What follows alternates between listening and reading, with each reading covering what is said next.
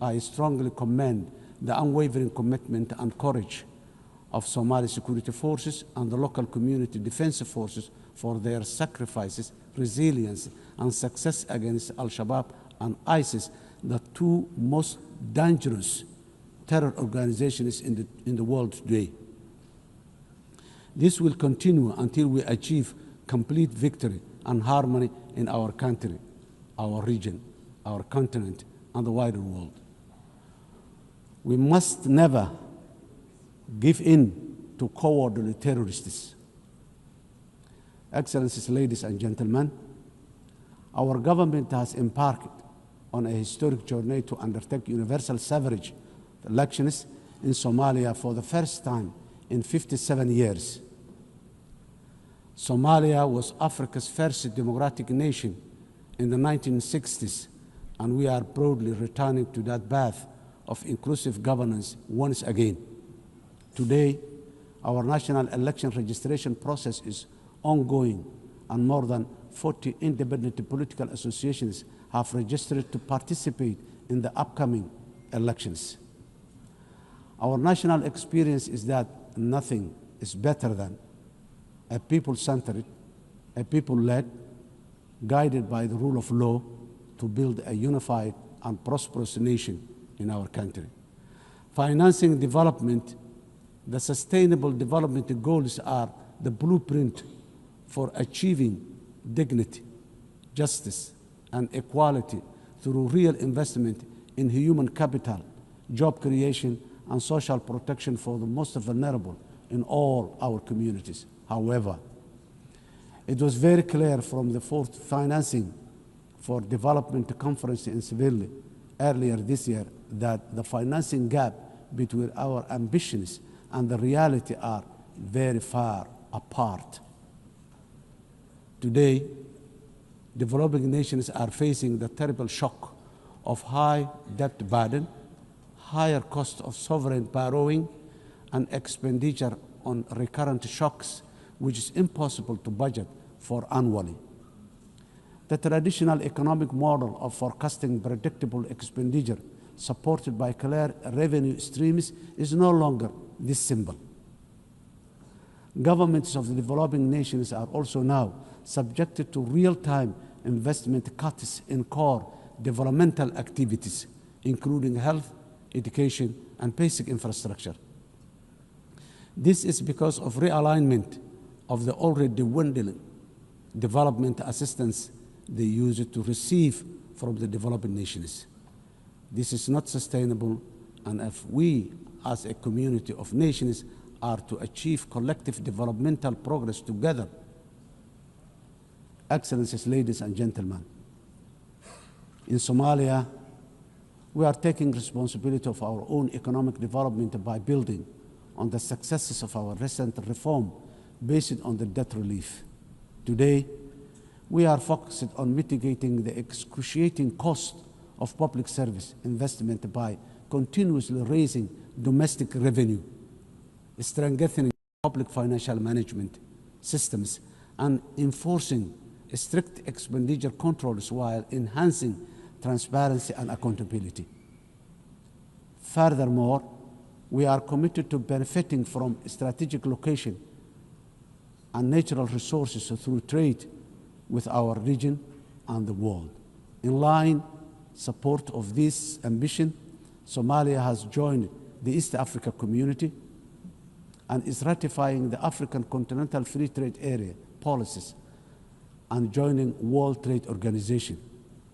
Process is going on very well. Climate emergency, we are also resolute in our commitment to combat the devastating impact of climate change in the most vulnerable communities, especially those who are unable to mitigate and adapt effectively. Climate change is wreaking havoc across the world, with the most vulnerable countries suffering systemic and repetitive meteorological and socio-economic shocks. These devastating economies, destroying livelihoods and diverting limited public resources towards mitigating and adaptation responses, which take away from other vital social investment like education and health. The impact of climate change is forcing governments in developing countries, including my own, to make impossible financial trade-offs, which hamper our own aspiration for investing in resilience and development. Around 10% of the developing nations' budgets are diverted to responding to climate change. This needs to be addressed urgently through developed industrialized nations by meeting their financial obligations for climate crisis. They continue to exacerbate the climate crisis that continue to exacerbate. Excellencies, ladies and gentlemen, the resilient Somali people live with the climate crisis every day. For us, climate change is not an abstract. It is a horrible reality of disrupted and destroyed lives. Somalia's contributes almost nothing to global emission, yet we endure some of the harshest consequences. Droughts, floods, and rising seas erode livelihoods and displace families, threatening to undo the progress we are making towards peace and development. As a government, we understand that addressing the adverse impact of climate change is a global public good that requires strong partnership and genuine burden sharing. On our part, Somalia has adopted the national climate change policy, updated our national determined contribution, and is preparing its first biennial transparency report. We are also developing a robust national climate finance strategy to guide how we mobilize and manage resources to address the challenge. To ensure these resources are used effectively, we have established the National Climate Fund, a dedicated institution to channel climate financing transparently and directly to the communities on the ground, to the communities on the ground. We are restoring degraded lands, strengthening water security, and piloting nature-based solutions that protect both people and ecosystems. Despite our efforts, accessing climate finance remains too slow and complex. As our government strengthens its domestic revenue capacity and initiates the process for pre-arranging disaster risk financing, we call for financial support that is accessible, affordable, predictable, and just from the international financing institutions and capital markets. Nations on the front line, like Somalia, cannot be left to face this crisis alone, unsupported by the dominant global financial architecture, which is not fit for the purpose in this age of great challenge. Excellencies, ladies and gentlemen, in conclusion, the 80th anniversary of the UN General Assembly is the best possible opportunity to take stock of our global achievement as far as our common commitments to sustainable development are concerned. We quietly transitioned from the Millennium Development Goals to now the Sustainable Development Goals. Now, I wonder, with the clock rapidly ticking very fast towards 2030, what the next acronyms of our global development aspirations will be.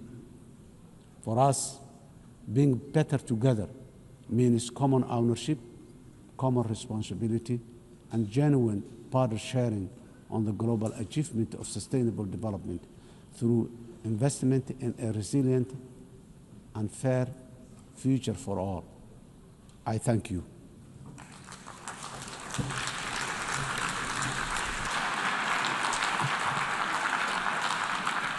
On behalf of the Assembly, I wish to thank the President of the Federal Republic of Somalia.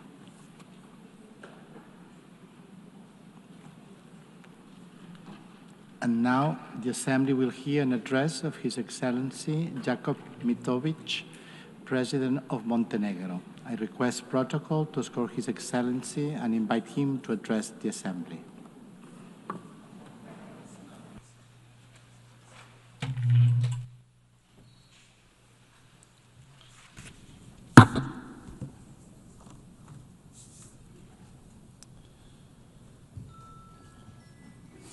Mr. Speaker, Excellencies, ladies and gentlemen, allow me to convey my warmest congratulations to Her Excellency Annalena Baerbock on her election as the President of the 80th session of the General Assembly.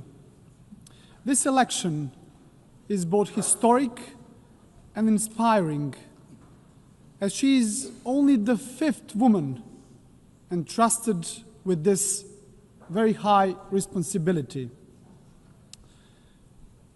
We recall Vijaya Lakshmi Pandit from India, who spoke with the voice of a liberated Asia. Angie Brooks, a Liberian diplomat and a judge who championed the rights of small states and women in Africa. Haya Rashid Al Khalifa from Bahrain, who brought a message of dialogue and international law from the heart of the Middle East. And Maria Fernanda Espinosa from Ecuador, who raised her voice for climate action and indigenous people of Latin America. And each of them left a mark of their time. So this election gives Europe the opportunity to embody the principles of the unwavering defense of human rights and multilateralism.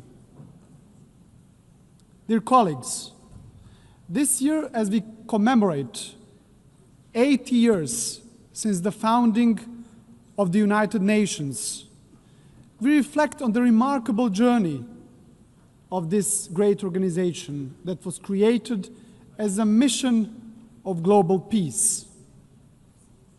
Born from the ashes of the Second World War, the United Nations emerged as a beacon of hope for humanity. Dear colleagues, imagine the devastated cities throughout the world back in 1945. Warsaw, reduced to ashes. St. Petersburg, shattered after the years of the siege. Berlin, in ruins. Hiroshima and Nagasaki struck by the unimaginable horror.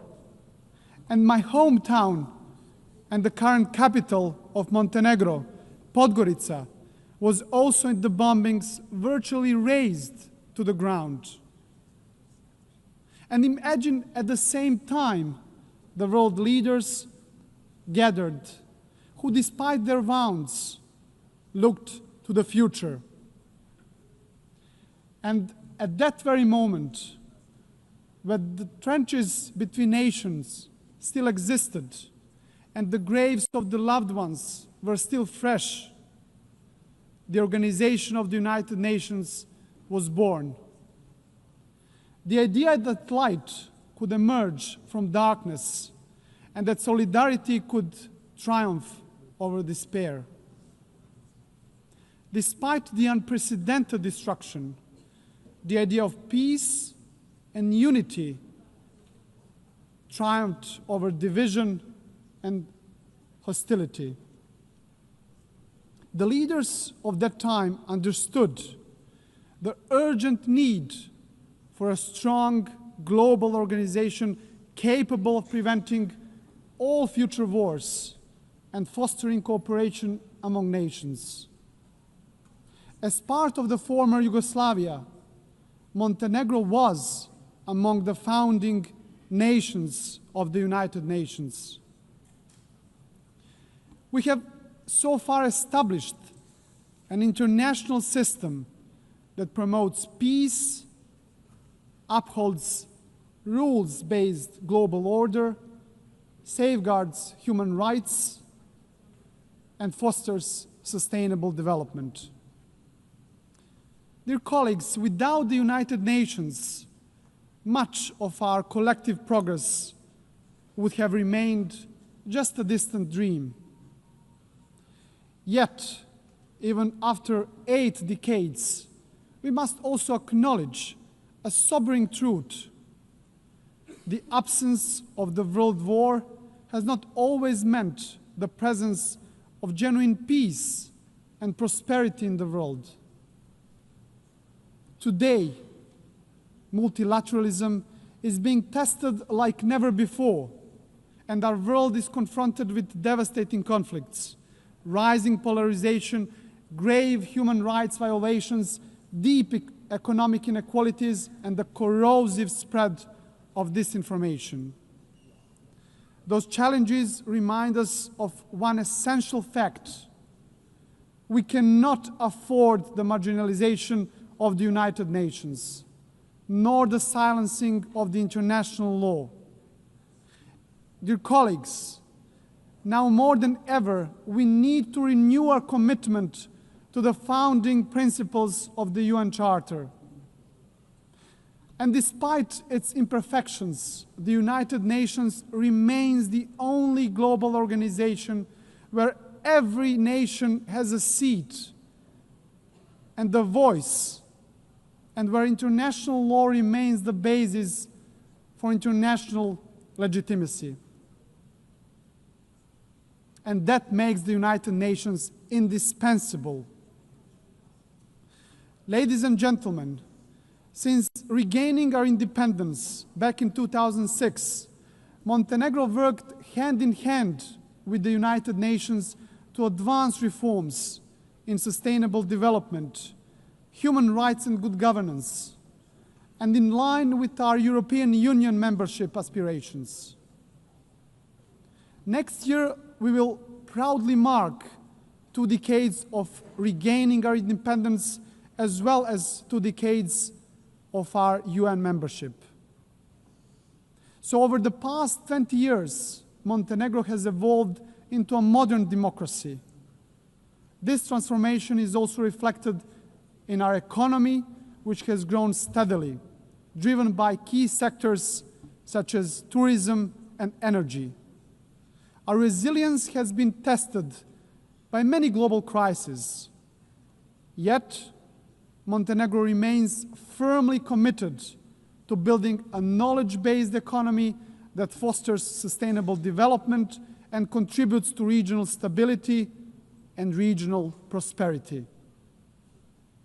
Montenegro's commitment to the United Nations and multilateralism remains a cornerstone of our foreign policy, fully in harmony with our European and Euro-Atlantic paths, and our dedication to good neighborly relations and regional cooperation. With NATO membership as the pillar of our security, our strategic focus is now on joining the European Union by 2028. It's an ambitious goal, dear colleagues, yet one that is now firmly within our reach. And as the most advanced EU candidate country, Montenegro remains steadfast in implementing structural reforms and fully aligned with the European Union's common foreign and security policy. We are convinced that the EU integration is a catalyst for lasting progress, stability, and ultimately security of the European continent. And in this process, Montenegro is not only a beneficiary, but also a contributor, demonstrating that enlargement strengthens the European Union as much as it strengthens the candidate countries. Your Excellencies, to strengthen multilateralism, we also must confront its weaknesses. The Security Council is increasingly paralyzed and unable to fulfill its mandate as the primary guardian of peace and security. The latest example is the war in Ukraine, which has brought unimaginable suffering to the people of Ukraine. And Montenegro welcomes recent diplomatic efforts of the international community led by the United States aimed at achieving a just and lasting peace. And we sincerely hope that these efforts will succeed. At the same time, Montenegro is deeply concerned about the unfolding humanitarian suffering of the Palestinian people in Gaza, and we call for an immediate ceasefire. Montenegro also strongly condemned the horrific terrorist attack by Hamas on October the 7th, 2023, and calls for unconditional release of all hostages. Montenegro has consistently supported a peaceful resolution of the Israeli-Palestinian conflict based on the two-state solution in full accordance with international law and relevant United Nations resolutions. And this is why we also endorsed the New York Declaration on the peaceful settlement of the question of Palestine and the implementation of the two-state solution. Dear colleagues, dear delegates, Montenegro fully supports the implementation of the UN Pact for the Future, as well as the Seville Compromise, a renewed global commitment for financing sustainable development, as important steps in strengthening our collective capacity to respond to global challenges. And we also believe that the upcoming second World Summit for Social Development must move decisively beyond reflection and analysis and deliver concrete, tangible solutions that will improve lives of people across the globe. Ladies and gentlemen, back in 1991, Montenegro proudly became the world's first ecological state, a milestone that proclaimed our commitment to the highest principles of environmental protection, the preservation of nature, and the pursuit of sustainable development. UN Agenda 2030 remains our guiding light for sustainable development. And Montenegro takes pride in being among the first countries in the world to integrate all the SDGs into its national framework almost a decade ago. A further important step in advancing the implementation of the 2030 Agenda was the creation of the SDG Acceleration Fund, a powerful mechanism for financing SDG goals. Ladies and gentlemen, for Montenegro, the priority is clear, which is to create conditions that will enable our young people to build their future at home, offering them equal opportunities to thrive. And by insisting on the value of knowledge and ensuring equal access to education, we strive to reduce inequalities and empower our citizens to reach their full potential. Ladies and gentlemen, climate change must be tackled globally and urgently. And it is no longer just warnings from the scientists. It is floods that swallow villages and cities, fires that destroy forests, fields, and homes, and delaying a more decisive action on the international scale means gambling with the lives of those who live today, but also of the future generations. Dear colleagues, rapid technological change, and particularly the rise of the artificial intelligence, must be harnessed in a safe, responsible, and inclusive manner. Technology should be an evolutionary gift to humanity, developed, founded, and guided with social responsibility, serving the greater good. Ladies and gentlemen, globally. Human rights and fundamental freedoms continue to face serious challenges. And while significant progress has been achieved in advancing women's rights since the adoption of the Beijing Declaration, much remains to be done. In this regard, Montenegro is fully committed to gender equality. We have harmonized national policies with the best international standards, strengthened our institutions dedicated to the protection of women's rights, and promoted women's leadership in all spheres of our society. Your Excellencies, as we celebrate today 80 years of shared achievements, our collective task is to reform the United Nations and prepare it for the challenges and opportunities of the future. Criticism of the UN reflects not just on the organization itself, but on all of us as member states. For it is we who have created it, who guide it, and who bear responsibility to strengthen it.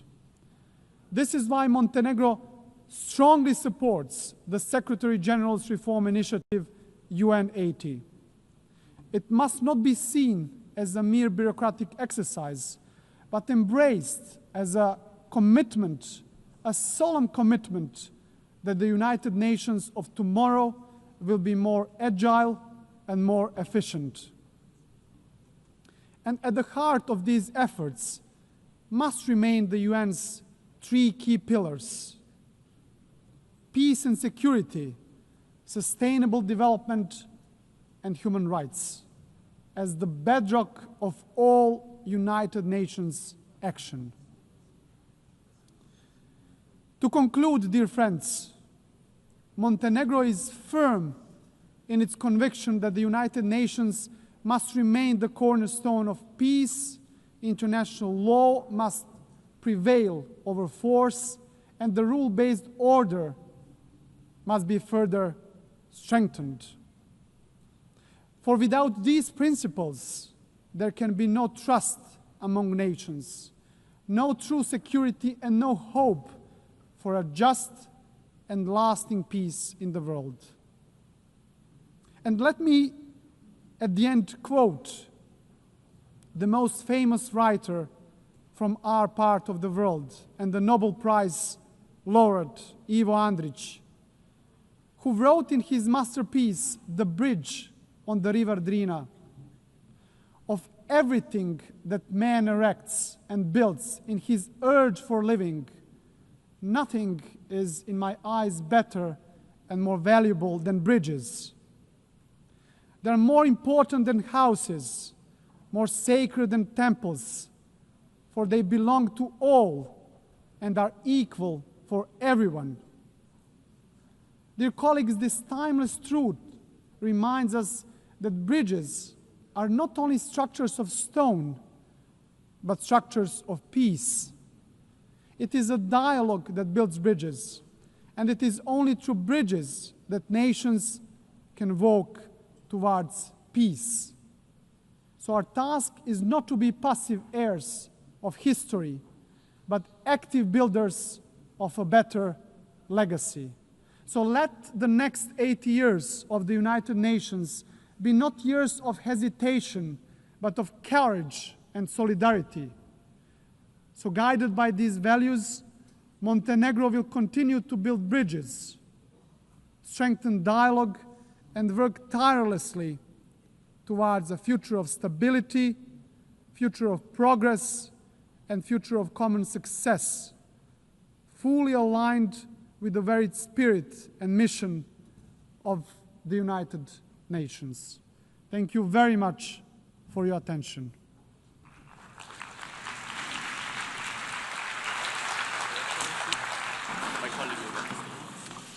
On behalf of the Assembly, I wish to thank the President of Montenegro. In accordance with Resolution 80/1 of 19 September 2025, I give the floor to the distinguished observer of the Observer State of Palestine to introduce an address by the head of a state.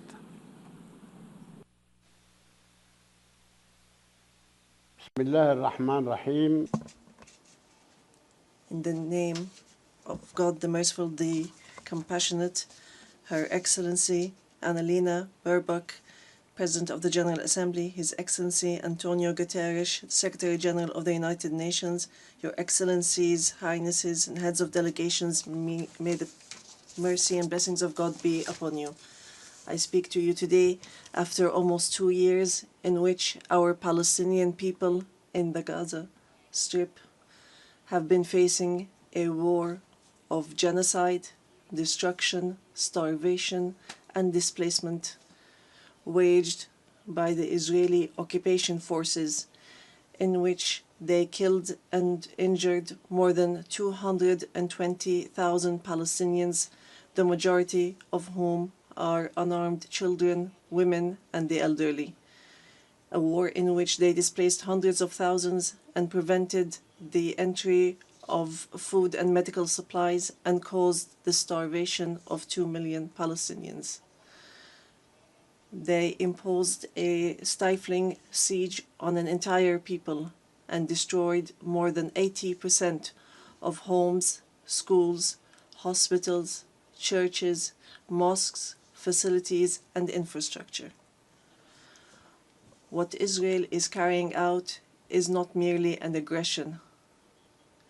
It is a war crime and a crime against humanity that is both documented and monitored, and it will be recorded in history books and the pages of international conscience as one of the most horrific chapters of humanitarian tragedy in the 20th and 21st centuries. In the West Bank, including East Jerusalem, the capital of the State of Palestine,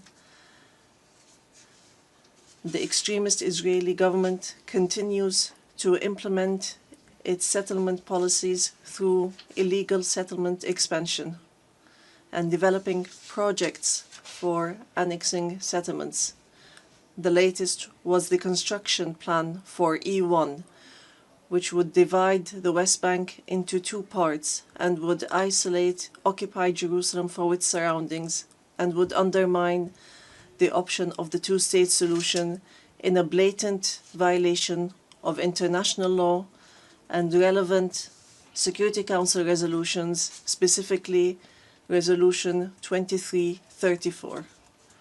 Furthermore, the Israeli Prime Minister announced a plan for what he calls Greater Israel, which we reject and completely deplore, and which involves expanding into sovereign Arab states.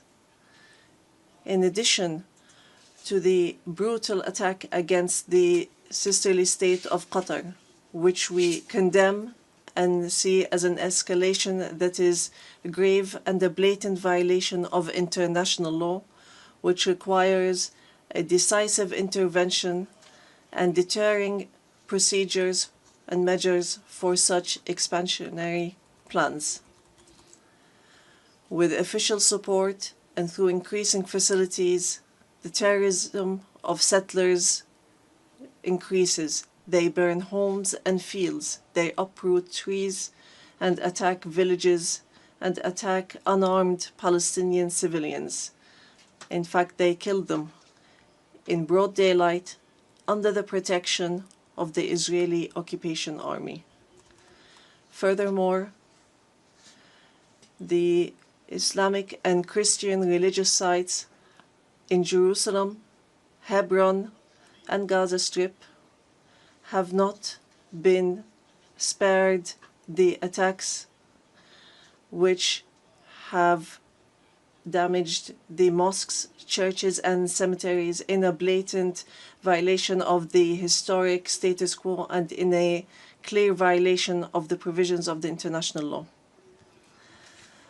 Despite all what our people have suffered, we reject what Hamas carried out on the 7th of October. These actions that targeted Israeli civilians and took them hostages, because these actions do not represent the Palestinian people, nor do they represent their just struggle for freedom and independence. We have affirmed, and we will continue to affirm, that the Gaza Strip is an integral part of the state of Palestine, and that we are ready to bear full responsibility for governance and security there.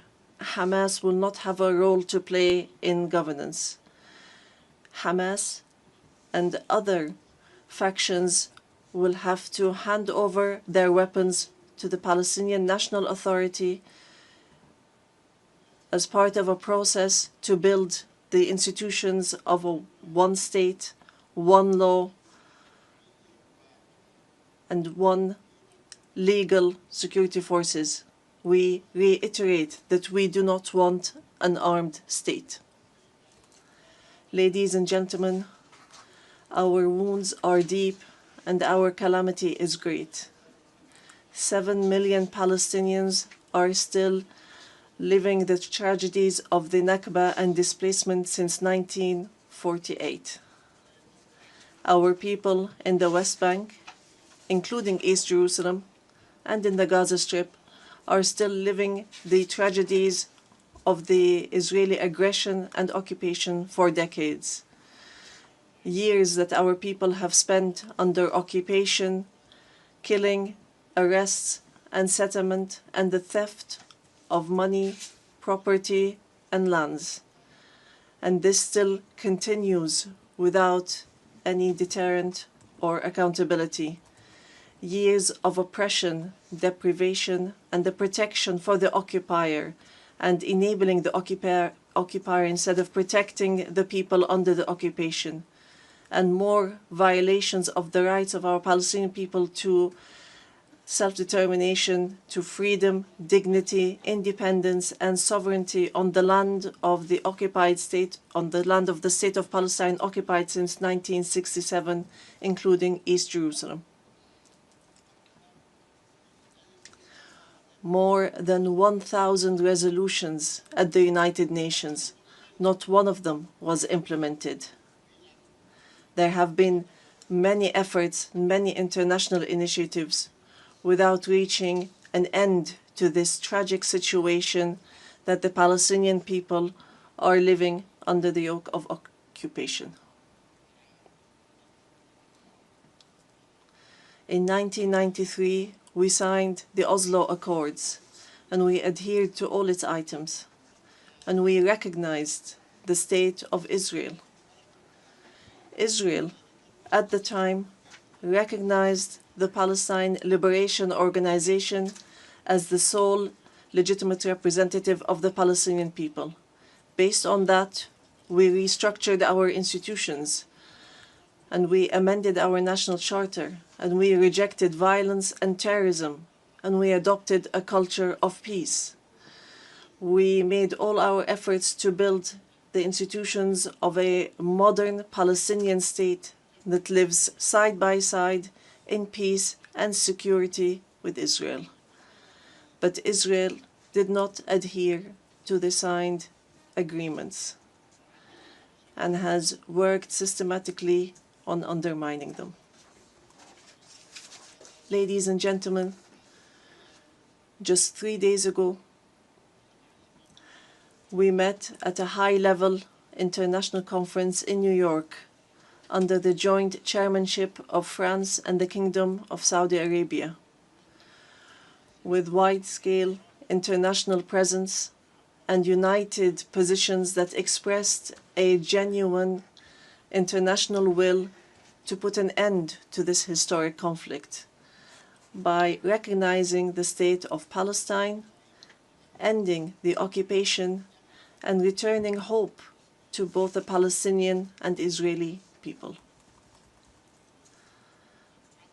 And here I would like to, on behalf of the Palestinian people, to express our gratitude and appreciation to all the states that recently recognized the state of Palestine and those that intend to recognize the state of Palestine soon. We urge all the states that have not done so yet to recognize the state of Palestine.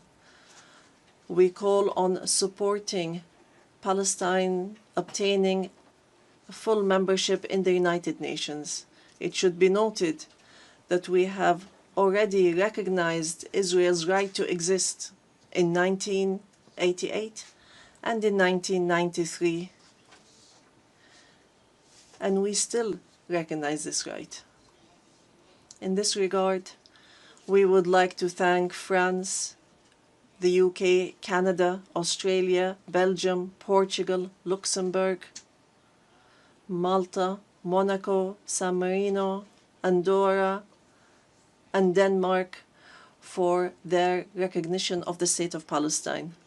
We would like to thank all 149 states which had previously recognized the state of Palestine. Our people will not forget this noble position. We would also like to commend the role of the chairmanship of this conference, the Kingdom of Saudi Arabia and France, and also the United Kingdom. We would also like to thank all the states that headed the various working groups and those which participated and continue to participate in the International Alliance for Peace. We would also like to thank the states that are supporting our efforts to stop the genocide and the occupation and achieve peace. We highly appreciate all the peoples and organizations around the world who protested in support of the rights of the Palestinian people to freedom and independence and to stop the war, destruction, and starvation. We reject confusing the solidarity with the Palestinian cause and the issue of anti-Semitism, which is something that we reject based on our values and principles. Within the framework of welcoming the outcomes of the International Conference for Peace, we reiterate today before the General Assembly the following points. First, the need for an immediate and permanent end to the war in Gaza. Second, the entry without conditions of humanitarian aid through United Nations organizations, including the UNRWA, and to stop using starvation as a weapon.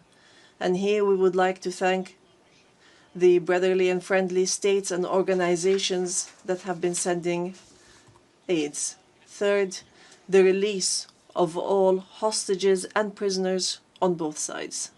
Fourth, the complete withdrawal of the occupation from the Gaza Strip and the rejection of the plans for displacement and putting an end to settlement, the terrorism of settlers, and the theft of Palestinian lands and property under the headline of annexation, and stopping the aggression against the status quo in holy sites. These are all unilateral actions that undermine the two-state solution in Gaza, the West Bank, and Jerusalem. Fifth, the state of Palestine should take their full responsibility, starting with the Administrative Committee for the Gaza Strip, which is chaired by a minister in the Palestinian government, to manage the affairs of the Gaza Strip for a temporary period, and then to connect that with the West Bank, all through Arab and international support, and with Arab and international presence to protect civilians in Gaza and support the Palestinian forces under the umbrella of the United Nations, rather than being a replacement. Sixth, to guarantee that the residents of the Gaza Strip remain on their lands without displacement, and to implement a recovery and reconstruction plan in both the Gaza Strip and the West Bank. Seventh, releasing the Palestinian tax money that is being held by the State of Israel unjustly, and lifting the economic siege and the barriers from the Palestinian cities, villages, and refugee camps. Eighth, supporting our national efforts towards reform and conducting presidential and parliamentary elections within a year after the end of the war. The practical procedures has begun. A committee has been assigned to draft a temporary constitution, and it will end its work within 3 months, so that we move from authority to state. We want a modern and democratic state that abides by international law, the rule of law, and multilateralism, and the peaceful transition of power. And we are extremely keen to empower women and the youth. Ninth, we declare that we are ready to work with US President Donald Trump and with the Kingdom of Saudi Arabia and France, the United Nations, and all partners to implement the peace plan that was approved in the conference that was held on the 22nd of September in a way that would lead towards a just peace and regional cooperation. Ladies and gentlemen, today we say clearly, peace cannot be achieved if justice is not achieved. And there can be no justice if Palestine is not freed. We want to live in freedom, security, and peace like all other people on earth, in an independent, sovereign state on the borders of 1967, with East Jerusalem as our capital, in security and peace with our neighbors. We want a modern civilian state that is free of violence, weapons, and extremism, one that respects law, human rights, and invests in people, development, technology, and education, not in wars and conflict. The time has come for the international community to do right by the Palestinian people so that they may obtain their legitimate rights to be rid of the occupation and to not remain a hostage to the temperament of Israeli politics, which denies our rights and continue in their injustice, oppression, and aggression. We are continuing to move forward, and we will continue our peaceful, legal, and diplomatic fight to obtain our rights. In conclusion, we say to our sons and daughters in the homeland, in the exile, and in the diaspora, no matter how much our wounds bleed, and no matter how long the suffering lasts, it will not break our will to live and survive. The dawn of freedom will emerge, and the flag of Palestine will fly high in our skies as a symbol of dignity, steadfastness, and being free from the yoke of occupation. Palestine is ours. Jerusalem is the jewel of our heart and our eternal capital. We will not leave our homeland. We will not leave our lands. Our people will remain rooted like the olive trees, firm as the rocks. We will rise from under the rubble to rebuild and to send from our blessed and holy land the messages of hope and the sound of truth and right, and build the bridges of just peace for the people of our region and the entire world. May the peace and mercy and blessings of God be upon you.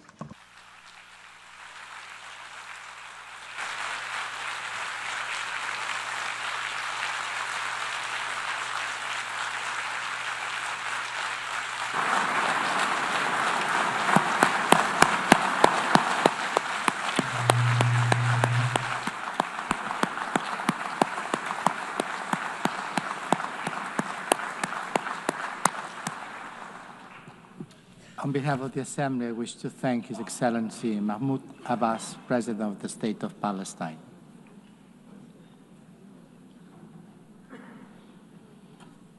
The Assembly will hear an address now by His Excellency Rashad Mohammed Al-Alimi, President of the Presidential Leadership Council of the Republic of Yemen. I request protocol to escort His Excellency and invite him to address the Assembly.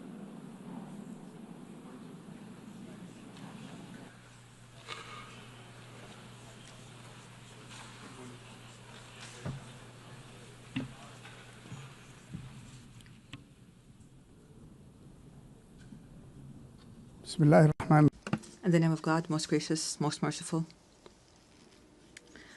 My statement today will be entitled, For Yemen, for the World. Your Majesties, Your Excellencies, Your Highnesses, Madam President of the General Assembly of the United Nations, Mr. Secretary General, ladies and gentlemen, distinguished delegates. I would first like to offer Madam Annalena Baerbock and her friendly country, the Federal Republic of Germany, I'd like to offer them our sincere congratulations on her election as President of the United Nations General Assembly.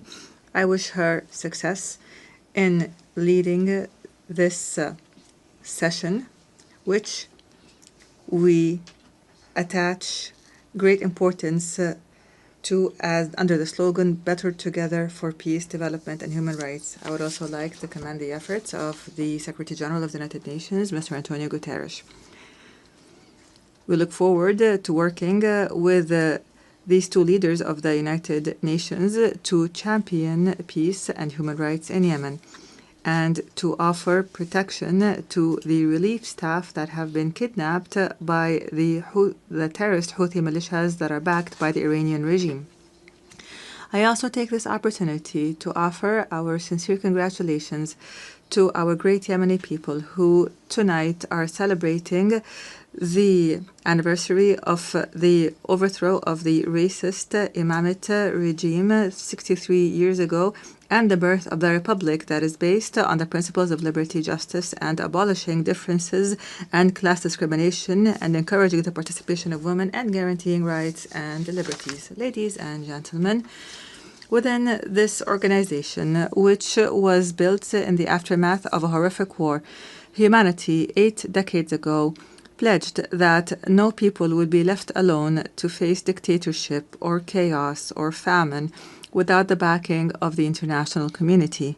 You pledged, and we pledged along, that this organization will safeguard human dignity and the rights of peoples to live in dignity, security, development, and peace. And today, after all these years have passed, we pose to you the same fateful question from the Yemeni people, whether these values and principles continue to exist or not, or else what would it mean for our country to be left hostage to the Iranian regime's expansionist schemes and its militias that use hunger as a weapon, religion as a tool, and maritime passages as a means of blackmail? What does it mean for this country with an ancient history to become one of the most dangerous hotspots of terrorism, cross-border terrorism in the world? Therefore, we are here today not simply to speak of the epic confrontation of the Yemeni people against the most violent and arrogant of terrorist organizations at all. Rather, we are here to build on what was achieved and to call on the world once again to take action and not simply to take note, and to achieve the salvation that we have promised our people, not simply a repetition of statements of the past. Ladies and gentlemen, Yemen today is not simply a domestic crisis. Rather, it is a test of the credibility of the international organization. After a decade has passed to the coup that was orchestrated by the Houthi militias supported by the Iranian regime against the national consensus, our people are living one of the gravest humanitarian crises, facing security threats that transcend our borders and spread to the region and the entire world. The Houthi militias are no longer a rebel group in a remote area in the country. Rather, the Houthi militias are an international terrorist organization armed to the teeth with an advanced Iranian arsenal, including ballistic missiles and drones and booby-trapped boats and sea mines and fissile projectiles and other qualitative weapons that are internationally banned. In addition, this outlaw group supports networks that smuggle drugs and utilize new technologies to disrupt communications and guidance systems in an attempt to transform Yemen into a laboratory to experiment with the weapons of its supporters. These are not simply tools of war.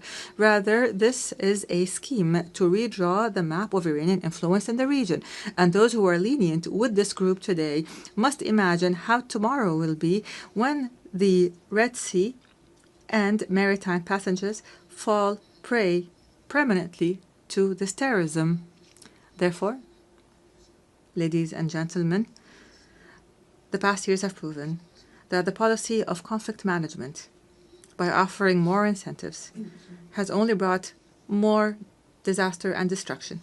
Moreover, the policy of containment has given the Houthi militias the time and the resources to further expand its arsenal. The United Nations was unable to protect its own staff who were kidnapped in Sana'a, unable to protect the oil installations and the commercial ships. It has become clear that the peace we seek cannot be asked for, but must be imposed by force. Ladies and gentlemen, it has become incumbent upon the world today to reconsider its position on the Yemeni situation. On the one side, there is a widespread national front that believes in international legitimacy and adopts the values of partnership and democracy and maintains local diversity and popular participation and works on building the institutions of a state. This is the front that I represent today, myself and my brothers, the members of the Presidential Council and the government, which is a member of the United Nations and represents all Yemenis, men and women alike. In return, we have an exclusionary, sectarian, fascist organization that does not believe in the principles of international legitimacy and which conducts cross-border terrorism and adopts an authoritarian theocracy that is opposed to human rights, which is embodied by the Houthis and their supporters. Unfortunately, the disregard by many of the essence of the Yemeni crisis has encouraged the Houthi militias to go further in threatening peace regionally and internationally and targeting energy sources and maritime passages and even kidnapping and abusing United Nations staff. Ladies and gentlemen, I have spoken to you from this podium in the past. And at the time, I asserted that the government of the Republic of Yemen is always ready to embrace a comprehensive peace, even if that includes making painful concessions, as long as they come in the interest of the Yemeni people. However, and after our efforts to maintain peace have failed, it has become necessary to move collectively and firmly to impose peace. Therefore, I call on you today to form an effective international coalition to restore security and stability to Yemen, a coalition that would rebuild the institutions of the state and would liberate the country from the clutches of the militias and all forms of terrorist groups. Ladies and gentlemen, the United Nations General Assembly, in its 80th session, seems to be in dire need to prove to its members that international law is not simply a myth, and that the rules-based international order is not simply a selective call. Yemen and Gaza, in this context, are the moral testing ground of this important organization. They are the place where we can definitely confirm that the might of right is still able to confront the right of might. And here, the Palestinian cause lies in the heart of this issue as a wound that continues to bleed and the central cause of the Arab people, which is now also witnessing an important transformation, so the overwhelming recognition of an independent state. And here we would like to express our sincere gratitude to our brothers and sisters in the Kingdom of Saudi Arabia for their efforts, along with their French partners, to achieve these unprecedented political gains. We'd also like to confirm here our full support for the Palestinian Authority and the two-state solution in accordance with international legitimacy resolutions and the Arab Peace Initiative. And we call upon the rest of the member states to recognize Palestine and to support the rights of its people and their dignity. And at the same time, we reiterate our rejection of the use by outlying militias of this just cause that has, as a trading card, which has only brought Palestine more isolation and destruction. Your Majesties, Excellencies, and Highnesses, in the midst of this suffering of the Yemeni people that has lasted for 11 years, our brethren have not left us alone, namely the Kingdom of Saudi Arabia, the United Arab Emirates, who have not only worked to protect the Yemeni state from collapse, but for the entire region from falling into the clutches of the Iranian scheme. They have presented a practical model of strategic partnership based on development. The world must adopt this model and not simply watch it. At the end of last week, our brothers in the Kingdom of Saudi Arabia once again announced additional economic aid to the country's budget and basic services at a time when the Yemeni government is facing extreme financial bottlenecks. And we hope that the international community would join this effort so that we could keep millions of Yemenis alive. Mr. President, ladies and gentlemen, the title of my statement today was For Yemen, for the World. We are not calling upon you today to simply work for Yemen, but for the entire world.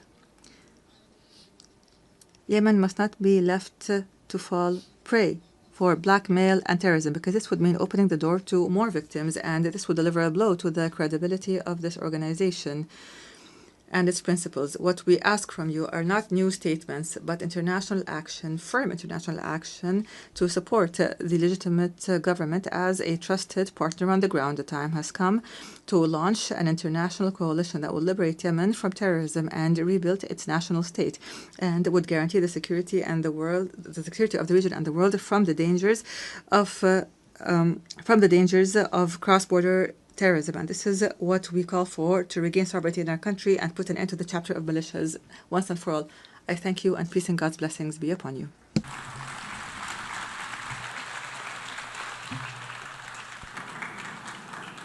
On behalf of the Assembly, I wish to thank the President of the Presidential Leadership Council of the Republic of Yemen. The Assembly will hear now an address by Her Excellency Gordana Dzidzanovska-Davkova, President of the Republic of North Macedonia. I request protocol to escort Her Excellency and invite her to address the Assembly.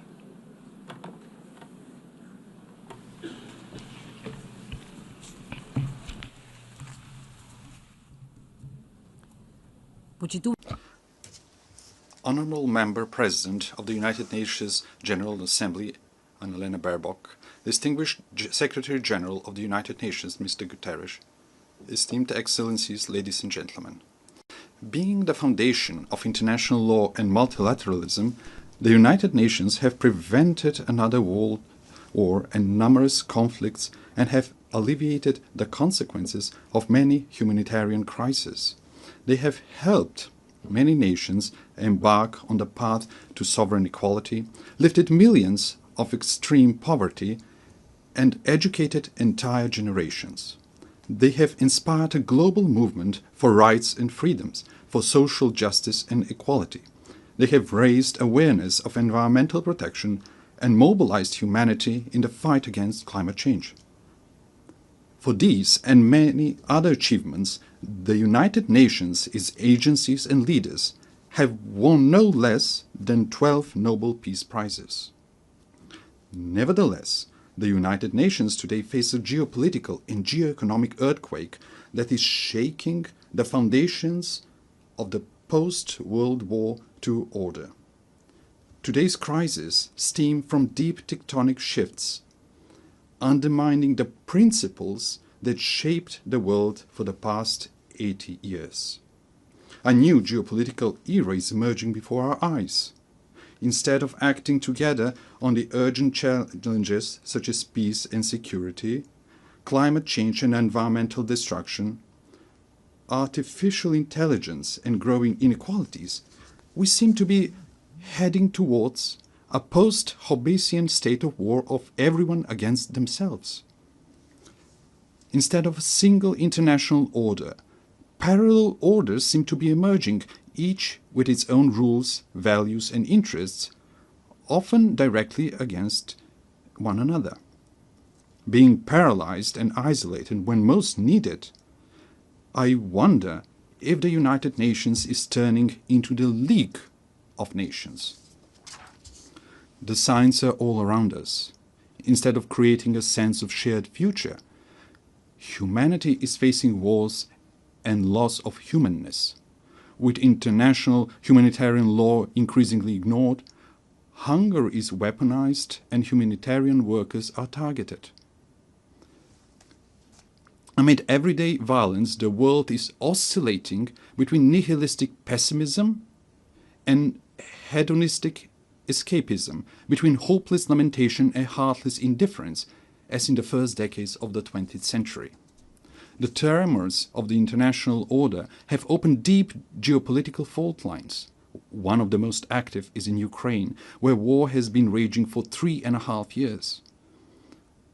Russia's aggression is a flagrant violation of the Charter of the United Nations and a direct threat to international peace and security. We also express our deep concern of the recent violations of the airspace of Poland, Romania and Estonia, every one of them a NATO member state. We supported the joint statement of September 12 and call for immediate de-escalation, full respect for international law, and use of preventive diplomacy to reduce tensions and preserve peace. Your Excellencies, the geopolitical fault line also runs through the Western Balkans region. The Macedonian accession process to the European Union has been continuously obstructed for 20 years, but not on the basis of objective Copenhagen criteria, but for subjective nationalistic reasons. The latest EU condition to start our negotiations is a new imposed amendment to the Constitution. The Constitution, lex superior and, in Rousseau's sense, a social contract between citizens, represents the most internal matter of any state. Our Constitution provides 4 initiators for amendments: the President of the Republic, the government, at least 30 members of parliament and 150,000 citizens. It is clear that neither our neighbors nor the European Union are authorized proposers of amendments. We emphasize that conditioning the start of negotiations to new constitutional amendments once again reopens issues of history, culture and language, questions we have been assured were settled by the Prespa Agreement with Greece.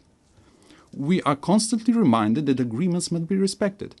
Pacta sunt servanda. I agree, we note that the Treaty of Friendship, Good Neighborliness and Cooperation with Bulgaria contains no provisions for constitutional amendments.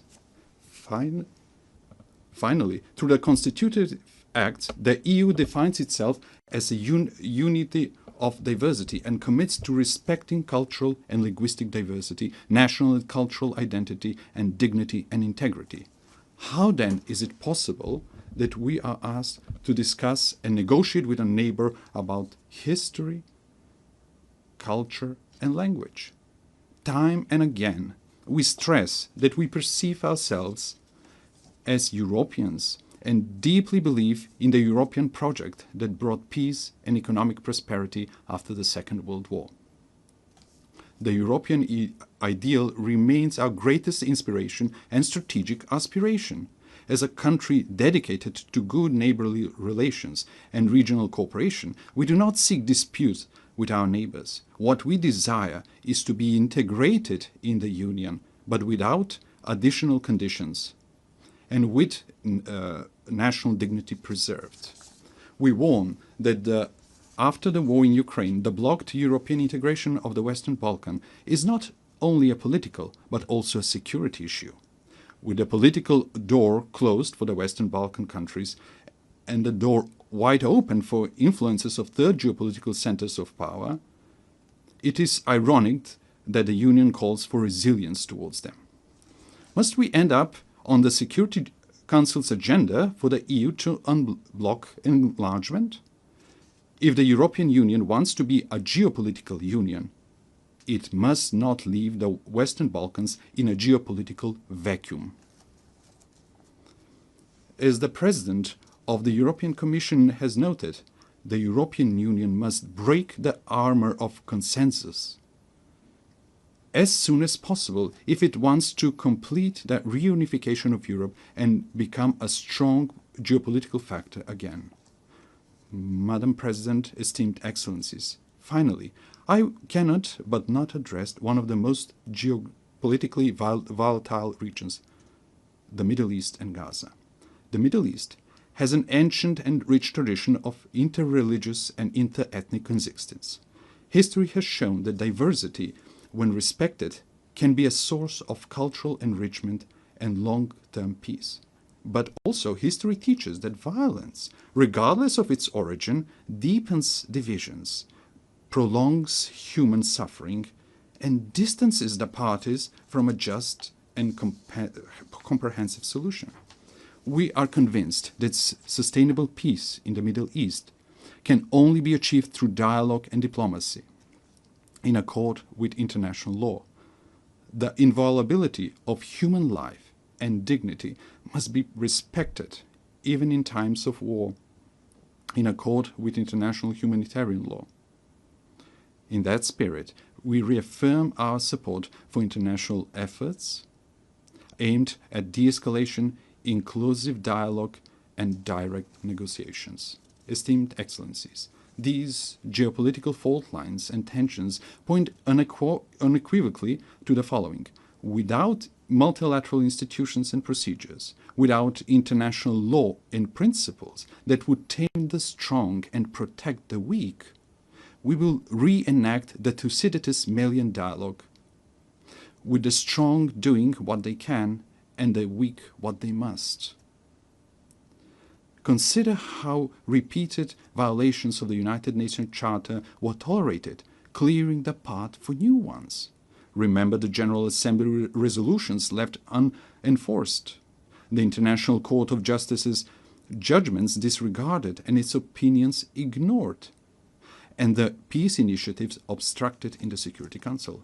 Facing with the dysfunction of the current international order, some realists advise forgetting international treaties and conventions as a needless burden and seeking shelter in regional blocs and alliances. For them, the fastest and best way to resolve crisis is outside the United Nations without a Security Council mandate. However, departing from universal principles and mechanisms in favor of pragmatic opportunism and reaching for ad hoc measures pushes us towards an uncertain future of growing geopolitical and geoeconomic competition and even confrontation in the race for resources. Is that the harsh world we mean to leave to our posterity?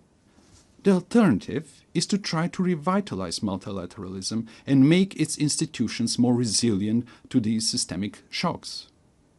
Respected Madam President, respected attendees, young generations have the right to a renewed charter, to a reformed and strong United Nations that will enable them to live in peace among nations and peace with nature. These reforms must not be cosmetic, but profound, to enable greater inclusiveness, harmonization between values and mechanisms, optimization of national and global interests, and functional institutions. The UN reforms depend on whether they are seen as an opportunity to renew the rules-based international order or as a challenge to the privileges of some member states. Yet, what is the point of being a privileged member state of a dysfunctional, irrelevant, marginalized international organization?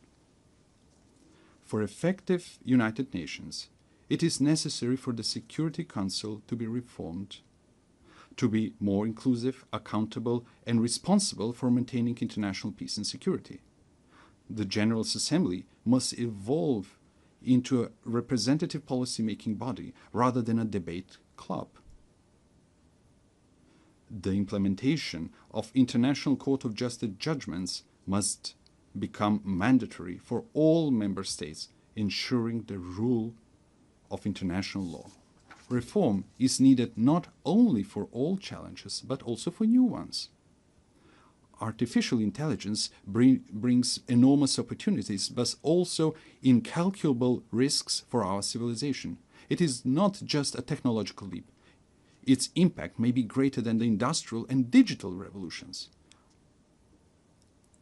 Aware of this, my country and I support the proposal to make artificial intelligence a priority of the 80th session. Next year, we will elect a new Secretary General of the United Nations. We need a person with leadership skills, with rich diplomatic experience, and ability to bring differences and build consensus, but also deeply humane and committed to the vulnerable. The next top diplomat of the world must possess knowledge, patience, and tact. After 80 years, it is high time for a woman to be a Secretary General of the United Nations. In a world dominated by strong men, often with weapons, we need strong women with wisdom and empathy. I believe that women who are, along with their children, are the greatest and most numerous victims of wars, have an inalienable right and obligation to prevent them. The anarchic international order is a threat to all, but especially to small states. It is natural for small and medium-sized states to be the greatest supporters of the United Nations reforms. Distinguished Excellencies, let me share with you what we are doing in this regard. We supported the adoption of the Pact for the Future as a new global social contract. Living in one of the most climate-vulnerable regions in the world, the Mediterranean, Macedonian citizens are already experiencing the consequences of the climate crisis, such as extreme weather conditions. That is why we supported the implementation of the Paris Agreement at COP29 in Baku. We supported the Seville commitment on financing for development and integrated the Sustainable Development Goals in our National Development Strategy 2024-2044. At the third UN Ocean Conference in Nice, we committed to strong international ocean governance supporting the action plan. We are making great efforts to promote women's leadership and the implementation of the Agenda on Women, Peace and Security. We signed the new 2026-2030 framework for cooperation with the United Nations to ensure inclusive social and human development, sustainable economies and decent work, resilient and green societies and ecosystems, the rule of law and good governance. Esteemed Excellencies, we are standing in front of a great test. Either we will guarantee an international order based on visionary principles, or we will rush towards a catastrophe of unimaginable proportions for humanity. Former Secretary General Dag Hammarskjöld reminded us that the United Nations was not created in order to bring us to heaven, but in order to save us from hell. We should recognize the United Nations for what it is: an admittedly imperfect but indispensable instrument of nations in working for peaceful evolution towards a more just and secure world order. Let's give them that chance. Thank you.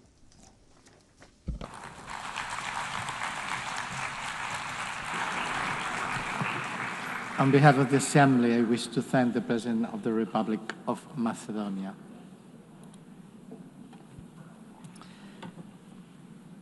L'Assemblée va entendre l'allocution de son... The Assembly will now hear the statement of His Excellency, Mr. Anthony van Laurent Saint-Cyr, President of the Presidential Transition Council of the Republic of Haiti. I request Protocol to accompany His Excellency, and I invite him to speak before the Assembly.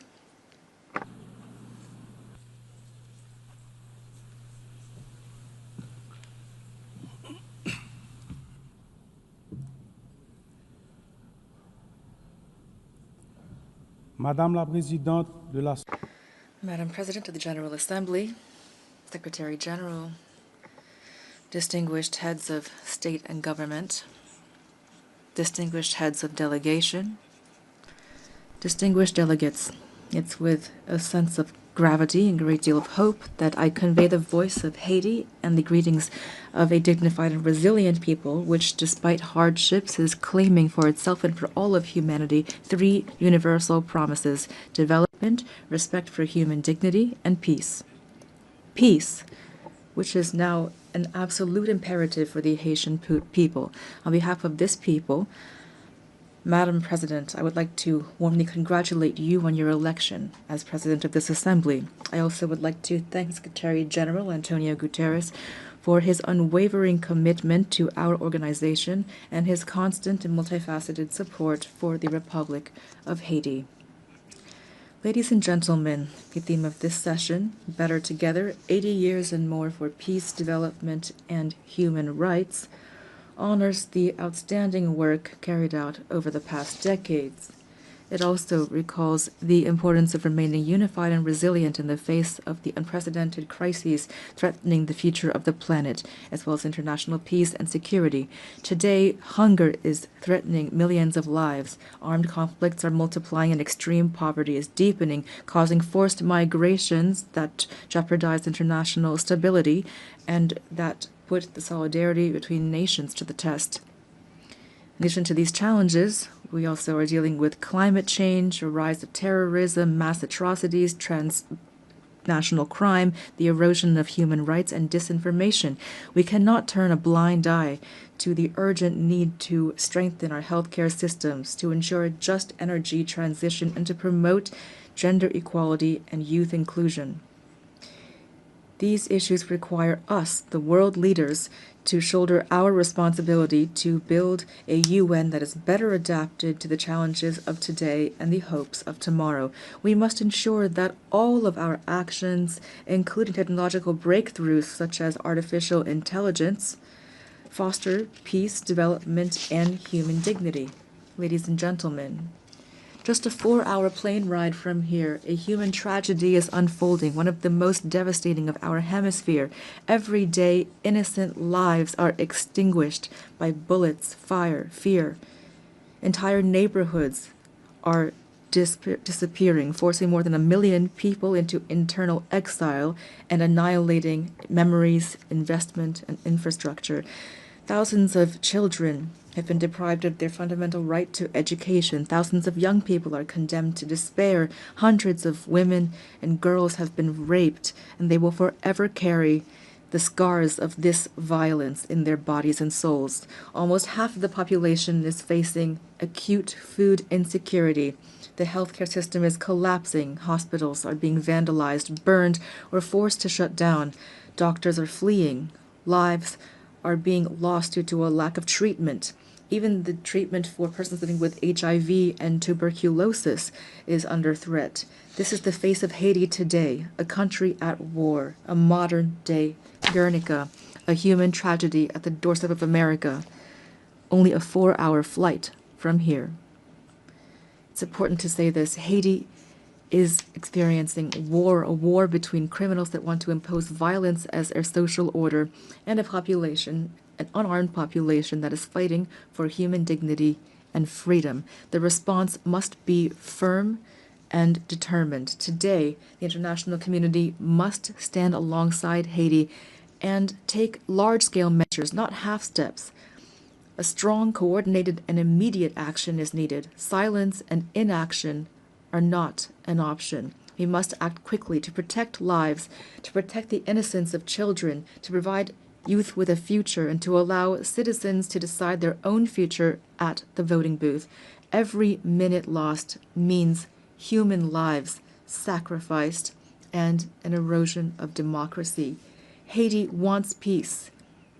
Haiti expects peace. Haiti has the right to peace. Yes, ladies and gentlemen, peace today is the most pressing need of the Haitian people. It is the raison d'etre behind our tireless battle, the battle between our security forces, led by our security forces and the multinational security support mission. Many policemen and soldiers have fallen in the war against criminal groups. We pay tribute to these heroes, Haitian and Kenyan, who have laid down their lives for their commitment to restoring peace and security in Haiti. Today, out of the 2,500 troops initially required and promised, there are only 1,000 members of the multinational mission on the ground. Their courage, combined with our own efforts, have not been sufficient to contain the security crisis.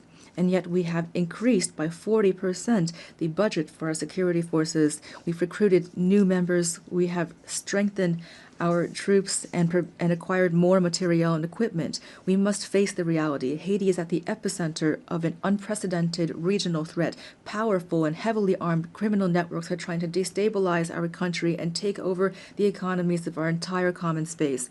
The new front lines of this battle are in our country, in Haiti. If we lose this battle on our soil, it will be futile to try to contain it in the rest of the region. That is why we must show the same determination, the same resolve, and the same unity that we showed in the fight against terrorism. Haiti could never overcome this challenge single-handedly. Today, it is crucial to mobilize a strong force with a clear mandate and with adequate material, logistical, and financial resources. In this regard, the lessons of the MMS and recommendations of Haitian experts must be taken into account. We also need heightened international cooperation based on intelligence sharing and on rigorous border control to curb the flow of arms, ammunition, drugs, and financing toward these gangs. Peace cannot be restored unless our regional partners take concrete measures to ensure their territories do not serve as a starting point or a transit hub for this kind of trafficking. Approaches that failed yesterday will not save Haiti today. It is critical to listen to the voice of the Haitian people, to try new solutions that are stronger and more adapted to the realities on the ground. In this regard, we fully support the efforts made to transform the multinational security support mission. We also call for solidarity from the entire international community, especially for the commitment of members of the Security Council for a vote in favor of a resolution establishing a gang suppression force. That is why I would like to express on behalf of the Haitian people my profound gratitude to the United States and to Panama for this initiative, the implementation of which will mark a turning point in our fight against insecurity, which is suffocating our nation.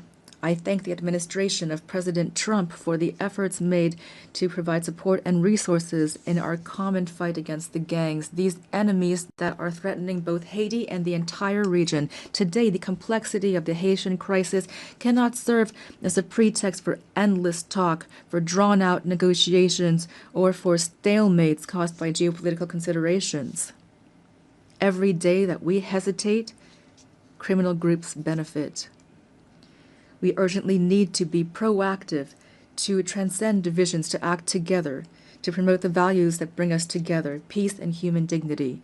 Haiti would welcome the holding of a high-level meeting to overcome obstacles and to make tangible progress. In this regard, we welcome the countries of the region and thank them for their constant support, especially through declarations in various regional organizations, including the Organization of American States and CARICOM.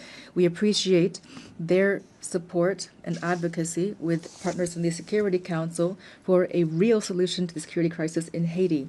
We also pay tribute to all of those states which during previous crises stood by our side and express the hope to be able to count once again on their commitment. Together, we can and we must resolve this crisis, which has lasted for too long already. 12 million women, men, and children are expecting this of us. Ladies and gentlemen, the Presidential Transition Council was born of a political consensus that stemmed from intense negotiations between the nation's political parties. This council, establishment which was supported by various international partners and facilitated by leaders of CARICOM, has a clear agenda which centers on holding free and credible elections. I repeat, free and credible elections. Despite the many challenges caused by the security crisis, the electoral process, for which the PTC and the government have shown real political will, has made real headway. The Electoral Council, Provisional Electoral Council, has already identified more than 85% of the voting centers, mobilized more than 70% of the elections personnel, and national financing to the tune of $65 million is guaranteed.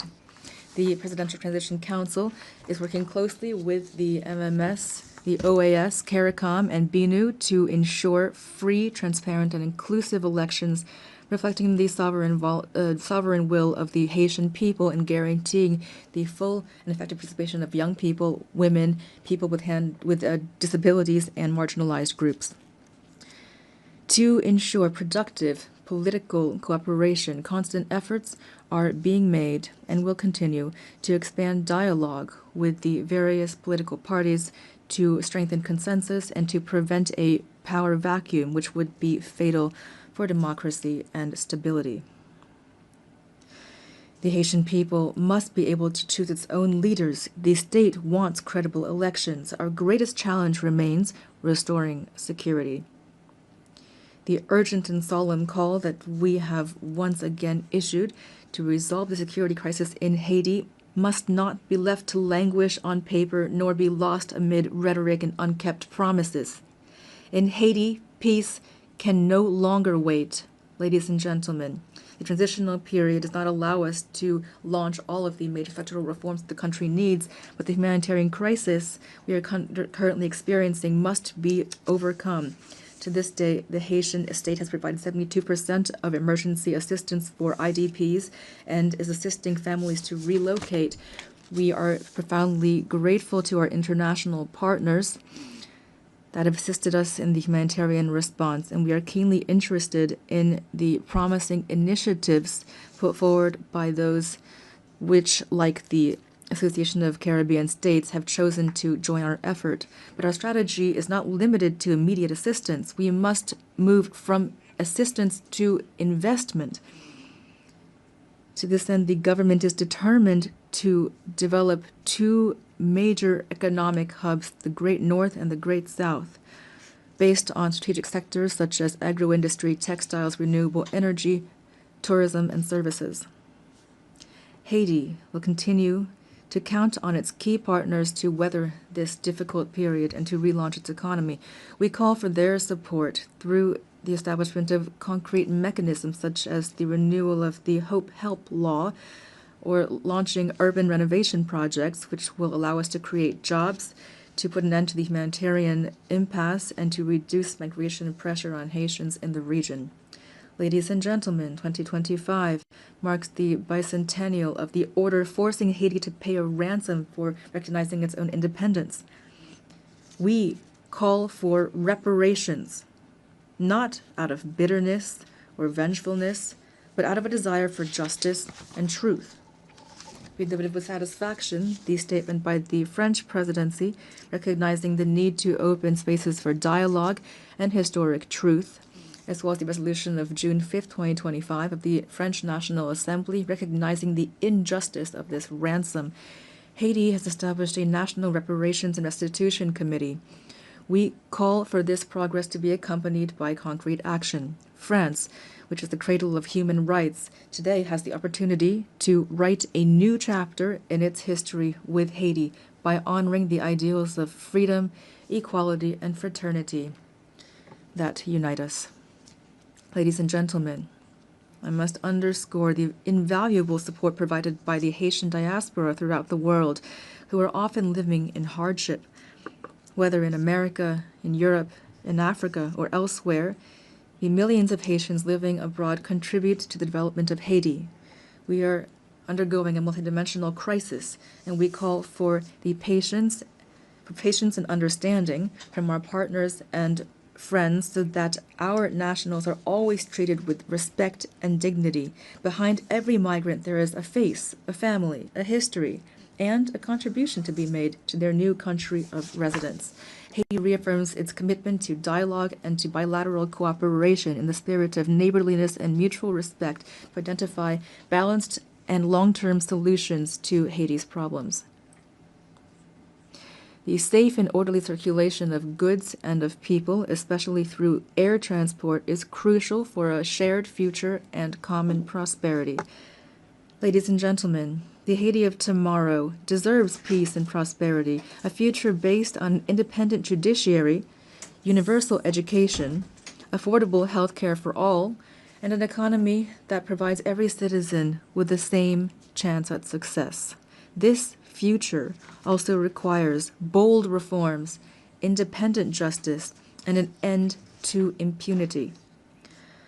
On April 16, 2025, we enacted a decree establishing two specialized judiciary bodies, one to litigate crimes and complex financial infractions, and another to prosecute mass atrocities and sexual violence. We're making progress toward making these bodies operational. We are prepared to continue down this path. This is not the time for Haiti fatigue. The international community does not have the right to turn away from Haiti's situation. In light of this crisis, silence would not be neutrality, it would be complicity.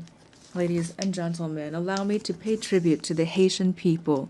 Representing them here is the greatest honor of my life. Beyond my functions as president of the Presidential Transition Council of Haiti, I am a real, active Haitian citizen with a profound love for my homeland, a land of freedom and dignity, a land of courage and talent. Haiti is not a nation that has given up. We are a great people, a people that stands together, men and women who have sacrificed for their homeland and for humanity. Haiti is not a playground for armed criminals.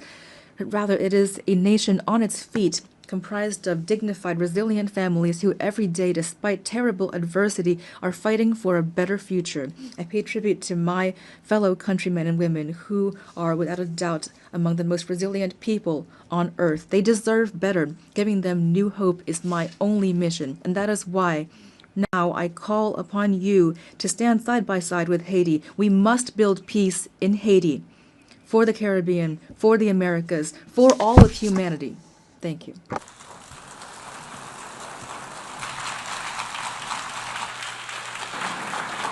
Au nom de l'Assemblée générale, On behalf of the General Assembly, I wish to thank the President of the Presidential Council of the Transition of the Republic of Haiti.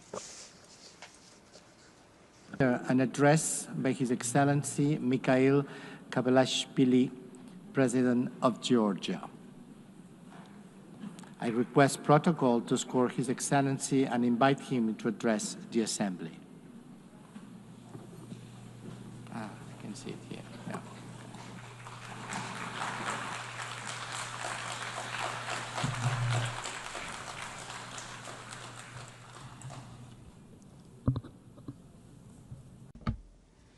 Madam President, Mr. Secretary General, distinguished colleagues, ladies and gentlemen, I represent a country with a 3,000-year history, the cradle of one of the world's most ancient civilizations and the brave Georgian people, filled with pride and dignity, a country that possesses a unique alphabet, an ancient language, and 17th century-long Christian traditions. The history of Georgia is continuous chronicle of our people's struggle for survival against invaders, through which we have miraculously managed to preserve our cultural identity, traditions, and national character. Despite centuries of continuous warfare with invaders, the cultural environment in Georgia has always been distinguished by exceptional humanism, tolerance, and compassion for others. Tolerance, openness to others, harmonious coexistence, and diversity form the cornerstone of our ancient culture, which is brilliantly reflected in Georgian polyphony, in our national traditions, and in the world-renowned Georgian epic Shota Rustaveli's The Knight in the Panther's Skin. Georgia is a place where, throughout history, no human has ever been oppressed or persecuted on ethnic or religious grounds. Quite the opposite. We have always been known for our profound sense of justice.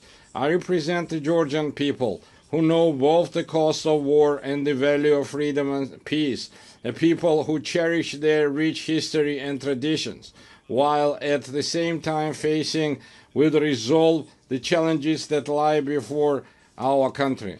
Amid a rapidly changing geopolitical landscape and unprecedented global challenges, such as ongoing conflicts, climate change, ideological polarization, cultural alienation, and war-driven humanitarian crisis, Georgia stands firmly as a guardian of dialogue, peace, stability, and sustainable development. Despite the many challenges surrounding us, we have managed to ensure the security of our people. The fundamental philosophy of the Georgian government remains to preserve peace, and no matter the cost, to spare our people from war. For the fourth year now, a horrific, bloody war has been raging in Ukraine, bringing catastrophic consequences and immense human suffering. Drawing on the bitter experience of the 2008 war, whose wounds have not yet healed for the Georgian people, we understand better than many the pain that Ukrainian nation endures today. Now as before, Georgia expresses its firm and unwavering support for Ukrainian people. As we deeply understand the importance of peace, Georgia contributes to the transformation of the South Caucasus and strives to turn it from a zone of conflicts into a space of dialogue among civilizations and economic prosperity. We welcome President Donald Trump's peace initiative between Armenia and Azerbaijan, as well as his efforts to bring the bloody war between Russia and Ukraine to an end soon. Georgia has always supported and actively strived to establish sustainable and long-term peace in the South Caucasus, as well as to deepen trust and cooperation amongst its neighbors. For centuries, our country has been at crossroads of civilization and a space for dialogue among diverse cultures. Today, Georgia is reclaiming its historical role. Close relations with the countries of the South Caucasus and Central Asia, existing agreements with the European Union, and Georgia's key position in the Middle Corridor all give our country a special significance, both within the region and across the Eurasian continent. Georgia is the shortest connecting route and natural bridge between Europe and Asia, the West and the East. Thanks to our geographical location and pragmatic foreign policy, Georgia is emerging as a multidimensional and multifunctional regional hub, both in terms of trade and energy transit. Georgia makes a significant contribution to the development of the Middle Corridor strategic route and does everything to ensure that the corridor becomes the fastest, most reliable, and most stable connecting route between East and West. We are actively working with international investors, developing infrastructure and facilitating the creation of new energy transit routes, all of which ultimately enhance the connectivity between Asian and European markets. Within the framework of the Middle Corridor and its development, Georgia has launched strategically significant projects aimed at increasing the volume and intensity of rail, sea, and air transportation. Among them, the railway modernization project has already been completed, while work is actively underway on the deep sea port in Anaklia, the new international airport in Tbilisi, and the Black Sea submarine cable projects.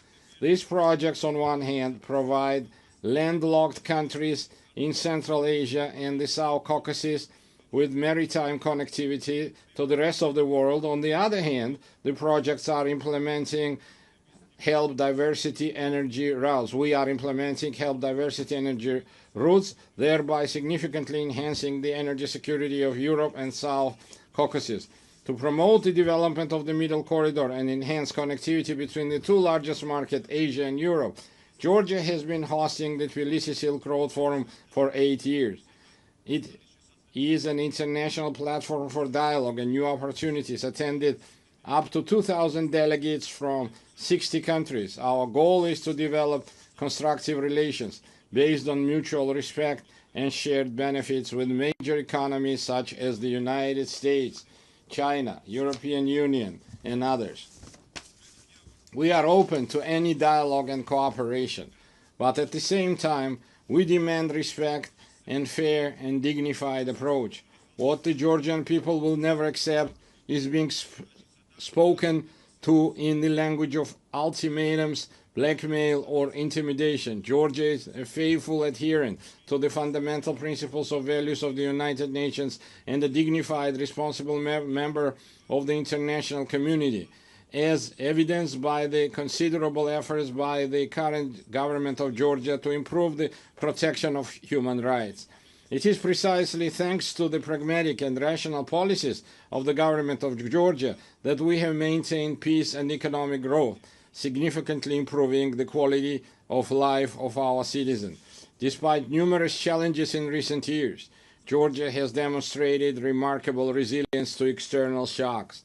The positive trajectory of Georgia's development is reflected in and confirmed by the international rankings and indicators of the world's most reputable organizations. Despite 20% of Georgia's territory remaining under occupation, we continue to pursue development and progress with great energy and determination. We are entrusted with the mission that our children may live in a stronger, dignified Georgia and peaceful world. And now I want to address our Abkhaz and Ossetian brothers and sisters on the other side of the occupation line. For centuries, we have written Georgia's history together, a history filled with the heroism of our ancestors through our shared struggle for survival of our nation and the love for our motherland. We have never been a large empire imposing its rules on the others. We have always been a country proud of its diversity. Georgia is a place where civilizations have met, blended and balanced each other for centuries. Our culture is the very product of this complex and enduring synthesis. My Abkhaz and Ossetian brothers and sisters, our cultural code has not changed. For us, diversity is not a problem. It remains an essential formula for our existence, which is why we always meet our compatriots from the other side of the occupation line with open hearts and outstretched hands. It's our duty through joint efforts to overcome artificially created obstacles, rebuild broken bridges, and leave past grievances to history as a people of exceptional patience and resilience.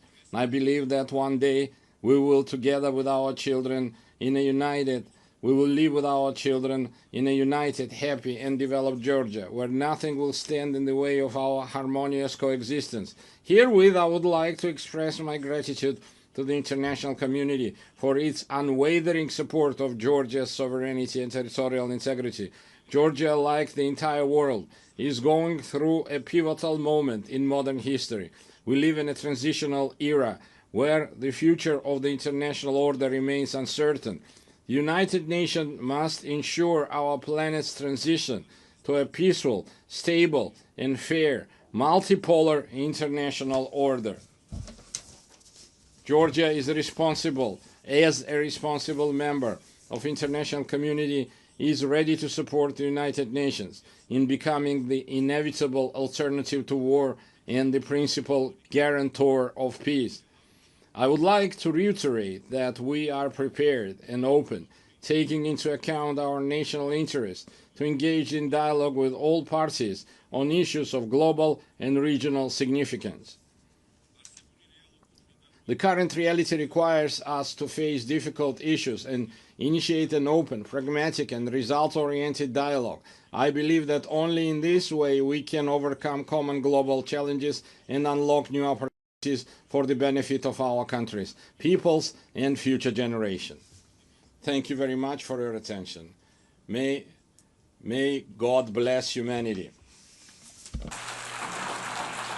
On behalf of the Assembly, I wish to thank the President of Georgia. La Asamblea escuchará. The Assembly will now hear an address by His Excellency Luis Alberto Arce Catacora, Constitutional President of the Plurinational State of Bolivia. I request protocol to escort His Excellency and invite him to address the Assembly.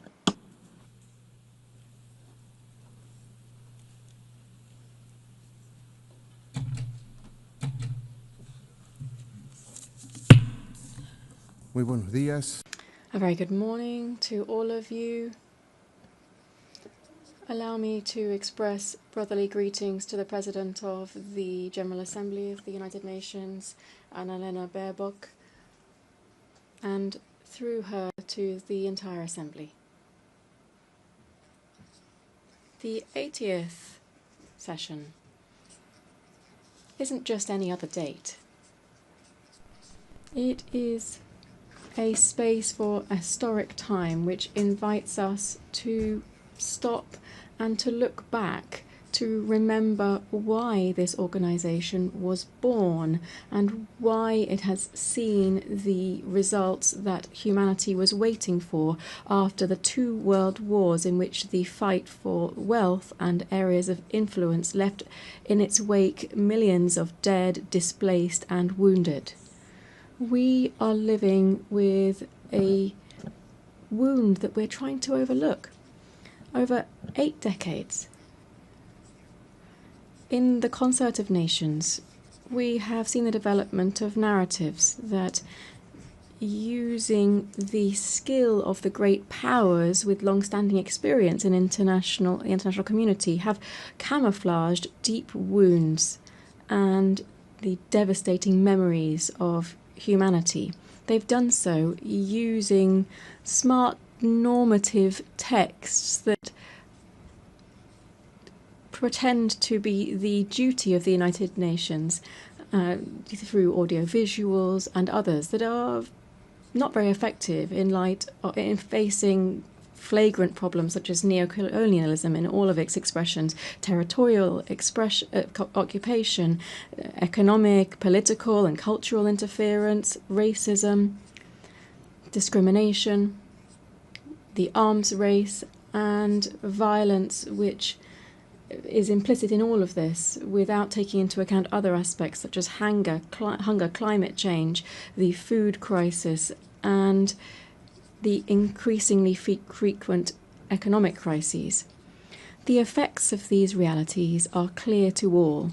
Confrontations and discourse that promotes hatred and division between kindred states, inequality, exclusion, poverty and inequality and injustice, still produced within institutions that were created to protect the rights of the weakest.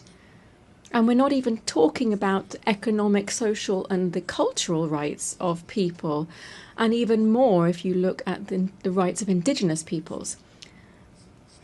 A sincere assessment leads us to confirm that in 80 years we have not met the expected results. Consequently, we are not in a good position. The world remains divided and confronted against itself more than 80 years ago. Today in the world there is greater inequality in the distribution of wealth than there was 80 years ago. The poverty figures, inequality and injustice, rather than being curbed, is on the increase. The risk that any remaining peace should disappear and the Third World War would overtake the entire planet is very close if we don't react in time. The danger here is that the unstoppable force of capitalism with the misuse of artificial intelligence would increase the climate change, would liquidate the planet and would convert the immense majority of the population into unnecessary beings is also something that we can't completely rule out. We're not in a good place. The UN was established on the basis of the foundations of the skeletons of the Holocaust and the not only physical but also moral ruins left by the fascist racism and also increasing neocolonialism with the use of 2 atomic bombs. One of the goals that gave rise to the United Nations was to not repeat the barbarity of war. Today we hear the echoes of the drums of war on all continents. We see the practice of genocide on the sole decision of two countries. We deny the right to be free and sovereign to a people. Sophisticated weapons are used against a sovereign country, and increasing militarization is being promoted within a region with double standards in combating the war on drugs. And at the same time, we maintain a criminal blockade against its people and the state for the sole crime of having claimed its own independence more than 6 decades ago. Wars are not the same as we had 80 years ago. Wars now are multidimensional. They use economic, financial, media, information, cyber warfare, without even taking into account military warfare, which now encompasses biological warfare, war from space, and other technologies that continue to be developed with impunity on the basis of technology of war. It would be nothing new to have climate wars that would have an impact on sovereignty and food security, jeopardizing strategic resources such as water. We are putting at risk the very survival of the human race on Earth and of life itself on the planet. Just taking off the mask from all of these tragedies, we can see that the cause of all of this is the wild capitalist system that places the greed of the few over the rights and lives of the majority on the planet. The cause of this is the current capitalist development, which tries to resolve its own crisis and ends up returning to the original forms of accumulation and increasing rates of profit. Capitalism and its imperialist face is once again using the deployment of violence, plundering natural resources from sovereign states, and with bloodletting to lead to the political and economic power and take that away from another. Added to that, we have a third cause of the current wars, which is more immediate. That is the obsessive zeal of the new Trump administration to give the United States back its position as a hegemonic power at the cost of the liberal system, free trade, globalization, and to cause pain and death. Why? For what? To take ownership over natural resources, to take control over commodities for the benefit of an imperialist system, and to subordinate the majority of countries for their insatiable thirst for privilege and wealth, and to try to maintain a unipolar order at any cost. The recent publication of the US Strategic Defense Policy sets out a deployment of its troops around the world to in its areas of influence, Canada, Central and South America, among others. The recent history with our neighbours has made us realise this is nothing else but a new way of implementing Monroeism, which was a doctrine which said that America is for the North Americans, generating conditions for a new era of neocolonialism. Madam President, distinguished heads of state and government, from the indigenous from Latin America and the Caribbean, we can say that we are a zone of peace, and we did so at the second summit of CELAC in Havana in 2014. The nations in our region are complying with this mandate that we set ourselves, still bearing in mind our political and ideological differences on various topics and with regard to border and territorial occupation-based disputes that remain ongoing. We can say, when we invert the equation of the Pentagon, that it is peace rather than war that guides our international relations. In hearing this declaration statement in 2022 in this same place, I came to appeal to the United Nations for a General Assembly to declare to the world that it would be an entire territory of peace. And 11 years have passed since that historic declaration of CELAC, and 3 years since I made that statement in this assembly. Not only have we not declared the world as a zone of peace, rather we are facing the harsh reality of seeing how death is becoming increasingly normalized in international relations. We also feel the threat of fascism in all of its variants to try to exploit and dominate peoples at the current time. The threat of death has made is covering Latin America and the Caribbean. We are seeing a bellicose potential, which would even go so far as to use missiles, submarines, helicopters, using the pretext that this maritime space is being used against the national security of the United States through the illegal introduction of cocaine through illegal gangs belonging to drug cartels. Beyond violations of international law, this provocative action of imperialism has two intentions. First, to intervene into our kindred Bolivarian Republic of Venezuela that since 1999 has been raising high the flags of the freedom of its people and the sovereignty of its state, and which possesses considerable natural resources, particularly in oil, which the North wishes to appropriate and claim.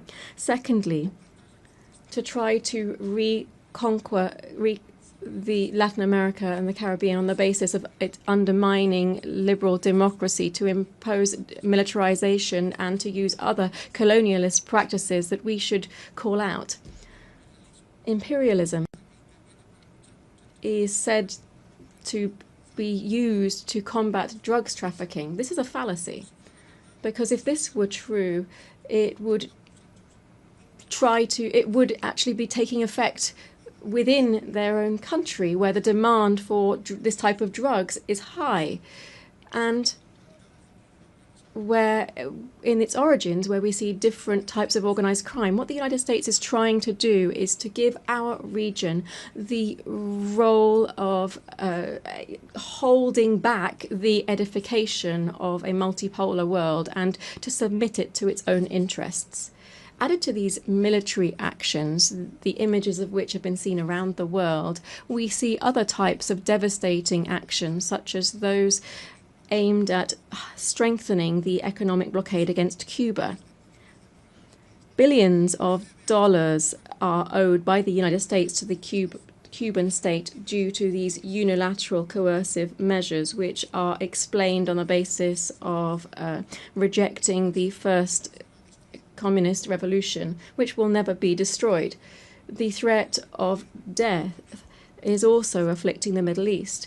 In the Middle East, the pain of millions of families and the death of hundreds of thousands of Palestinians finds no consolation. All of this history tells us has the unconditional support of the United States, which wants to speed up the displacement of the Palestinian people as quickly as possible. Peace will be an empty world while the Palestinian people continues to face practices of genocide and does not have its own land and full sovereignty with East Jerusalem as its capital. But in this region, that's not the only thing that's happening. The fragile political and geopolitical stability is threatened by preventive attacks against the Islamic Republic of Iran and against the small nation of Yemen, very similarly to what is happening, what was done by ex-President George Bush. The threat of death is also clear in Eurasia. in Eurasia, despite the intermittent attempts to achieve a political outcome, the expansionist ambitions of NATO, which is nothing else than the military arm of concentrated capital, is trying to protract the military conflict by using Ukraine as a launch pad against the Russian Federation. The threat of death also hangs over Asia. The East China Sea, which is an area of great geostrategic and economic importance, is facing two problems that could have an impact not only on the region but also the entire world. The overcoming of the sovereignty of Taiwan by the People's Republic of China is another example of explicit neocolonialism that is encouraged by the United States, as well as the dispute on the Senkaku Islands, the sovereignty of which is disputed between Japan, Taiwan, and China. It appears that these islands are home to important hydrocarbon resources. Furthermore, the constant tension between North Korea and South Korea could not only become a problem that affects these two countries, but also the entire security of the world. Heads of state and government, I've been referring to this entire world to say that in this new imperialist intervention, we should call it what it is, neocolonialism. And what should we do? I'm asking this because this led to one of the most outstanding strategies of the fight for the emancipation of labor over capital. This is also the fight of life over death. I wish to propose that we firstly establish a commission for reparations following slavery, apartheid, genocide, and colonialism in the countries of the global south. To do so, the United Nations should find a way to ensure that those designing war and death pay their billions of dollars rather into a reparations fund. I hope that this rostrum, the highest on the international stage, will also serve to be able to launch an appeal and recognize that colonialism and neocolonialism was and is an historic mistake that brings and continues to bring a social wound over the population that it victimizes. It also does this with indigenous societies that it affects in particular. Today, on behalf of the construction of a fair future, we have to condemn the devastating impact of colonialism in the past and the present. I appeal to the heads of state of CELAC and the African Union to join forces and to oppose the adverse consequences of colonialism. This commission that I've mentioned should set up effective mechanisms to restore historic justice in the following spheres: reparations, land rights, recovery of the environment destroyed through the action of the colonizers and transnational corporations, apologies for the colonial past through the restitution of cultural goods of the indigenous peoples that were taken by the colonizers during the period of expansion and genocide, the prevention of neocolonial practices, programs for the development of indigenous peoples and the preservation of their cultural identity. We should also provide compensation to people who have resisted the military occupation of their territories and those that are suffering under unilateral sanctions and economic blockades. Secondly, we should convert the UN General Assembly into a body with binding power so that it can be an effective voice for all peoples and not a space where we simply realize the will of the most powerful. We need this forum to be an ethical nucleus, a political heart, and the living spirit of a new era guided by the culture of life. We need the resolutions adopted within the UN General Assembly to not be vetoed by any superpower and to be truly complied with. This means ensuring that multilateralism is truly valid and not just a a formality. We should declare the world as a zone of peace and promote demilitarization as far as possible. The immense majority of the population in the world refuses to accept that the revitalization or overcoming the cyclical crises of capital should be done on the basis of investment in billions of dollars to manufacture all types of conventional and unconventional weapons. Just 1/3 of military expenditure would give us better and greater education, health, and housing guaranteed for everyone. The UN has to become a pact for peace and for life as the shared destiny of everyone who believes in living together. 4, we need to undertake a profound reform of the Security Council that would prevent one of 2 countries holding up global stability. We need to ensure this reform and ensure the reform that the countries of the Global South have been insisting on for several years. Democratizing the Security Council would be giving effect to the principle of the legal equality of states and democratizing the future.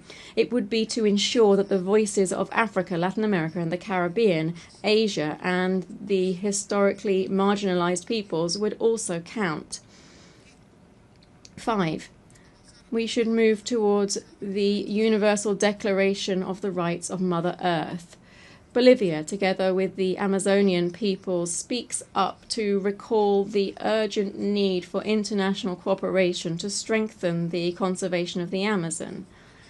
We should do so through strengthening the sovereignty of Amazonian countries over this strategic biome for the world. Defending the Amazon means defending life. 6, we must reject all forms of commercial war and work to reduce economic and social divides between the countries of central capitalism and the countries on the periphery. Trade wars not only affect companies, but also the immense world of work. It also lessens to alarming levels the possibility for lower classes to access acceptable food. The hegemonic and capitalist interests don't have any right to overtake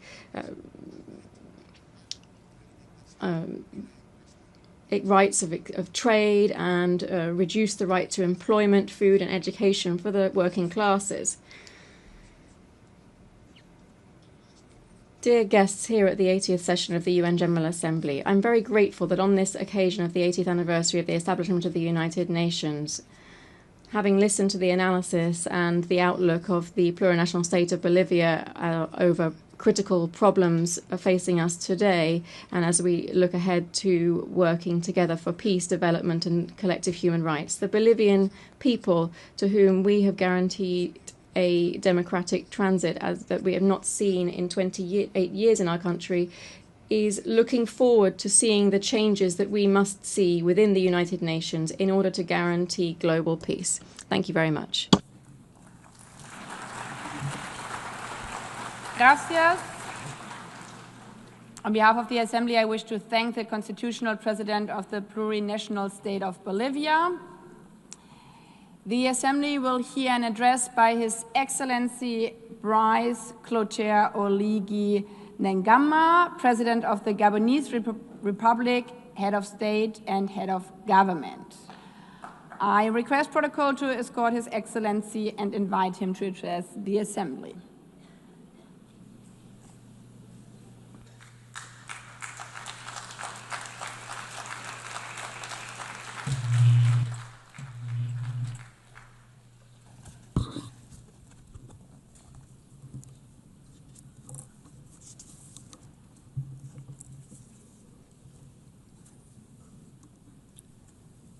Madame la Présidente.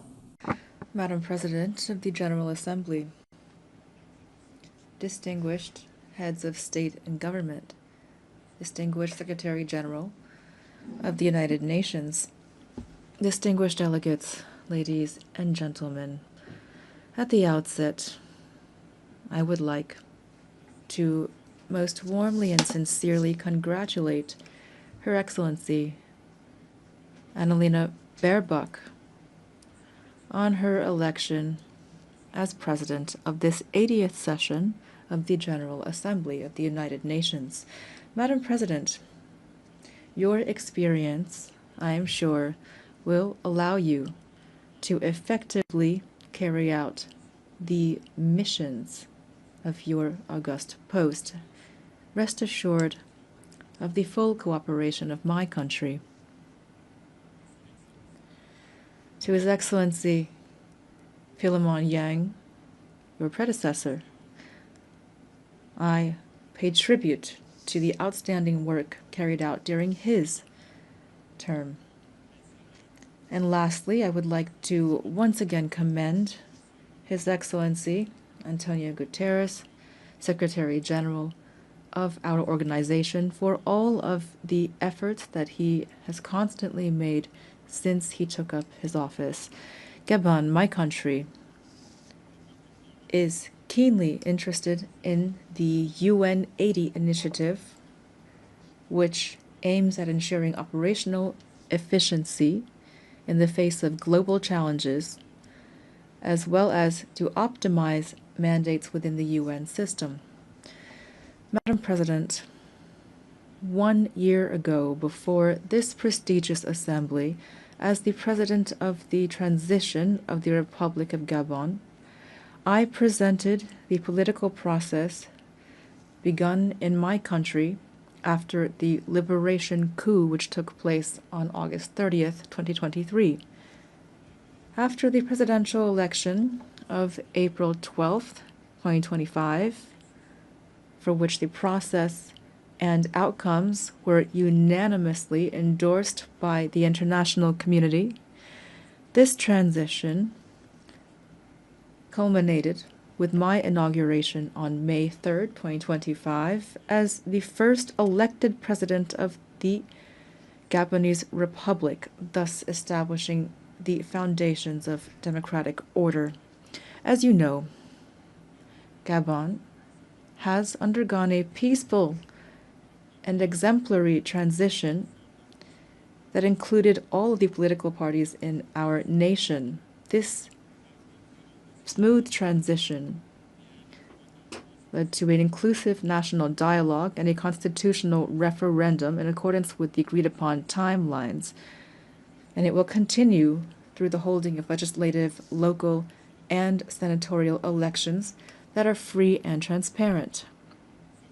To this end, the first and second round of combined legislative and local elections will take place on September 27th and October 11th, 2025. With regard to the election of senators, this will take place on November 8th, and the second round is scheduled for November 29th, 2025, with a view toward a definitive restoration of constitutional order by January 2026. We believe that this peaceful and historic process can serve as a lesson and a model in many other spheres. The people of Gabon have drawn this success from its history, its culture of peace, and its shared vision of the future.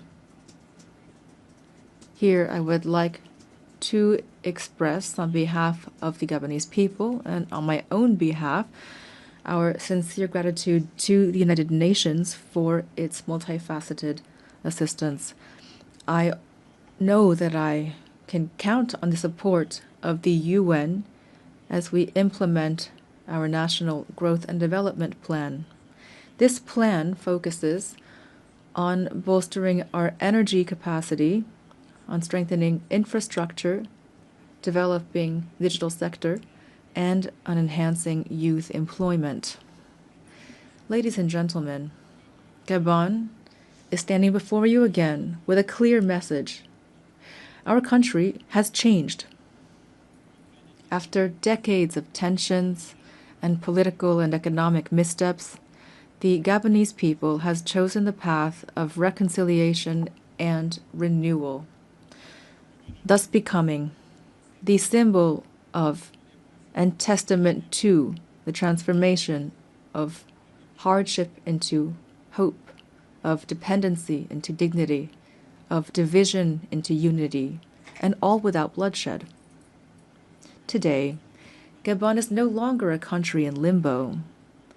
It has returned to stand alongside other states, upright, dignified, and ready to take up its rightful place in the community of nations.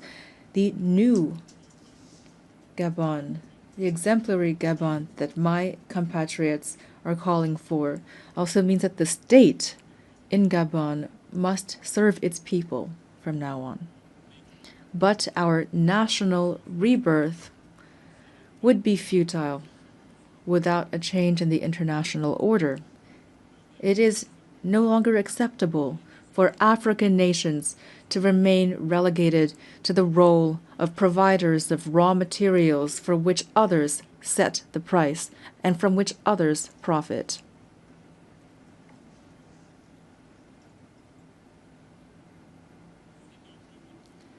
Therefore, I would like to invite public and private investors to support us through win-win partnerships. We have decided to process our resources on our territory, to create jobs at home, to develop African industries, and to interact with the world on the basis of equity, integrity, and mutual respect as we strive toward happiness.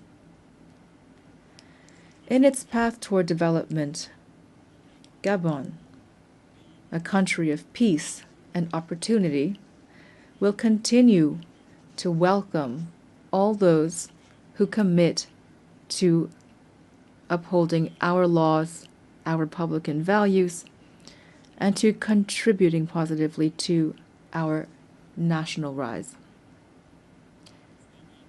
Distinguished delegates, ladies and gentlemen, this 80th session of the General Assembly has the theme, Better Together, 80 Years and More for Peace, Development, and Human Rights. It takes place in an international context characterized by economic, environmental, and security crises that call for more sustained and more staunch collective engagement. This is an urgent call to tackle these concerns in accordance with the spirit and the values of the UN Charter. Ladies and gentlemen, today the world has a radically different face.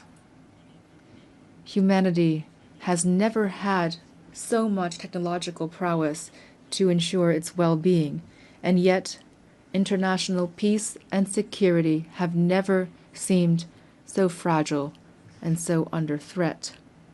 It is high time that peace reign on earth, and especially in Africa, which has so long suffered under conflicts that have been stoked and financed from outside the continent.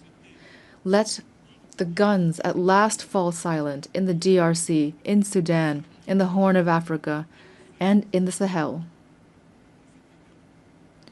In this regard, instead of constantly stigmatizing and condemning the states of the Sahel, the international community would benefit from supporting them in their battle against the many-headed threat of terrorism. Ladies and gentlemen, on December 12, 1988, Gabon officially recognized the state of Palestine. Then, as now, we support the two-state solution, the only way, in accordance with UN resolutions, to guarantee a just and lasting peace between Israelis and Palestinians, as well as to guarantee international security. In this vein, Gabon must reaffirm its position in favor of lifting the embargo imposed on Cuba due to its negative effect on the well-being of Cuba's people. we solemnly reaffirm our full support for international efforts carried out throughout the world to achieve peace. These efforts must be centered on humans, especially women and youth. Through the Pact for the Future of 2024, the UN must continue to encourage and support the crucial action of women, stemming from the Declaration and the Beijing Declaration and Program of Action, of which we're celebrating the 30th anniversary this year. Madam President of the General Assembly, Secretary General of the United Nations, the triple planetary crisis of climate change, biodiversity loss, and pollution is an existential threat for humanity. And yet, the efforts of the international community to address these challenges remain drastically inadequate. The Treaty on Biodiversity Beyond National Jurisdictions, which we have just ratified, fills a legal gap and provides an ambitious framework for equitable and sustainable governance of biodiversity. Together, we have a real opportunity to make this treaty a true driver of transformation for present and future generations. Gabon is the guardian of part of the Congo Basin, the second largest green lung of our planet. This extraordinary heritage must not be sacrificed to financial rapacity. We call for an equitable global partnership in which the protection of our forests is accompanied by fair compensation for the ecological services these forests provide to humanity. Ladies and gentlemen, the new global order is underway. The changes taking place in our societies are inevitable and cannot be overlooked. International peace and justice can only be guaranteed by a revitalized multilateralism, in particular through Security Council reform that takes into account the African claims enshrined in the Sirte Declaration and the Eswatini Consensus, to which Gabon is firmly committed. I wish every success to our work, and I wish a happy birthday to our organization. Thank you.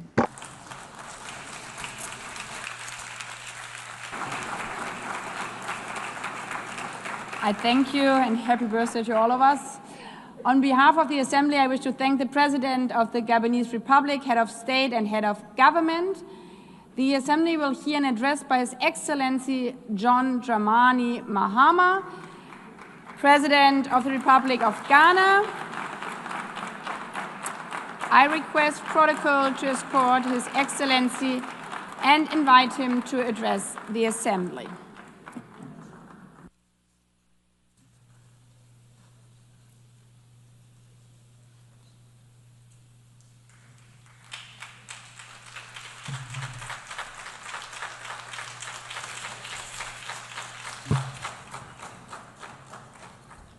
Thank you, Madam President, Mr. Secretary General, Excellencies, ladies and gentlemen. At this 80th session of the United Nations General Assembly, I'd like to speak about Africa's role in the future of this organization. However, it's impossible to do that without first considering the collective role that Africa played in its founding, which was small and relatively insignificant. Of the 51 member states involved in the founding of the United Nations in 1945, only 4 were African: Egypt, Ethiopia, Liberia, and South Africa. It is important to point out that the United Nations came into being in the aftermath of World War II because of the inability of its predecessor, the League of Nations, to avert a large-scale global conflict, which had been its guiding purpose when it was founded in 1920 at the end of the First World War. Out of the 42 founding member states of the League of Nations, only 3 were African: Liberia, the Union of South Africa, and Ethiopia. Egypt was to join later in 1937. Africa's overall participation in the organization's founding was minimal and relatively unimportant. That's because before all the other talks and meetings, representatives from a group of 14 nations gathered in Berlin for a series of discussions that began in 1884 and which led to the partitioning and formal colonization of the African continent, which is also called the Scramble for Africa. It has famously been written that past is prologue. Well, in the past, the majority of the 54 nations that now comprise Africa were never offered a seat at the table where plans for a new world order were being drawn. But, Madam President, as fate would have it, the tables are turning, and Africa's role in the authorship of whatever is yet to come for this world is going to be huge, and it will be consequential. According to this organization's own projections, by the year 2050, more than 25% of the world's population is expected to come from the African continent. Additionally, by 2050, 1/3 of all young people aged between 15 to 24 will be residing on the African continent. So you see, the future of this world is African. Allow me to say this once again a little louder for those of you in the back. The future is African.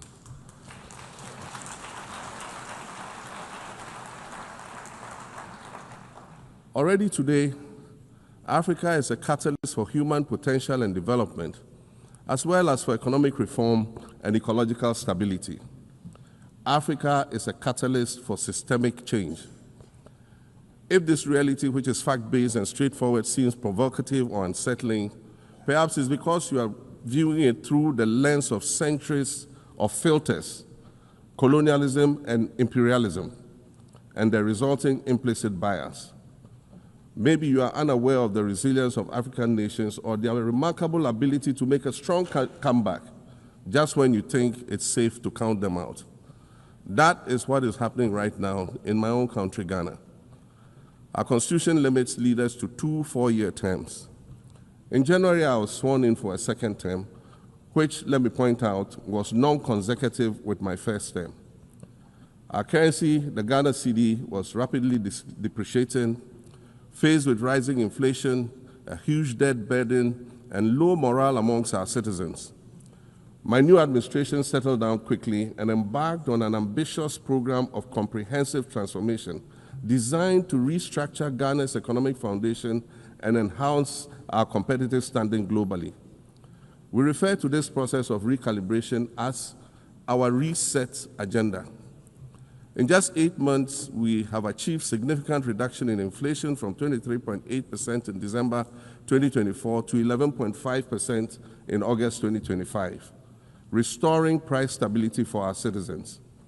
Additionally, our currency, the Ghana cedi, has appreciated considerably against other currencies, with Bloomberg reporting it as the best performing currency in the world at one point. Our improved sovereign credit rating reflects increasing investor confidence in our economy.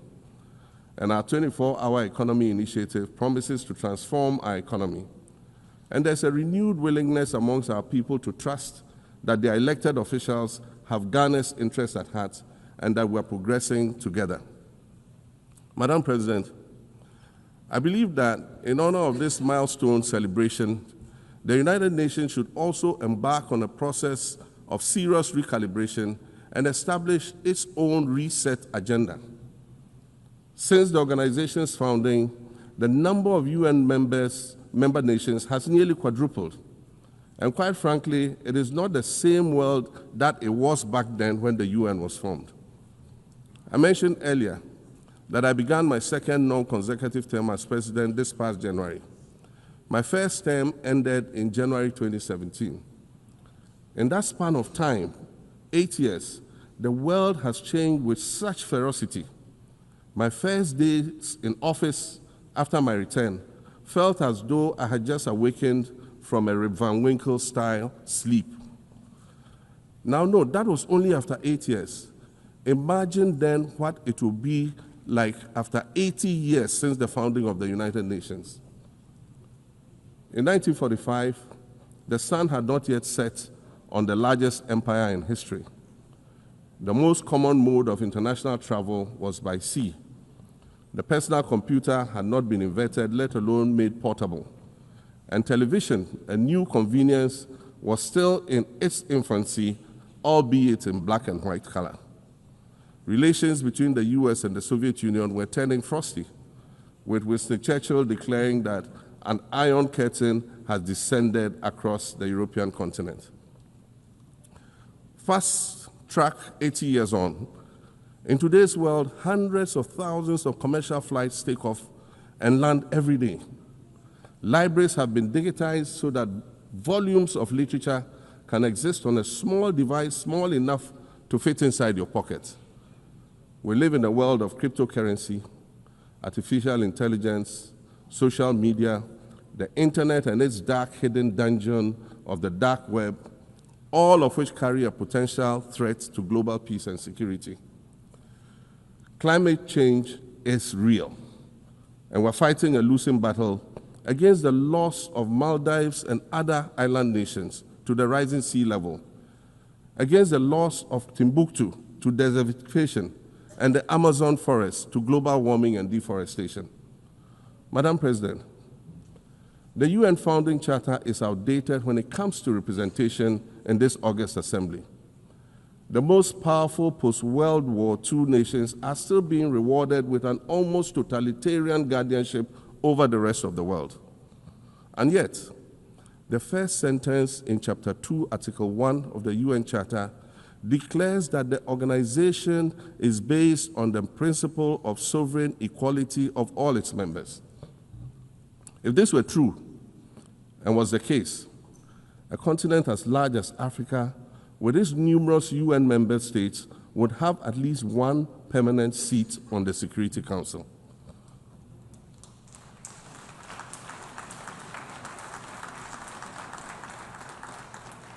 Furthermore, we believe that veto power should not be restricted to only 5 nations, nor should it be absolute. There must be a mechanism in this House for the General Assembly to challenge a veto. No single nation should be able to exercise an absolute veto to serve its own interests in a dispute. In 1995, during the 50th anniversary of the United Nations, Nelson Mandela stood in this very spot, and he said, "The United Nations has to reassess its role, redefine its profile, and reshape its structures. It should truly reflect the diversity of our universe and ensure equity among the nations in the exercise of power within the system of international relations in general, and the Security Council in particular." I close quotations. 30 years later, we African leaders are still making the same simple request for a permanent seat on the Security Council with the power of a veto. So today, Madam President, I stand here in this exact spot and ask the world, if not now, then when? We demand not only a reform of the Security Council, but also a reset of the global financial architecture, which is currently rigged against Africa. Africa must have a greater say in the world's multilateral financial institutions. And while I'm making requests, I'd like to call for the removal of the blockade on Cuba. As Dr. Kwame Nkrumah, our nation's founder, famously said, "We seek to be friends with all and enemies to none." The Cuban people shed their blood on African soil in the fight against apartheid. And indeed, Cuba has been and continues to be a faithful friend of Africa. You see, the very fact that I can stand here and ask these things and say these things, and the fact that all nations can ostensibly gather here to address critical global issues, air our grievances, and express our concerns, that is what makes the survival of this organization so important. In every old city or village, you will find a town square, or a courtyard, or a plaza that once served as a gathering space for the citizens of the community and their leaders. Meetings and celebrations were held there, as were trials and elections. And these were spaces that brought people together and held them together as a community. Sadly, time and technology have eroded these spaces. Madam President, in many ways, the United Nations is the proverbial town square of our modern global village. And it has never been more critical for us to protect this one space that brings and holds the world nations together as a community. The internet, social media platforms, and artificial intelligence offer us the illusion of connectivity, when in fact what they do is reinforce isolation by using algorithms that ensure that we do not receive new ideas and perspectives, but rather more of the same content. We are served alternative facts and manipulated images, making it easy to disseminate disinformation and sow seeds of division amongst communities. Madam President, these are dangerous times. Our world is currently experiencing a rise in nationalism and economic instability. There's a general breakdown of multilateralism. Various acts of aggression have been committed against the sovereignty of others, and nations are attempting to circumvent the very safeguards that were put in place to prevent large-scale global conflict. These conditions are all too similar to the ones that led to the League of Nations' failure in fulfilling its mandate. The denial of visas to President Abbas and the Palestinian delegation sets a bad precedent and should be deeply worrying to all member nations of the United Nations. Ghana recognized the state of Palestine in 1988 and supported a two-state solution to the conflict since then. And I say, contrary to the claims of some, a two-state solution would not be a reward for Hamas.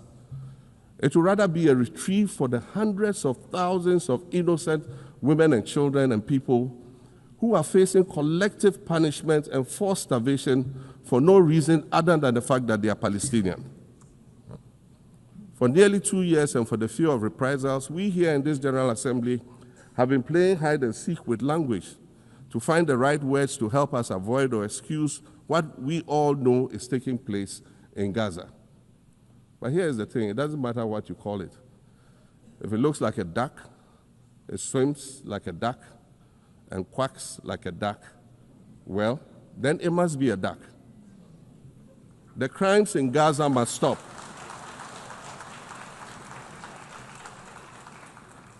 The crimes in Gaza must stop. Madam President, I also want to draw particular attention to the conflict in Sudan, which this body has described as the world's largest humanitarian crisis. 12 million people have had to flee their homes. And when we speak of migration, we refer to the 12 million new Sudanese refugees, whom we as a global community should be willing to assist in much the same way that many member nations readily assisted new refugees coming out of Ukraine. Let's dispense with the euphemisms and dog whistles and speak frankly. It is not a mystery that when leaders of Western nations complain of their migration problems, they are often referring to immigrants from the global south. But many of those immigrants are climate refugees. And interestingly, the global north emits 75% more greenhouse gases than the global south. However, the effects of climate change are more severe in the global south because we lack the resources to address them effectively. And so when the desert encroaches on our villages and towns and they become unlivable, we are forced to flee. Warsan Shire, a Somali-born prophet, a Somali-British poet born in Kenya to Somalian refugee parents, was London's first youth poet laureate. She writes in her poem titled Home. And it says, you have to understand that no one puts their children in a boat unless the water is safer than the land. No one bends their palms under trains beneath carriages. No one spends days and nights in the stomach of a truck feeding on newspaper unless the miles traveled mean something more than just a journey. Madam President, we cannot normalize cruelty. We cannot normalize hatred. We cannot normalize xenophobia and racism. If we're going to tell a story, let's not tell it slant. Let's tell all the truth. When we speak of migrants, we speak of Mami Ewusi Mensah Frimpong, a judge on the U.S. District Court for the Central District of California. She's the first black female judge on any of California's 4 federal district courts. She was born here in America to immigrant parents from Ghana. We speak of Peter Bosman, a medical doctor in Ghana who moved to the town of Piran in Slovenia in the 1980s and later became the first black mayor of Piran, the first black mayor in Slovenia and in the whole of Eastern Europe. We speak of T. Michael, the iconic Ghanaian Norwegian artist and designer. And of course, we speak of the late Kofi Annan, former United Nations Secretary General.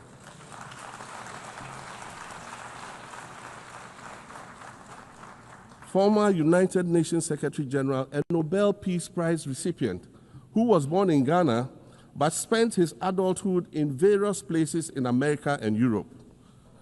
These are people who have brought great distinction to the countries that they decided to call home. Just as the migrants and the children of migrants before them did, I dare say these are not invaders. These are not criminals. Madam President, the slave trade must be recognized as the greatest crime against humanity. As the African champion on reparations, Ghana intends to introduce a motion in this August body to that effect. More than 12.5 million Africans were forcibly taken against their will and transported to create wealth for the powerful Western nations. We must demand reparations for the enslavement of our people and the colonization of our land that resulted in the theft of our natural resources, as well as the looting of artifacts and other items of cultural heritage that have yet to be returned in total. We recognize the value of our land and the value of our lives, as did our colonizers, as well as the governments that happily paid reparations to former slave owners as compensation for the loss of their property, in quotes, and that property for which they received compensation was paid referred to enslaved people who had been freed. Madam President, an increasingly insecure world is witnessing upward spending on defense budgets of bilateral partners and steep cuts in official development assistance. Since July 2024, it is estimated that there's been a 40% drop in humanitarian aid globally. In this era of global uncertainty, Africa must exercise sovereignty over its natural resources to raise the necessary funds to ensure the well-being of its citizens. The days of parceling out vast concession areas to foreign interests for exploitation must come to an end. We'll continue to welcome foreign investment, but we must negotiate better for a bigger share of the natural resources that belong to us. And we must insist on value addition to these resources. We're tired of the continued image of poverty-stricken, disease-ridden rural communities living at the periphery of huge foreign-controlled natural resource concession areas. We're tired of having people extract the most they can from us and in return offer us the very least by way of respect, consideration, and dignity. We're tired of not being represented in ways that reveal the richness and complexity of our history or acknowledge all that we have overcome to arrive here in this liminal space of untold possibilities. Allow me to echo the Indian-American writer Arundhati Roy, who wrote, "Another world is not only possible, she is on her way. On a quiet day, I can hear her briefing." I want to add that for the sake of Africa, and quite selfishly for the sake of my 18-year-old daughter, I hope that this new world that is arriving is a place of safety and equality for women and girls. To succeed, we must empower everyone, including women and girls, to reach their full potential. In closing, Madam President, I'd like to congratulate you on your election to preside over this historic 80th General Assembly and on being the 5th woman to hold this distinction. I'd also like to congratulate Her Excellency Nana Jane Opoku-Agyeman on being the first woman Vice President of Ghana.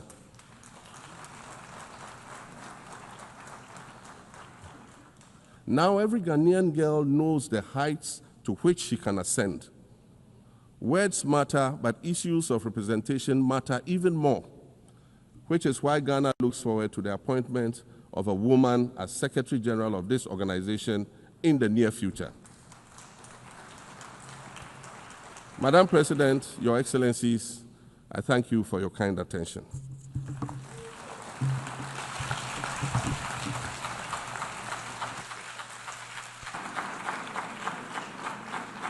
On behalf of the General Assembly, I wish to thank the President of the Republic of Ghana.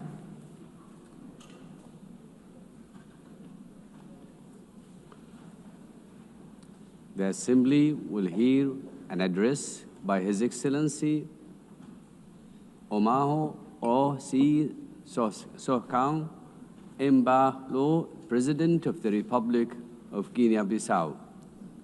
I request protocol to escort His Excellency and invite him to address the Assembly.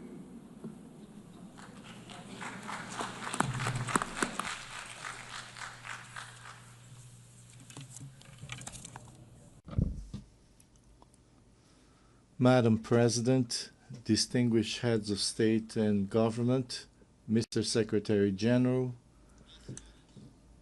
ladies and gentlemen, allow me to begin by congratulating Mrs. Annalena Baerbock on her election as President of the 80th session of the United Nations General Assembly. I thank the outgoing President, Mr. Philemon Yang, for his service to the international community. To Secretary General Antonio Guterres, I wish to reaffirm Guinea-Bissau's full support for his tireless efforts in favor of world peace, international cooperation, multilateralism, and sustainable 80 years ago, the founders of the United Nations pledged to save succeeding generations from the scourge of war. That promise, unfortunately, has not yet been fully fulfilled. Yet this commitment, undertaken by each member state upon joining the UN Charter, remains valid and continues to be honored through the dedication of every UN peacekeeper and every humanitarian worker who often make the difference between life and death in conflict zones or following natural disasters.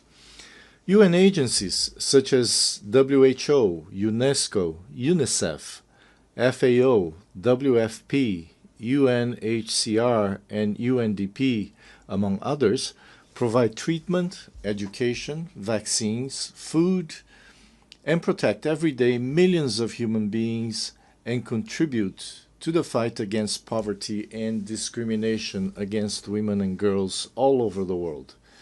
The United Nations remains relevant, especially in these times of deep global uncertainty and crisis. It continues to be the only forum where all nations, large and small, have a seat and a voice. Excellencies, ladies and gentlemen, we live in a world confronted by multiple crises. We are witnessing what Secretary General Antonio Guterres has called polycrisis. Conflicts in Ukraine, Gaza, Sudan, and other regions persist. Socioeconomic inequalities, environmental shocks, political instability, and humanitarian emergencies disproportionately affect developing countries, with the greatest impact on small island developing states. Progress towards the Sustainable Development Goals has slowed significantly or even stalled. The sovereign debt burden of poor countries is increasing, while development assistance is declining. Guinea-Bissau welcomes the UN 80 initiative, and we hope it will contribute to strengthening the organization, especially in promoting peace, international security, and the achievement of the SDGs. The Pact for the Future offers a roadmap and an action plan that must not remain on paper. Madam President, Excellencies, ladies and gentlemen, last July, Guinea-Bissau hosted the 15th Conference of Heads of State and Government of the Community of Portuguese-Speaking Countries, CPLP. I have taken on the presidency of the CPLP for the 2025-2027 term. The CPLP places high importance on its cooperation with the United Nations and its specialized agencies. During our term, we will continue to work with all partners and multilateral organizations toward the implementation of global commitments, especially concerning the Paris Agreement on Climate Change, the 3rd UN Ocean Conference, and the 4th UN Conference on Financing for Development, held last June-July in Seville. We are convinced that 2 major international meetings scheduled for November, namely COP30 in Belém, Brazil, and the 2nd World Summit for Social Development in Doha, Qatar, will serve as key platforms and opportunities to strengthen our cooperation and to advance our shared goals. Madam President, Excellencies, ladies and gentlemen, Guinea-Bissau is scheduled to hold presidential and legislative elections on the 23rd of November this year. All necessary conditions are being put in place to ensure that these elections are held peacefully, freely, transparently, and credibly. Over the past 5 years, I have prioritized dialogue, inclusion, political stability, and the consolidation of the democratic rule of law. I am confident that these upcoming elections will reaffirm the irreversible nature of citizenship and democratic values in Guinea-Bissau. Madam President, Excellencies, ladies and gentlemen, allow me to conclude by saying that in an increasingly interdependent world, we need, now more than ever, a world order grounded in the principles enshrined in the United Nations Charter, in respect for international law and in peaceful coexistence. In this regard, Guinea-Bissau reiterates our call for an end to the economic, commercial, and financial embargo and other forms of restrictions imposed on Cuba. 80 years after the creation of the United Nations, the world has changed. We are no longer just the 51 countries who signed the UN Charter in 1945. Today, the United Nations is all of us, the 193 member states, plus observer states, NGOs, civil society organizations, and other actors represented in this great assembly hall. To meet the challenges of the 21st century, the UN must undertake urgent reforms, reforms that reflect today's geopolitical realities and global power balances, reforms that expand and democratize the Security Council, reforms that provide a place and a voice to the Global South, reforms that restore confidence in the multilateralism and international cooperation.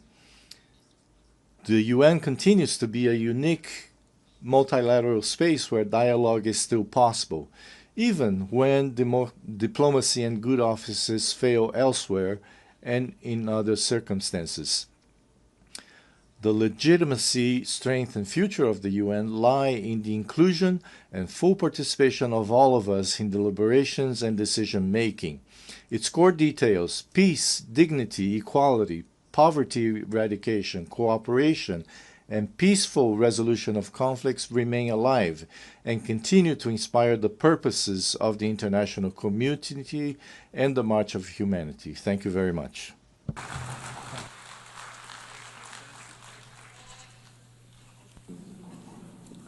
On behalf of the Assembly, I wish to thank the President of the Republic of Guinea-Bissau,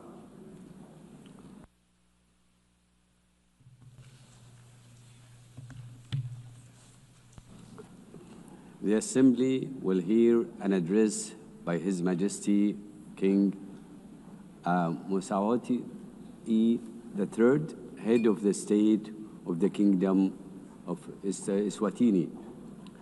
I request protocol to escort His Majesty and invite him to address the Assembly.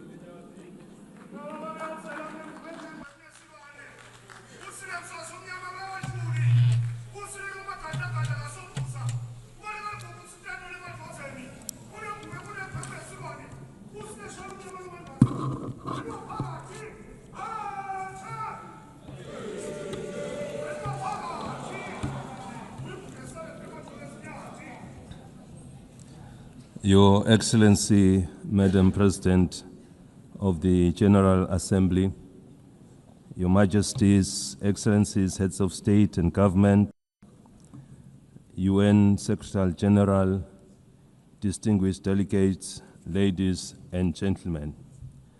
It is a great pleasure to address the 80th session of the United Nations General Assembly under the theme, Better Together, 80 years and more for peace, development, and human rights. At the outset, we wish to assure you, Madam President, of Eswatini's unwavering support during your tenure. We also commend the UN Secretary General and the Secretariat for their steadfast leadership in navigating our world through unprecedented challenges. As we gather today, mankind is confronted with many challenges, including conflicts around the world. We must remind ourselves that when the United Nations was established in 1945, it was during a time of widespread global strife. Its founding fathers resolved that no country or people should endure suffering due to conflict. The UN Charter and structure were designed to be clear and resolute. Now is the time to ask ourselves what has gone wrong and what steps must be taken to correct these challenges and restore the UN's mission of fostering peace. The question we must ask ourselves further is, what is the UN doing to address these issues effectively? I propose that the United Nations establishes ad hoc committees to tackle global conflicts and promote peace. These committees should have equitable representation in dealing with the relative conflicts in the diverse regions of hotspots, including Africa, the Middle East, Europe, and beyond, ensuring that all affected nations have a voice. Supported by the Secretariat of the United Nations, these ad hoc committees would visit conflict zones, engage with local communities, and work towards peaceful resolutions. For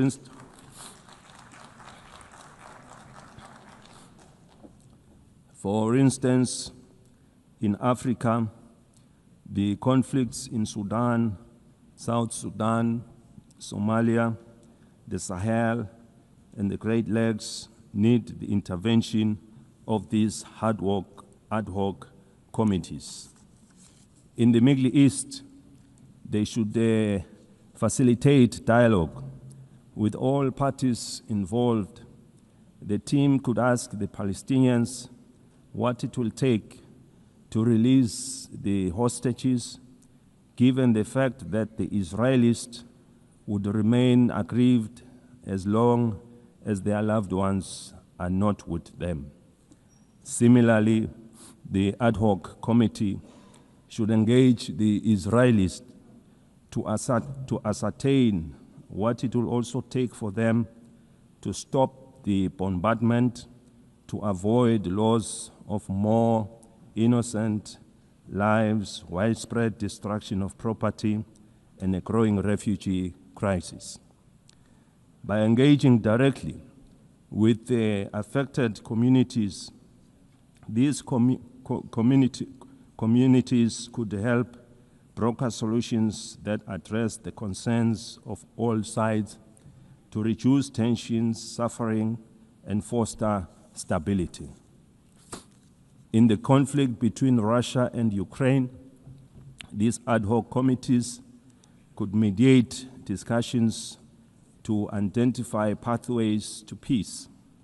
Their role would be to to engage in meaningful dialogue and report back to the United Nations with actionable recommendations on what it would take to end the war. In Eswatini, we encourage that yield positive outcomes proving that dialogue is the cornerstone in nation building. We thank those countries already making means in finding solutions. This suggested approach is not meant to undermine their efforts, but it would complement them as they are already working towards peaceful resolutions.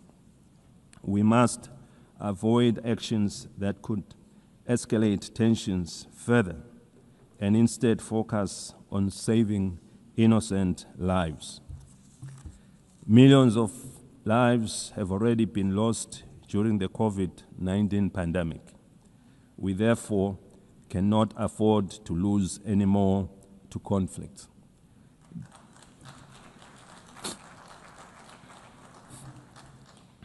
The UN must now focus on supporting the building of economies of the world to address issues of poverty and the global financial crisis which we experienced after the COVID-19 pandemic. By investing in these areas, we can create conditions for lasting peace. We therefore need one another in building and supporting our development initiatives in our respective countries. The time for action is now. The UN was established in pursuit of international law and peace, and its mandate dates back decades. In 2025 and onwards, we must renew our commitment to this mission by forming these ad hoc committees and making informed, inclusive decisions. We can work towards a world where peace prevails and no nation or people suffer needlessly. We have been calling for the restructuring of the United Nations as a body representing all member states. It must lead with decisions that are inclusive and widely respected, as no one will question the process taken. These reforms should be fully representative of all countries through the regions of the world in the Security Council to create an all-inclusive structure. Without such reform, the legitimacy and effectiveness of this body will remain incomplete. We have been encouraged to witness UN high-level meetings prior to the General Assembly being held to address various issues. These include the Seville and Awaza declarations on financing for development and socio-economic challenges faced by landlocked countries. We are aware that for any growth to take place, nations must have enough resources to achieve sustainable development goals. As we convene to advance international cooperation and to uphold human rights and fundamental freedoms for all, we are reminded that our work is both urgent and indispensable. The theme Better Together underscores the imperative of delivering on the United Nations Sustainable Development Goals and reinvigorating global cooperation. Eswatini continues to believe that working together remains our most powerful tool for addressing global challenges that transcend borders. The world stands at a critical juncture in pursuit of Agenda 2030. With only 5 years remaining, we must face the reality that progress on the SDG is far off track. This is a sobering reminder that our collective efforts must be redoubled and that international solidarity, cooperation, and shared responsibility are more urgent than ever before. Through my national call to all Eswatini, to all Emaswati of Ngwe, for a greater sense of agency in the pursuit of sustainable development, the Kingdom has made important strides in advancing Agenda 2030, particularly in the areas of the economy in various sectors, health, education, and gender equality, to mention a few. Furthermore, the country's literacy rates have improved, reflecting our investments in education, while the nation continues to be empowered through targeted programs that strengthen their role in our society and economy. These achievements demonstrate what is possible when determination and partnership come together. While we have witnessed the GDP growth of our economy, we remain with a number of challenges to address, and we count on the UN for support to become one of the advanced economies of the world. We have implemented initiatives to grow our economy and attract new investments by opening trade opportunities with other countries that give access to regional and international markets. Your Excellencies, the global economy remains fragile. Persistent inflation resulting in rising food and energy prices, as well as tightening financial conditions, have eroded fiscal space for many developing nations. Across sub-Saharan Africa, countries spend on average 12% of government revenues on debt servicing, diverting resources urgently needed for social cohesion programs. Eswatini also advocates for trade facilitation and economic diversification, simplifying customs procedures, reducing regulatory barriers, and enabling greater participation in regional and global value chains. In this regard, the African Continental Free Trade Area has the potential to boost intra-Africa trade by up to 52%, drive industrialization, and create millions of jobs. For countries like Eswatini, the AfTA offers more than market access. It provides a pathway to overcome geographic constraints through regional integration, cooperation, and efficient trade corridors.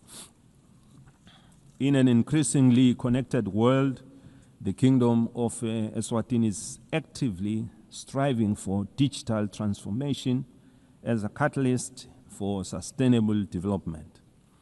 Eswatini is open for business in technology and looks forward to partnering and sharing experiences with other developed countries in advancing our technologies. Eswatini is proud of the significant progress achieved under Sustainable Development Goal 3. We welcome the progress made in the ratification of the Pandemic Treaty.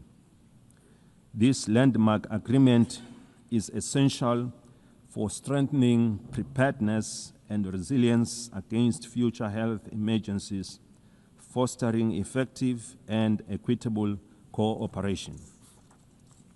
We remain deeply concerned about the decline in bilateral and multilateral support for global health priorities. Weakening our joint efforts threatens to erode decades of progress in this sector, as health is a global security. The Kingdom of Eswatini recognizes that the increasing frequencies and intensity of natural disasters, emergencies, and protracted crises highlight the urgent need for integrated responses that bridge humanitarian relief, long-term development, and peace building. We urgently need to strengthen disaster preparedness, build resilient communities, and integrate emergency responses with sustainable development. Eswatini, like other countries in the region, has many young and marginalized groups who face unemployment and inequality in various sectors. Ensuring empowerment, capacity building, and employment is our priority, and with the support of the UN programs, we are taking deliberate steps to provide a more enabling environment to guarantee their future. We equally recognize the rights and potential of persons with disabilities who continue to face disproportionate barriers to education, employment, and social participation so that they can fully contribute to and benefit from national development. The United Nations General Assembly Resolution 2758, adopted in 1971, did not address the issue of Taiwan's representation in the United Nations, and it does not preclude their participation in the UN system. The United Nations must seek suitable ways of including Taiwan so that she can better contribute to realizing the UN Sustainable Development Goals. In that way, this will fulfill the UN mandate to ensure that no country is left behind.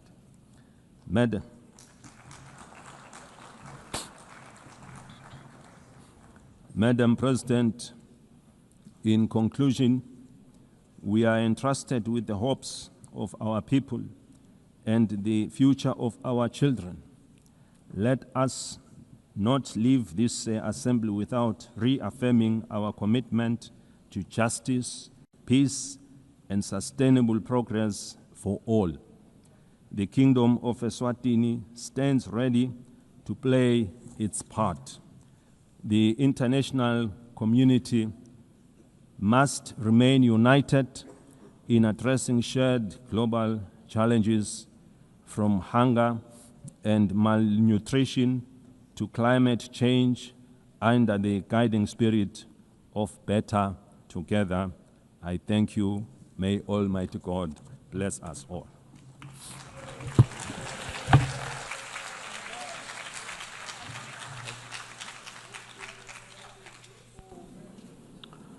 On behalf of the Assembly, I wish to thank the head of the state of the Kingdom of Eswatini.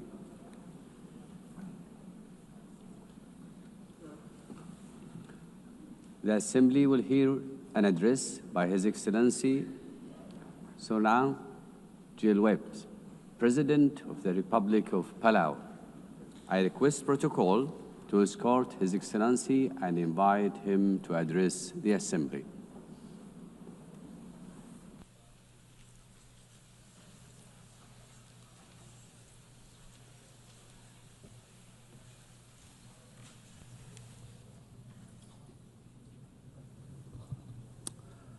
Madam President, Secretary General, Excellencies, distinguished guests, delegates, it is my great honor to address this Assembly at a milestone moment, the 80th anniversary of the United Nations. 80 years ago, nations scarred by war came together to say, never again. They built this organization on the belief that cooperation, not conflict, could guide humanity forward.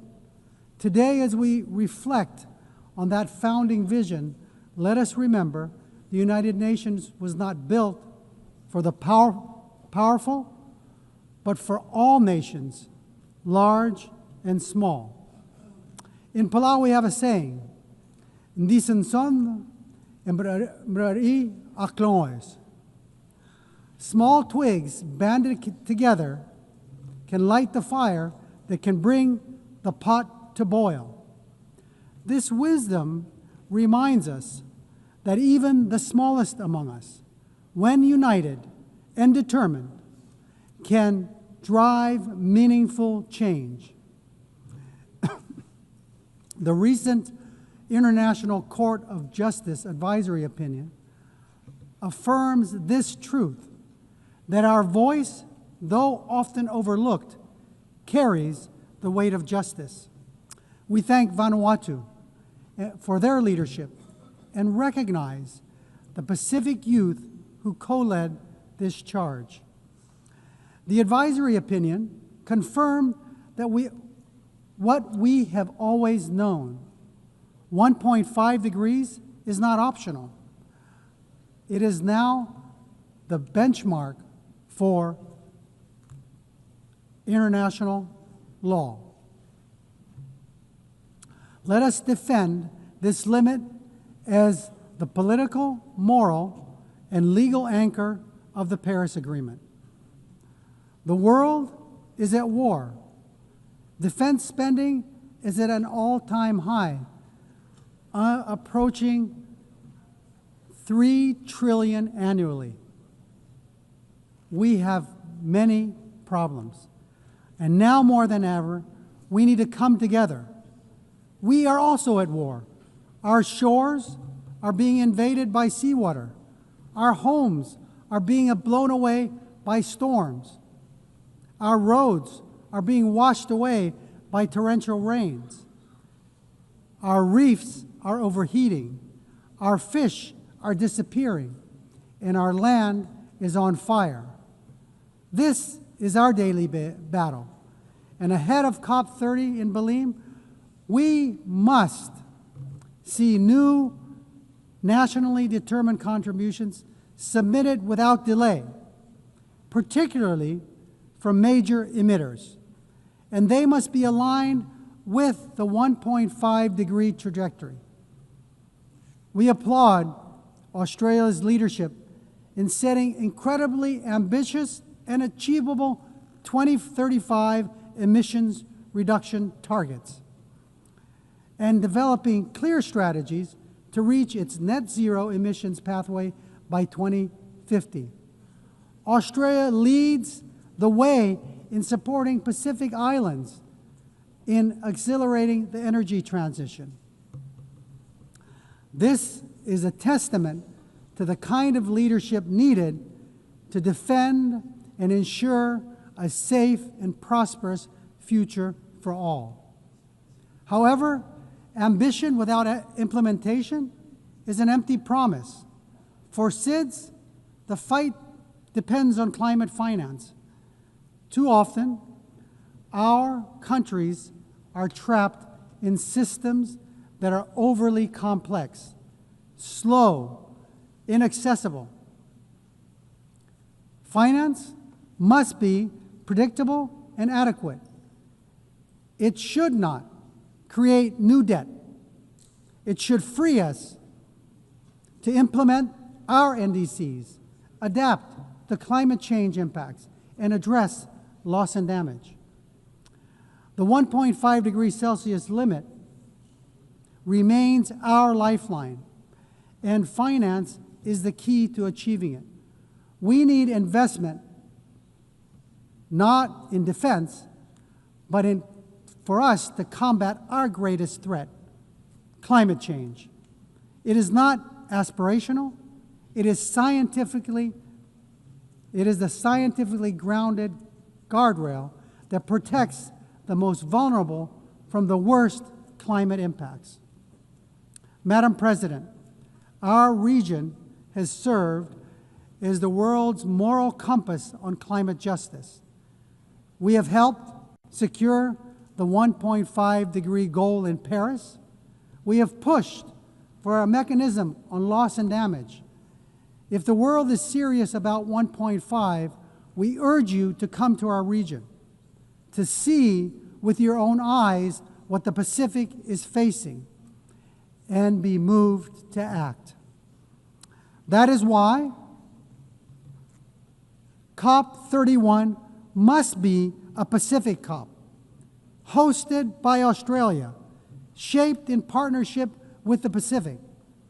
Madam President, on the issue of climate solutions, deep-sea mining has been incorrectly promoted as a silver bullet for the climate crisis. If we rush forward without understanding the consequences, we risk inflicting irreparable harm.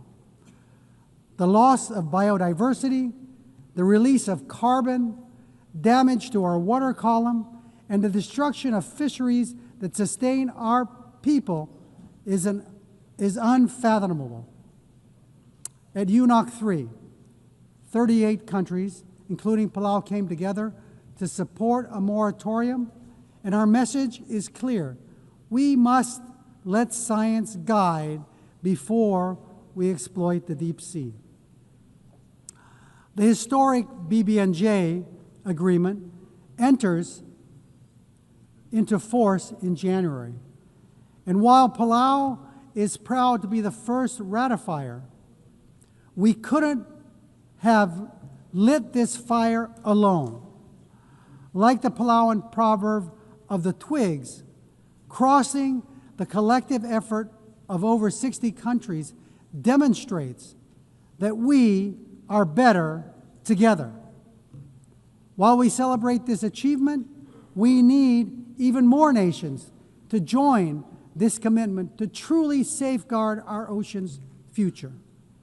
Colleagues, the BBNJ agreement presents an unprecedented opportunity to design new ocean governance institutions where SIDS have a voice from the start. We are big ocean states, and we call on our partners, including the EU, to support a SIDS seat in the BBNJ governance structure. Excellencies, the stakes for SIDS could not be higher. Our economies are small, our vulnerabilities are acute, and our physical space is painfully narrow. The Antigua and Barbuda agenda for SIDS gives us a blueprint for resilient prosperity, but it cannot stand without tools. That is why the Seville commitment matters. The world has finally recognized that the financial system cannot be fair if it measures only income and ignores vulnerability. Multilateralism is our only shield, yet too often it is sidelined, blacklisted, and cut off from finance and boxed in by rules we did not write. We demand a seat not as bystanders, but as equal architects of our shared future.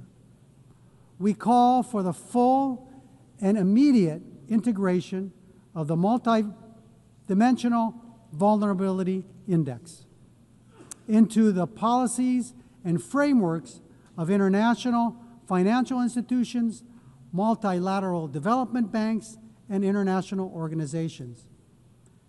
It is time that we move the MVI from theory to practice. As we commemorate 80 years of this United Nations, we must look honestly at the strengths and its shortcomings. We welcome the Secretary General's UN 80 initiative, but let me be clear, reform cannot be cosmetic. This UN must be more responsive, more equitable, and more focused on delivery. Madam President, Palau knows too well the heavy cost of war, having endured the devastation of World War II on our islands. That history reminds us not only of the suffering left in the wake of conflict, but also the sacred value of peace. Palau has always stood for dignity of every human life and for the peaceful resolution of disputes through dialogue and respect for international law. Our positions, whether in support or restraint, are always guided by a deeper purpose, the pursuit of peace that is just, lasting, and stable. We believe that a durable solution, one that envisions two peoples, Israelis and Palestinians living in two democratic states, side by side, in peace and in dignity and security, within mutually recognized borders, is essential for lasting peace. Russia's unprovoked war against Ukraine is a stark reminder that when international law is disregarded, peace everywhere is placed at risk. It is only through respect for the rules-based order that all nations, large and small, can live securely. Continuing in that spirit of respect for life and stability, I must raise an important issue of principle. Years ago, China wrongly interpreted UNGA Resolution 2758. And today, it continues to claim that Taiwan is a part of the People's Republic. The end result has been Taiwan been silenced. The 23 million people's voices have been kept unheard, keeping Taiwan out of fully participating in the UN system and contributing to the world.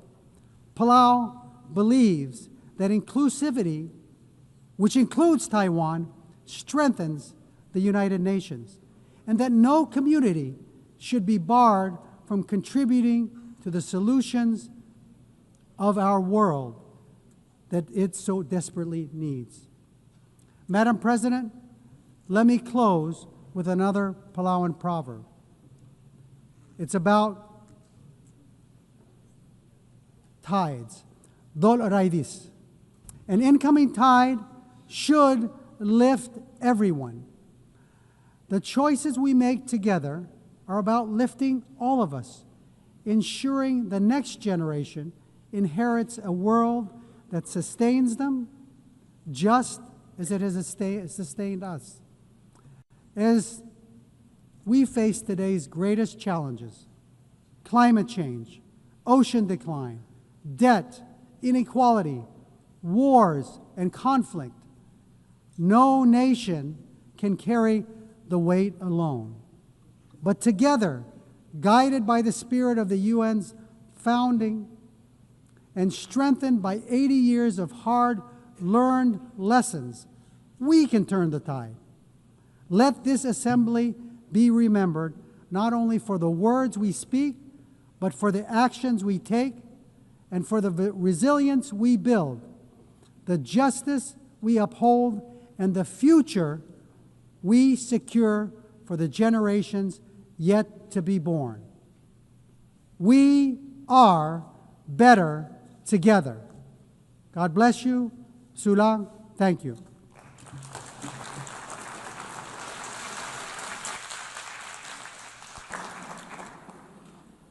On behalf of the Assembly, I wish to thank the President of the Republic of Palau. The Assembly will hear an address by His Excellency Il Ilhamu Haydar Ogolo Aliu, President of the Republic of Azerbaijan. I request protocol to escort His Excellency and invite him to address the Assembly.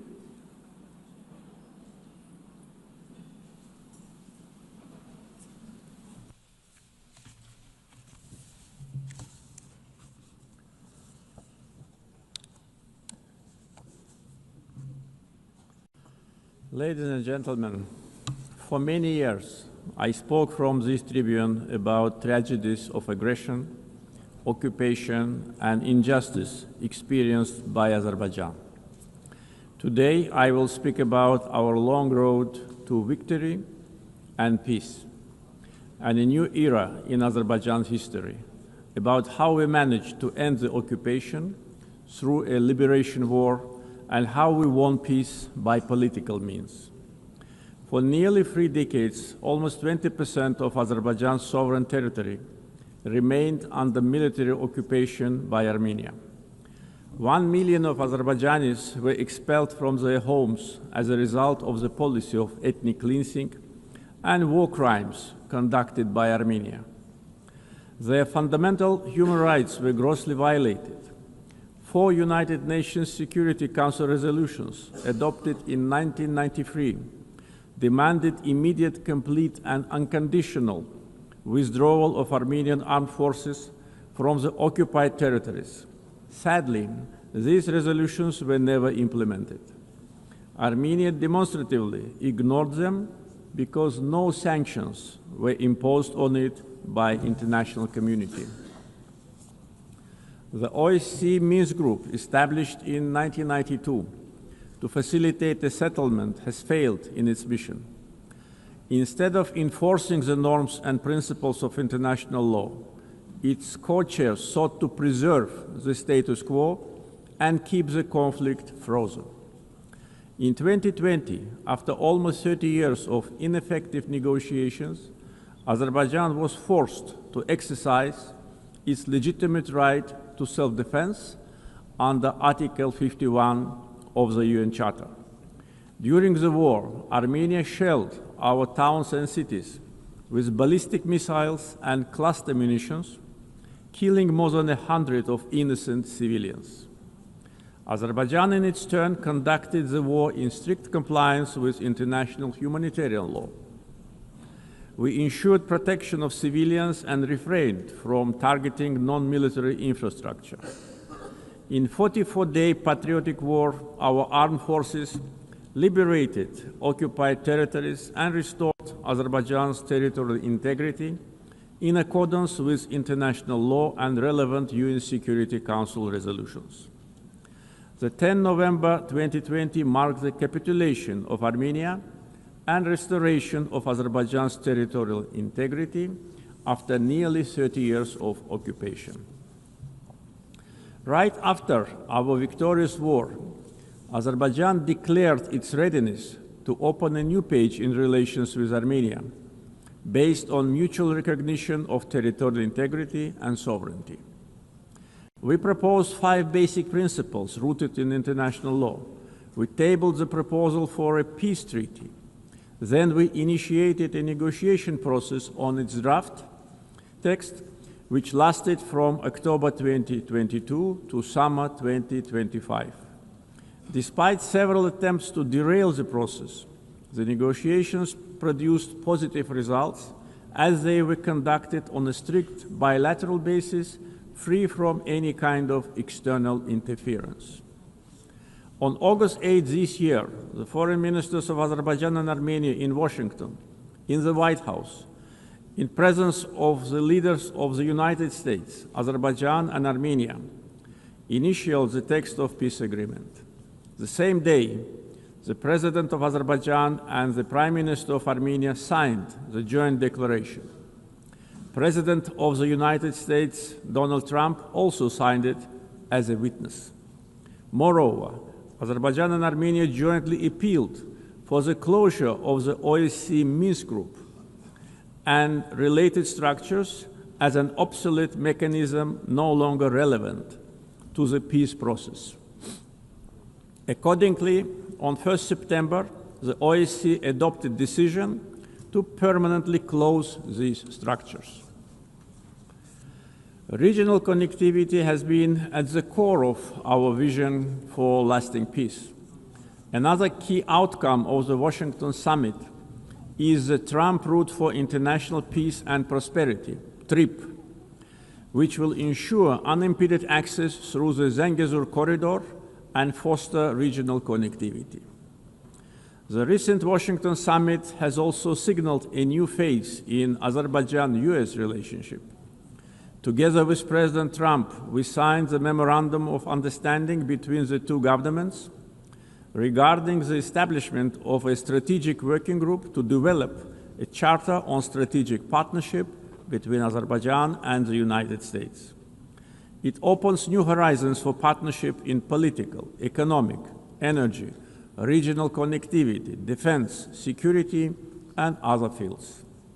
The waiver by President Trump of the sanctions imposed on Azerbaijan in 1992 in the form of the Section 907 of the Freedom Support Act is a historic step as well.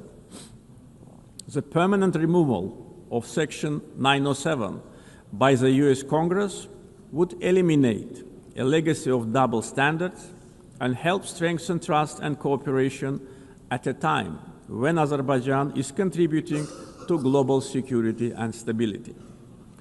Overall, the agreements reached during my August visit to the United States carry historic significance. I want to express my gratitude to President Donald Trump for opening a new chapter in the US-Azerbaijan relationship, for his decision to elevate it to the strategic partnership level, and for his support to the peace process between Azerbaijan and Armenia. Right after the victory in the Patriotic War of 2020, Azerbaijan started large-scale reconstruction program in the liberated territories. During the time of occupation, Armenia leveled to the ground hundreds of Azerbaijani cities and villages, deliberately ruined 65 mosques. That was a policy of Armenia which was ruled by war criminals for almost 30 years. We are rebuilding villages and cities razed to the ground. Under the Great Return Program, already more than 50,000 people live, work, and study in the liberated territories. One of the gravest humanitarian challenges facing Azerbaijan in the post-conflict period is landmine contamination during the time of Armenian occupation. Since November 2020, more than 400 Azerbaijani civilians and military personnel were killed or seriously injured by landmine explosions. This massive contamination obstructs the safe return of displaced persons and delays reconstruction projects. Similarly, the tragic fate of nearly 4,000 Azerbaijanis who went missing during the Armenian aggression and occupation since the early 90s continue to require close attention and action. Ladies and gentlemen, coming to the global challenges we are facing, we believe that response must be inclusive, fair, and universal. Through its many initiatives, Azerbaijan has shown its clear commitment to advancing sustainable solutions. Azerbaijan is proud to have hosted COP29 last year, where we achieved important outcomes in advancing climate action, the green transition, and equitable access to financing. As a host of COP29, we guided negotiations towards ambitious and balanced outcomes, ensuring that all voices, particularly those of the developing world, were heard. The adoption of the new collective quantified goal at COP29, also known as Baku Finance Goal, is a historic milestone in global climate finance. This commitment brings previous $100 billion annual climate finance goal to at least $300 billion per year through 2035 from public sources in developed countries to developing countries. Azerbaijan also successfully finalized the long-awaited framework for carbon markets under Article 6 of the Paris Agreement, making the Paris Agreement fully operational 9 years after its adoption. Several key agreements were signed at COP29 to make the Loss and Damage Fund fully operational, providing critical support for vulnerable communities impacted by climate change. Being strongly committed to the green transition, we at the same time should not put unrealistic targets in front of us.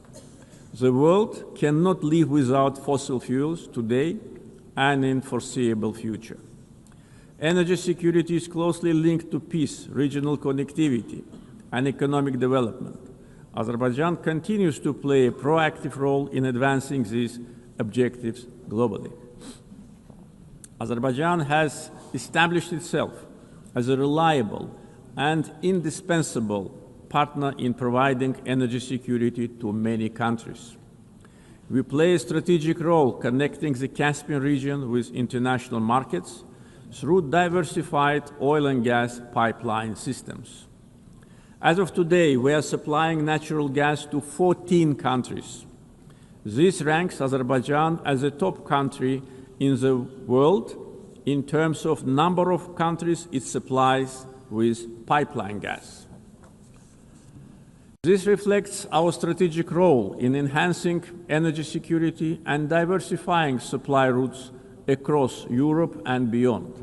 Moreover, Azerbaijan and Syria have recently strengthened their bilateral partnership, focusing on energy supply, infrastructure development, and post-conflict reconstruction. Since August this year, Azerbaijan started to supply Syria with natural gas via Turkey, significantly reducing its electricity shortages. Azerbaijan also attracts large investments in renewable energy sources, like solar, wind, and hydropower.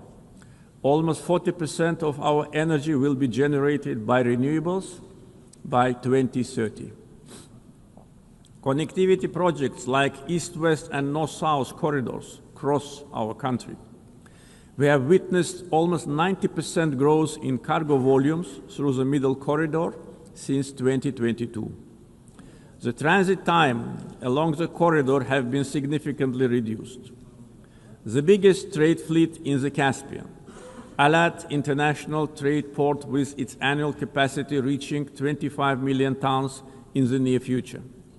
The Baku-Tbilisi-Kars Railroad, 9 international airports, the biggest air cargo company in the region, and many other factors have turned Azerbaijan into one of international transport hubs. There is a great potential for cooperation in digital connectivity. Azerbaijan leads the Digital Transformation Initiative through such ambitious projects as the Digital Seaway. This project includes plans for the advanced fiber optic cable network under the Caspian Sea, establishing Azerbaijan as a key regional digital hub.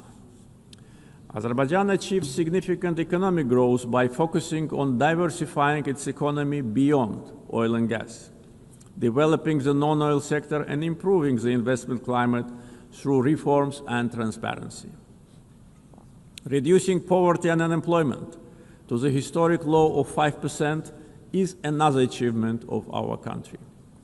Recently, 2 major international rating agencies, Moody's and Fitch, have increased Azerbaijan's ranking. Azerbaijan was provided with favorable investment-grade status, citing very strong external balance, low public debt, and substantial sovereign wealth assets as a key strength. This underscores our economic resilience, strong fiscal discipline, and favorable investment climate. Our foreign debt is only 6.5% of GDP, which is one of the lowest in the world. Azerbaijan's foreign exchange reserves exceed its foreign debt almost 16 times. Back in 2022, at the summit of the Caspian littoral states, I raised the issue of environmental degradation of the Caspian Sea. Today's situation is much worse. Caspian Sea is shrinking rapidly. The main reason is not climate change. Joint efforts of littoral states are needed to stop ecological catastrophe with unpredictable consequences.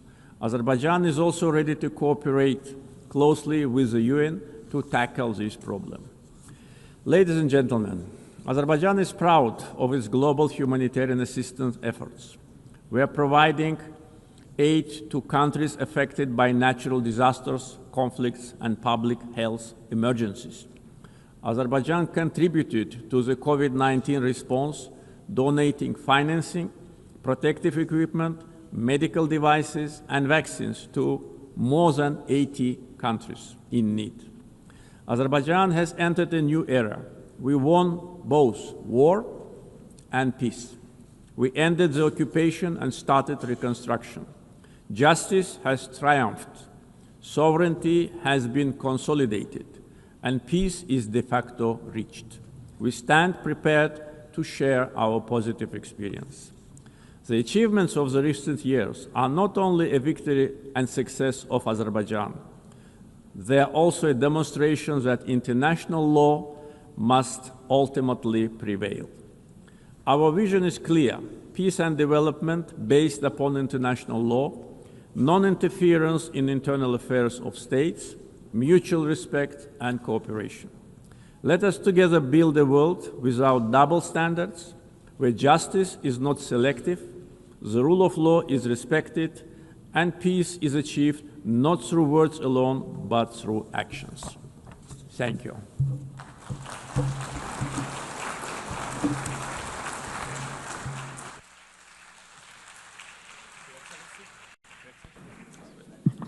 On behalf of the Assembly, I wish to thank the President of the Republic of Azerbaijan. The Assembly will hear an address by His Excellency Zirkol Kohesic, Chairman of the Presidency of Bosnia and Herzegovina. I request protocol to escort His Excellency and invite him to address the Assembly.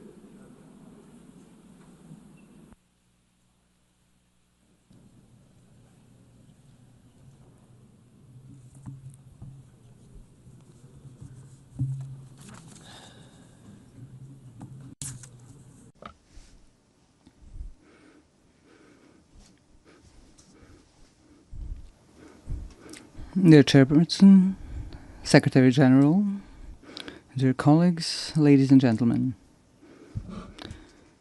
To start with the theme of this year's session of the United Nations General Assembly, Better Together, 80 Years and More for Peace, Development and Human Rights, allow me to express my congratulations to the United Nations from this important place on behalf of Bosnia and Herzegovina and all its citizens.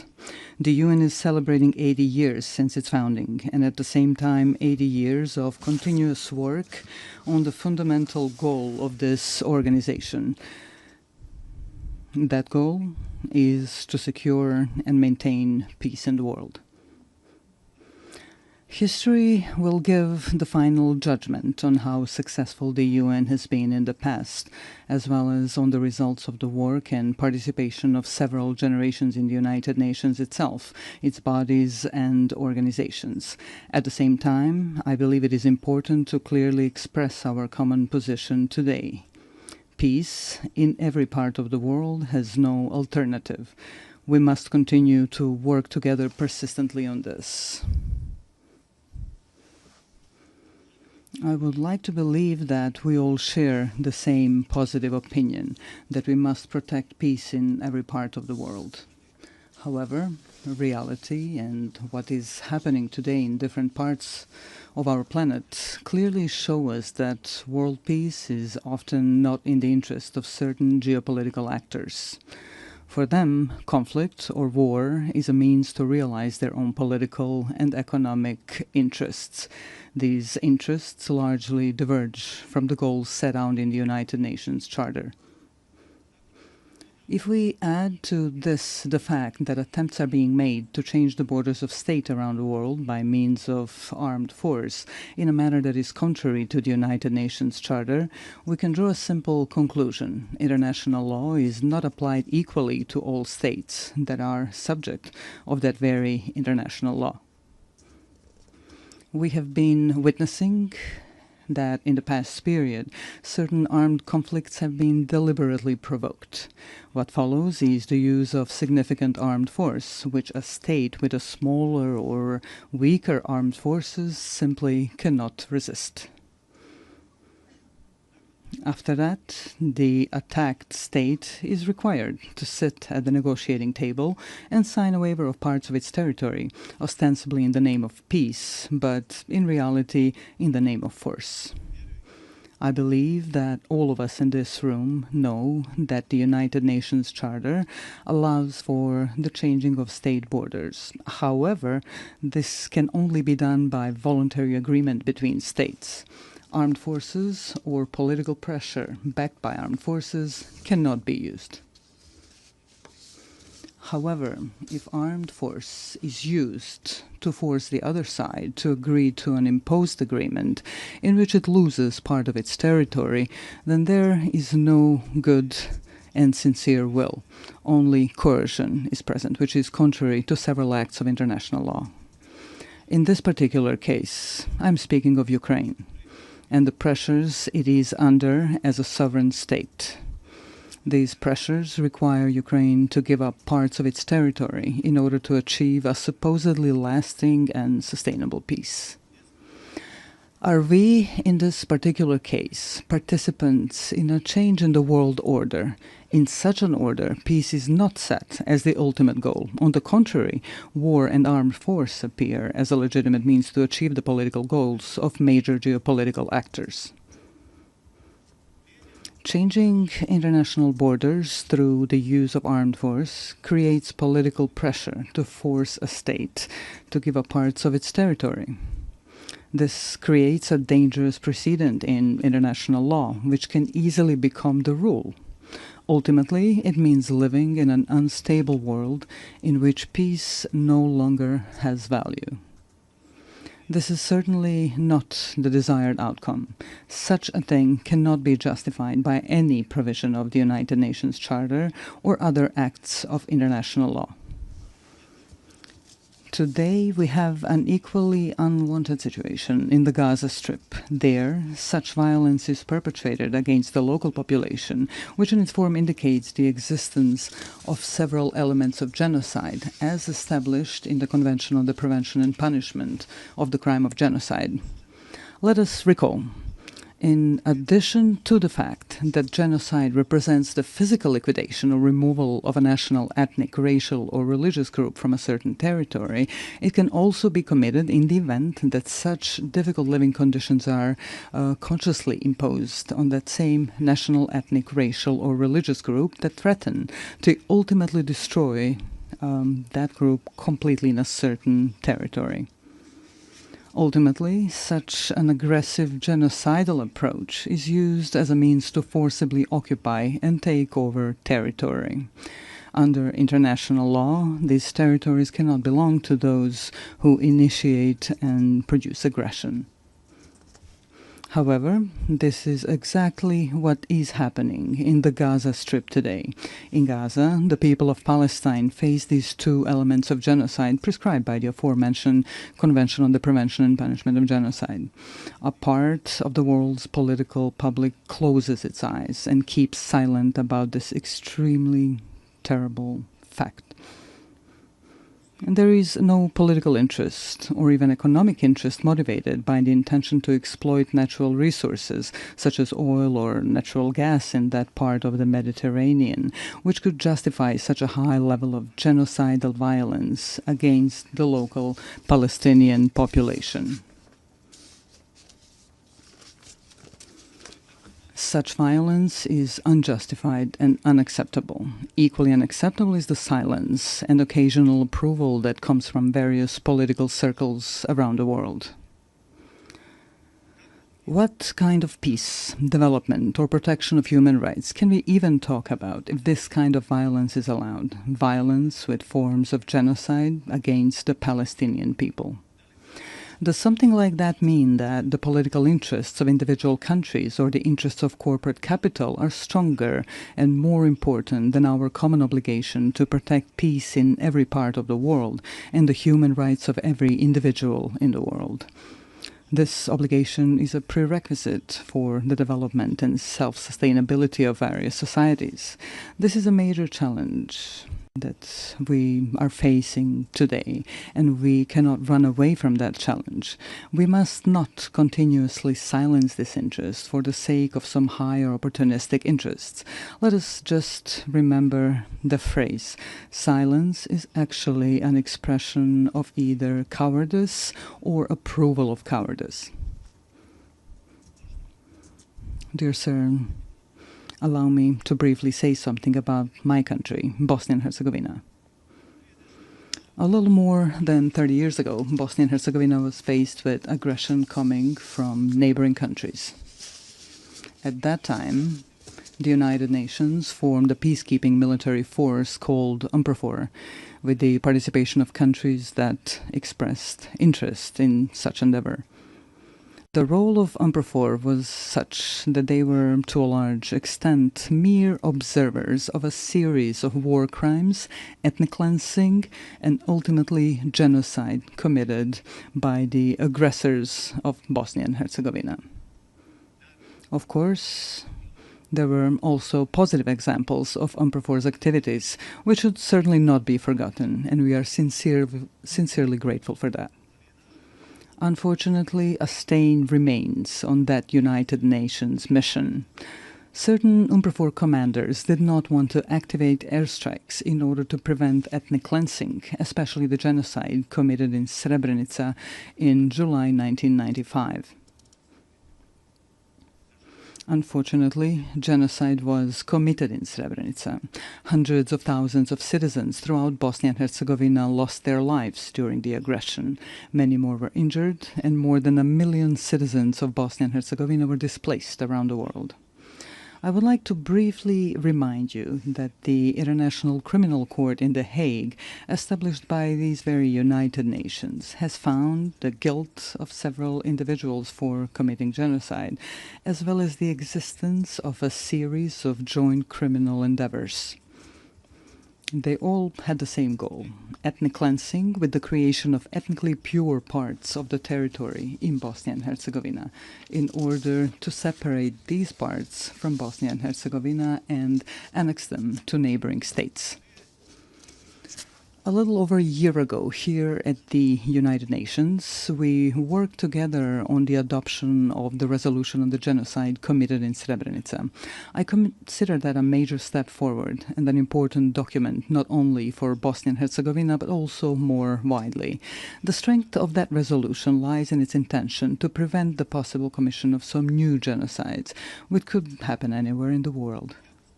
Although we were faced with lobbying from several countries not to adopt such a resolution, it was nevertheless passed. This created a new environment of preventive action through a culture of remembrance, so that genocide, the most terrible war crime, would never happen again. This is when we realized that there were states that, for their own political reasons or political convenience, were not ready to support the text of that resolution. That text is based on the rulings of the International Criminal Court in The Hague, which, I repeat once again, was founded by the United Nations. May such a refusal to support the text of the resolution serve to honor of those who lobbied against its adoption and those who did not give clear support to the resolution. I would like to remind you that during that period, in the 90s, the international community, through the United Nations, imposed an embargo on Bosnia and Herzegovina on the purchase of defensive weapons. This prevented the defense of our country from double aggression. In any case, defense would significantly shorten the duration of the war, and many lives would have been saved, because a peace agreement would be reached much sooner. A necessary condition for a peace agreement was the creation of a balance of military power between Bosnia and Herzegovina and the two neighboring countries that committed the aggression. Due to that embargo, the aggression against Bosnia and Herzegovina lasted for almost 4 years, and a large number of human lives were unnecessarily lost. Such a war ended with the signing of the Dayton-Paris peace agreement. That agreement brought the necessary peace, and we are grateful for that. However, at the same time, it created such a sui generis political system in Bosnia and Herzegovina, which today, 30 days after its creation, poses a problem for the normal functioning of the state of Bosnia and Herzegovina. Such a political system does not contain democracy, but a deviant form of democracy, a form that is unheard of in practice anywhere in the world. Ethnicity is put to the fore, and basic human rights are completely denied. At the same time, democracy is undermined to such an extent that it almost no longer exists. We can call this political system an incident political system, which is constantly destabilizing the state of Bosnia and Herzegovina. Why am I even mentioning democracy right here? For at least two reasons. The first reason is that states that opt for democracy and its principles should have the opportunity to fully implement that democracy within their own borders. We must be fully aware that there are a number of states that, for their own reasons, be it historical, cultural, or religious reasons, do not want democracy and its principles. Bosnia and Herzegovina has clearly opted for democracy and the transition from the previous political system to a new democratic political system. However, this is continuously being prevented in reality through elements of the political system established by the Dayton-Paris peace agreement. The second reason I mentioned is that after facing an embargo on the import of defensive weapons during the 90s, Bosnia and Herzegovina is now facing an embargo on democracy. Some actors from the international community are trying to ensure this through their political and diplomatic activities and resources. So after we had an embargo on defense, today we have an embargo on democracy and democratic development of Bosnia and Herzegovina. How else to explain such activity by that part of the international community? They're trying in various ways to ensure this incidental political system in which the minority governs the majority. This undermines one of the fundamental principles of democracy, which requires a system in which the political majority should actually govern the state. That is not the case in Bosnia and Herzegovina. The aforementioned actors describe this as an alleged distribution of political power between ethnic communities in Bosnia and Herzegovina. However, that undermines democracy so much at its root that it almost no longer exists in my country. What does exist, however, is something simply called ethnocracy, in which a political minority rules the state. This current deviant political system makes this possible. Are such actors of the international community trying to ban or impose an embargo on democracy in Bosnia and Herzegovina because of its demographic picture? Are they trying to create a situation to reopen talks on Bosnia and Herzegovina with an uncertain outcome for its existence within its current borders? These questions remain open.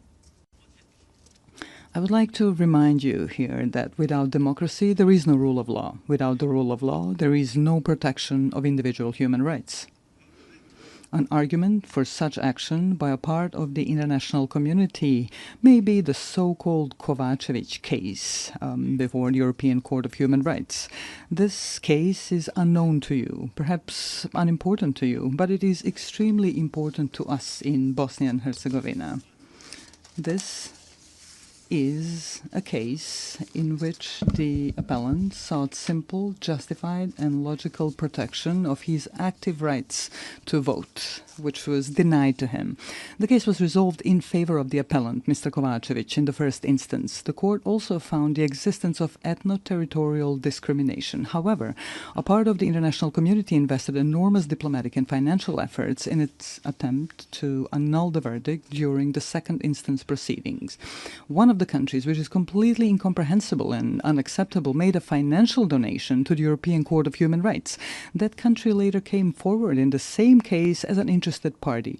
This is an expression of classic political corruption. Because of all this, a logical question arises here. Can the judgments of international courts be bought? Are they for sale? The High Representative of the international community in Bosnia and Herzegovina actively participated in overturning that verdict. Also, he was not given such powers by the Dayton Peace Agreement. He also invested enormous financial resources from unknown sources.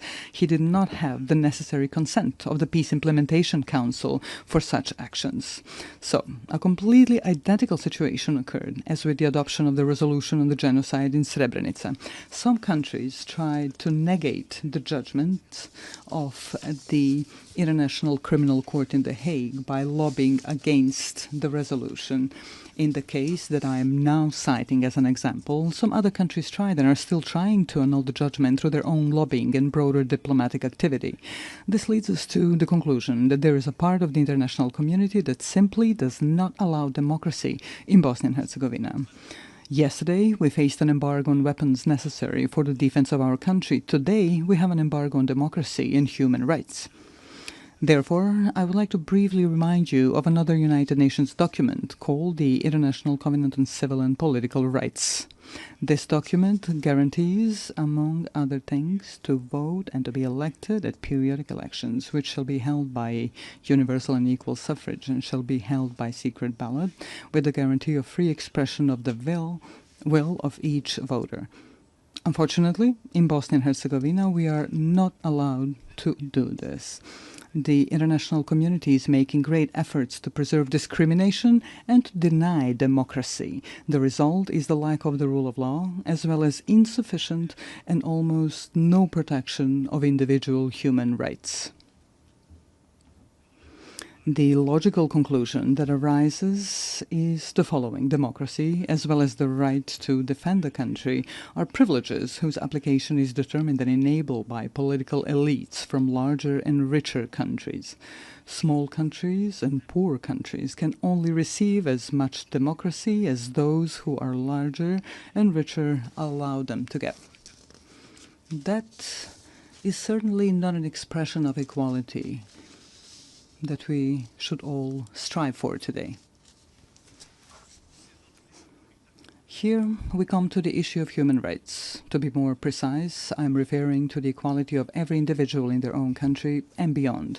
This particularly concerns the right of every person to participate equally and as they wish in every aspect of social life in their country.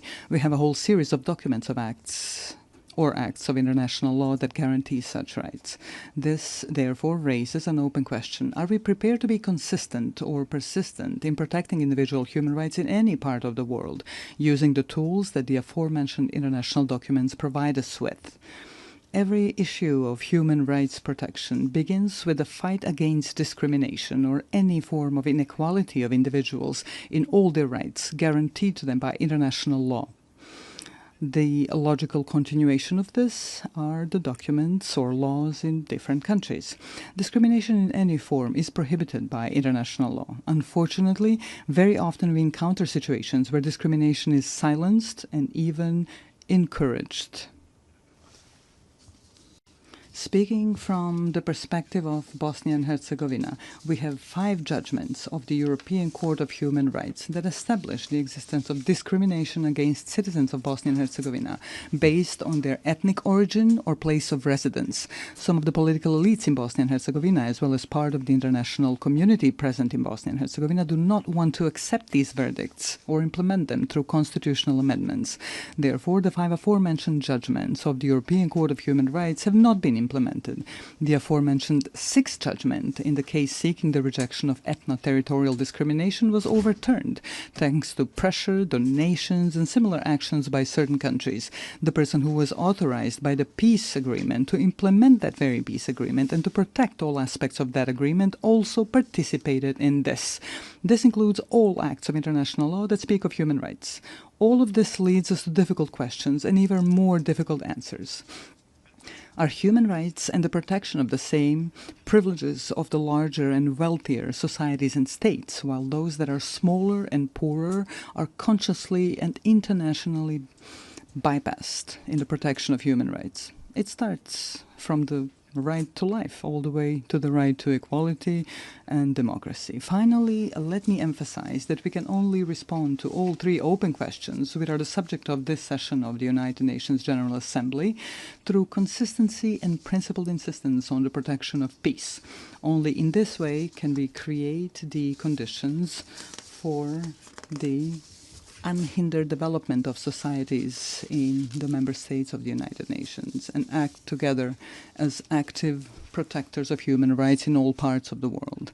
Without that consistency on those issues, we will once again be just a group expressing concern over deviant phenomena in the world, such as wars, violent border changes, genocide and war crimes, denial of human rights. In fact, we will do nothing more than express our concern. The consistency I'm referring to means complete determination to confront various deviant phenomena in the world through the tools provided to us by international law.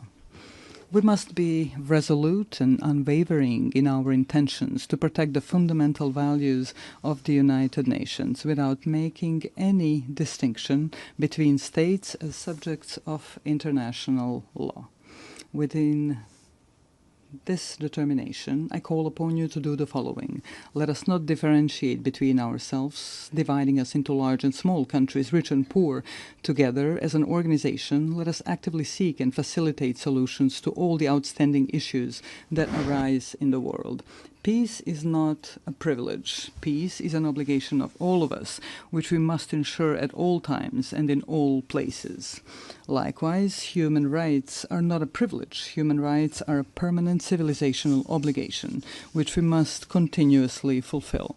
This is certainly an ongoing challenge, one that generations before us have faced and that generations after us will keep facing. Our mission is to leave them a better world than the one we live in now. Such a goal requires persistent and continuous active work. Ladies and gentlemen, Your Excellencies, thank you for your attention.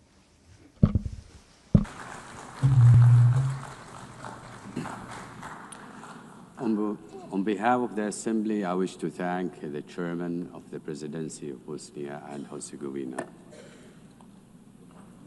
We shall now continue the general debate.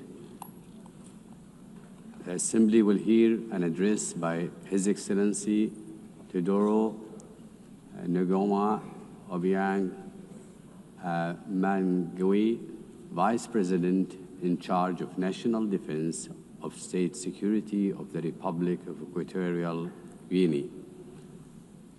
I request protocol to escort His Excellency and invite him to address the Assembly.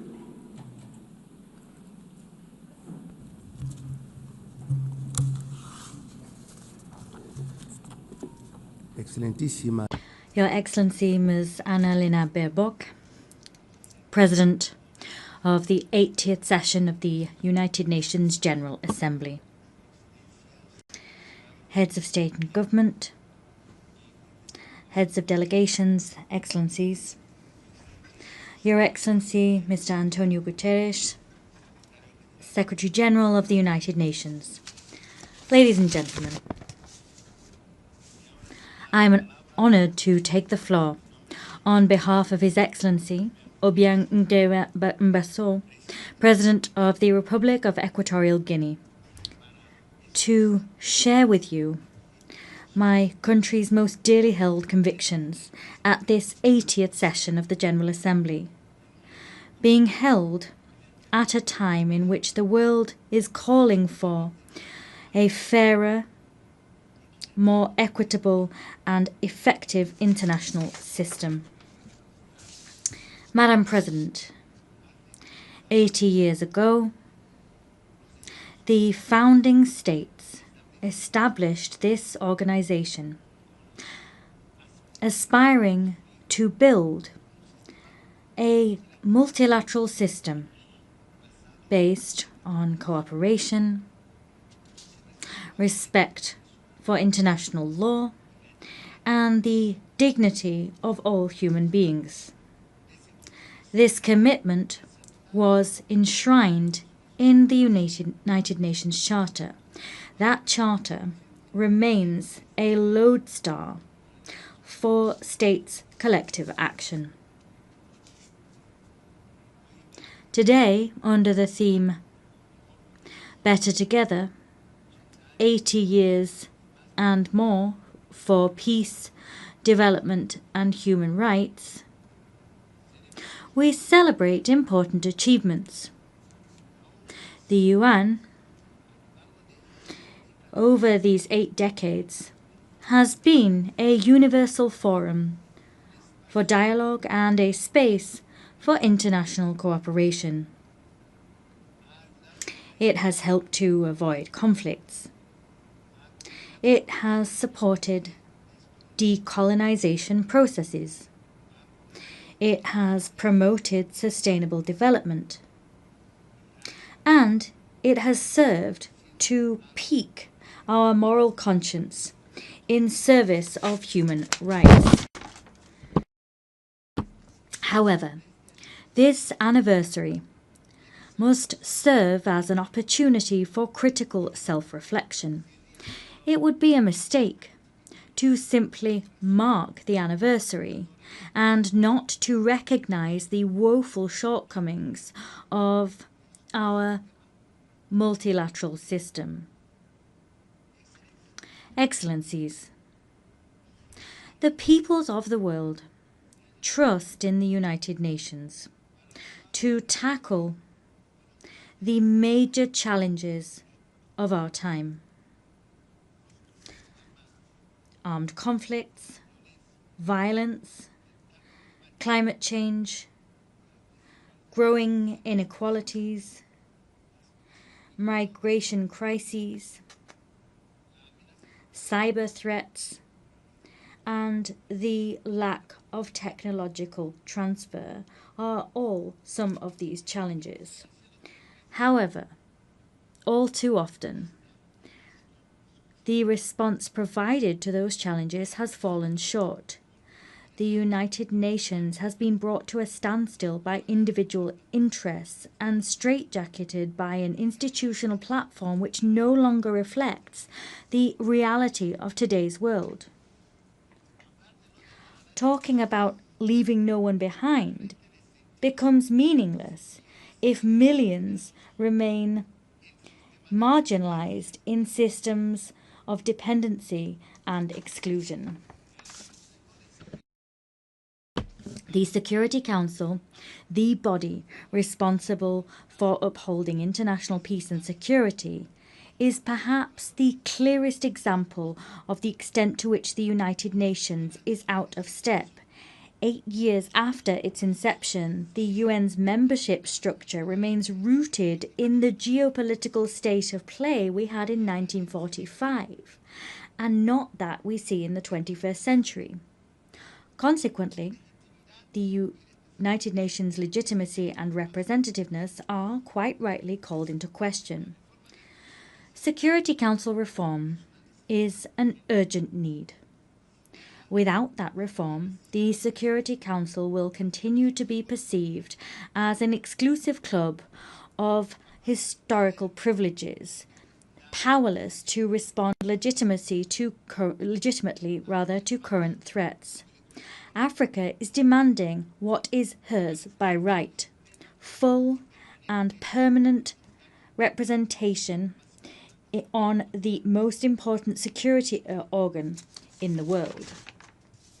We want to see an international governance system which serves the interests of all of us, not those of an elite. We demand a Security Council which represents the world of today, not the world of yesterday. Let us take real steps forward towards collective action which is more democratic, more equitable and effective. If not, we risk finding ourselves with a United Nations which is increasingly on the sidelines and one which holds less and less weight in the international arena.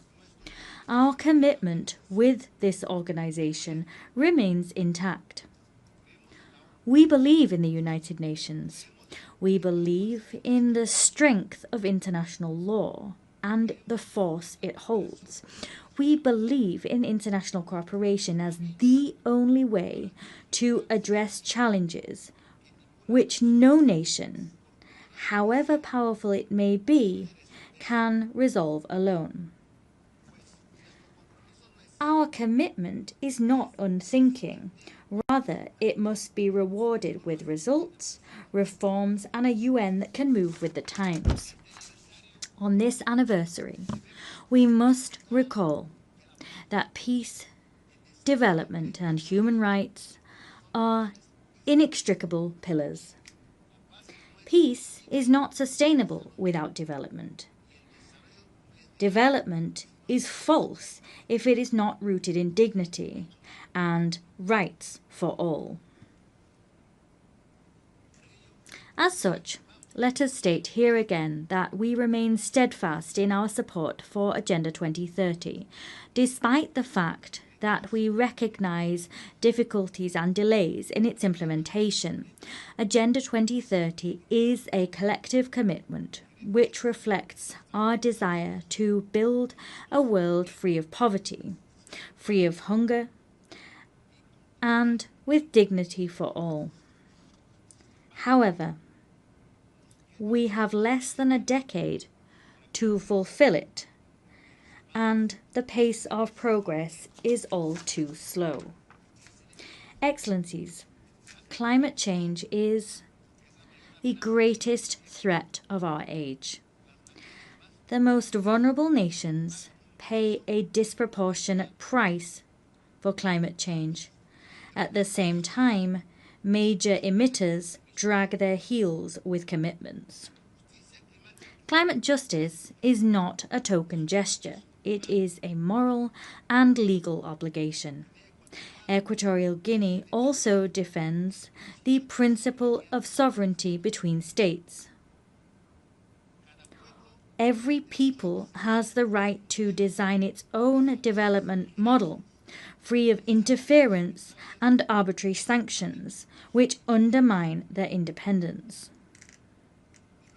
We must believe in a world of peace and create one, a world in which no country is considered an enemy for being the friend of another. Allow me to share with you a recent example of the contribution that Equatorial Guinea makes to international peace. The historic agreement reached with the Republic of Gabon on the sovereignty of the Mbanye, Cocoteras, and Conga Islands. For decades, His Excellency Obiang Nguema Mbasogo handled this dispute with patience and dialogue until it was resolved peacefully before the International Court of Justice. This case has not only created a historic precedent on the African continent, rather it demonstrates also that conflicts can be resolved in accordance with the spirit of the UN Charter and in line with states' political will. Excellencies, promoting human dignity is a shared responsibility. Equatorial Guinea reaffirms its commitment to the protection of the rights of the child and those of persons with a disability. Rights to food security, housing, drinking water, and the sovereign exploitation of natural resources are an inextricable part of human rights as a whole. Without dignity that comes through material comfort, freedom is an empty ideal. Faithful to the principles of an inclusive international community, we insist that the economic, commercial, and financial embargo imposed on the Republic of Cuba be lifted. Keeping such measures in place not only gravely affects the development of a sovereign nation, it also runs counter to the fundamental principles enshrined in the United Nations Charter. Excellencies, to conclude, allow me also to address businessmen and women. I wish to invite them to come and discover Equatorial Guinea as a safe destination and one which is very attractive for investment.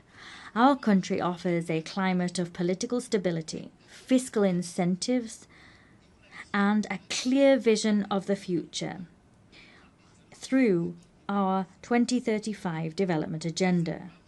We encourage you to accompany us on this journey, a journey which will not only generate shared dividends, but which will also consolidate the inclusive and sustainable development of our nation. I thank you.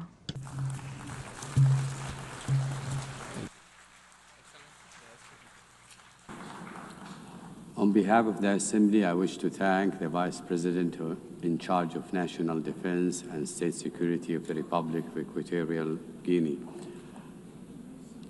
The Assembly will hear an address by Her Excellency Josephine Joseph Lago, Vice President of the Republic of South Sudan. I request protocol to escort Her Excellency and invite her to address the Assembly.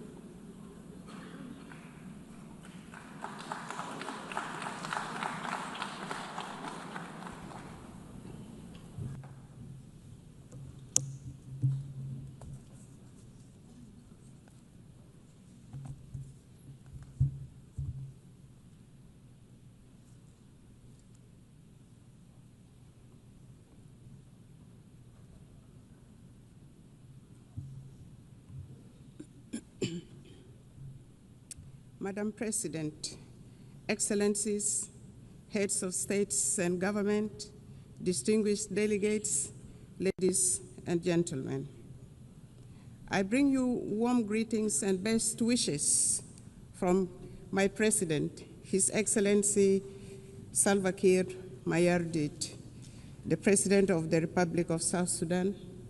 I also bring you greetings from the government and the people of South Sudan, a message of peace, unity, development, and unwavering commitment to global partnership. I wish to extend my sincere congratulations to you, Madam President, on your election to preside over the 80th session of this esteemed Assembly. I also express appreciation to the General Secretary, Antonio Guterres, for his steadfast commitment to advancing the principles and objectives of the United Nations. The theme of this year's session, Better Together, 80 years and more, for peace, development, and human rights, resonates with objectives and aspirations of our country. South Sudan is the youngest country in the world and the 193rd member of the United Nations. After 50 years of brutal armed liberation struggle, it gained independence in 2011. Unfortunately, 2 years later, the country descended into an internal civil war. With the support of regional and international community, a peace agreement was signed between the warring parties in 2018, known as the Revitalized Agreement for the Resolution of the Conflict in South Sudan. This led to the formation of the current revitalized transitional government of national unity, a coalition government comprising the warring parties, other peace partners, and stakeholders. The peace agreement has provisions on governance structure, security sector reforms, transitional justice mechanism, economic sector reforms, and Truth and Reconciliation Commission. The agreement also stipulates 35% affirmative action on women representation at the national, state, as well as local government levels. The presidency consists of a president and 5 vice presidents, 2 of whom are female, thus achieving 40% of female representation at the highest level of government. In the first phase, the unified forces have been trained, some of the forces have been deployed, and the rest are waiting deployment. The second phase of the security sector reforms is due to start imminently this October 2025. This will complete the second phase of the second protocol of the agreement. Other protocols, including public finance management reforms, are ongoing. Transitional justice mechanisms are in progress, and the Truth and Reconciliation Commission will be established under the auspices of the African Union. Although the implementation of the peace agreement has been slower than we would have wanted due to financial constraints, some of the members of the international community have been contributing in kind. On the whole, the implementation of the peace agreement is about 60% executed. The agreement has held for 7 years, and a relative peace has been attained, thus giving hope to our people. Many South Sudanese have returned from the neighboring countries and the diaspora and are rebuilding their lives and contributing to national development. Work is ongoing, including preparations for general elections in December 2026. Until recently, the permanent cessation of hostilities was observed and relative peace attained throughout the country. Climate change and environmental sustainability. South Sudan is one of the countries adversely affected by the impact of climate change, despite contributing minimally to global emissions. For the last 5 years, our country has suffered recurrent floods on the one hand and prolonged droughts on the other, thus contributing to crop failures, biodiversity loss, and mass displacement. These challenges intensify food insecurity, undermine livelihood support, and threaten social stability. In this regard, the government of the Republic of South Sudan calls on equitable and predictable climate financing to strengthen adaptation and resilience. The Paris Agreement and subsequent COP summits made commitments which must be honored. South Sudan requires support in technology transfer, capacity building, and foreign direct investment in national frameworks such as the South Sudan Development Plan, nationally determined contribution, and national adaptation plan. This support is essential to address the intertwined challenges of development and environmental stability. The global community cannot afford to ignore climate injustice.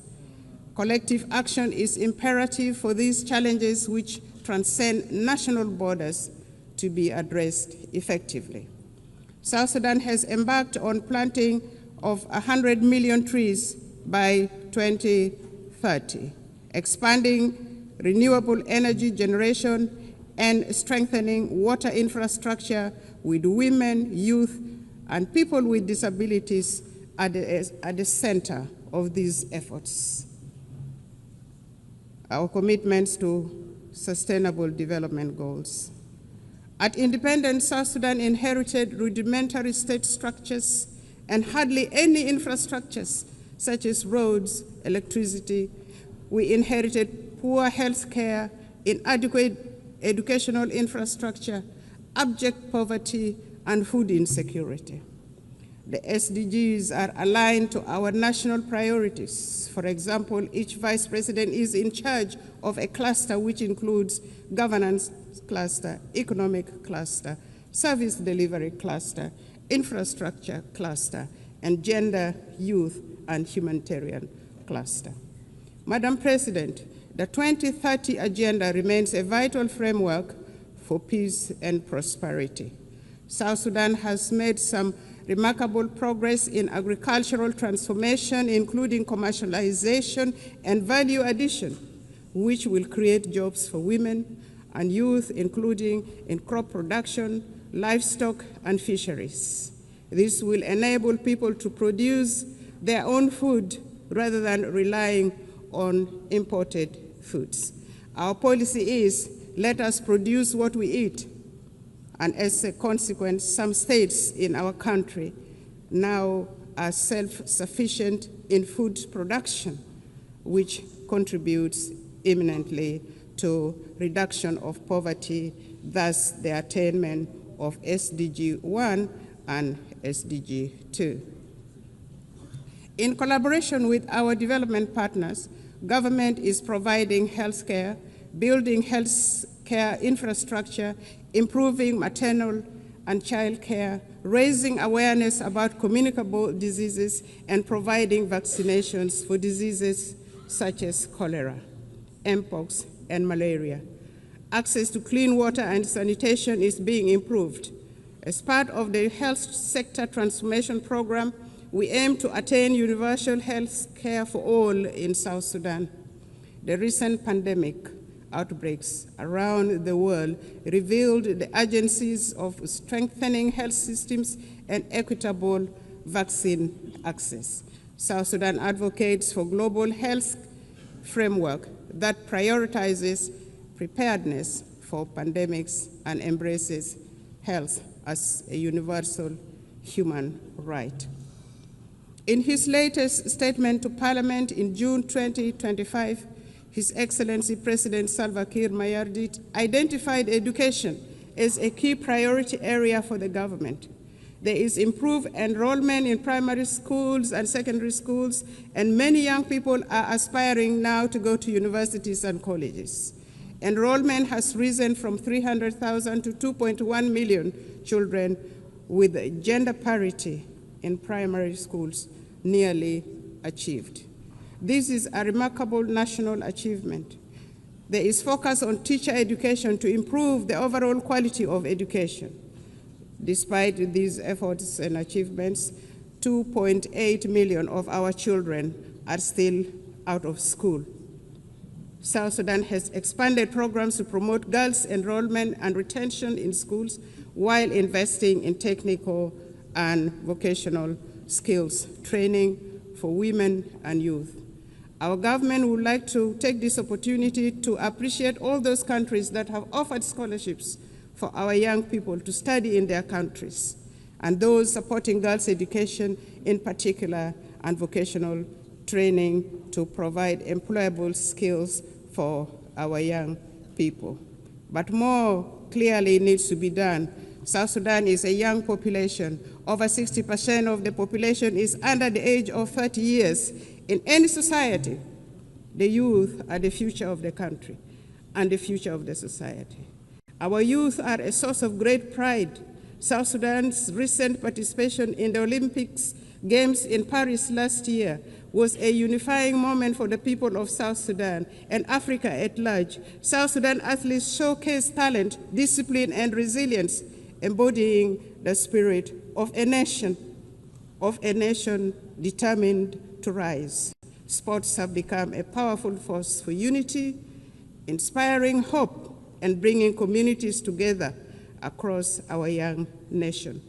The South Sudan basketball team emerged as the best team in the continent of Africa during the last Olympic Games and nearly beat the defending champion in the world.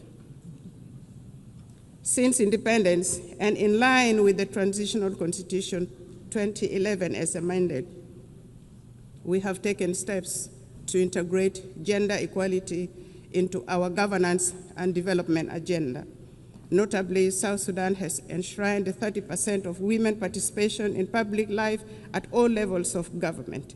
In addition to the two female vice presidents, our cabinet, the national cabinet, and state cabinets comprises of 30% of female representation. And our speaker, the Speaker of the National Transitional Assembly, is also a female. We have adopted national gender policies to advance women's rights and are working to harmonize our laws with international commitments. Efforts have been made to address gender-based violence through new legislation and establishment of a special court. We have mainstreamed gender into the National Adaptation Plan and nationally determined contributions for climate change. We are committed to advancing women's economic empowerment by improving access to land rights and credit facilities while creating opportunities for women entrepreneurs. To achieve the SDGs, we must shift from commitments to action, emphasizing multilateral cooperation, fair trade, debt relief, and tailored support for fragile and conflict-affected states. South Sudan has been advocating for debt cancellation and the support of the international community to complement these efforts will be appreciated. Financing for development. Transforming aspiration into results require adequate financing. We urge developed nations to scale up contributions to the International Development Association, which plays a central role in protecting vulnerable populations, reducing poverty, and financing sustainable development in fragile states. South Sudan supports reforms of international financial institutions to enhance the representation of developing nations, ensuring that financing mechanisms align with objectives of development priorities. Together, we can build a more inclusive and just global financial system. Internal peace and security. We acknowledge the delays in implementation of the revitalized peace agreement. However, the government has renewed its political will and is accelerating key benchmarks, including the deployment of the unified forces, electoral legislation, and launching of national civic education campaigns. His Excellency President Salva Kiir Mayardit announced on several occasions that he will not take this country back to war. And this became a theme of our engagement to restore peace and stability in the country. We reaffirm our commitment to world peace and security. In South Sudan, peace and stability remain our highest priority. Since the 2018 revitalized peace agreement, government has been working to consolidate peace through implementation of the peace agreement, transformation of the governance system, and security sector reforms. Additionally, government is also engaged in promoting peace building at subnational and community levels using the principles of people-to-people peace initiatives. The civil society, women's group, youth group, and faith groups are all actively involved in peace-building activities supported by UNIMIS, the United Nations mission in South Sudan, among others. The security sector reform is progressing well. In phase one, the first batch of unified forces are already trained, as mentioned earlier. The second phase is ongoing. At the same level, the governments at state levels are disarming civilians to bolster security. The aim is to have one national army under one commander-in-chief, contrary to the current state of affairs where the country has several commanders-in-chief, which in itself is a source of insecurity. In general, there has been relative peace and security throughout the country, with the exception of the recent attack by the White Army militia associated with the first Vice President, Dr. Riek Machar, on South Sudan People's Defense Forces in Nasir, which led to his detention and the detention of the co-accused. This matter is now being handled legally, and it will take due process, with assurance of a fair trial in a competent court. The government is committed to following due process to achieve justice in this matter. It should be noted that the arrest of the first Vice President, Dr. Riek Machar, and his co-accused was not politically motivated, but had endangered the peace process and constitutional order in the country. Notwithstanding the legal proceedings, Dr. Riek Machar and others have been formally charged and presented to court. Their legal rights have been respected, including granting access to their legal team, and they appear on their behalf in court. South Sudan remains open to meaningful dialogue with other holdout groups. In this regard, the government is considering resumption of the Tumaini Peace Initiative and welcomes facilitation from regional and other partners. We urge regional and international communities to urge the holdout groups to renounce armed violence and engage in political dialogue. Furthermore, we appeal to the international community to continue supporting South Sudan's efforts and democratic process through provision of technical assistance, capacity building, and development support. It is worth mentioning that consolidating peace in South Sudan is not only vital for our people, but also for stability across the Horn of Africa, the Great Lakes, and beyond. Since our last statement to this General Assembly, South Sudan has embarked upon a transformative journey. We have launched the South Sudan Development Plan 2026 to 2036, a forward-looking 10-year blueprint to diversify our economy, fortify our institutions, and reduce reliance on oil. This plan is anchored in the principles of transparency, inclusivity, and resilience. It guides comprehensive reforms in public financial management and service delivery. We have initiated independent audits, strengthened procurement oversights, and recommitted ourselves to the fiscal reforms outlined in the 2018 Revitalized Peace Agreement. We are determined to foster a culture of integrity, accountability, and good governance. Determined to shift from oil dependency to a green, sustainable economy, South Sudan is investing in the future of its land and people. The Agriculture SME Grant Initiative 2025 now empowers farmers, agro-processors with vital tools, training, and market access. Our investment in irrigation, seed distribution, and post-harvest technologies are boosting productivity and strengthening food security. We have successfully established effective governance structures both at the national and local level, including establishment of relevant commissions such as the Constitutional Review Commission, the Judicial Review Commission, among others. The constitutional making process is in progress. Civic education and voter rights training have commenced and are progressing well. The National Bureau of Statistics will advise on options available for elections. The Political Parties Council has been established and has started registering political parties intended to contest in elections. Therefore, with these positive developments, the government of the Republic of South Sudan appeals for the removal of targeted individual sanctions and the arms embargo on South Sudan.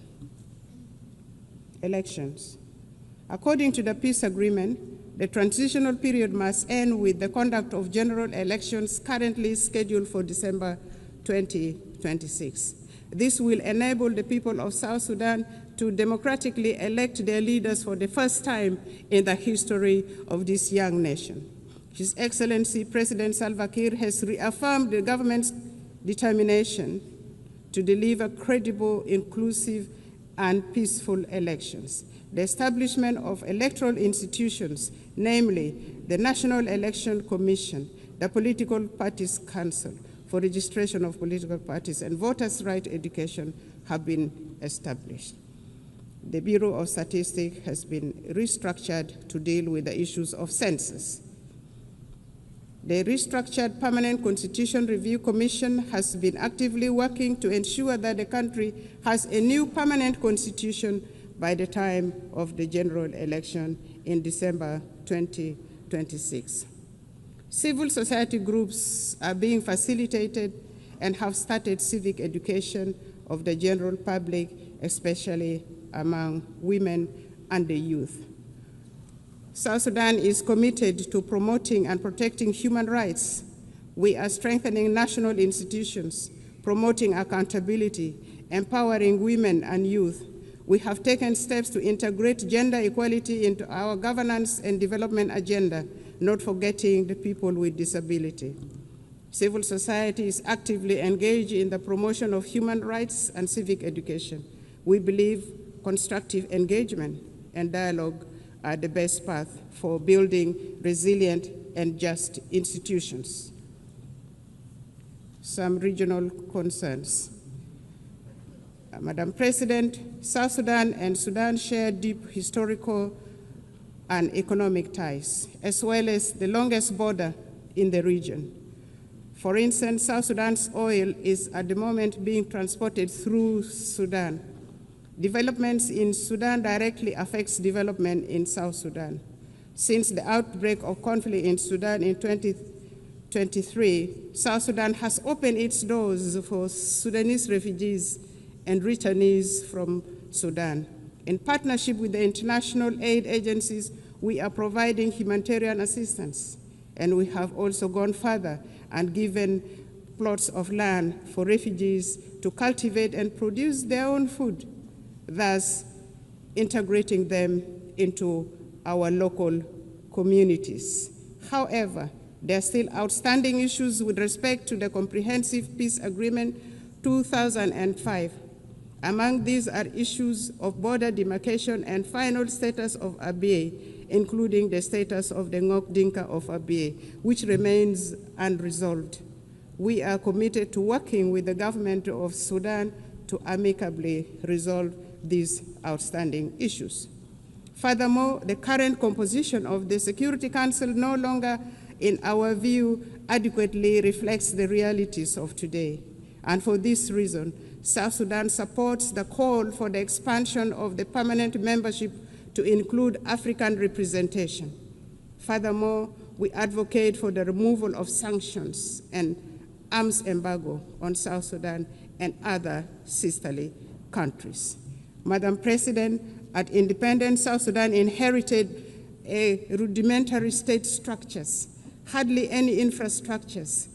The government is now working simultaneously on nation building, state building, provision of services, including healthcare, education, capacity building, poverty reduction, and food security. South Sudan is seeking to transition from humanitarian aid to development aid. What we are asking for is for the international community to continue supporting South Sudan, a country with immense potential, abundant natural resources, and a young population. We are actively empowering women and young people for the country to become a useful and productive member of the international community. And we are already seeing signs of progress. To conclude, Madam President, Excellencies, and distinguished guests, the United Nations was founded on the belief that humanity is stronger together. The theme of this 80th session, Better Together, is a reminder of our shared responsibility for survival and progress. Notwithstanding the challenges, South Sudan, with the resilience of its people under the leadership of His Excellency President Salva Kiir Mayardit, remains committed to a multilateral solidarity and partnership with an aim of building a fairer, safer, and more prosperous world for all, for us in South Sudan. It is, a more prosperous world for all. And for us in South Sudan, we all know that it is better together. It is better together for us nationally. It is better together for us globally. Permit me in closing to reaffirm our unwavering faith in the principles of the United Nations and the possibility of a better world, built upon solidarity and shared purpose. May God bless the people of South Sudan. May God bless the nations of the world. I thank you for listening. Thank you.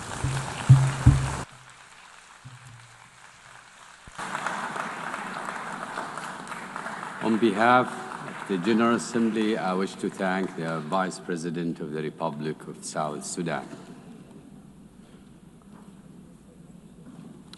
The Assembly will hear an address by His Excellency Mohamed Jaw, the Vice President of the Republic of Gambia.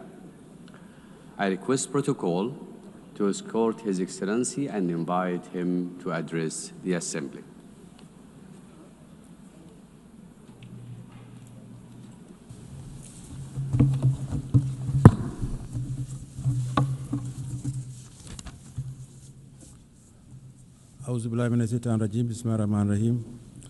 Your Excellency Annalena Baerbock, President of the 80th Session of the United Nations General Assembly, His Excellency Antonio Guterres, Secretary General of the United Nations, Your Majesties, Excellencies, Heads of State and Government, Heads of Delegation, distinguished delegates, ladies and gentlemen.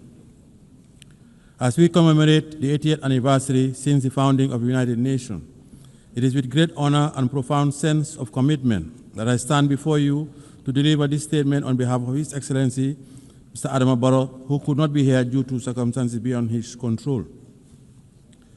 At the outset, allow me to convey warm greetings and best wishes for a successful session from His Excellency, Mr. Adama Barrow, the President of the Republic of the Gambia, and government and people of the Gambia. Madam President, let me also use this opportunity to congratulate you on behalf of the government of the Gambia on your election as President of the 88th Session of the United Nations General Assembly. Your election is a testament to the importance our organization attaches to gender mainstreaming and the empowerment of women. It constitutes an affirmation that more than ever, women are capable of leading organizations like the United Nations and achieving remarkable success. The Gambia, therefore, assures you of its unwavering support and continued cooperation in the discharge of your duties while reaffirming our faith in the relevance of multilateralism and the sacrosanct foundational principles of the United Nations Charter. Allow me to seize this moment to also thank and congratulate Mr. Philomen Yang, President of the 79th Session of the General Assembly, for his leadership and for competently guiding the work of the Assembly during his tenure. The 80th Session of the General Assembly is being held at a very pivotal moment for the international community. The enormity of the challenges of managing and resolving various wars, conflicts, and ongoing threats to international peace and security require all member states to reaffirm their collective commitment to abiding by the noble principles stipulated in the United Nations Charter. The Charter, crafted with great optimism and anchored in the ideals of maintaining and promoting world peace, security, human rights, and development, promise a new age and a new world. A world that comes together to reverse the hurdles of the past and define a common destiny premised on our shared humanity. Let us rekindle the ethos of solidarity through more multilateral engagement with all states, small or big, developed or developing, fight poverty, and address climate change. Madam President, the 80th Session of the General Assembly conveys a profound symbolism for the Gambia. Our long-standing commitment to to the United Nations and our election as chair of the second committee during this session is not only historic, but speaks to the great strides we have been making towards shaping a stable and prosperous multilateral global order. Let me assure you that the Gambia will continue its active participation in the work of the Assembly. We remain committed to supporting optimal ways in the search for innovative and timely solutions to the common challenges facing us, and would collaborate with all member states as we address these pressing global challenges. Madam President, in 1945, the world stood united with a deep sense of solidarity, strong commitment, and an enduring hope to establish the United Nations to save the succeeding generation from the scourge of war. The creation of the United Nations served as a driving force for multilateralism by affirming our collective faith in the sanctity of human rights while guaranteeing international peace and security to all peoples around the world. Our collective security arrangements were rooted in multilateralism. Our commemoration of the founding of the United Nations this year is a clarion call to the future, a reaffirmation of its fundamental role as the premier global institution entrusted with the destiny of humanity towards prosperity, peace, security, and human rights. Madam President, last year, our Assembly adopted the Pact of the Future to revive multilateral engagement and rekindle global solidarity. We must do more to fulfill the commitments that we assured under the Pact. 80 years on, the world is still encountering the challenges of protracted conflicts and geopolitical fragmentation, including the threat to the spirit of multilateralism under the United Nations. As the world continues to grapple with complex and unprecedented challenges on different fronts, the peace and security landscape of our world is becoming increasingly fragile. Amid the changing nature of conflicts, we are also witnessing a serious disregard for the principle of international humanitarian law in conflict zones. What is even more profound is that the rules-based international order is under enormous stress, losing its momentum, relevance, and moral underpinnings. Today, we live in a world that is undergoing profound geopolitical transformation, presenting unique emerging challenges and reflecting an international community that is still trying to find answers to the challenges it faces in the 21st century. However, despite the challenges we are confronting, the Gambia believes that the United Nations' enduring relevance and structural institutions contributed to significant historic achievements in the past, particularly for countries in the global south. The United Nations holds forth the hope for global stability and good governance by translating ambitions into actions and championing issues of immense international importance. In the case of the Gambia, the United Nations used its convening power and preventive diplomacy through the Peace-Building Commission to support a democratically elected government that assumed power in 2017. The support was key to upholding the will of the Gambian people as they ushered in the present government and launched our transitional justice system to promote the rule of law and respect for human rights. Madam President, as we assemble and reflect on this important and timely theme for this 80th session, Better Together, 80 years and more for peace, development, and human rights, we must admit that the daunting challenges we are facing today require us to deliberately invest in sustainable development, climate action, peace, and security. We must equally continue to foster resilience and growth for the realization of inclusive development and shared prosperity for all. Since the change of government in 2017, the administration of His Excellency President Adama Barrow had strived towards a path of development, peace, and respect for fundamental rights and freedoms. 8 years ago, we set out to build a stable and viable country, making sure that the needs of our people are placed high on our national development agenda. With our current reform agenda that is inclusive, the Gambia is eyeing a future without the realm of immense potential and possibility. By addressing the grievances of the past through the implementation of recommendation of the Truth, Reconciliation, and Reparations Commission. In the past 8 years, the government has also organized several elections in a credible, impartial, and transparent manner, in line with domestic laws and international norms and standards, and plans are on for holding presidential elections next year. We are committed to consolidating participatory democracy, sustainable development, and good governance, as we have done for the past 8 years. Madam President, in our drive for greater reform, the government of the Gambia will continue to take the appropriate people-driven and informed policy decisions to strengthen institutions and design processes aimed at promoting and protecting human rights as well as addressing past violations. As we look forward to consolidating, building strong state institutions and reinforce the never again principle, the government is ushering in legislative reforms and expanding the scope of our criminal jurisdiction to prosecute international atrocity crimes. Since reforms include the enactment of the Special Prosecutor's Office, Act 2024, giving that office the mandate to deal with offenses that constitute international crimes and serious rights violations, and for the first time, the enactment of an Anti-Corruption Act, a significant step towards the organization of an Anti-Corruption Commission. These are all part of our national efforts to deliver restorative and transformative justice, build a clear path towards nation building, and lay a foundation for social justice, as well as prevent impunity. Our goal is to consolidate and nurture a more national culture of accountability and respect for human rights in fulfillment of our domestic and international obligations. To support our national development ambitions as enshrined in our National Development Plan, we continue pursuing a national budgeting mechanism that is grounded on human development, fiscal stability, education, and building critical infrastructure to promote development and investment. Madam President, our primary social contract with the Gambian people is to meet the demands of our socio-economic challenges whilst at the same time encourage citizen participation and engagement in democratic governance. This propels us to ensure that our democracy continues to thrive, respect for fundamental rights robust, expansive, and comprehensive, and the building of institutional mechanisms. In building a peaceful society, we continue to recognize the integral role of women and their representation and participation in political affairs and public life. We also continue to promote media freedom and the right to assembly and freedom of expression as guaranteed inherent rights through coordinated and sustained actions.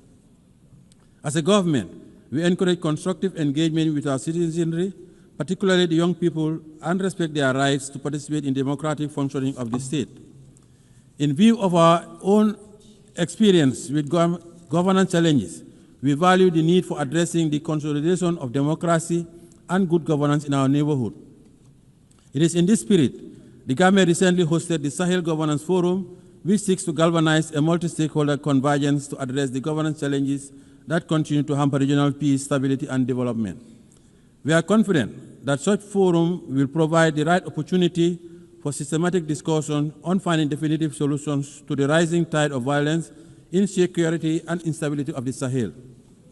Madam President, with its strong commitment to the promotion and protection of international peace, security, and human rights, the Gambia continues to be a member of the African Union Peace and Security Council, the United Nations Human Rights Council, and a police and troop contributing country to UN, AU, and ECOWAS peacekeeping missions around the world. By serving on this important council of the continent and taking part in peacekeeping operations, the Gambia continues to prioritize the maintenance of international peace and security, including the consolidation of political and democratic governance and strengthening partnership for African security.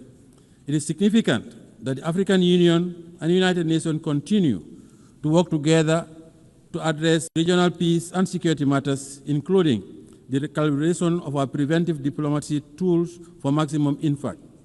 We need to strengthen the early warning mechanisms as well as prioritize the protection of children affected by armed conflict.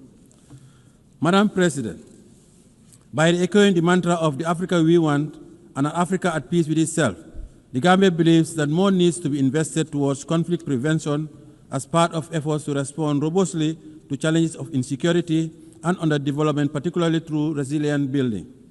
We call on the United Nations Security Council to step up and meet its responsibility towards the resolution of conflicts in Africa and beyond. The rising level of inequalities are indicative of the unequal global economic system, creating huge imbalances for countries in the global south, particularly in Africa, to address poverty, debt, and unemployment. It is indeed disheartening that 5 years towards the end of the targeted Agenda 2030 deadline, much remains to be accomplished and the realization of its goals and ambitions appear to be profoundly remote. Madam President, In 2025, when the world should be forging towards a path of development and prosperity, we are once again confronted with the scourge of more conflict and war. Therefore, the 2025 Peacebuilding Architecture Review presents a unique opportunity to agree on building stronger preventive arrangements and measures for conflict prevention. The ongoing conflicts raging around the world would need to stop immediately. The unnecessary deaths, displacement, and untold suffering of civilians from Palestine to Sudan, Lake Chad Basin, Ukraine to Russia, Haiti, Libya to the Sahel, and in other corners of the world is unacceptable. As members of the United Nations and as conscientious global citizens, we cannot relent on our collective quest for durable peace. We must continue to pursue responsive and purposive actions by exhorting the parties to the conflicts and make progress on key milestones on their journey to political dialogue. We must all assist by putting in necessary security arrangements and frameworks for ending conflicts, including the protection of civilians, particularly women, children, and the elderly. Parties to the conflicts must allow immediate and uninterrupted humanitarian aid to reach the suffering population, and they must commit to ending the hostilities. It is the responsibility of the international community to collectively muster the necessary political will and courage to end intractable conflicts. The bleeding must stop. Madam President, as we celebrate the 80th anniversary of the founding of the United Nations, the plight of the Palestinians remains unresolved, with the people continuing to face alarming difficulties under dire humanitarian conditions. The situation of Palestine continues to be about the core principles of justice, respect for international humanitarian law, and self-determination. The ongoing situation needs to stop. We cannot remain unperturbed by these worsening conditions, and it is imperative that we act urgently and collectively by utilizing our leverage to revitalize the prospects of an inclusive peace process for Israel and Palestine and the region. In this context, we reaffirm our call for the two-state solution to urgently enable the Palestinian people to regain their legitimate national rights as recognized by the international community through its recognition of the state of Palestine within the 1967 borders with Al-Quds al-Sharif as its capital. We also support the membership of the Palestine in the United Nations. In this spirit, we express our appreciation to the Kingdom of Saudi Arabia and France for the recently concluded high-level conference on the question of Palestine. Madam President, as part of our call for proactive engagement towards the resolution of global conflicts, the Gambia reaffirms its support for the efforts undertaken by UN Secretary General in relaunching the roundtable process in the Moroccan Sahara to achieve a realistic, pragmatic, and sustainable political solution to the regional dispute over the Moroccan Sahara. The Gambia welcomes Morocco's commitment to the ceasefire, full cooperation with NISRO, and relaunching the political process based on the parameters of Resolution 2756 of 2024. In this regard, we call on Polisario to abandon its unilateral withdrawal from the ceasefire, lift restrictions imposed on the freedom of movement and the provision of supply to MINUSO, and urge all parties, Morocco, Algeria, Mauritania, Polisario, to work towards a realistic, pragmatic, and sustainable political solution based on compromise. The positive impact of the Moroccan Autonomy Initiative, a realistic, credible, and serious effort for the settlement of this regional dispute, is already well recognized, and the people of the region continue to enjoy peace and development and protection of their human rights, thanks to the government of the Kingdom of Morocco's new development model for the Moroccan Sahara region. Furthermore, the Gambia also lauded the launch by His Majesty Mohammed VI, King of Morocco, of the Morocco-Nigeria gas pipeline, the Atlantic African Initiative, and the Sahel countries' access to the Atlantic. The three regional royal initiatives would give new impetus to the Moroccan Sahara region by establishing it as a new platform for security, stability, and co-development in the Atlantic, the Sahara, African, and Mediterranean areas. Madam President, the Gambia also continues to stand with the government and people of the People's Republic of China on the One China policy. China's commitment to international cooperation and support for the critical spaces of development in different sectors demonstrate that the sustainable development of South-South and triangular cooperation are possibilities. The Gambia continues to reiterate the call for the lifting of economic embargo against the brotherly people of Cuba. The embargo continues to inflict undue hardship and economic devastation, occasioning substantial challenges for the government and people of Cuba. We believe it should come to an end now. Friendly cooperation is the way forward. Madam President, as we mark 25 years since the adoption of Security Council Resolution 1325 on women, peace and security, we should take a moment to renew our firm conviction that the attainment of sustainable development and the consolidation of peace and security are anchored in the full and inclusive representation of women in all spheres of political and decision-making processes. While considerable progress has been made towards the realization of women's inclusion, women's participation in the consolidation of peace and security, there continues to be significant impediments that we must overcome. Women must always have a seat at the negotiating table. They usually bear the brunt of conflicts. Therefore, as we prepare for the Fourth World Conference of Women, and as nations sharing the same destiny, we have a moral obligation and a collective responsibility to act swiftly to address all issues hampering the empowerment of women, including institutional advancement and their contribution to the consolidation of peace and security. Madam President, in view of the outcome of FFD4, it is our hope that international financial architecture and mechanism will change for the better, as the current international financing architecture, especially as it relates to debt restructuring, continues to hamper the development aspirations of developing countries. Due to limited fiscal space exerted by debt distress, developing countries find it hard to make significant investment in the social sector. The challenge is even more profound when it comes to investment in the productive base of their economies to engender growth, employment, and development. This situation significantly contributed to the dismal attainment of only 17% of the SDGs. Therefore, to accelerate the full and effective implementation of the SDGs within the targeted framework, we must enhance international finance cooperation and review of the international financial architecture to create arrangements, facilities, and mechanisms that would cater for targeted investments in industrialization, mechanized agriculture, provision of quality education, energy, health, and water. Madam President, the Pact of the Future adopted last year at the 79th session of the General Assembly presents a unique opportunity to review our realities, invigorate the implementation of the SDG Agenda 2030, and intensify our efforts towards confronting the pressing challenges of our time. The Pact is about advancing our advanced prosperity.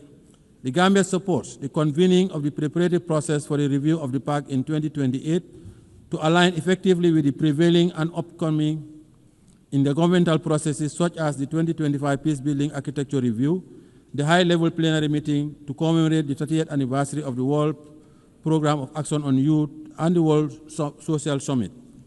The success of these reviews will depend primarily on our commitment and concerted push to build a more equitable and resilient global governance framework that supports the attainment of our global goals. Madam President, our reform agenda is still incomplete without reform of the Security Council.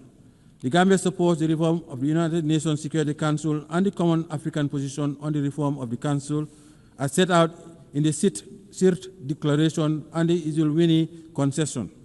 We strongly believe that the ongoing review and reform process of the United Nations needs to make good progress, and Africa's underrepresentation in the permanent and non-permanent categories of the Security Council is a historical injustice that urgently needs to be corrected. Africa has always contributed to global peace, and Africans also paid the ultimate price during the two world wars. Hence, the Gambia believes that the time has come for the international community to support Africa's call for meaningful representation in the Security Council. The reform of the Council guarantees its legitimacy and credibility as the body responsible for the maintenance of international peace and security. We commend the AU Committee of 10 heads of state and government on the United Nations Security Council reforms, chaired by His Excellency President of the Republic of Sierra Leone, for their leadership in this legitimate quest. Madam President, as the world continues to witness heightened level of insecurity, the threat of climate change continues to aggravate security challenges, especially in the Sahel. We must address the impact of the climate crisis as part of the vital resilient measures that mitigate climate-related risks where they intersect with political, social, and economic factors. The Gambia would like to acknowledge the progress made at COP29 in Baku, Azerbaijan, for moving from $100 billion to the new collective quantified goal which is still not adequate to finance all the mitigation and adaptation actions, especially for countries in special circumstances.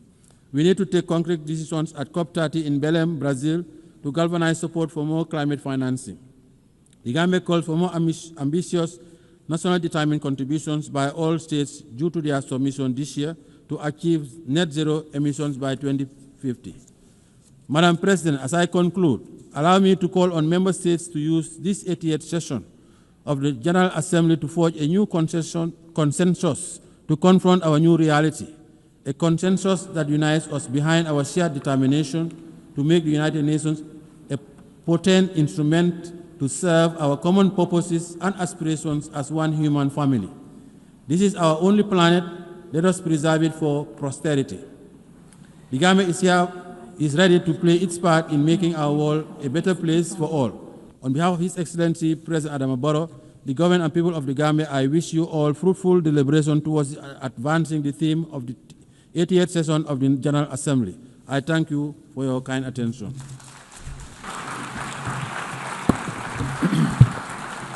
En nombre de la Asamblea. On behalf of the Assembly, I wish to thank the President of the Republic of Gambia.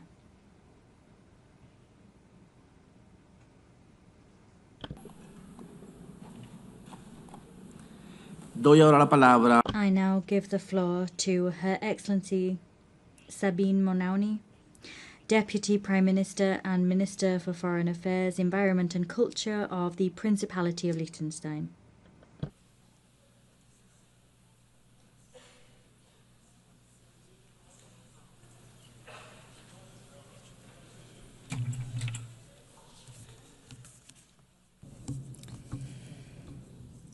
President, ladies and gentlemen, let me begin by saying how happy I am to see a woman preside over this assembly. For only the 5th time in the history of the United Nations, and for the first time by a woman from our region. It is my hope that this is also a good sign for the selection process of the next Secretary General, a position in which no woman has ever served over 8 decades, and which will be conducted under your leadership. It is a distinct honor and pleasure for me to address this assembly for the first time as a foreign minister, continuing a very long tradition of female foreign ministers in Liechtenstein. The United Nations is a key building block of our foreign policy, which is guided by a strong belief in international law, cooperation, and multilateralism. We are gathering at a landmark moment in the history of the United Nations. For over 80 years, this has been the place where nations have come together, where international law has been developed, where human rights have been codified, where we have agreed on common development goals. Of course, it has also been the source of many disappointments. Too often people around the world have been looking to this assembly and at the Security Council chamber next door in the hope of decisive action to secure peace. The key purpose of this organization, only to realize that political paralysis was shattering these expectations, justified as they were. In Ukraine, our system has allowed the aggressor to veto collective action supported by the vast majority of the House. In Gaza, we have become bystanders, despite the fact that the two-state solution was one of the first decisions of the United Nations many decades ago. We are merely witnesses to the unprecedented and unjustifiable suffering of civilians in spite of our pledge to end and prevent atrocity crimes. The people of Sudan must have concluded that indifference is the guiding principle of our rare discussions, and that the outrage over a cynical veto wears off after a few weeks, if not days. These challenges to the credibility of the United Nations would be massive enough in and of themselves. But if we are looking at a completely uncertain future for this organization today, it is for largely different reasons. The very foundations of the United Nations are being challenged in a way we have not seen before. Such efforts threaten to undermine our joint commitments to solve common problems together on the basis of the principle of sovereign equality, the principle that we set ourselves rules that apply to us all equally and that they are enforced equally, and the belief in the value of international law as the common ground that allows us to govern world affairs in a way that is predictable, equitable, and fair. For us in Liechtenstein, the United Nations, which we joined 35 years ago, occupies a special place. It has been instrumental in our progress towards gender equality. Our membership in the organization has helped to put human rights at the center of our foreign policy. The Sustainable Development Goals have been embraced by civil society and the private sector. Most essentially, the Charter of the United Nations is the guarantor of our sovereignty. The United Nations is also our window to the world and the one place where we can connect with everyone. And it offers a unique foreign policy platform where we can present our initiatives and ideas as a sovereign equal.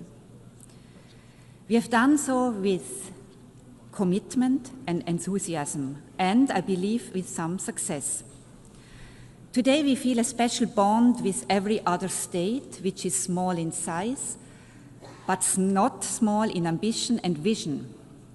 Today we realize more than ever that we need this organization. We need a world based on rules that we have all agreed to. And especially now, those who share these views need to join together in common purpose to safeguard our common interests. The times we live in are fast-paced and full of challenges that can seem incredibly daunting. Many years ago, we identified climate change as the biggest threat to us all, big and small, wherever we are located on the globe. And yet, we are ever closer to the climate abyss and ever further away from agreeing on a path away from disaster. Artificial intelligence is developing with lightning speed, largely unchecked, with obvious risks to our social fabric, but without any agreement on rules and boundaries. In my part of the world, priorities have shifted dramatically in the last 3 years. We are now mostly preoccupied with the fallout of the destruction of the European security architecture by the Russian Federation and with preserving our trade relationships, which we had believed were on a firm basis. Liechtenstein is no different to our neighbors in this regard, and any responsible state will prioritize imminent challenges as we have to. But none of this will be meaningful if it is not embedded in a larger vision, if we do not give ourselves the space to tackle the long-term risks and dangers. The place for us to do this is the United Nations, and we are committed to doing this together with all of you represented in this room. President, today the continued existence of the United Nations is at stake. This is a sobering observation, certainly. But we must find the opportunity that lies in this moment of existential crisis. We have allowed a system to grow that is plagued by duplication, inefficiency, and poor governance. The UN 80 process is the chance, the only chance that we will have to make the organization leaner, more effective in its use of resources, and more productive in generating meaningful outcomes. When we adopted the Pact for the Future a year ago, Liechtenstein made a clear call for this organization to embrace its original purpose as the guardian of peace and security, For our people, our parliamentarians, our civil society, the United Nations is a peace organization. We have to find a way to make it effective in fulfilling this task. If the Security Council is unable to carry out its charter responsibility, as is regularly the case due to the veto power of its permanent members, there are ways for us to take collective action elsewhere, beginning in this hall. We are equally committed to the other pillars of the work of the United Nations, development and human rights, which are existential for the dignity and well-being of the people on whose behalf we serve, and pivotal for more peaceful, just, and inclusive societies. President, the rule of law is the guiding principle of Liechtenstein's work at the United Nations. This can come as no surprise for one of the smallest members of the organization that does not have armed forces and is not member of a military alliance. Our sovereignty is protected by respect for international law and by its enforcement through accountability where the law is violated. Naturally, we are strong supporters of international courts, the indispensable enforcement mechanism of international law. Key amongst them is the International Court of Justice, which Liechtenstein joined decades before becoming a member of the United Nations. Liechtenstein has been an active participant in the court's proceedings. We are very pleased to see the attention the court's work has been given, particularly in recent years, and the high respect its decisions enjoy among governments and beyond. The recent advisory opinion on the question of climate change stands out in various ways. The initiative to ask for such an advisory opinion originated in the youth climate movement. The mandate to request it was adopted by this assembly by consensus, and Liechtenstein is proud to have been among the states drafting the text of the decision. The proceedings before the court found unprecedented attention inside and outside the courtroom. Finally, and importantly, the advisory opinion was agreed on unanimously by all 15 judges, giving it further authority. We have welcomed this decision, in particular its focus on the area of human rights, where important questions remain unaddressed, and we look forward to working with all of you to put it to the most productive use possible. For us, the International Criminal Court is a complementary and equally important institution. It is the first permanent court in the history of humankind that has jurisdiction over the crimes that are defined as the most serious ones under international law: genocide, crimes against humanity, war crimes, and the crime of aggression. Almost 2/3 of all states have joined this project, the most ambitious treaty since the adoption of the Charter itself. Its central statement is unique and also uniquely important for the rule of law. Nobody is above the law.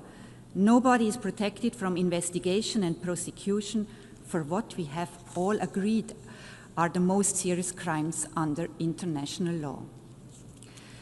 As we look at the flashpoints around the globe, be it Ukraine, the Middle East, or Sudan, we see how the basic rules of international law are violated, not just frequently, but systematically. This is why we have created the International Criminal Court, to offer protection for the victims and the vulnerable, but also to safeguard international peace and security. Today, the court finds itself under significant political attack and is targeted by unprecedented sanctions. This is the moment for us to protect this unique institution, one of the most powerful statements we can make to express our commitment to international law. President, the most among many worrying trends with regard to the respect for the United Nations Charter is the rapid erosion of the rules governing the use of force. instances of the blatantly illegal use of force without any consequences or accountability, the threat of the use of force to solve disputes, and the suggestion that aggression may not only go unpunished, but in fact be rewarded and incentivized as part of a political agreement.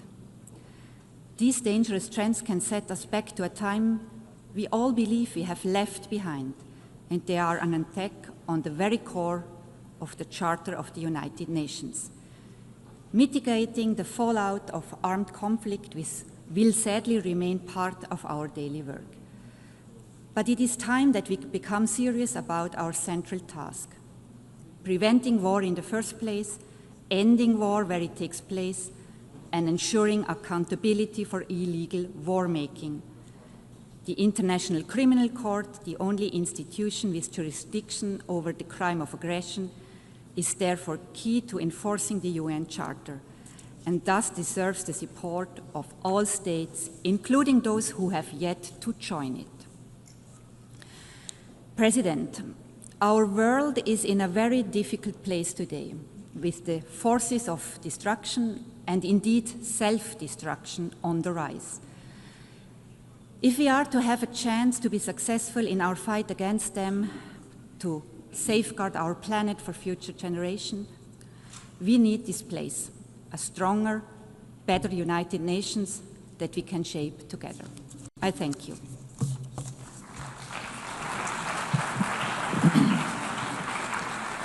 Muchísimas gracias. I thank the Deputy Prime Minister and Minister for Foreign Affairs, Environment and Culture of the Principality of Liechtenstein. Hemos escuchado. We have heard the last speaker in the general debate for this meeting. We will continue the general debate at 1500 hours. The meeting is adjourned. And then...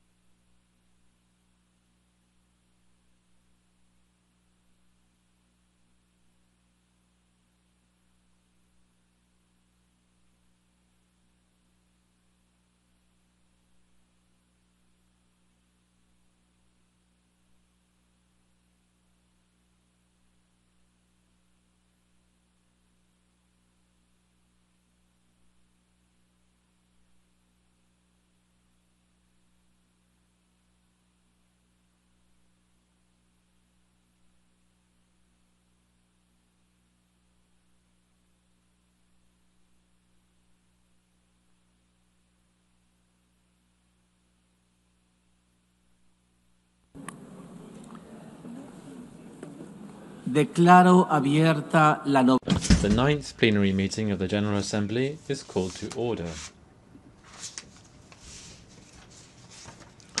The Assembly will hear an address now by His Excellency Mohammed Yunus Menfi, President of the Presidential Council of the State of Libya.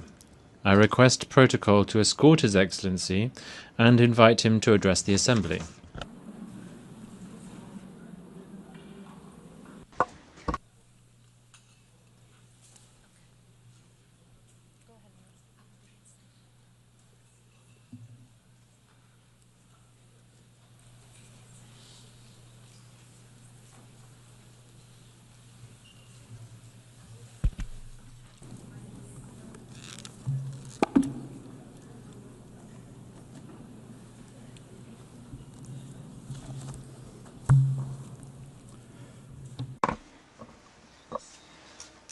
Your Excellency Annalena Baerbock, President of the 80th session of the General Assembly of the United Nations, Your Excellency Antonio Guterres, Secretary General of the United Nations, Your Majesties, Your Highnesses, Your Excellencies, ladies and gentlemen.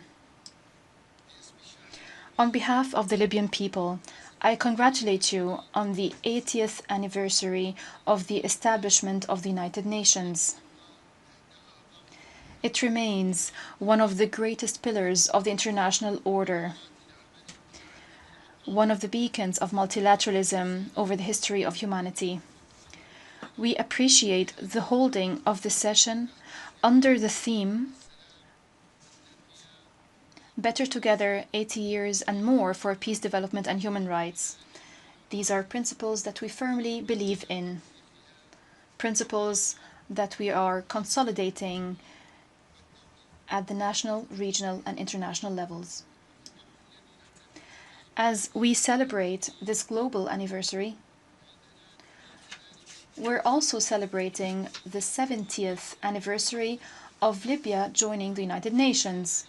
It was the culmination of the struggle of the Libyan people when Libyans raised their voices in this hall, demanding freedom and independence following decades of colonization.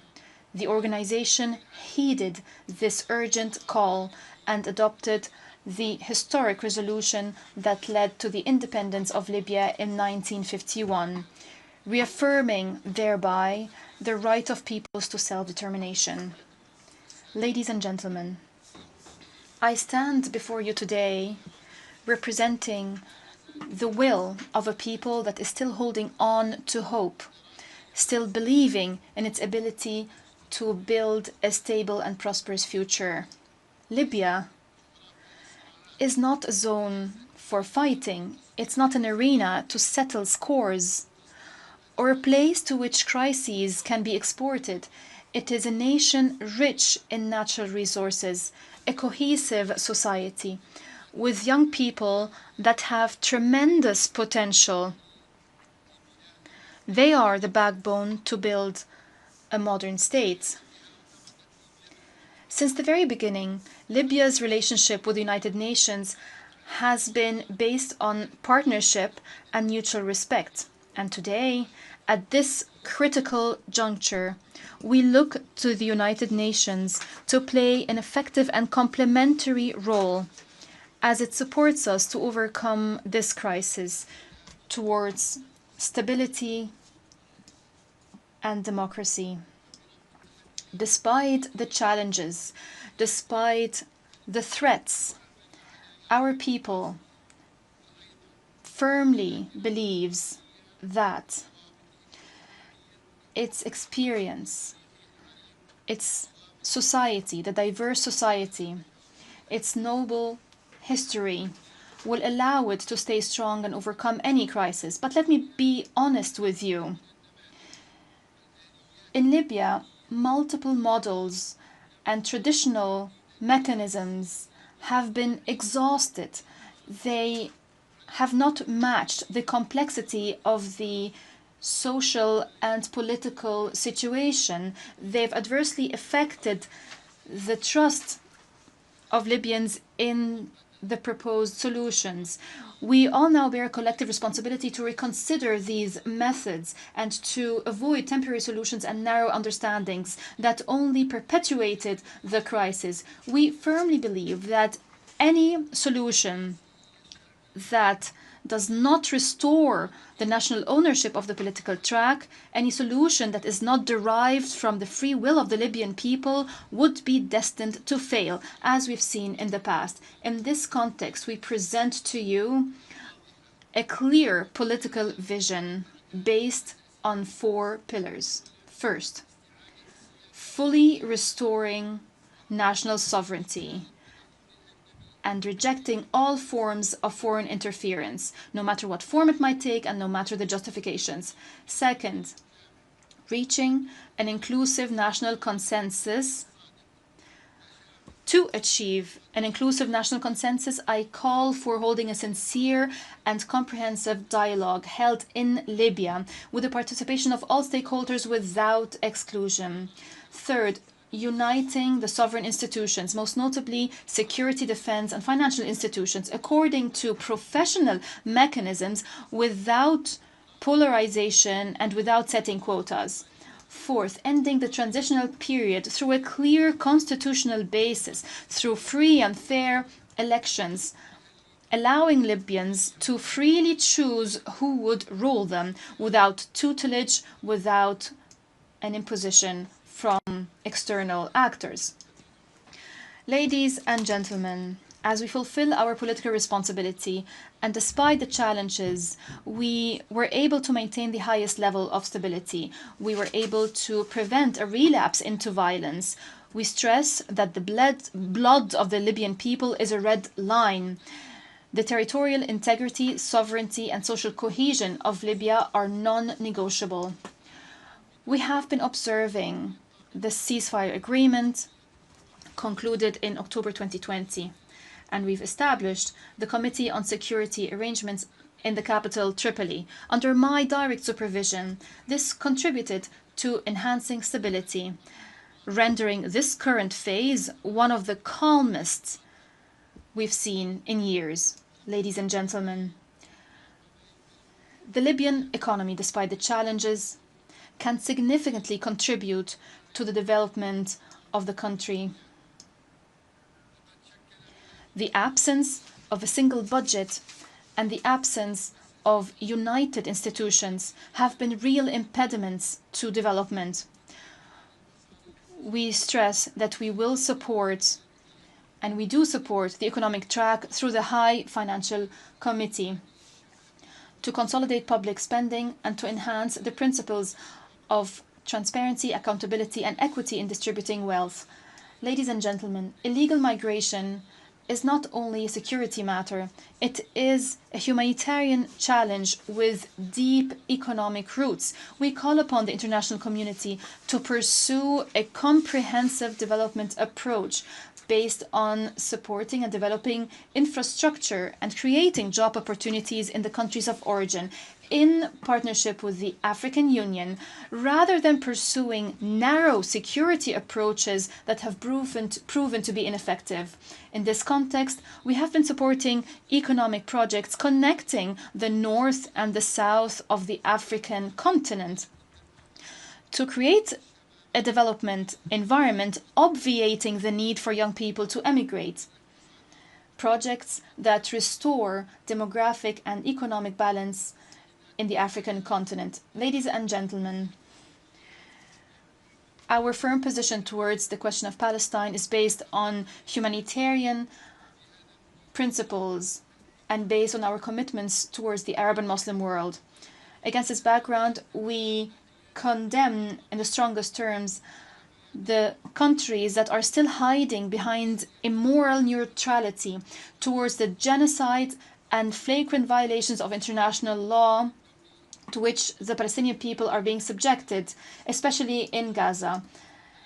It was 8 decades ago that the United Nations was established, and the Palestinian people is still languishing under the yoke of occupation. We call for responsible international action that ends the occupation and guarantees the legitimate rights of the Palestinian people. Ladies and gentlemen, despite the crises, despite the conflicts, despite the divisions that Libya had to endure, the Libyan people is still committed to the democratic track, is still believing that the rule of law and democratic institutions are not a dream but a legitimate right. It is time for the world to look at Libya not as a complicated political file, but as a story of resilience and free will, a nation that can be successful with a noble history, cohesive society, promising resources and free people, aspiring to peace, democracy, and prosperity.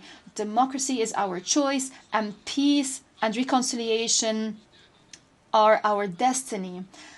Our history proves that our people can achieve reconciliation, can promote tolerance and justice. We most certainly can turn the page on the past.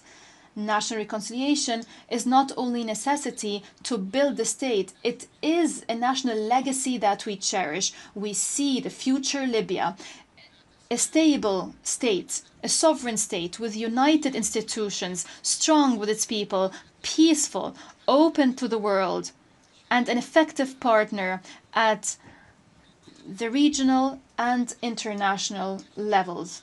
Long live Libya, united and independent. Long live the Libyan people, free and dignified. May the peace, blessings, and mercy of God be upon you.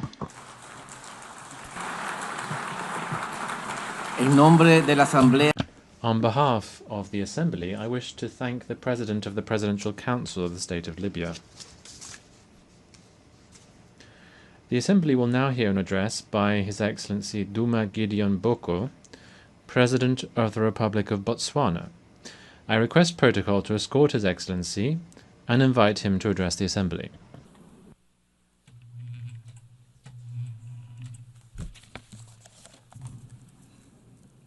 Madam President, Secretary General, Excellencies, ladies and gentlemen, we meet here today and this whole week in these hallowed precincts to remember the overwhelming gravity of the circumstances that gave birth to the United Nations, the ruins of war, a world poised to descend into further mayhem if courageous choices were not made.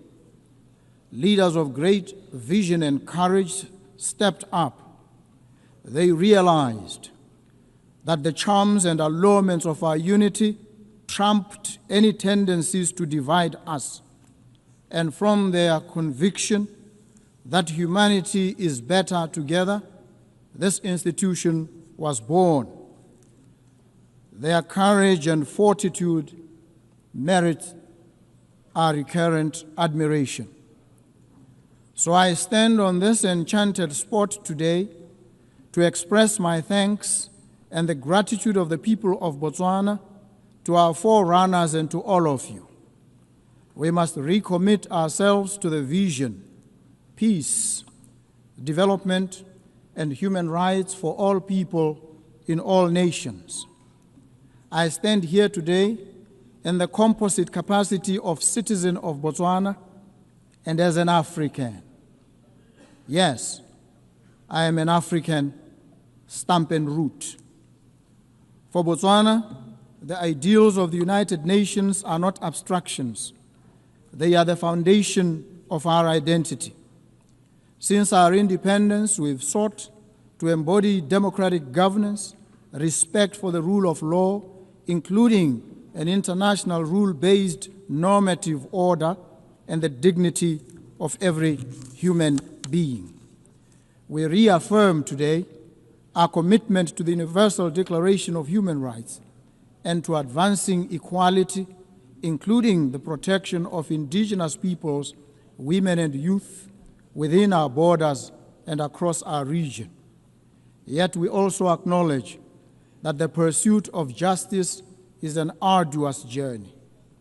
My administration has pledged to reform and strengthen institutions, enhance transparency, and root out corruption. We do so not for accolades, but because our citizens deserve governments that serve them with integrity. We are on a quest for integrity in African leadership. Excellencies, Botswana has been blessed with the gift of diamonds. For decades, this resource has financed schools, hospitals, and infrastructure. But today, we confront the fragility of that reliance. Diamond markets fluctuate. Our people's needs do not recede. Our vision is clear: to diversify our economy, empower our people, and create resilience. We invite global partners to invest in renewable energy, technology, sustainable agriculture, and value-added industries. We extend an open hand to businesses, innovators, and institutions ready to walk with us on this journey of transformation. Botswana is a semi-arid country. Our people know the meaning of drought. We know the anxiety of scarce water, of crops that wilt and wither under a relentless sun, of livelihoods eroded by forces beyond our control. Climate change is not a distant threat, it is a present reality. That is why I've joined the Global Center for Adaptation, because adaptation must be at the center of sustainable development. I call on this Assembly to scale up financing for climate adaptation. Let us invest in water infrastructure, early warning systems, and climate-smart agriculture. Let us ensure that the promise of the Paris Agreement is not confined to paper, but realized in the lives of farmers, of herders, and children across the global South. Earlier this year, Botswana faced an acute shortage of essential medicines. This crisis exposed not only the vulnerabilities of our supply chains, but the wider inequities of the global health system. Access to medicines is a human right, not a privilege. We call upon the United Nations, international financial institutions, and the private sector to work with us to build resilient health systems.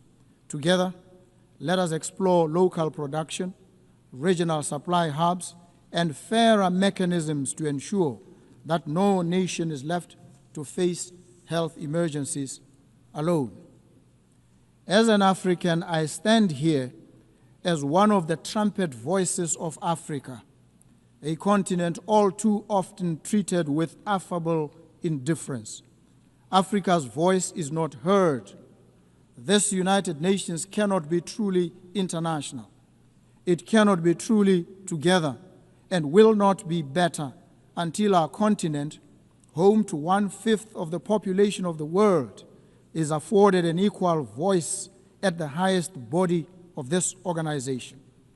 Friends and partners in the Permanent Five, it is time to make good on your promise to a continent. Agree a permanent seat on the UN Security Council for Africa for 80 years, the only continent without one. I also appreciate the decision by Britain, Australia, Canada, and France, among others, to give heightened attention and consideration to the Palestinian crisis. The carnage in Gaza, it must prick our collective consciences. We stand in solidarity with the Palestinian people in their pursuit of a home and of dignity. So too, we affirm our support for the sovereignty and territorial integrity of Ukraine. We urge all parties to stop the war and seek a peaceful resolution. Distinguished delegates, the theme of this General Assembly is better together. This is not a slogan, it is a truth. We are better together in combating pandemics, better together in adapting to climate change, better together in securing peace, and better together in ensuring that human dignity is not a preserve of the few, but the inheritance of all. Let us therefore recommit ourselves to multilateralism, not as a matter of convenience, but as a matter of deep necessity. For none of us can weather the storms of this century alone. As Botswana looks to the future, we do so with humility, but also with determination. We stand ready to contribute, to partner, and to lead where we can. Together, let us ensure that when future generations mark 100 years of the United Nations, they will say of us, they were a generation that turned words into action, promises into progress, and hope into reality. I thank you. Thank you so very much. En nombre de la Asamblea, agradezco. On behalf of the Assembly, I wish to thank the President of the Republic of Botswana. The Assembly will hear an address by Her Excellency Sylvanie Burton, President of the Commonwealth of Dominica. I request protocol to escort Her Excellency and invite her to address the Assembly.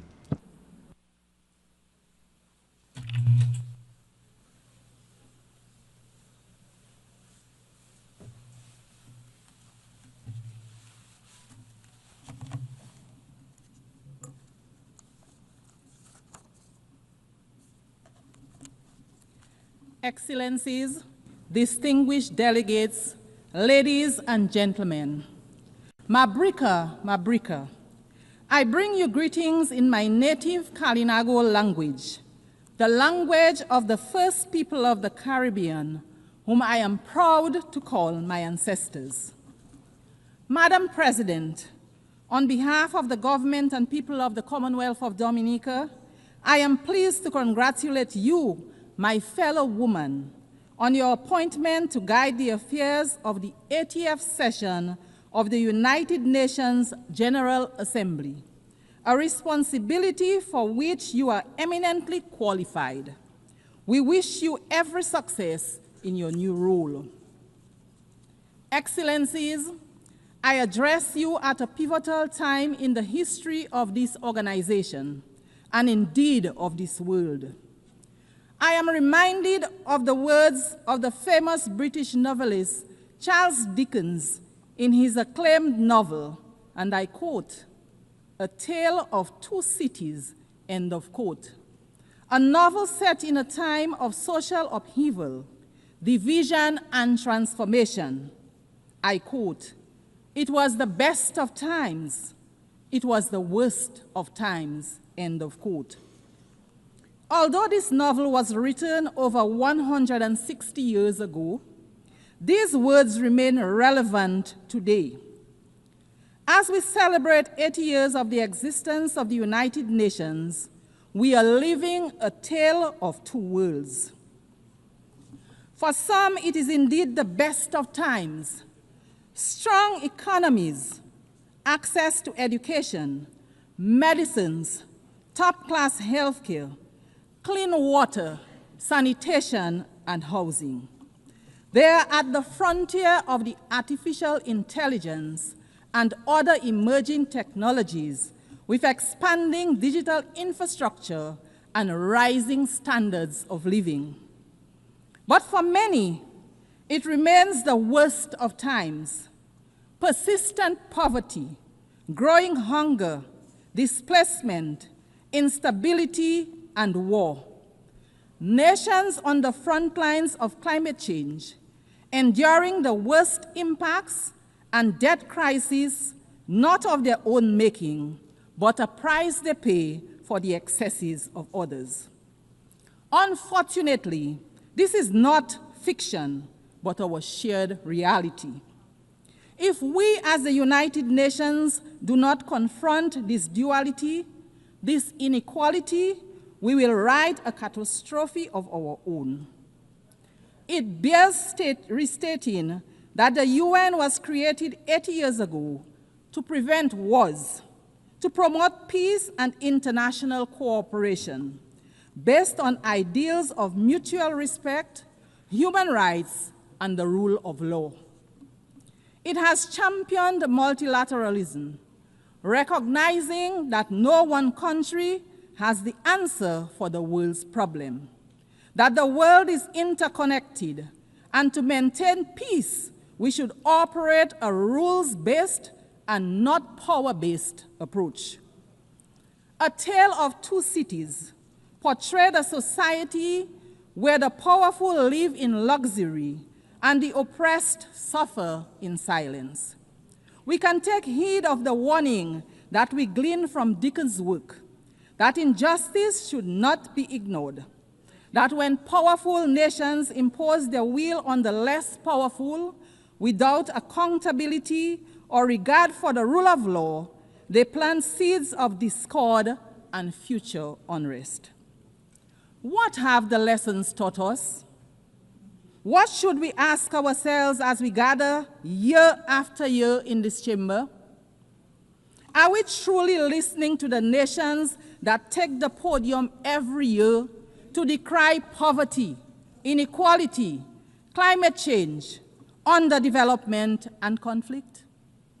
Do we have a system where resources and decision-making are truly being equitably shared, or are we instead operating a system where power protects itself? I am reminded of the old African proverb, and I quote, "When elephants fight, the grass gets trampled," end of quote. We, the small island developing states, we are the grass. In today's geopolitical landscape, we feel the brunt of the impact when global powers engage in political, economic, or military confrontation. Economic sanctions, trade restrictions, aid conditionalities, conflict, and wars, to name a few, affect global supply and the affordability, availability, and transportation of goods and materials.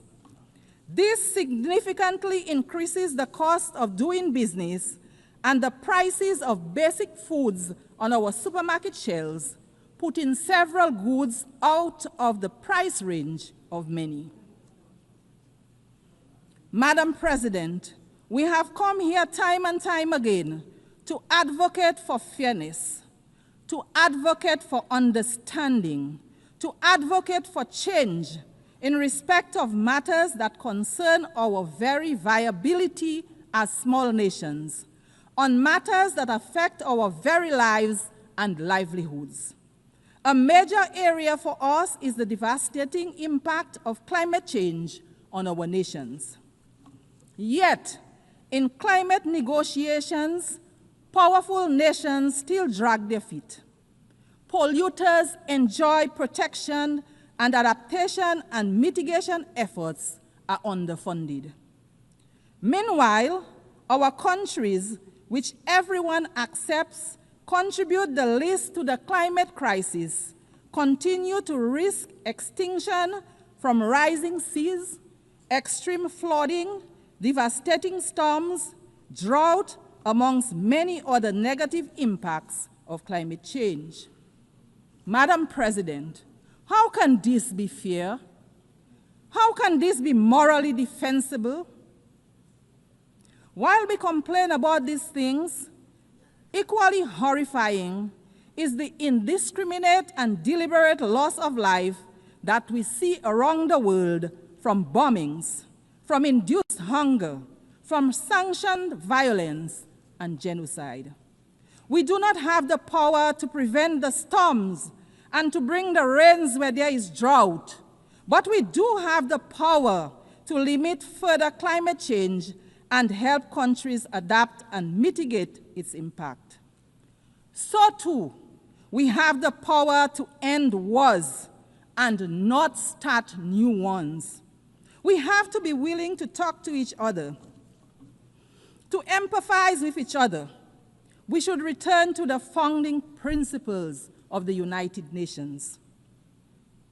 Wherever there is conflict, be it in the Horn of Africa, the Middle East and Southeast Asia, or sad to say, in the Caribbean, major powers engaging in geopolitical conflicts result in civilians becoming collateral damage, economies collapsing, increase in prices and instability.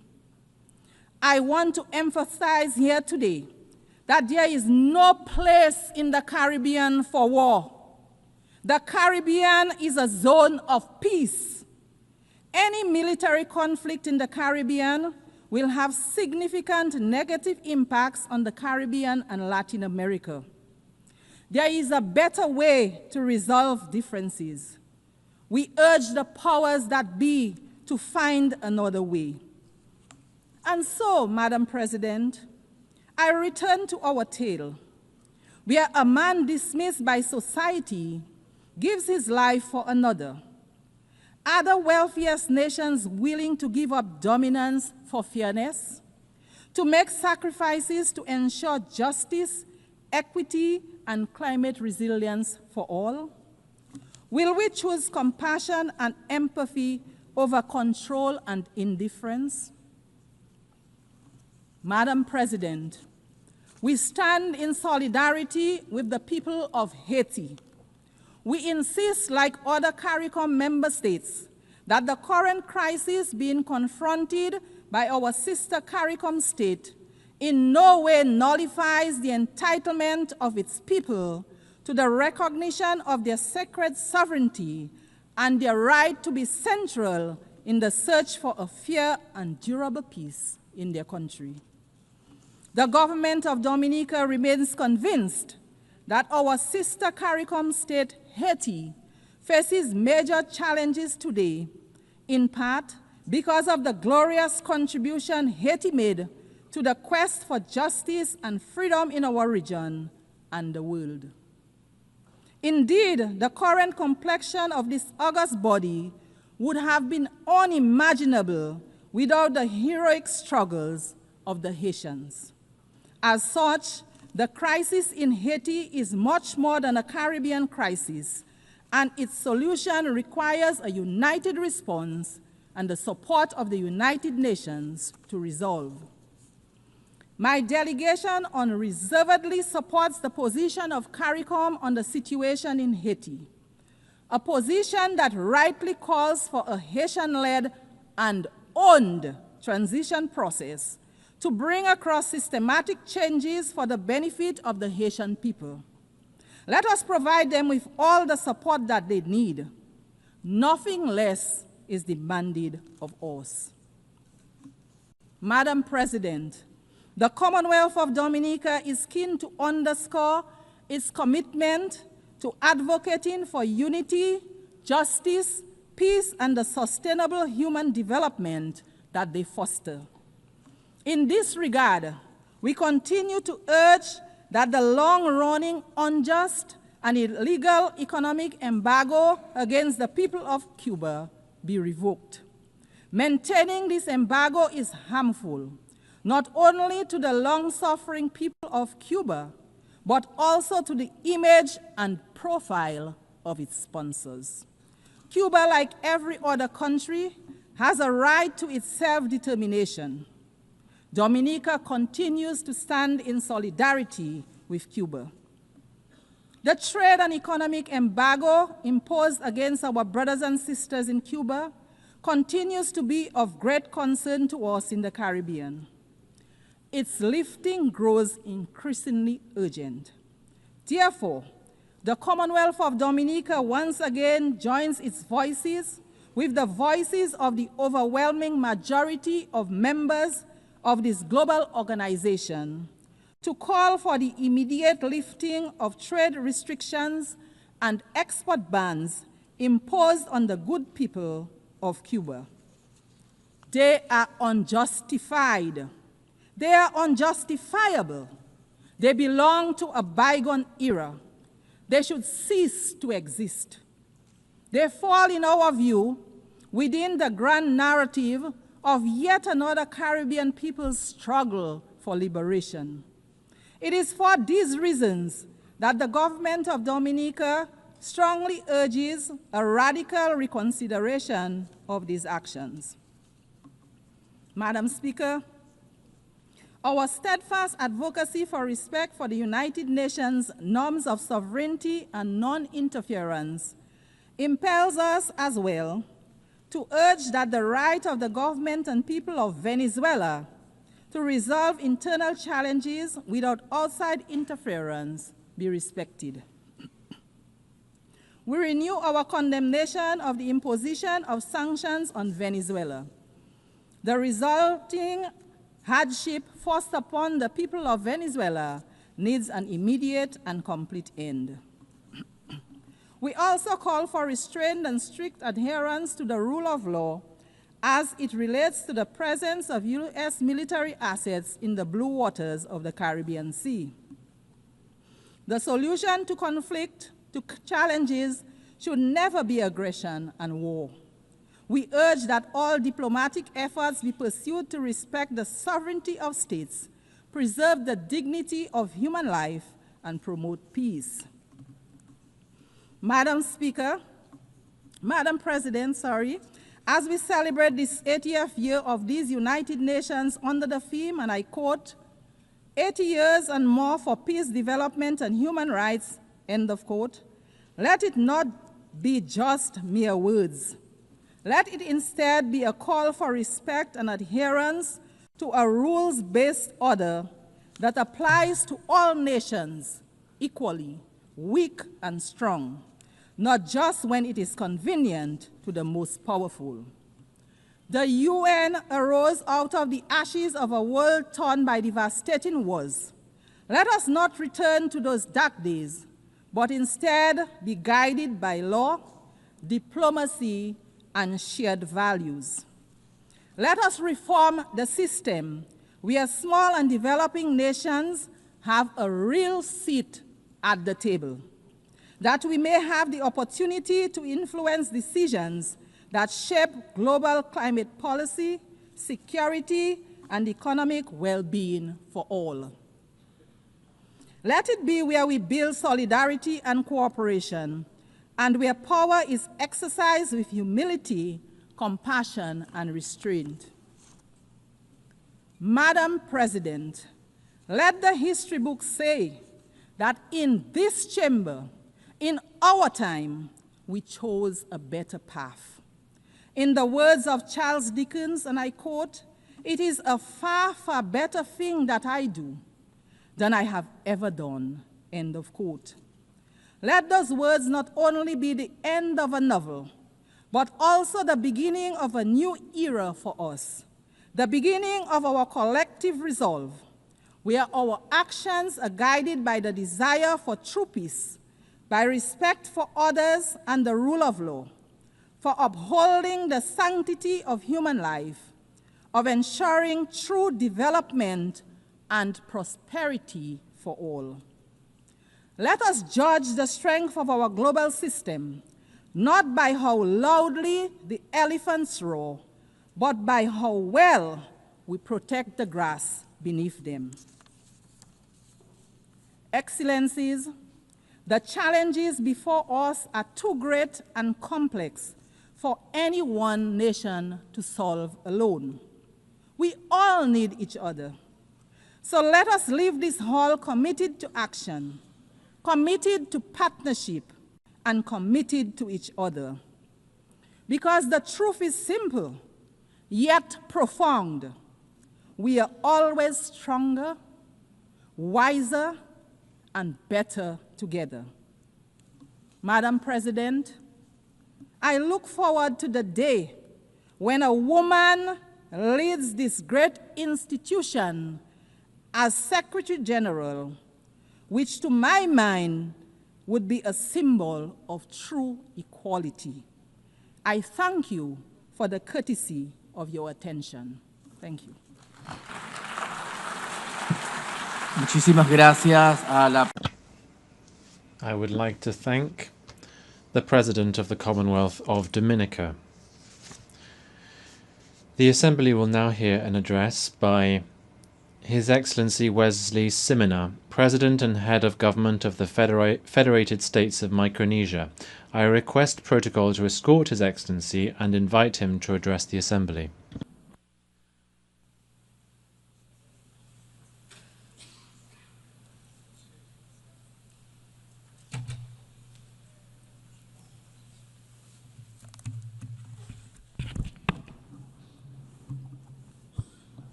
Madam President, Mr. Secretary General, Excellencies, ladies and gentlemen, on behalf of my people of the Federated States of Micronesia, I am honored to extend our heartfelt national greeting, Kamorale, to you on this momentous celebration of the 80th session of the General Assembly. Congratulations, Madam President, on your election to preside over this distinguished assembly. Your leadership and insights will guide us moving forward. I also wish to commend the leadership of our outgoing president. At this time, I also want to express my gratitude to the Secretary General for his tireless and unwavering commitment in guiding our collective work. We are grateful for your dedication and efforts in keeping hope and cooperation alive across our global community. Madam President, Micronesia joins the United Nations in commemorating its 80th anniversary. This milestone calls on us to renew our collective commitment to strengthen multilateralism for the challenges ahead. Reiterating our commitment to multilateralism and inclusive reform, Micronesia emphasizes that any measures taken under the UN80 initiative must reflect the delicate balance and unique vulnerabilities faced by small island developing states. It is paramount that structural adjustments must enhance, not limit our access to critical support and representation. We urge that reforms ensure the continued resilience, tailored assistance, and participatory voice of small island developing states in the evolving UN system so that no one is left behind.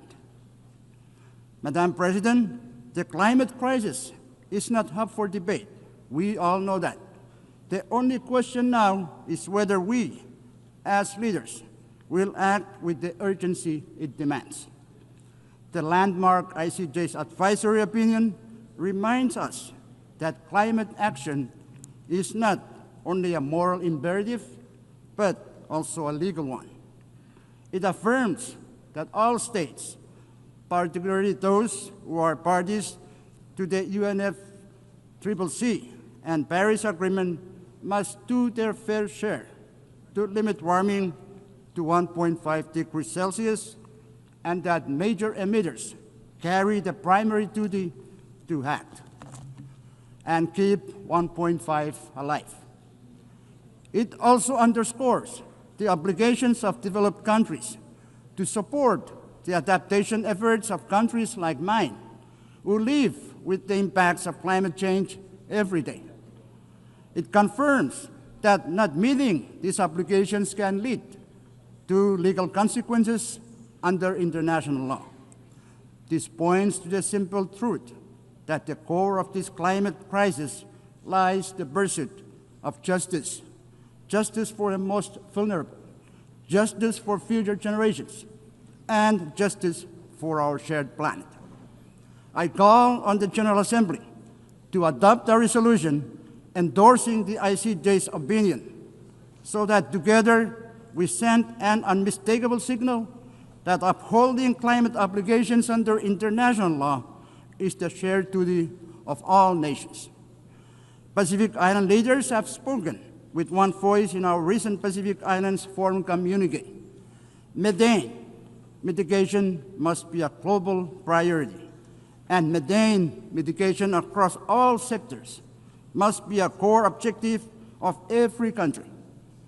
Cutting methane now could prevent 0.3 degrees Celsius of warming by the 2040s, slowing ocean heating and buying us time for long-term decarbonization.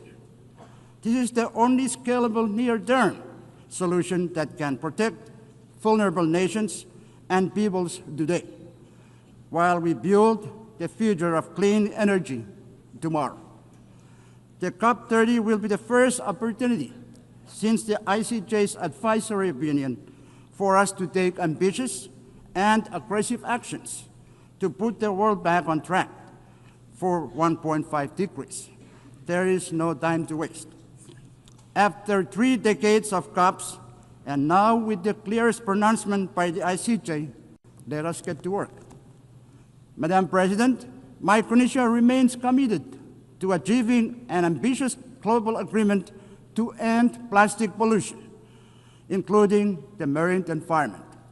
Micronesia actively participated in the Intergovernmental Negotiating Committee on Plastic Pollution.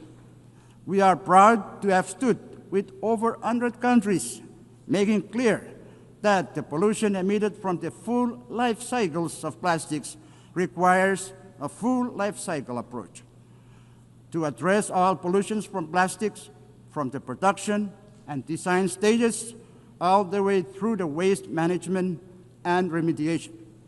This pollution, including climate warming greenhouse gases and thousands of other toxic chemicals, severely impacts our health, our environment, and our economies.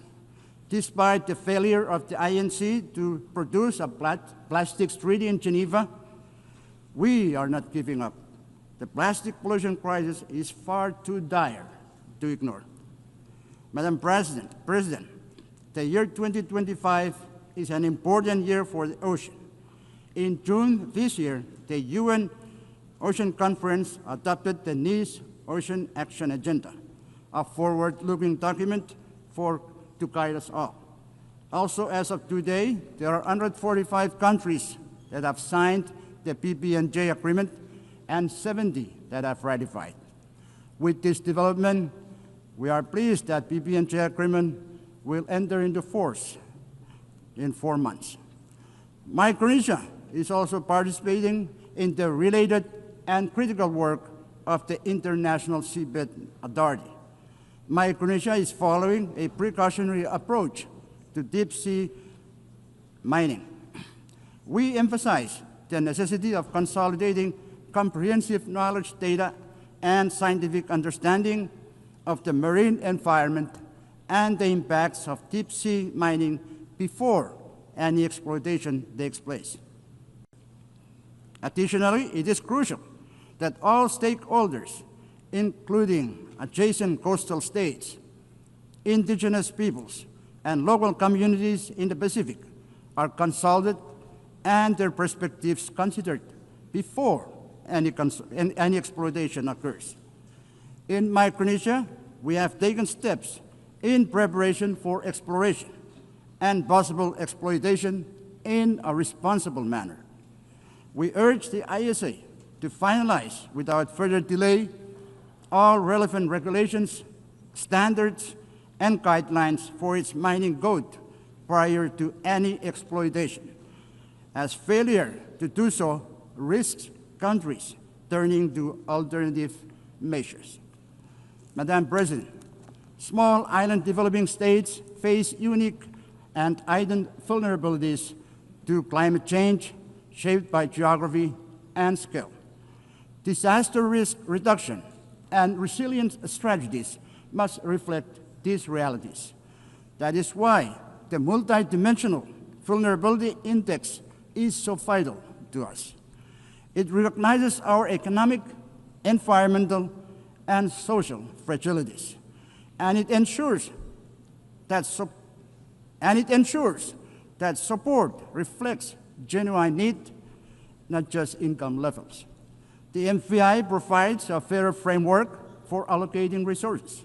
Development partners must base their decisions for 8 decisions on it, pairing it with traditional measures to better target climate and disaster support. Going forward, implementation demands 3 things: adoption by international bodies, continuous technical refinement, and strong commitment from partners to align financial and policy support with the vulnerabilities the MFI reveals. Only then can this tool deliver the resilience our small islands urgently need. Madam President, Micronesia continues to confront a high prevalence of non-communicable diseases, the persistence of emerging and re-emerging infectious diseases, and rising mental health concern. In response, we are reorienting our health systems around primary health care as the foundation for universal health coverage. We are investing in the rehabilitation of primary health care clinics, the development of our health workforce, and the use of telehealth to extend essential services to our most vulnerable and hard-to-reach populations. However, to realize the goal of universal health coverage, additional financial and technical support from the international community is indispensable. Madam President, gender equality and social inclusion are equally central to our development agenda. Our strategic development plan places this at its core, with the objective of ensuring equal access to services, equitable participation, and opportunities for all our citizens to thrive. Madam President, peace and unity are the foundation of our nation.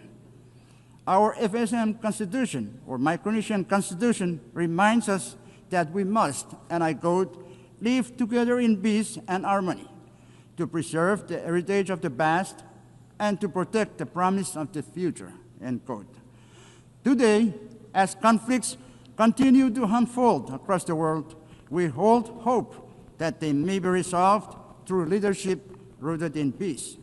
In our region, while we uphold peace and unity as guiding values, we find ourselves navigating the geopolitical and geostrategic competition among major powers.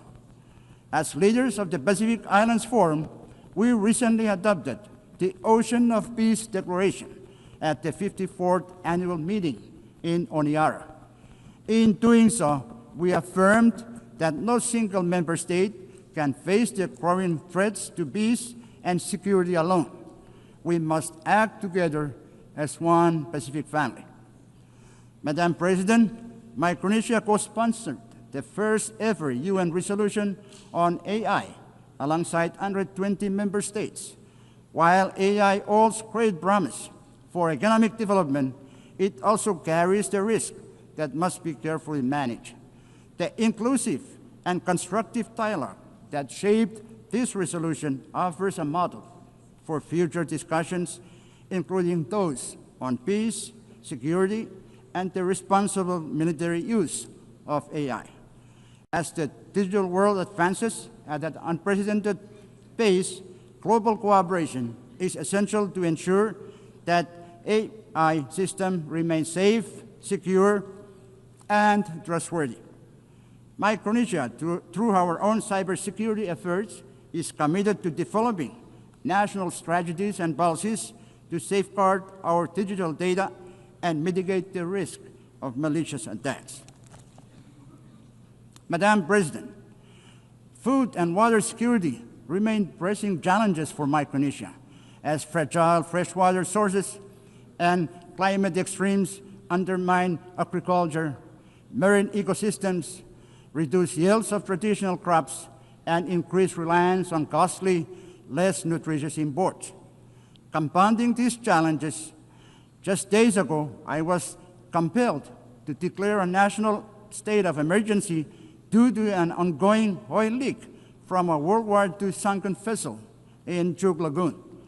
This ship, together with more than 60 other wartime wrecks, has rested in our waters for nearly 80 years since the war's end. But now, these remnants of conflict pose new dangers as toxic oil seeps into our ocean, threatening our fisheries, coastal communities, and livelihoods.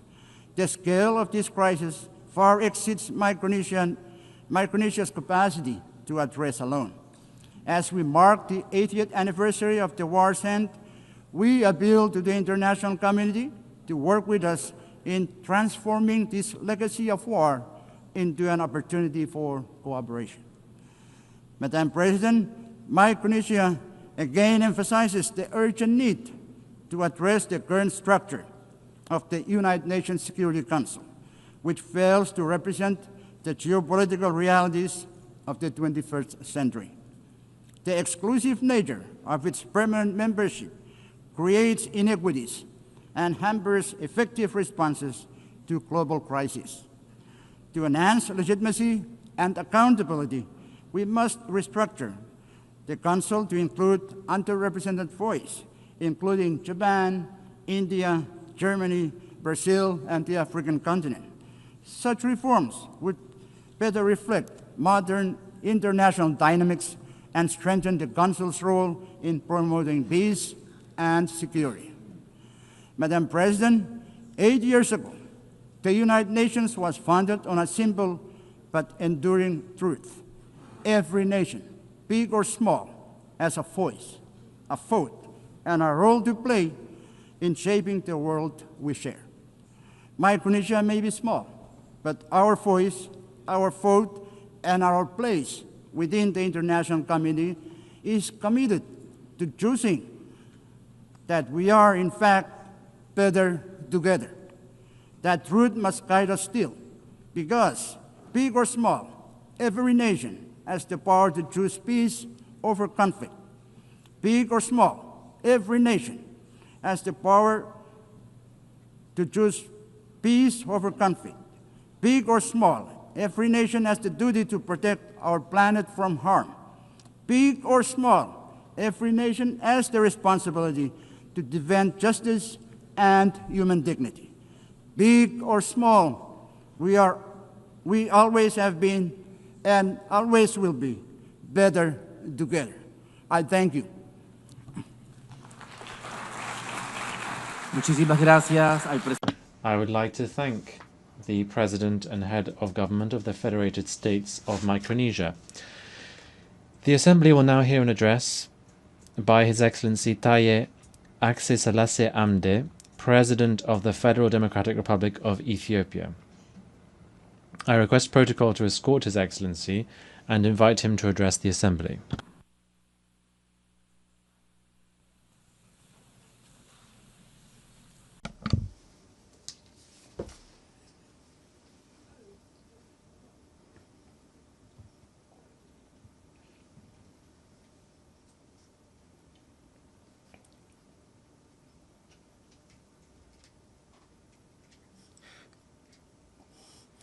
Your Excellency, Madam President,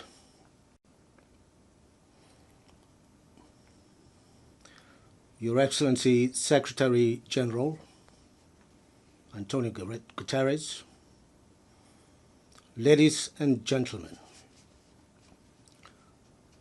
Excellency Annalena Baerbock, I would like to extend my heartfelt congratulations to you and your country, Germany, on your election as President of the 80th session of the United Nations General Assembly, and wish you a productive tenure. I would also like to thank His Excellency Philemon Yang, President of the 79th session of the General Assembly, for his able leadership. It is a great honor for me to address this August Assembly, representing my country, Ethiopia, a founding member of the United Nations, on this historic occasion, which marks the 80th anniversary of the organization.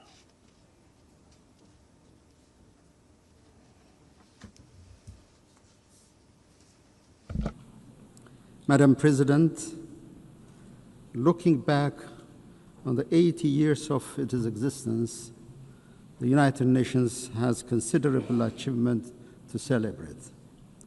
Our sacrifice for decolonization has left a lasting legacy on the global body, making it truly universal with the admission of newly independent states.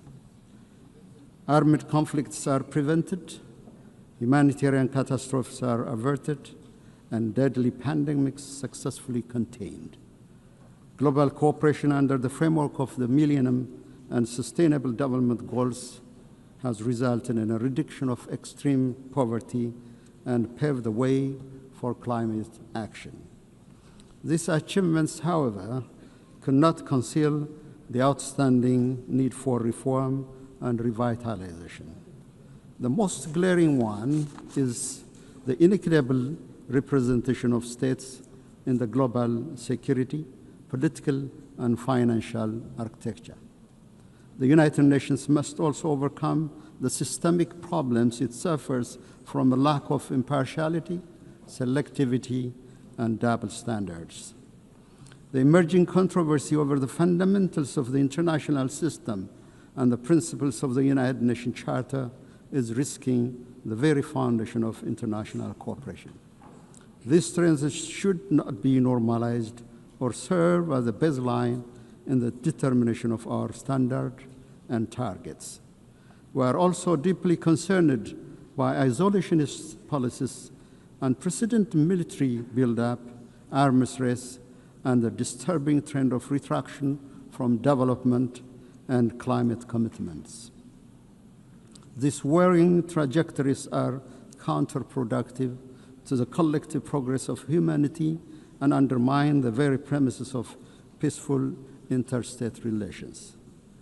It is Ethiopia's conviction that the remedy lies within our reach. No state can single-handedly manage global challenges.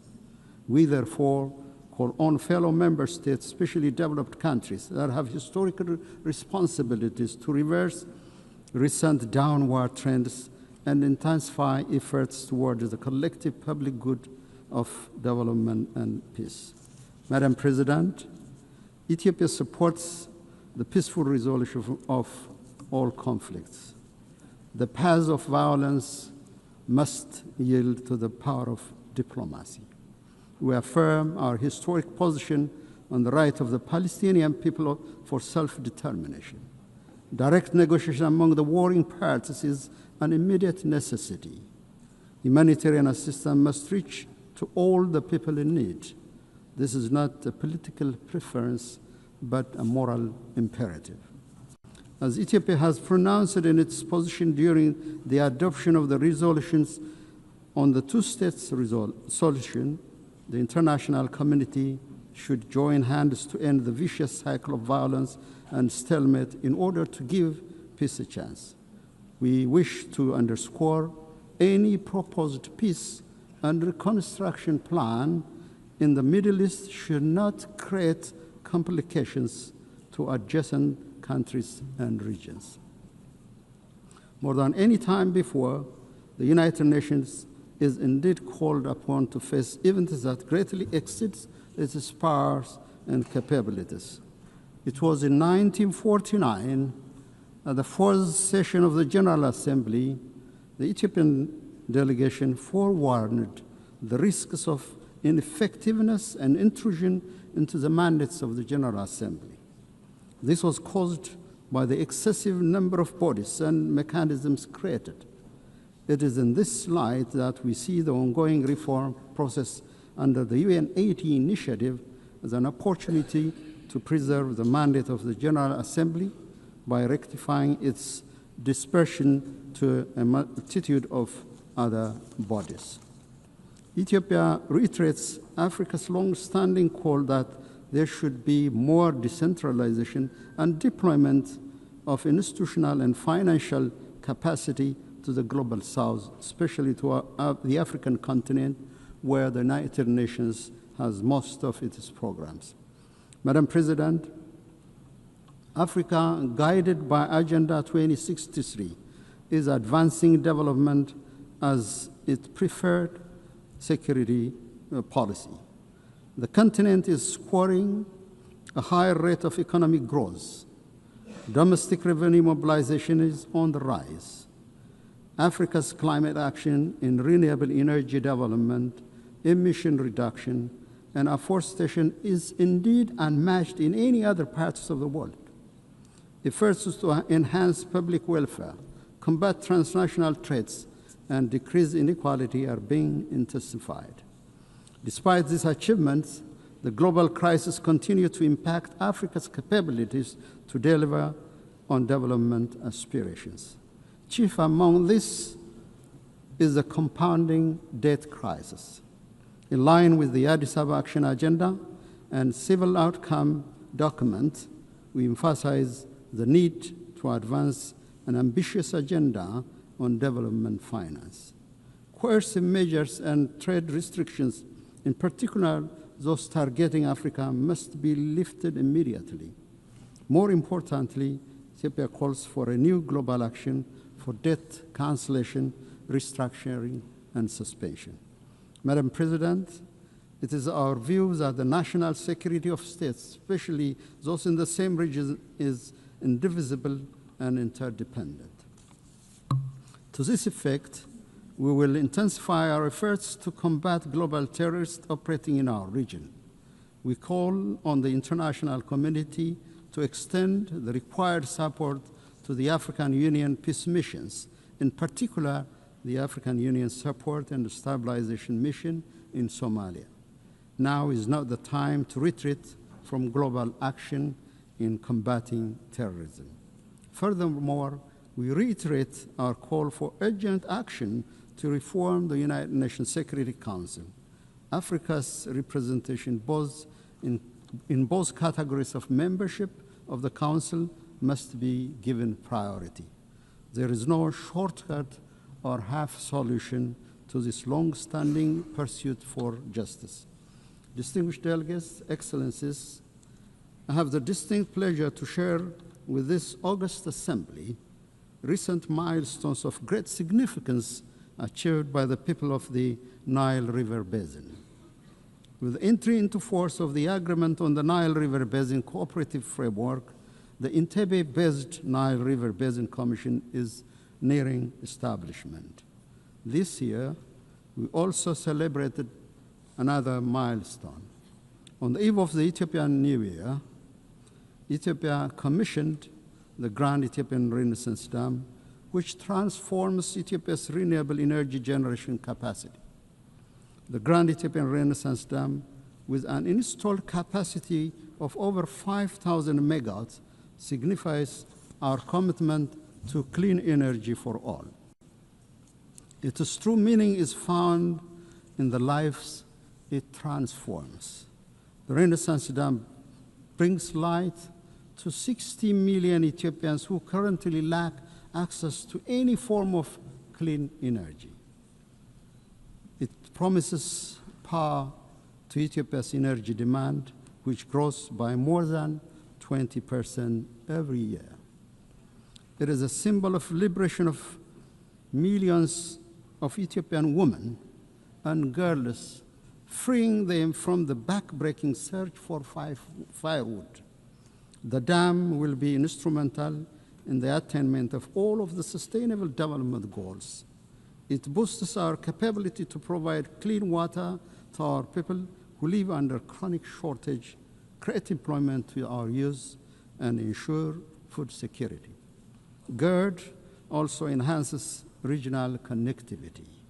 The overwhelming support and solidarity we received on the occasion of the inauguration inspired greater efforts to forge cooperation among the riparian countries of the Nile River Basin.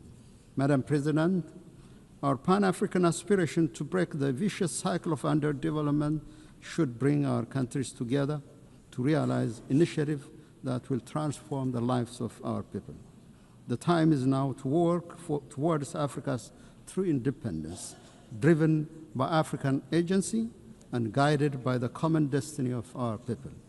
Ethiopia, with its second largest population in Africa and significant maritime trade, places high importance on the safety and security of maritime navigation in the Red Sea and the Indian Ocean.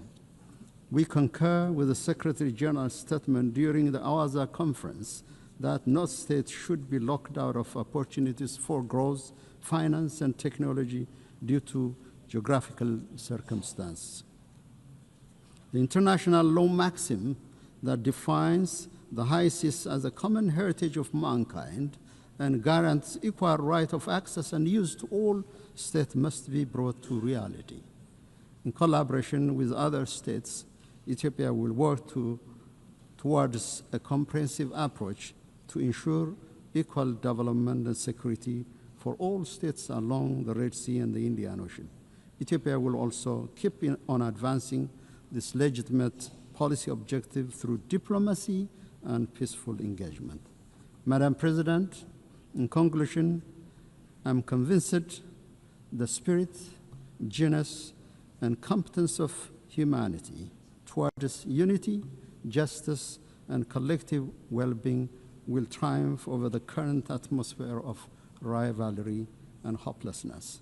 For its part, Ethiopia is firmly committed to upholding multilateralism centered on the Charter of the United Nations and to contributing to the maintenance of collective security and sustainable development. I thank you, Madam President.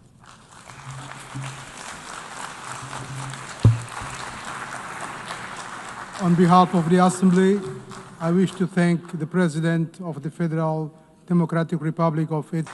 On behalf of the Assembly, I wish to thank the President of the Federal Democratic Republic of Ethiopia.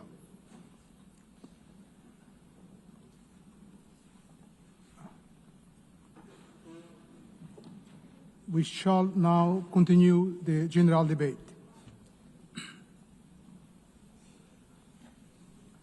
The Assembly will now hear an address by His Excellency Antonio Costa, President of the European Council of the European Union. I request protocol to escort His Excellency and invite him to address the Assembly.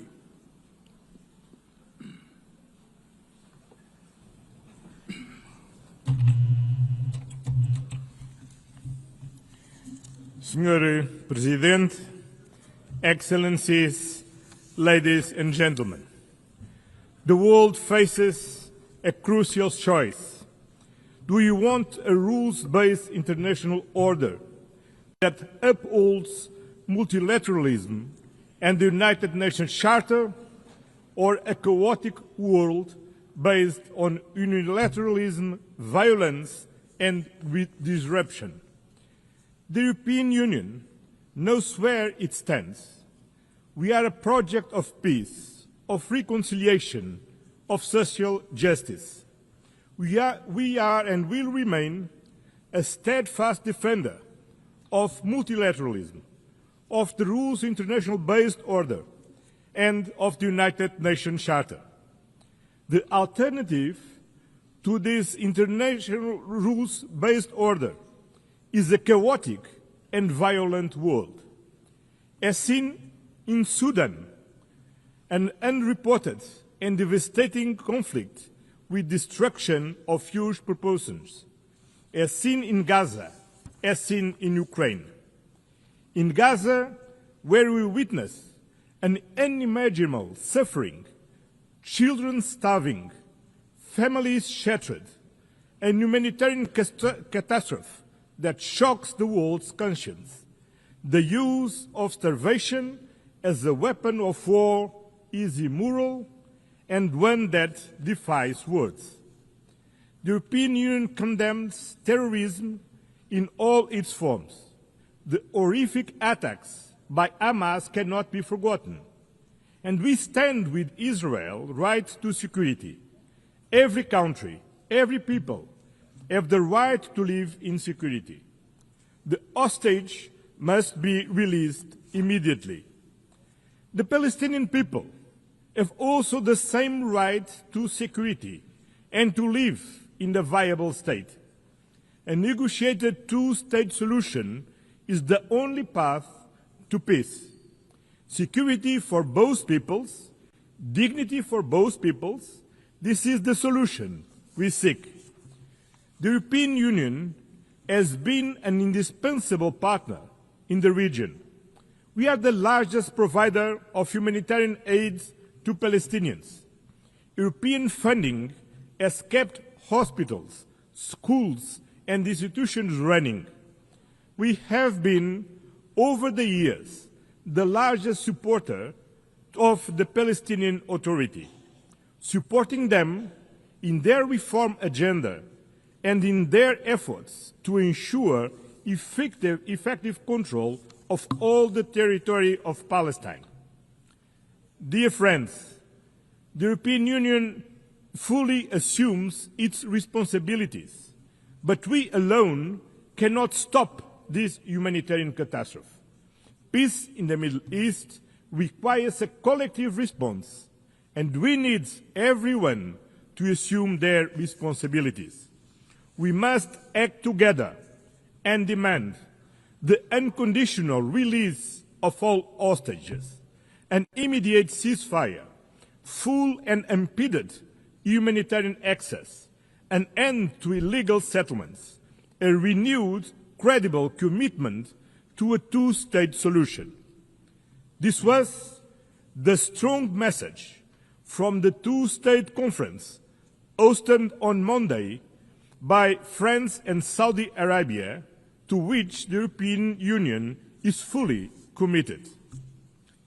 In Ukraine, a sovereign nation was brutally attacked by a permanent member of the Security Council, in clear violation of the United Nations Charter, a clear violation of sovereignty, territorial integrity, the respect of internationally recognized borders, and the right to choose its own destiny. Principles that bind all the members of the United Nations. This aggression threatens not only Ukraine, it threatens every nation in this assembly.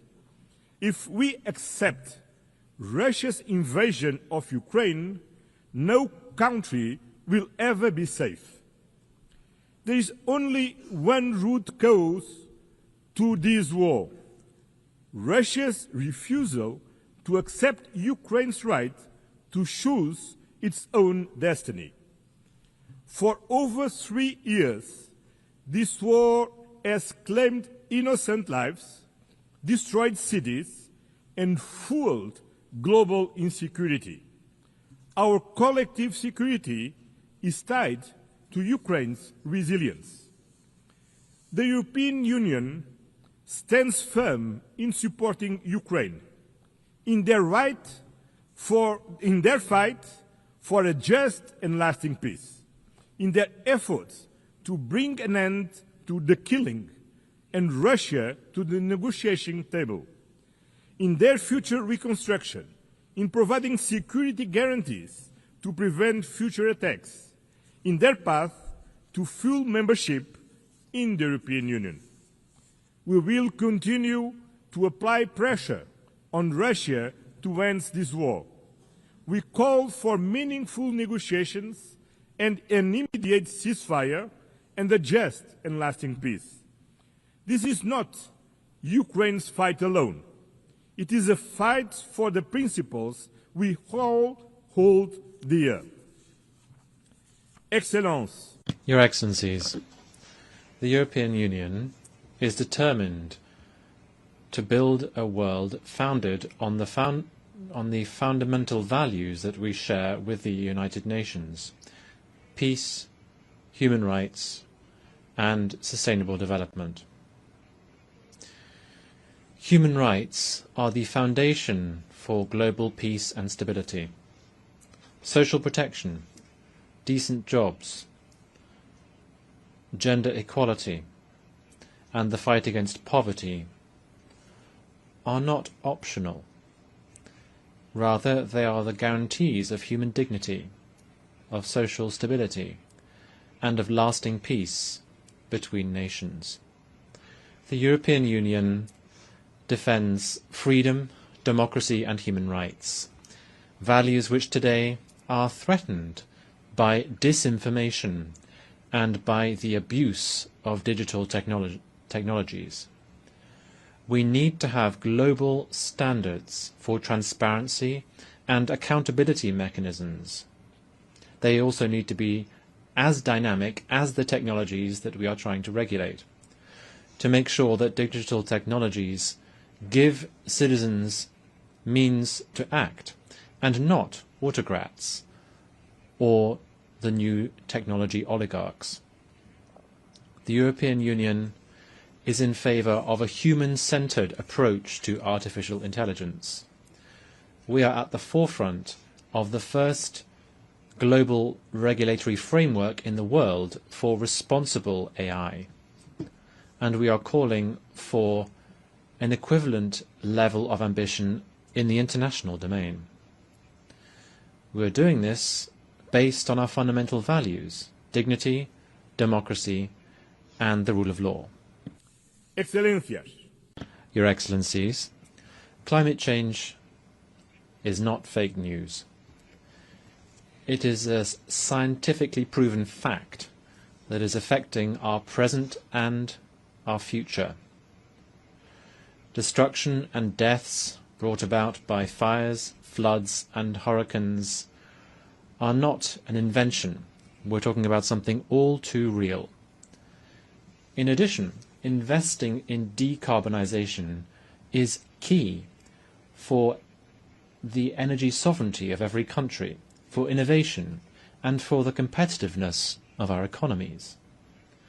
That is why the European Union fully shoulders and fulfills its commitments undertaken in the context of the Paris Agreement by reducing its emissions by 55% by 2030 and by achieving climate neutrality by 2050. We will continue actively promoting the protection of our oceans, which are lungs and the lifeguard for our planet. We welcome the ratification of the UN Treaty on the High Seas to safeguard biodiversity beyond national jurisdiction. Sustainable development also means building alliances, not dependencies. We are at the forefront of the fight against climate change. Through the European Union's Global Gateway programme, some 300 billion euros are being mobilized by 2027 in sustainable investments and connectivity throughout the world. This is a decisive contribution to help attain the Sustainable Development Goals. In addition, the European Union, together with its member states, accounts for some 42% of global development assistance. We are the main donors to the World Health Organization, UNICEF, and the United Nations Development Programme. We lead, and we will continue to lead, global solidarity, even at these times of major budgetary restrictions affecting the United Nations system. Lastly, we need to make headway in reforming the international financial architecture and in the management of debt. The international financial system needs to be fairer, more inclusive, and more tailored to current challenges, so that it can also help us to close the financing gap for development by following the path that has been set by the Seville commitment. Excellencies, the European Union is a global partner. The European Union and its member states are staunch political supporters and the largest collective donors to the United Nations. As the pillar of the multilateral system, we are working closely with other regional partners. That is why we are building stronger trade and industrial partnerships across the globe. We are advancing deals with Mercosur, Mexico, India, Indonesia, the Philippines, and Thailand, not just to boost trade, but to increase global predictability and resilience. the trade and investment agenda based on fairness, sustainability, digital innovation, labor rights, and climate alignment. Because trade deals, not tariffs, deliver real benefits for all countries, companies, and citizens. In the multipolar world, we are building a powerful global network of partnerships with Africa, Latin America, and the Caribbean, United States and Canada, the Arab world, Asia, and the Pacific, as well with our European neighbors. In today's multipolar world, there is no global south or global north. Both are plural. And the European Union will continue to work with all partners in the spirit of global solidarity and meaningful partnership. Because multipolarity needs an effective multilateral system, a rules-based international order under the United Nations Charter. And this commitment stems from our own history. Europe rebuilt itself from the ashes of World War II through peace, through reconciliation, and through integration. We know these principles work because they worked for us. At a time when international cooperation is being tested, the value of reliable partnerships has never been greater. The European Union is a reliable and predictable partner and stands firmly with the United Nations. We will defend its principles, support the reforms of the United Nations Secretary General Antonio Guterres, work to make the United Nations more inclusive, more representative, and more effective, with the UN Haiti Reform Initiative and the implementation of the Pact for the Future. At a time when multilateralism is under threat, let me leave you with one simple promise. You can count on the European Union. Count on us to stand for peace, for multilateralism, for justice, for human dignity, for sustainability. The time has come to choose clearly.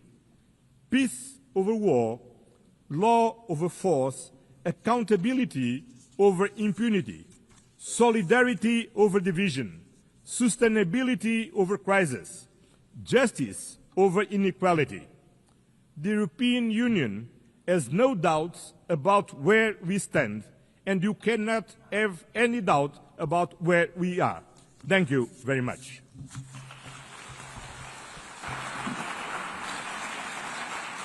On behalf of the Assembly, I wish to thank the President of the European Council of the European Union.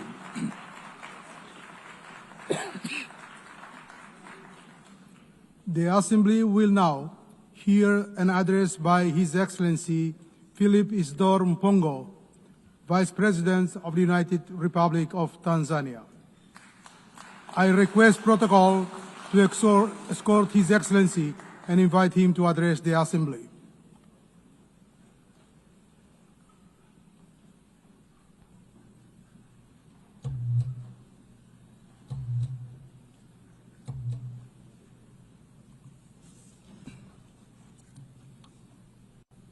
Madam President, Excellencies, distinguished delegates, this year we gather at a historic moment when we are commemorating 80 years since the founding of the UN, but in a somber mood. The theme of this general debate, that is better together, 80 years and more for peace, development and human rights, reminds us that determined cooperation remains our best vehicle for addressing urgent global challenges of this century and beyond. Yet, we are faced with chaos in the form of unilateralism with arrogance, barbaric wars, persistent poverty, injustice, pandemics, as well as an impending climate catastrophe.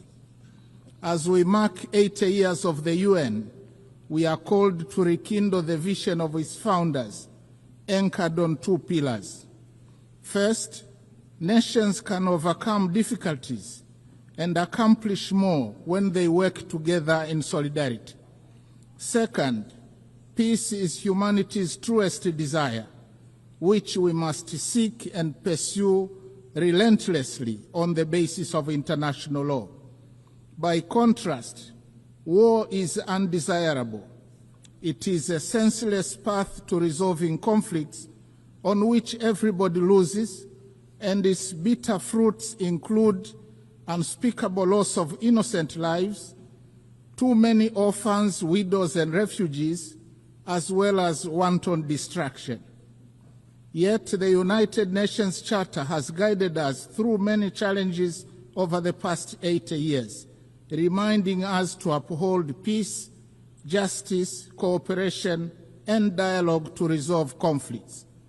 Today, as the world faces new tests, we must therefore hold firmly to these same principles, for it is only by respecting and living by the Charter that we can honor the past and build a safer and better future for all of us. Excellencies, the past 8 decades also remind us that change is the only constant in our world. The challenges of today are not the same as those of yesterday, nor will they be the same tomorrow. Thus, for the UN to remain relevant and is true to its noble mission, it must embrace change. Tanzania welcomes the UN 80 Reform Initiative unveiled in March this year, which seeks to enhance efficiency across the UN system and strengthening effectiveness. My country stresses the importance of upholding the principles of transparency, equity, and objectivity in the process, so as to renew trust and foster inclusive global governance. We thank the Secretary General for engaging member states in this endeavor. Nevertheless, Tanzania reiterates Africa's position on redressing the continent's underrepresentation in the Security Council and calls for admission of at least 2 permanent seats for Africa with veto power, as articulated by the Eswatini consensus. Tanzania also joined other countries of the Global South in demanding urgent and comprehensive reform of the global financial system. While we support the outcomes of the 4th International Conference on Financing for Development held in Seville, Spain this year, we renew the call for scaling up long-term concessional financing, revising sovereign credit rating frameworks, and rethinking debt sustainability assessments in order to unlock capital for investment in infrastructure, education, health, and climate adaptation. We reiterate our demand for increased voice and representation of Africa in the governance structures of the IMF and the World Bank. These noble demands have gone unheeded for a very long time and must be addressed now. Excellencies, SDGs remain our common plan for a better world. Yet, with only 5 years left before 2030, it has been established that over 80% of the targets are off track, with progress on more than half of the goals being weak and insufficient. The big elephant in the room, suffocating progress, is an estimated financing gap of $4 trillion per annum. Nevertheless, Tanzania remains committed and has made strides in implementing the 2030 agenda, with overall performance estimated at 60%. Examples include SDG 3, where maternal mortality declined from 750 deaths per 1,000 live births in 2000 to 104 in 2022. For SDG 6, access to clean and safe water, increased in both rural and urban areas from 32 and 55% in 2000 to 79.9 and 94% respectively by 2024. On affordable clean energy, SDG 7, the number of villages connected to electricity increased from 8,587 in 2000 to 12,318 in 2024. Only 15 villages remain without electricity. However, significant challenges remain, especially on environmental sustainability, that is SDGs 13, 14, and 15. Going forward, we urge the international community to strengthen collective response to climate change, seizing the opportunity presented by COP30 in Belém, Brazil, prioritizing delivery on the pledges for climate action, including capitalization of the Loss and Damage Fund. We call for increased long-term concessional financing, technology transfer, and fairer trade terms to complement our zeal in domestic revenue mobilization, reversing capital flight, and pursuit of win-win partnerships in the exploitation of our natural resources. I am glad to inform the Assembly that in June 2025, we launched the Tanzania Vision 2050 that articulates our long-term development aspirations and dovetails quite well with the SDGs agenda. Excellencies, peace is not a bonus. It is a prerequisite for socio-economic development. We must therefore seek and pursue peace tirelessly. We commend the efforts of the UN Secretary General, world leaders and organizations that are active in conflict mediation and resolution in countries and regions such as Eastern DRC, Sudan, Russia, Ukraine, and the Middle East. As we commemorate the Beijing +30 and celebrate the progress made in promoting gender equality and the empowerment of women, we call for full involvement of women in the quest for peace. In this regard, I must say Her Excellency Dr. Samia Suluhu Hassan, the first woman president of Tanzania, has shown the way in articulating policies and actions that strengthen the role of women across all sectors of our society. Regionally and internationally, she has been a champion of peace, justice, security, and clean cooking. Tanzania, as a member of the African Union Peace and Security Council, and in our then role as chair of the SADC organ on politics, defense, and security cooperation over the past year, actively contributed to peace initiatives and supported measures to prevent and resolve conflicts. In this spirit, Tanzania announces its candidacy for a non-permanent seat on the UN Security Council for the term 2029-2030, reaffirming our commitment to global peace and security. Excellencies, Tanzania opposes the continued imposition and proliferation of unilateral coercive measures which undermine the principles of sovereign equality and peaceful coexistence enshrined in the UN Charter. Such measures, often applied without mandate of the Security Council, represent a form of economic aggression that disproportionately harms innocent civilians by depriving them of essential needs such as food, medicines, and capital goods. In this context, Tanzania reiterates its principled solidarity with nations, including Zimbabwe and Cuba, and the peoples who continue to endure the adverse effects of the long-standing economic embargo and sanctions. We stress that these embargoes and sanctions contravene international law. Similarly, Tanzania stands in solidarity with the people of Palestine and Sahrawi, who continue to be denied the fundamental rights of freedom, sovereignty, and self-determination. Tanzania also strongly condemns all forms of terrorism carried out within or across national borders.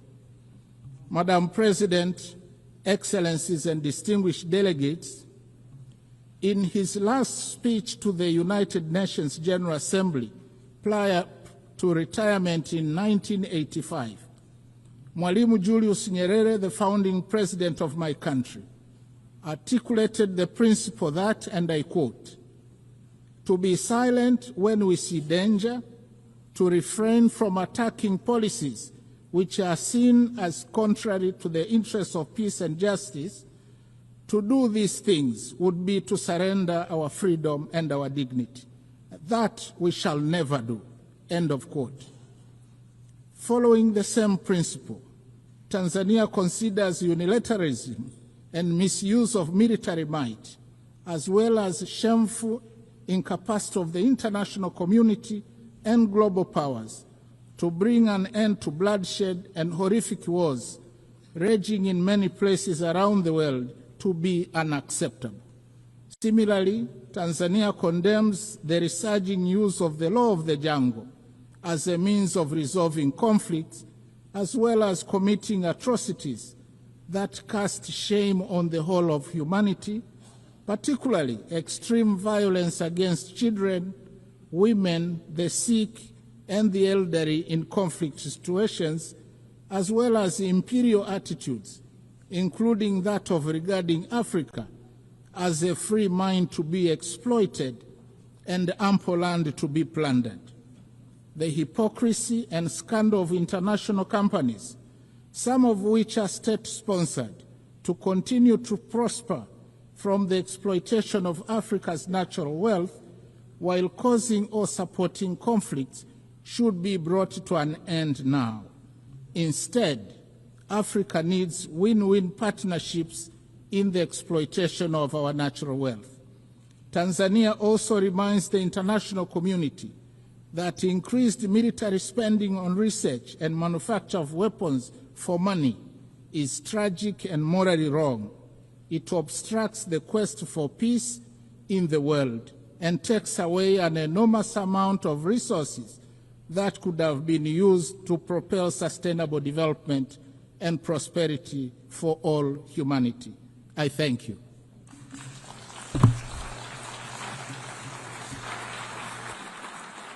On behalf of the Assembly, I wish to thank the Vice President of the United Republic of Tanzania. The Assembly will now hear an address by Her Excellency Jessica Rose Epelalupo, Vice President of the Republic of Uganda. I request protocol to escort Her Excellency and invite her to address the Assembly.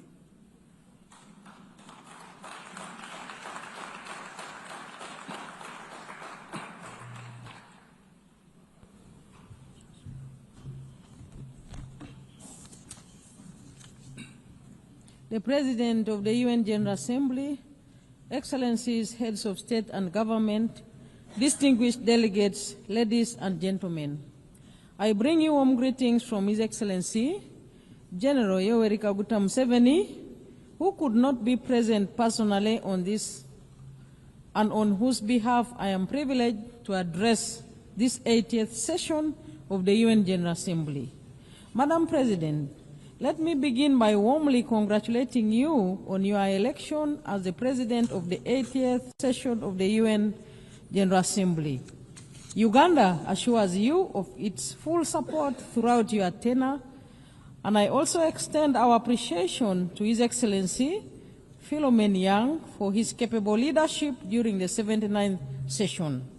We commend the Secretary General, His Excellency Antonio Guterres, for his continued commitment to the roles and responsibilities of the United Nations. This year marks 80 years since the founding of the United Nations, born out of the devastation of the Second World War, with the aim of preventing future wars and promoting global cooperation.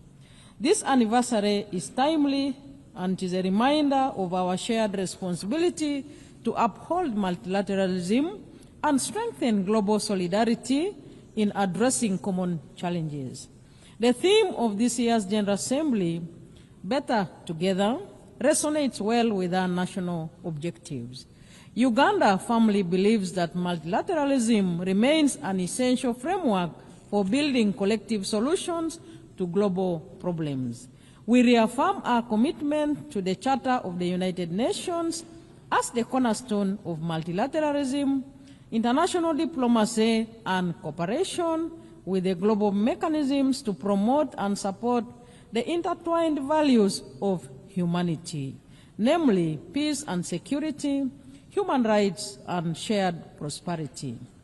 We are equally committed to fast-tracking the achievements of the 2030 Agenda on Sustainable Development and implementation of the Pact for the Future. Madam President, Uganda continues to play an active role in advancing peace, stability, and security within our region, e.g. in Somalia, South Sudan, DRC, and the Sudan. Uganda remains committed to the peaceful resolution of regional conflicts. We remain the largest troop contributor to the African Union mission in Somalia since 2007, which has been succeeded by the African Union Transition Mission in Somalia, and now the African Support and Stabilization Mission in Somalia. As a country, we have invested both human and financial resources in promoting peace and stability unreservedly. These efforts require reliable and predictable funding. We therefore call on the international community to commit adequate resources for peace-building and peacekeeping missions to ensure that their sustainability, effectiveness, and success becomes a reality. In South Sudan, Uganda continues to support the peace process as one of the guarantors of the Comprehensive Peace Agreement, contributing to efforts aimed at restoring stability and unity in the country. On the peace efforts in the eastern part of the Democratic Republic of Congo, Uganda has been working with regional leaders on the Nairobi and Luanda processes aimed at finding a lasting solution, and we also remain supportive of other complementary efforts by the international community. Madam President, we urge greater international support for regionally led peace-building and stabilization initiatives, recognizing them as vital foundations for inclusive and sustainable development. We also call for enhanced global cooperation in tackling the root causes of conflict, including inequality, climate change, pandemics, new technologies, transnational crime, and terrorism. Madam President, Uganda calls for the comprehensive reform of the United Nations Security Council to address the imbalance in its current configuration and make it more equitable, just, and democratic. We demand for Africa's representation on the Council as a special case, as a matter of urgency in both the permanent and non-permanent categories, in line with the common African position enshrined in the Eswatini Consensus and SATE Declaration. Africa must have 2 seats in the permanent category with all rights and privileges, and 2 additional seats in the non-permanent category.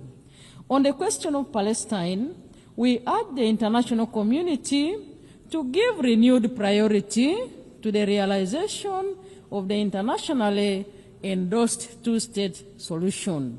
We appeal to the United Nations Security Council to play a decisive and just role in resolving the Palestinian issue, which is crucial for lasting peace in the Middle East and central to global peace and security. We join the international community in the long-lasting call to end the embargo on Cuba that has been tightened recently with unfair designation as a state sponsor of terrorism. Uganda is recognized globally for its progressive refugee policies. Madam President, we host the largest number of refugees in Africa, currently standing at 1.9 million. Uganda allocates land to refugees and integrates them into our national systems. sharing public services such as education and healthcare, etc. However, this model is under serious pressure due to declining international support amidst rising global geopolitical tensions. The drop in partner funding has strained our already limited resources, affecting both host communities and our ability to meet national development targets, including SDGs. Uganda remains committed to upholding its obligations, but we cannot do this alone, as it diverts vital resources from our national development needs. Madam President, we therefore urge the international community to meet its obligation and support host countries like Uganda. Refugee hosting should not become a debt burden. Uganda should not be expected to borrow money to care for displaced population fleeing conflict. Madam President, with just 5 years remaining to achieve the 2030 Agenda for Sustainable Development, progress in many developing countries remains far off track. Bridging the estimated $4 trillion annual financing gap is crucial. The failure to mobilize adequate resources highlights the shortcomings of current international financial cooperation. We call on the international community to fully implement existing commitments, including the Seville Commitment, the 2015 Addis Ababa Action Agenda, the 208 Doha Declaration, and the 202 Monetary Consensus. These agreements provide a framework for enabling developing countries to expand their physical and policy space and drive balanced and inclusive development. Accelerating the SDGs requires renewed commitment to multilateralism, global solidarity, and the strengthening of international cooperation mechanisms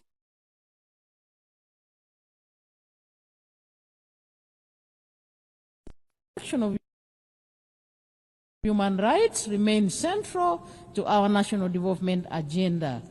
Our Constitution guarantees civil and political rights, freedoms of association, assembly and expression, and the right of every citizen to participate in democratic governance. Since the introduction of multi-party democracy, Ugandans have enjoyed regular, free and fair elections at all levels in Uganda. Madam President, Uganda was the first country in the sub-Saharan Africa to introduce universal free primary education in 1987 and universal free secondary education in 2007, an endeavor which has enabled our children to attain basic education and has improved the literacy and numeracy levels in our country, and all the associated benefits and multiplier effects. Health remains at the core of our development strategy. Uganda is scaling up investments in primary health care and deploying digital health solutions to improve service delivery and accountability. Our HIV/AIDS response remains a global model of political will and community engagement. Under the Presidential Fast Track Initiative, Uganda has reduced HIV prevalence to 5.5%, achieved 96% treatment coverage among those diagnosed, and over 90% viral suppression. Madam President, as the current chair of NAM, Uganda is committed to advancing the principle of unity, peace, and solidarity among its members. We support stronger collaboration between NAM and the UN in promoting the interests of developing countries. In this context, we call for accelerated progress on the adoption of the long overdue Covenant on the Rights to Development. Uganda looks forward to welcoming honorable ministers of NAM member states and observers at the 19th Midterm Ministerial Conference scheduled to take place in Kampala between 15th and 16th October 2025. Madam President, as I conclude, the United Nations has stood as a pillar of development, a pillar of peace and human dignity for the last 8 decades. It remains indispensable. It would be impossible to imagine the world today without the United Nations. Uganda acknowledges the UN's many achievements, its legitimacy, convening power, and normative influence. Madam President, more must be done to adopt and adapt and strengthen multilateralism. We must redouble our efforts to uphold international cooperation and ensure that the United Nations system is reflective of the current realities and capable of addressing the intertwined global challenges of peace and security, human rights, and sustainable development. Let us commit to leaving no one behind. Better together. I thank you. On behalf of the Assembly, I wish to thank the Vice President of the Republic of Uganda.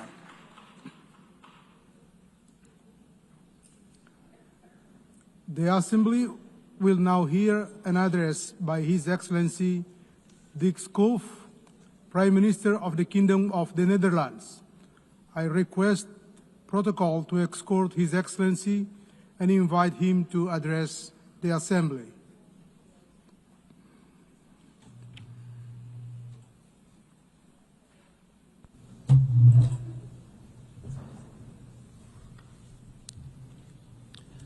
Mr. President, Your Excellencies, ladies and gentlemen, back in 1947, a 7-year-old boy, a Dutch boy called Dirk Sallemans, and his father made a long car journey to the German city of Cologne.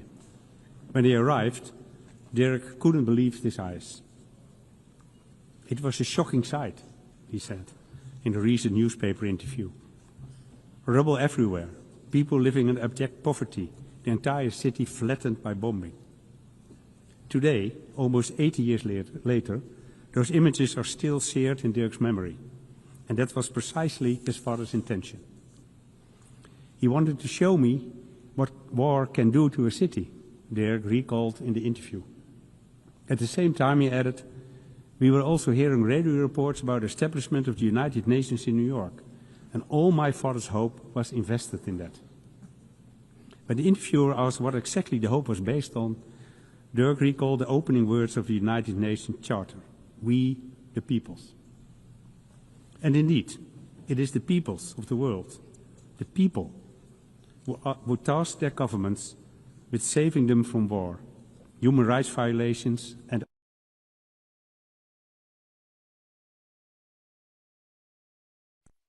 inspired Dirk Sallemans to embark on a career as a UN diplomat that spanned almost 30 years. And it is those same words, 80 years on from the UN Charter, that still remind him and us of that task. Of course, the world has changed dramatically since then, and unfortunately we must acknowledge that the mission, no more war, has failed. In fact, this year, even as we celebrate the United Nations 80th anniversary, we have heard it said that the UN can no longer justify its existence. Anyone who says that, however, has forgotten where we came from. Without the UN, there will be no disarmament treaties, no international court of justice, no climate agreements on sustainable development goals. Without the UN, which is often the only organization capable of supplying aid in the toughest places on the earth, millions of people would be deprived of food, clean water, and medical aid. Over the past 80 years, we've taken the UN's achievement for granted. We've neglected to look back on where we've come from and all the milestones we have achieved along the way. And although the situation right now might be especially difficult, I know this too. It has never been easy. Every achievement was preceded by the lengthy confrontations. Countries were often at loggerheads, and sometimes it was tempting to throw in the towel. But that never happened. And the reason can only be that, despite our many differences, we all understand what's at stake. That's the context in which I view the increasingly frank debate on the UN future. Yes, the world has changed. Yes, international relations have changed. And yes, the way we work together has changed. But I believe that this can lead us to only one conclusion. that we must change with times. And that's exactly what we do.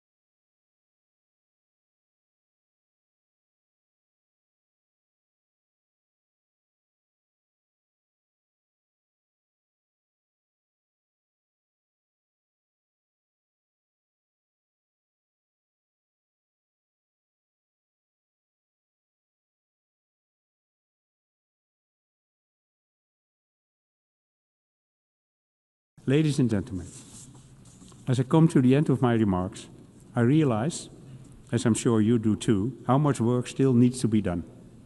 How many areas in which we, the UN, have fallen short. And how long we waited to adapt to this changing world.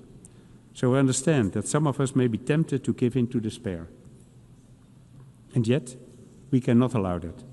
Because 80 years ago, a Dutch boy stood hand in hand with his father amid the ruins of Cologne. And in that wasteland appeared a glimmer of hope, sparked by what happened here in New York. A glimmer of hope that inspired Dirk Salomons and his father, and the peoples of these United Nations. We, the peoples. Thank you. On behalf of the Assembly, I wish to thank the Prime Minister of the Kingdom of the Netherlands. The Assembly will hear an address by His Excellency Bart de Wever, Prime Minister of the Kingdom of Belgium. I request protocol to escort His Excellency and invite him to address the Assembly.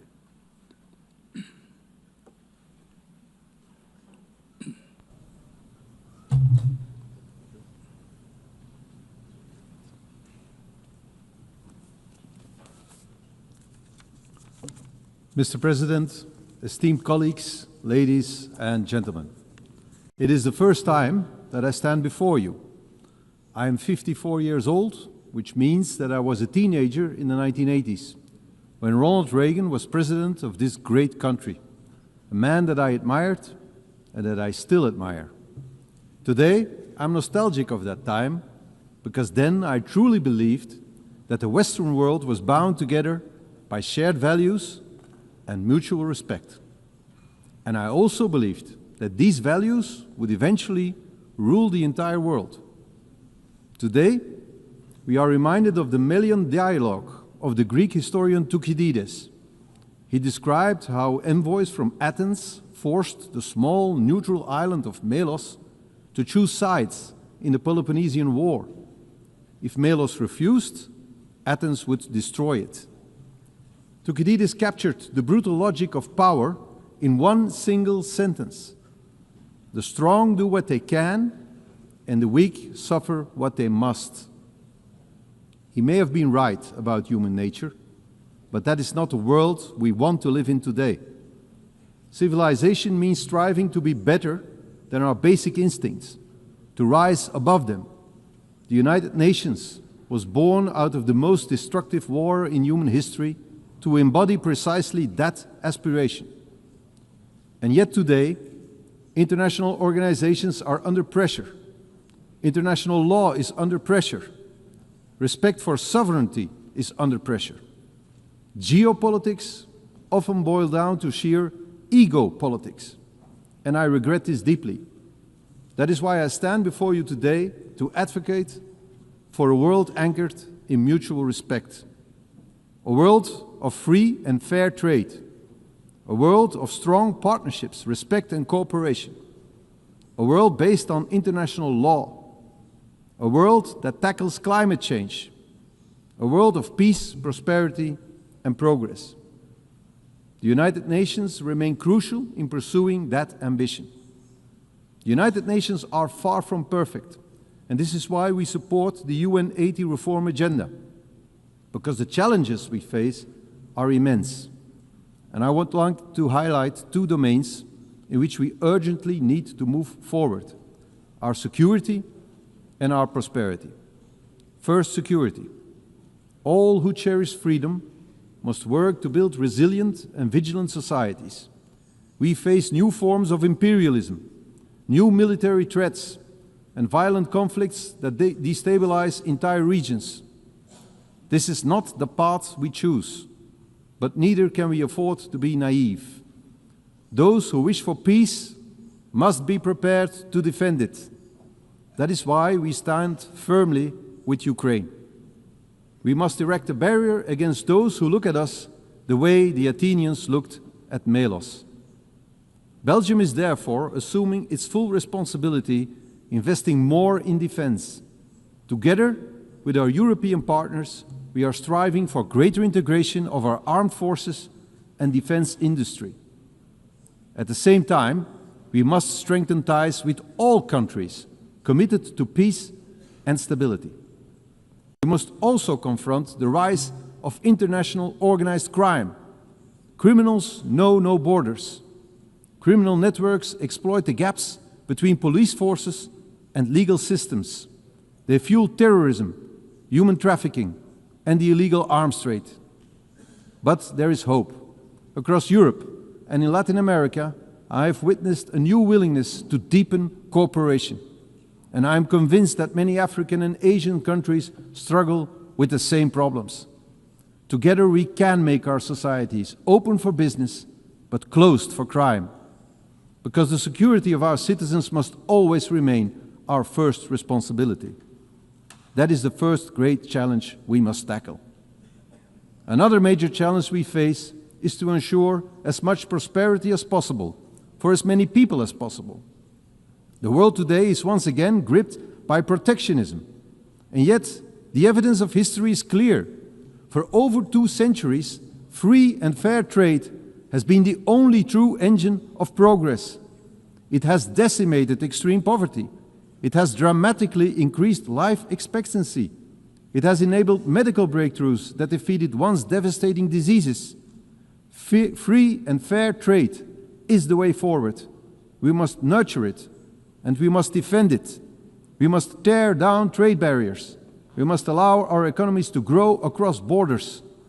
We must stimulate productivity, strengthen labor markets, and invest in innovation. In short, we must create prosperity that is globally shared. And let us remember, prosperity engenders peace. Prosperity builds trust. Belgium stands ready to be your partner in this endeavor. Belgium is and will always remain open for business. Mr. President, distinguished delegates, let us not succumb to the harsh logic of Thucydides. Let us prove that the destiny of humankind is not to dominate or to suffer, but to cooperate and to prosper. This is and should always remain the mission of the United Nations. I thank you. On behalf of the Assembly, I wish to thank the Prime Minister of the Kingdom of Belgium. The Assembly will now hear an address by His Excellency Allah Maye Halina, Prime Minister and Head of Government of the Republic of Chad. I request protocol to escort Her Excellency and invite her to address the Assembly.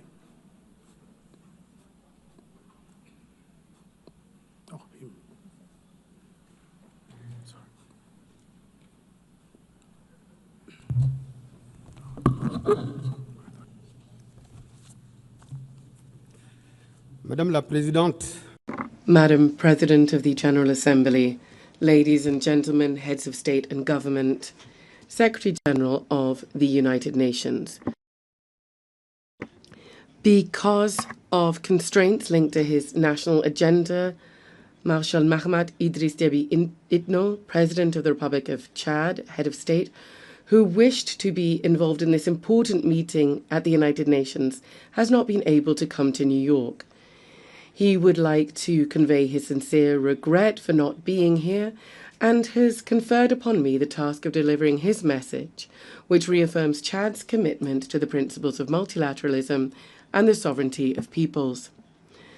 It is therefore for me a great honor to deliver to this august assembly the message of the President of the Republic of Chad, head of state, and I quote, Madam President of the General Assembly, ladies and gentlemen, heads of state and government, Secretary General of the United Nations, I would like at the outset to honor God, the all-powerful force of wisdom and strength that enabled us to come here together in a spirit of dialogue to look at the challenges of our time and of our world, primarily the questions of development, but also international peace and security. I would like to convey our congratulations to Madam Annalena Baerbock, President of the 80th session of the General Assembly, on her election and assure her of the full support of my country in carrying out her mandate. By the same token, I would like to express our sincere thanks to Ambassador Philemon Yang, outgoing President, for his outstanding leadership of the previous session. Thus, I would also like to express our sincere appreciation and our full support to Secretary General Mr. Antonio Guterres for his unfailing efforts to fly the flag of multilateralism high, embodied by the UN, whose mission and even raison d'etre is currently being tried by numerous challenges that are constantly affecting our common bedrock of humanity. Madam President, Your Excellencies, ladies and gentlemen, I am speaking to you before this august assembly with the great weight of history and the force of a sincere conviction. The United Nations, 80 years after it was born, in the pain, so to speak, of wars, must come to life once again in the truth of our hopes. Better Together, 80 years for peace, development and human rights is more than just a celebration. It is something that strikes us, an invitation to re-examine the role, the relevance and the political and moral legitimacy of our shared organization. It would be wrong to deny the historic merit of the UN. The UN has contributed to preserving global peace. It has helped decolonization. It has fostered human rights and provides a multilateral cooperation framework. Nonetheless, we need to underscore that 80 years after it was established, the UN is still far from having accomplished the aims that were conferred upon it by the Charter. Despite undeniable progress that I have mentioned, we have to note that the UN has never disappointed as much as it is today, in particular because of its inability to stop bloody conflicts that continue to prevail in several areas of the world, in Africa, in Asia, in South America. There is increasing defiance because too often major decisions taken by this organization seem to serve the interests of some great powers to the detriment of the aspirations of the countries of the South, because the Security Council remains a very fixed structure, a legacy of the post-war period, where Africa, the cradle of a fifth of humanity, remains excluded for all major representation, because sanction and intervention mechanisms are often selective and indignation seems to be conditioned on where it's happening geographically. We need to be bold enough to say here, peacekeeping missions of the UN have often failed in their promises and in their duty, be this in Haiti, in the CAR, in the Democratic Republic of Congo, or in Mali. The Blue Helmets, in certain cases, have been accused of inaction and even behavior that runs counter to the very principles of the organization that they represent. How can we understand that instead of protecting, some have been complicit in violations? How can we explain that after being there for decades, conflicts still persist and in some cases are worsening? These failures, often tragic, erode the legitimacy of the UN on the ground and in people's hearts. It is crucial for peacekeeping operations to be reformed very deeply and evaluated in a transparent way, refocused on their fundamental mission to protect civilians. Madam President, ladies and gentlemen, for more than 7 decades, the world is witness powerless to a human and political tragedy. I'm talking to you about the Israeli-Palestinian conflict, the current situation in Gaza with indiscriminate bombing, thousands of civilian deaths, and the systematic destruction of vital infrastructure is a collective failure of the international community. We're not just talking about a conflict anymore. We're talking about a humanitarian scandal and an unprecedented moral challenge. The latent war between Israel and Iran, regional tensions and the inability of the UN to bring a lasting solution undermines not only stability in the Middle East, but peace throughout the entire world. As long as justice has not triumphed in Jerusalem and Gaza, there will be no clear, people's consciences will not be clear here in New York. As long as international law is flouted in Palestine, it will be weakened elsewhere. We are calling this year, as we do every decade, for the effective recognition of the Palestinian state in the 1967 borders, the immediate end to illegal settlement, and a political solution that guarantees the coexistence of two viable, free and secure states. To this end, my country welcomes the adoption by a broad majority of the New York Declaration on Palestine, dated the 12th of September 2025. This is a historic step forward and a major step in the quest for a just, comprehensive and lasting peace in the Middle East. Our collective duty from now on is to transform this strong declaration into specific acts and to turn the hope of the Palestinian people into a reality. Madam President, ladies and gentlemen, in the area of development, the UN is struggling to make the collective step forward that is needed to ensure the implementation of international agendas, and primarily the 2030 Agenda. 5 years from the fateful deadline, we are going to have to mobilize annually more than $4,000 billion to meet the development financing deficit in poor countries. To this end, the Seville commitment is, there is no doubt, our last chance to move from words to action to speed up the implementation of the SDGs. Madam President, ladies and gentlemen, whether we're talking about peace or international security or development or climate action, the future of multilateralism, to which we're all committed, is really at stake here.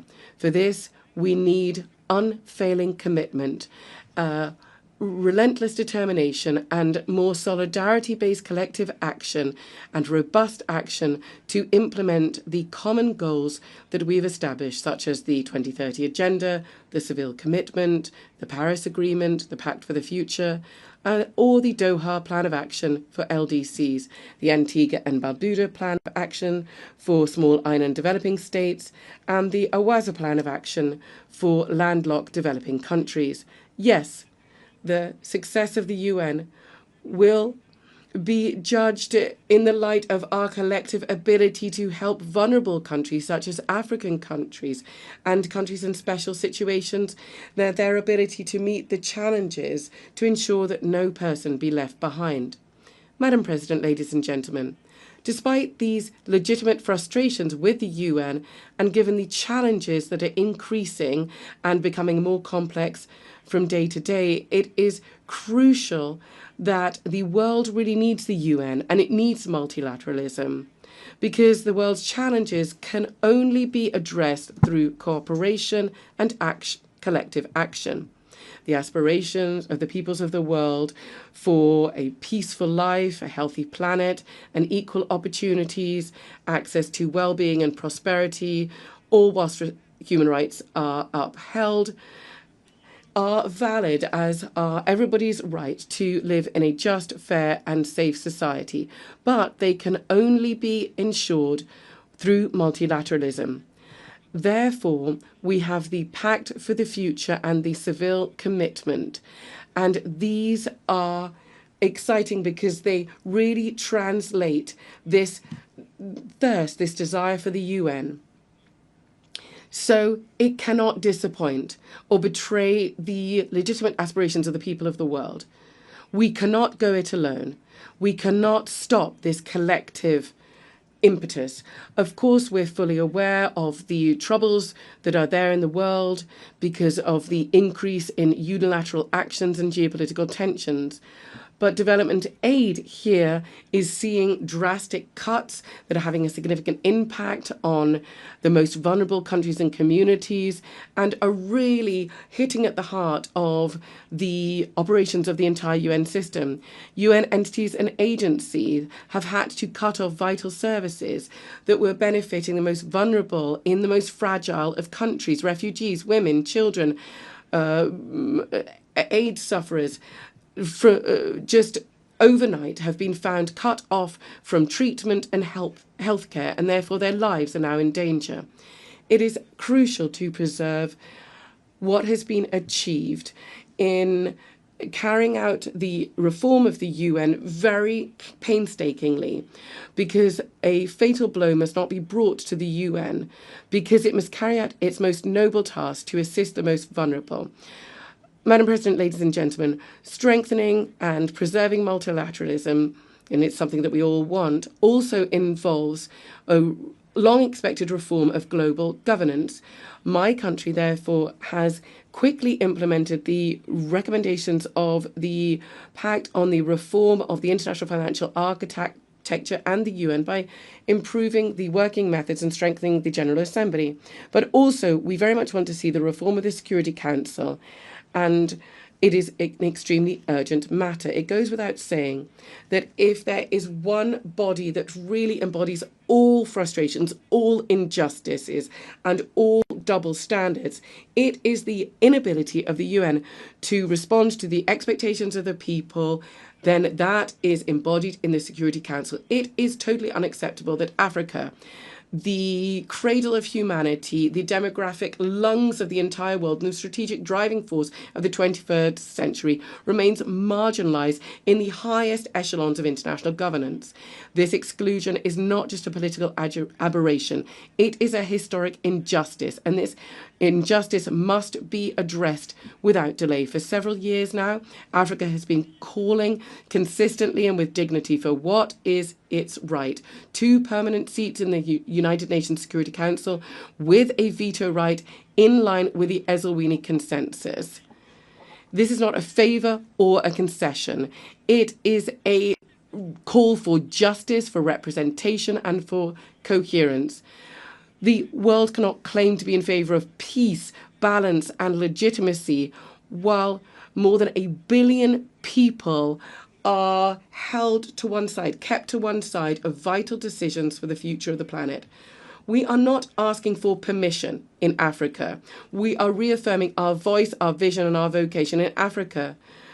Unfortunately, many people believe that a lot of the world is indifferent to the ills that Africans are facing, and the Security Council is just providing very basic service. There are multiple meetings on issues pertaining to the continent, but they have very little impact on people.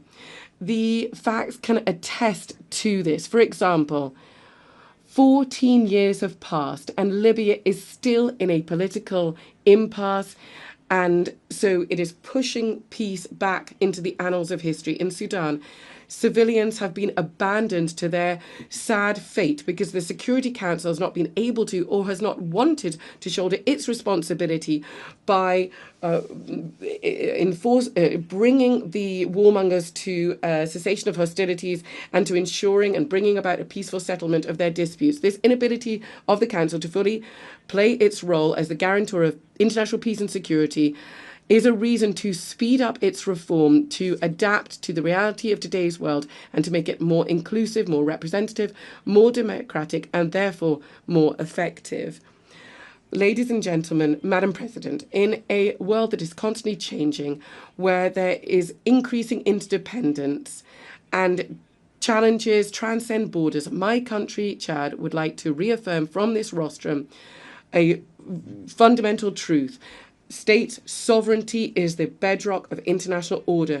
Sovereignty is not a privilege or a concession. It is an inalienable right enshrined in the United Nations Charter. It guarantees that each people can take ownership of their own destiny. It ensures the free determination of its political, economic, and cultural choices and the respect for its own identity. In this body of nations, each state is one particular note bringing about global harmony. Nobody should be silenced. Nobody should be constrained to be uniform. Sovereignty is the very precondition for dialogue, peace, and international justice.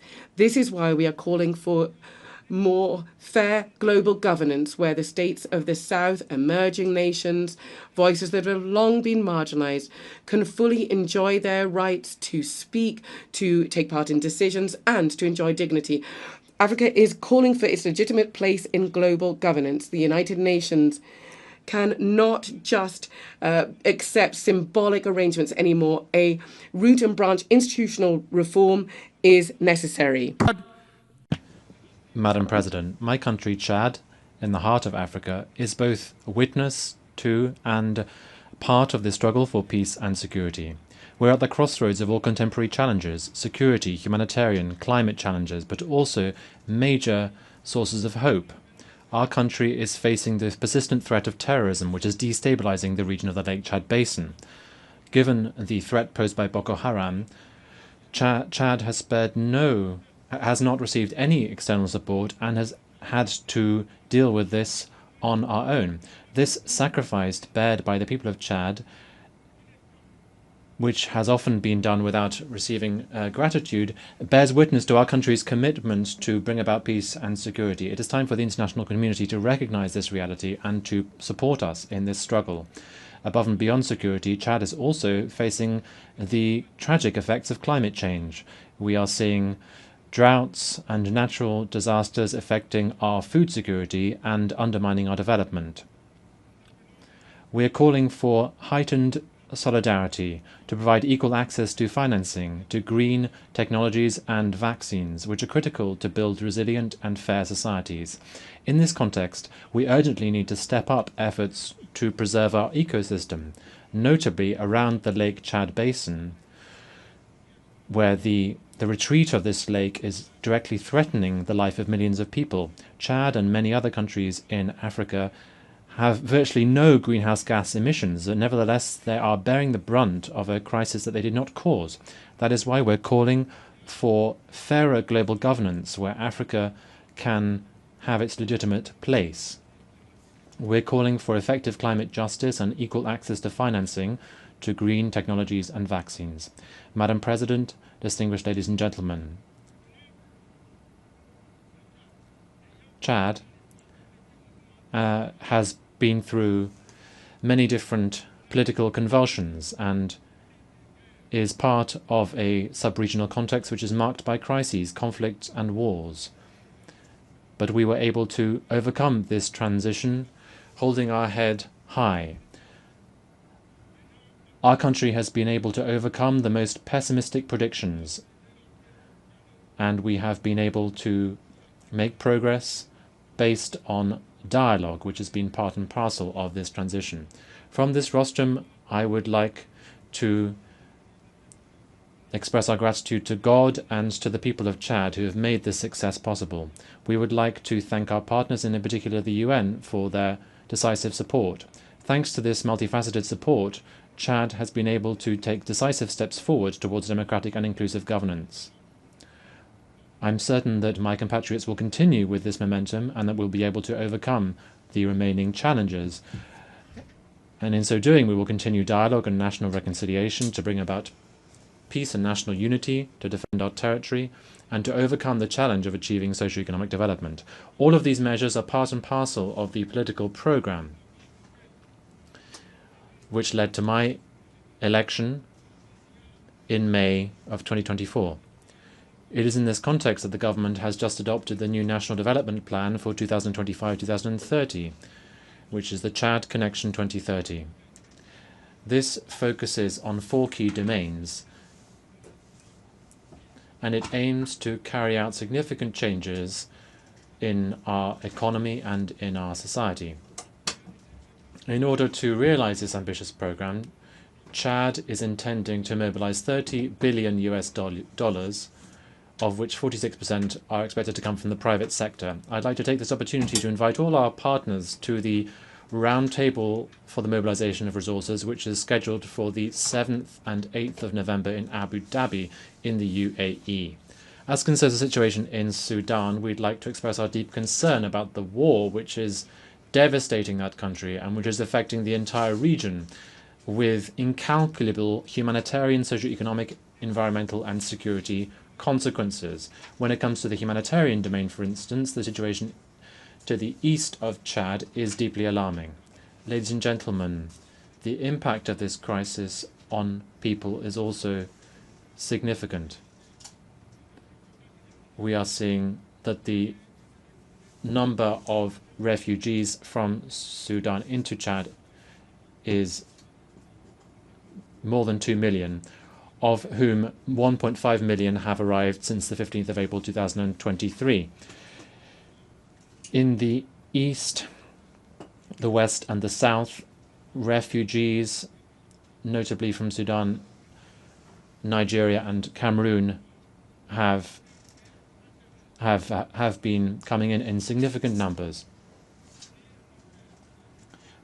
We have a sense of humanitarian duty, and we will continue to open our doors to welcome our brothers and sisters, notably from Sudan. But we cannot bear this significant burden for humanitarian assistance alone, and that is why I call upon the international community to help these people and to help Chad to overcome this challenge with support.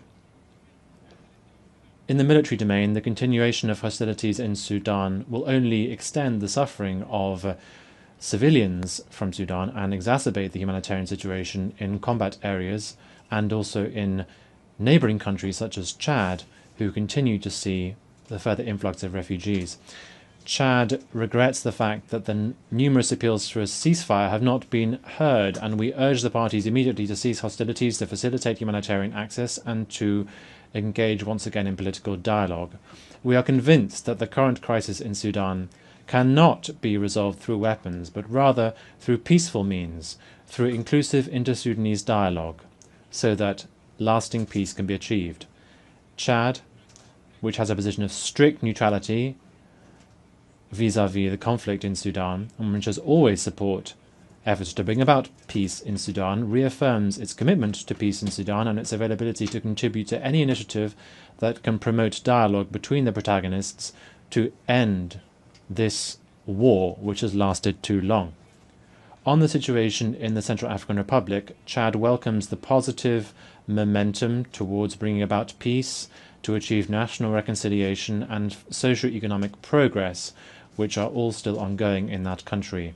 We welcome the policy that His Excellency Faustin Archange Touadéra of the CAR has been rolling out, thanks also to the mediation that Chad has had the honour to be part of. We reaffirm our commitment to the peace and stability of the CAR, and we are willing to further make efforts to support peace and reconciliation in that country. Ladies and gentlemen, beyond our region, Africa as a whole remains a continent that crystallizes all attention, in spite of our marginalization in global governance. If the UN wishes to survive the next few decades, it must once again become the house of the people and not just that of the powerful. The UN must speak to young people in the Sahel, mothers in Gaza, to farmers in the Amazon, to displaced persons in Sudan, refugees in Ukraine and Burma, with one voice, that of shared humanity. Better together, that means recognizing our failures so that better to overcome them in the future. That of shared humanity. Better together, that means recognizing our failures so that better to overcome them in the future. Better together means admitting that no one has a monopoly on truth or pain. Better together means finally building an international system where every nation counts and where every human life has the same value. We therefore call on the UN to once again find its soul and its moral power. Madam President, ladies and gentlemen, Chad believes in peace. Chad believes in the UN. But even more than this, Chad believes in humanity, because Chad is the cradle of humanity, because we are convinced that together, united in diversity, we can overcome the challenges of our time. We can change the world. We can protect fundamental rights. We can ensure that peace wins out, and we can bring about sustainable development for all.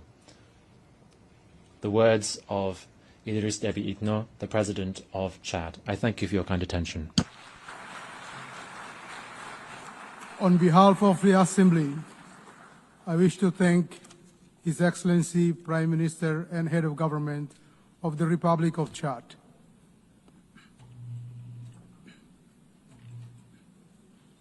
The Assembly will now hear an address by His Excellency Camille El Tayeb Idris,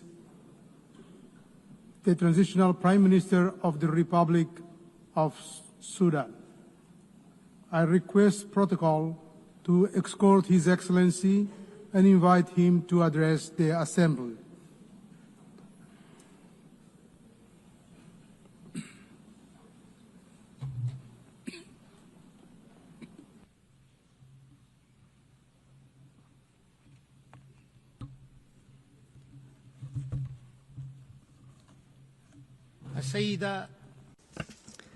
Madam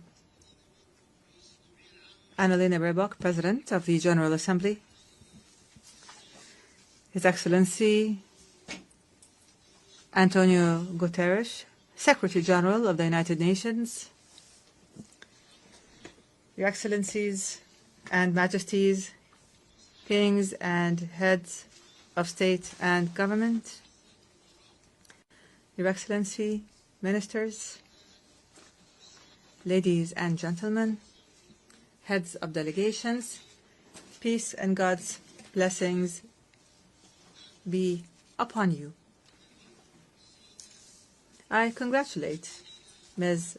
Annalena Baerbock on her election as President of the General Assembly's 80th session.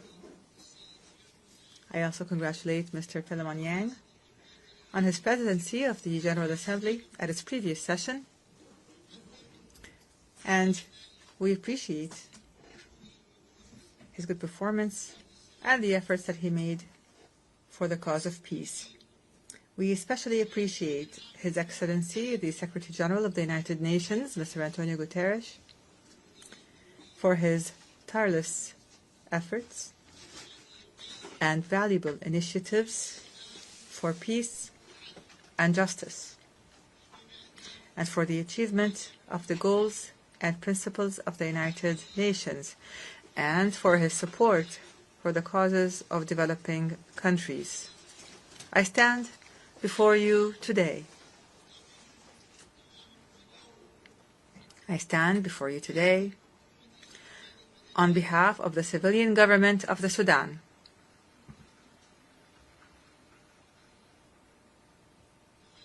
I stand before you today on behalf of the civilian government of the Sudan and on behalf of the proud Sudanese people to fulfill the pledge made by His Excellency President Abdel Fattah al-Burhan, Chairman of the Sovereignty Council, at this August Global Forum, a pledge to appoint a civilian prime minister with independent powers to consolidate the values of civilian governance and democratic transition. I stand before you from the banks of the Nile, from the land where history runs as deep as the river itself, from where the deserts know the footprints of ancient kingdoms, ancient civilizations, and from where, in this present hour,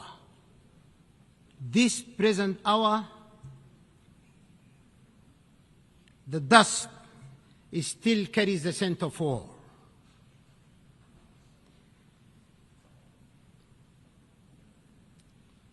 Sudan has bled. Our villages and cities have fallen silent under the shadow of unprecedented war, unprecedented invasion in the history of mankind.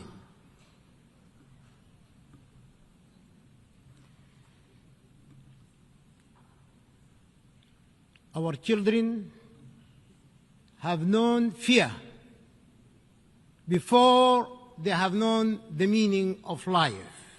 And yet, amid the ashes of war, there is a unique pulse that refuses to die.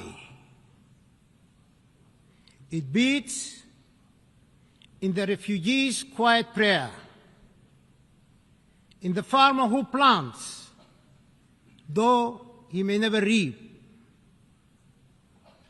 and in the mother who sings her child to sleep beneath an open sky. From that pulse, distinguished leaders of the world, from that pulse, I share with you these words. Amalun. Hope, reborn of our unity, and strength emanating in our peace.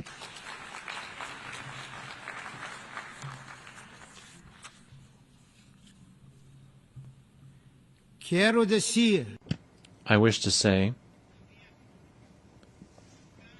in addition to this, that Sudan is a great civilization. Its resources are necessary for the entire world. Madam President, we are witnessing great challenges.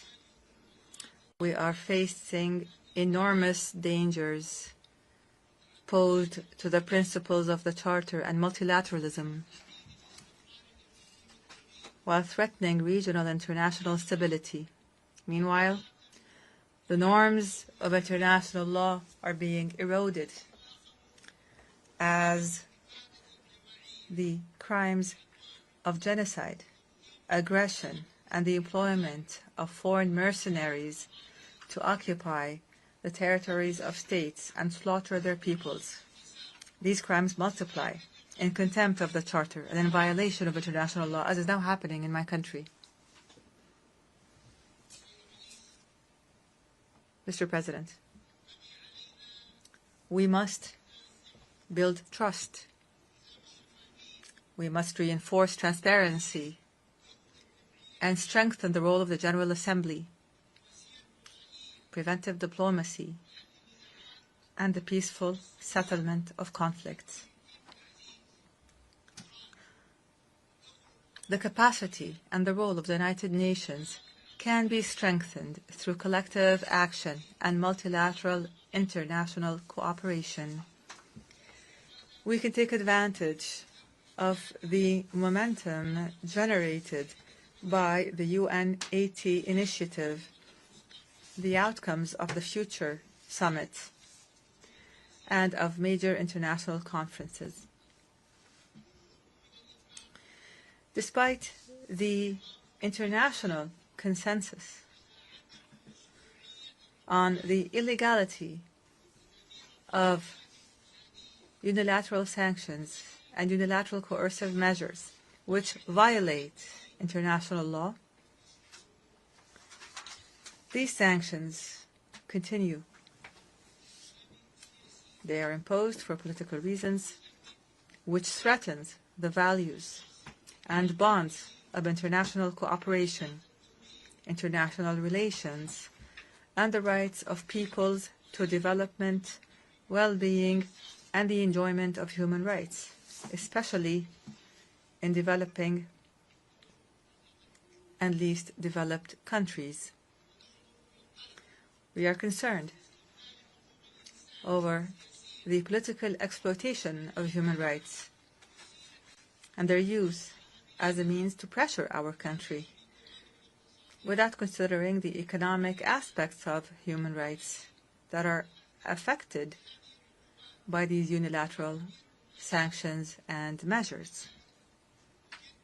We renew our rejection, our absolute rejection of hate speech, racism, extremism, Islamophobia, and all forms of discrimination and racial supremacy that threaten humanity as a whole.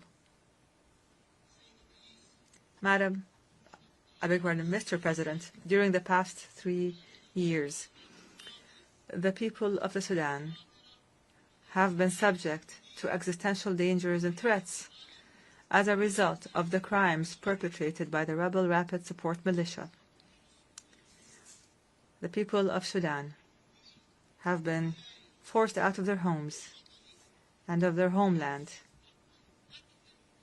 to flee systematic killing and torture and looting and rape and humiliation and the savage destruction of all the components of life, the basic components of life.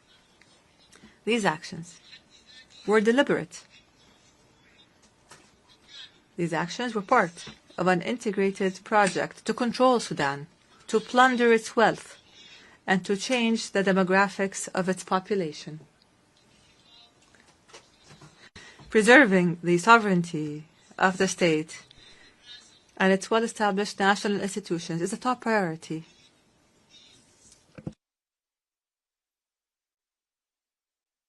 It is an existential issue for the Sudanese people. Therefore, the civilian transition and democratic transformation under the leadership of the civilian government of hope and the establishment of peace will not be achieved without ensuring that we have strong national institutions that preserve the sovereignty and territorial integrity of the state. The international community, and you are the leaders of this international community. You are the entire international family. The international community must work to stop the flows of lethal weapons, advanced ones, to the terrorist militia. It must condemn the militia, criminalize it, and classify it as a terrorist group, and must stop the flow of mercenaries.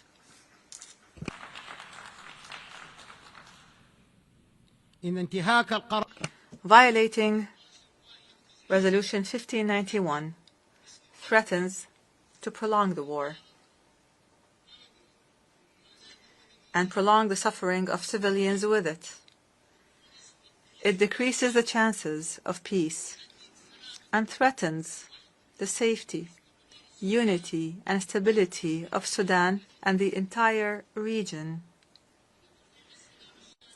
Achieving comprehensive peace in Sudan requires the participation of Sudanese political forces and the different walks of Sudanese society in decision-making and in determining their future, because they are the true stakeholders. There must be no foreign interference or pressure, no hasty partial solutions, and no support for ethnic political extremism that plots to destroy Sudan. We affirm from this podium the commitment of the government of Sudan to the roadmap, which was drawn up by a group of national forces and civil organizations, and which we presented to the United Nations and to the mediators. This roadmap includes a ceasefire, accompanied by the withdrawal of the terrorist rapid support militia from the areas and cities it occupies. It includes lifting the siege of the city of Al-Fashir immediately. Lifting the siege on the city of Al-Fashir immediately, as well as the city's environs, in implementation of Security Council Resolution 2736, adopted over a year ago. Imagine this. This resolution was adopted by the Security Council over a year ago, and nothing has happened to this very day. Is this plausible? Let us take a moment to reflect. Children are dying. Women are dying. The elderly are dying because of starvation, and the international community is silent.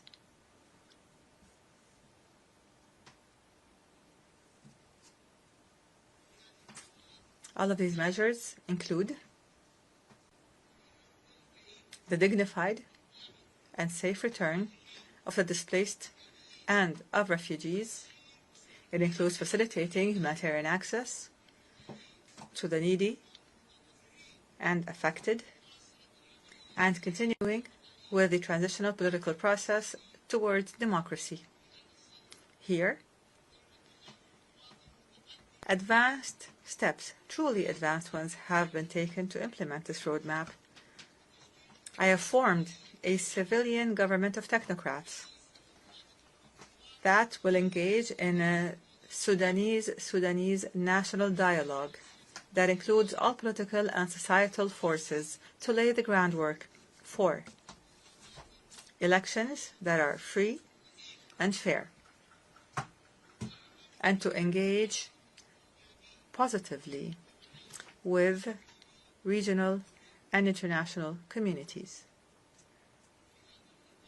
In this context, the government has committed and continues to facilitate all procedures for all Sudanese citizens abroad to return and engage in this important historic dialogue. Mr. President, one of the priorities of the civilian government of hope is to work to achieve objectives that include the following: achieving peace as a top priority, establishing the rule of law, a state based on the rule of law, fighting poverty and corruption in all its forms, activating transitional justice, accountability, ending impunity, adopting a balanced foreign policy, engaging positively with international and regional organizations, providing services such as electricity, water, security, pensions, revitalizing rural development, providing national health care, and laying the groundwork for comprehensive national elections with regional and international observers. We will work to remove the remnants of war, to return to the capital, the national capital, Khartoum, and start reconstruction efforts, raise the quality of the health sector, and increase the participation of women and youth in the national dialogue for peace. Mr. President, the government of the Sudan affirms its commitment to humanitarian international law. The government of Sudan developed a comprehensive national plan for the protection of civilians that it submitted to the Security Council and the Secretary General of the United Nations. The plan covers all aspects of protection, including the establishment of a national mechanism of protection and a mechanism that facilitates humanitarian access and supports United Nations humanitarian efforts and the rule of law, accountability, and action to halt the proliferation of weapons and combat violence against women and children. This plan addresses issues of displaced persons and the refugees and seeks to achieve a comprehensive peace. Moreover, the government has signed a cooperation framework with the United Nations. And in this regard, the government renews its commitment to facilitate, protect, and secure the passage of humanitarian aid through all the agreed-upon crossings identified by the government of Sudan. The continued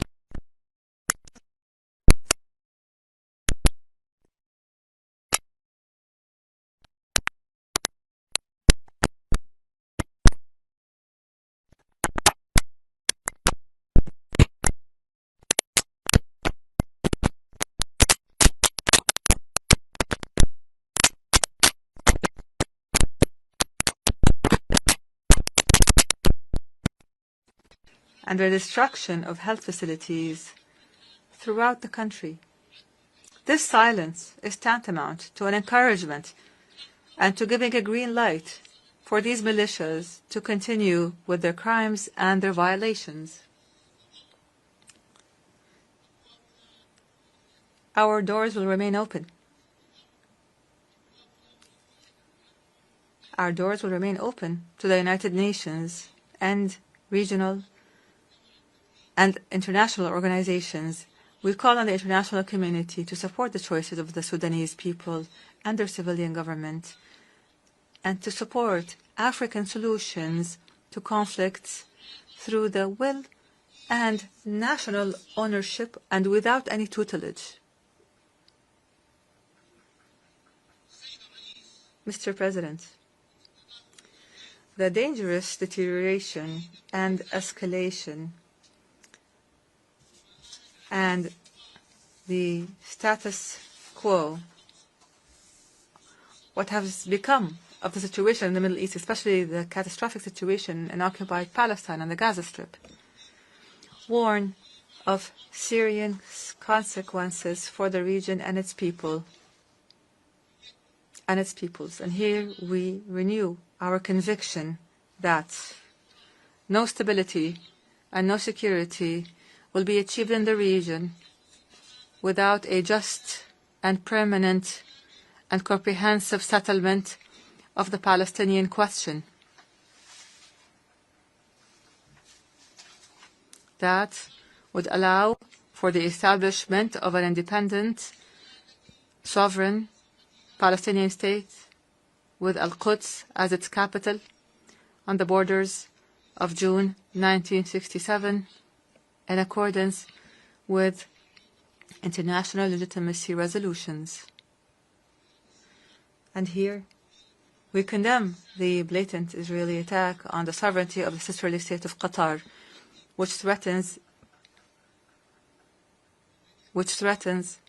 international peace and security. Without peace, there is no viable future. Without peace, there is no viable future. Excellencies, ladies and gentlemen, supportive of peace and security, human rights, and sustainable development goals, without which there will be no lasting peace. However, let me say it clearly and openly, our sovereignty and territorial integrity are red lines. We will never give up. I promise you, we will never give up, and I thank you for your attention. Thank you. On behalf of the Assembly, I wish to thank His Excellency, the Transitional Prime Minister of the Republic of Sudan.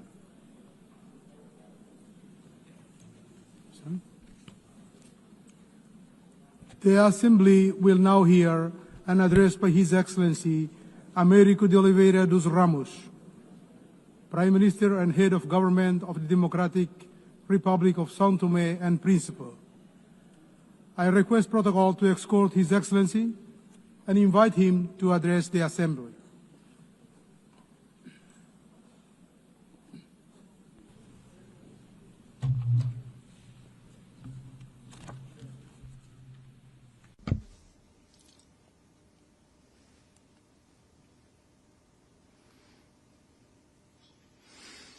Madam President of the 80th session of the United Nations General Assembly, Mr. Secretary General of the United Nations, Your Excellencies, Heads of State and Government, distinguished delegates, ladies and gentlemen. Allow me, Excellencies, to express the profound honor of addressing this distinguished Assembly on behalf of the Democratic Republic of São Tomé and Príncipe. At a time when the international community faces challenges of unprecedented complexity, the theme of the 80th session, Better Together, resonates not only as an ideal, but as an imperative necessity for humanity, for collective development and prosperity. On this solemn occasion, we express our solidarity with all nations that, in recent months, have endured natural disasters, conflicts, and humanitarian crises. Here we speak not of mere statistics, but of real human lives, of broken families, of entire communities forced into suffering. Your losses are felt by us all, and your resilience inspires us to redouble our efforts in pursuit of a safer and fairer world. In the same spirit, I take this opportunity to warmly congratulate Your Excellency, Madam President Annalena Baerbock, on your election to preside over this august and historic session. Your vast diplomatic experience and commitment to multilateralism are guarantees of wise and effective leadership.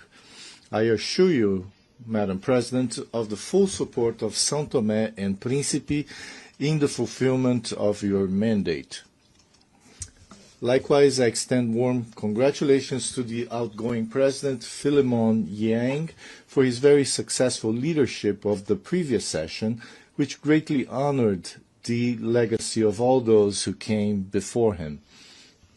I could not fail to pay a well-deserved tribute to the Secretary-General Antonio Guterres, whose tireless and persistent voice in defense of peace, human rights, and sustainable development continues to serve as a moral compass for our organization. His visionary leadership has contributed to revitalizing the United Nations and adapting it to the pressing challenges of the 21st century.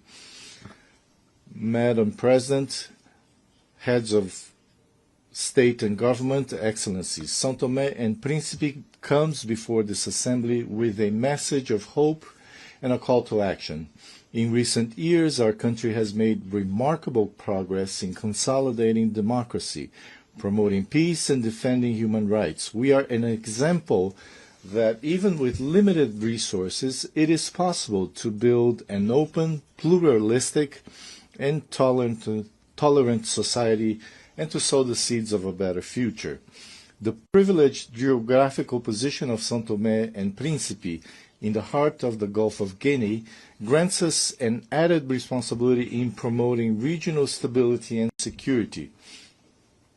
Our country has sought to establish itself as a natural bridge between continental Africa and the Atlantic island communities, facilitating dialogue, cooperation, cultural and economic exchange, combating piracy, and promoting safe trade routes that benefit the entire international community. Our democratic journey, which has become a reference in our sub-region, is marked by the regular holding under existing law of free and transparent elections, by the active participation of political actors and civil society, and by the guarantee of freedom of the press. We believe that democracy is a fundamental pillar of sustainable development and lasting peace. Domestically, the São Toméan state has responsibly undertaken reform processes in the fiscal, economic, judicial, and public administration sectors, implementing public policies aimed at improving human development indicators. Yet we recognize that the progress achieved remains fragile and constantly under threat. Excellencies, the recent graduation of São Tomé and Príncipe to the category of middle-income country in December 2024, becoming the 8th to achieve such milestone, constitutes without a doubt a significant achievement and a just recognition of the efforts made by our people. This graduation is the fruit of concrete and measurable gains that attest to our progress. Between 2020 and 2022, our gross national per capita income reached $2,271, significantly surpassing the graduation threshold set at $1,306. At the same time, our Human Development Index showed remarkable progress, rising from 59.3 in 2002 to 91.4 in 2024, far above the threshold of 66 points. These indicators reflect advances in fundamental areas such as health, education, and macroeconomic stability. Nevertheless, while this achievement honors us, it also places us before new and demanding challenges that require appropriate responses. It is in this context that we appeal to the international community to ensure that this transition is carried out gradually and harmoniously, accompanied by continuous and transformative support, so that we may advance in the economic and productive sectors, preserve the gains achieved, and prevent our hard-won progress from being undermined.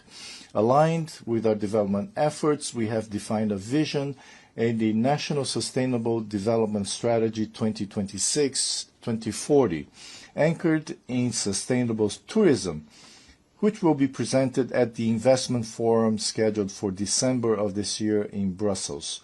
On this occasion, we appeal to and invite our bilateral and multilateral development partners to participate actively in this important event, which represents a unique opportunity to establish lasting strategic partnerships. This forum will provide a privileged platform to present our national priority projects, attract foreign direct investment, and consolidate alliances that will accelerate our transition to a green and resilient economy. The implementation of the SDGs remains our primary priority. Despite challenges, we have made significant progress in areas such as health, education, and access to energy. However, the impacts of the recent global health crisis, coupled with the ensuing global economic crisis and the reduction of development financing, reflecting a decline in solidarity and new donor country priorities, have slowed our progress toward the SDGs. This requires a joint and redoubled effort from our country. São Tomé and Príncipe remains firmly committed to the 2030 agenda. Our current performance places us 112th among 167 countries with a score of 64, reflecting the significant challenges we still face, notably in Sustainable Development Goal 8, decent work and economic growth. This highlights the urgency of diversifying our economy and creating more opportunities for our youth, the fundamental pillar of our future. We are fully aware that we still have a long road ahead.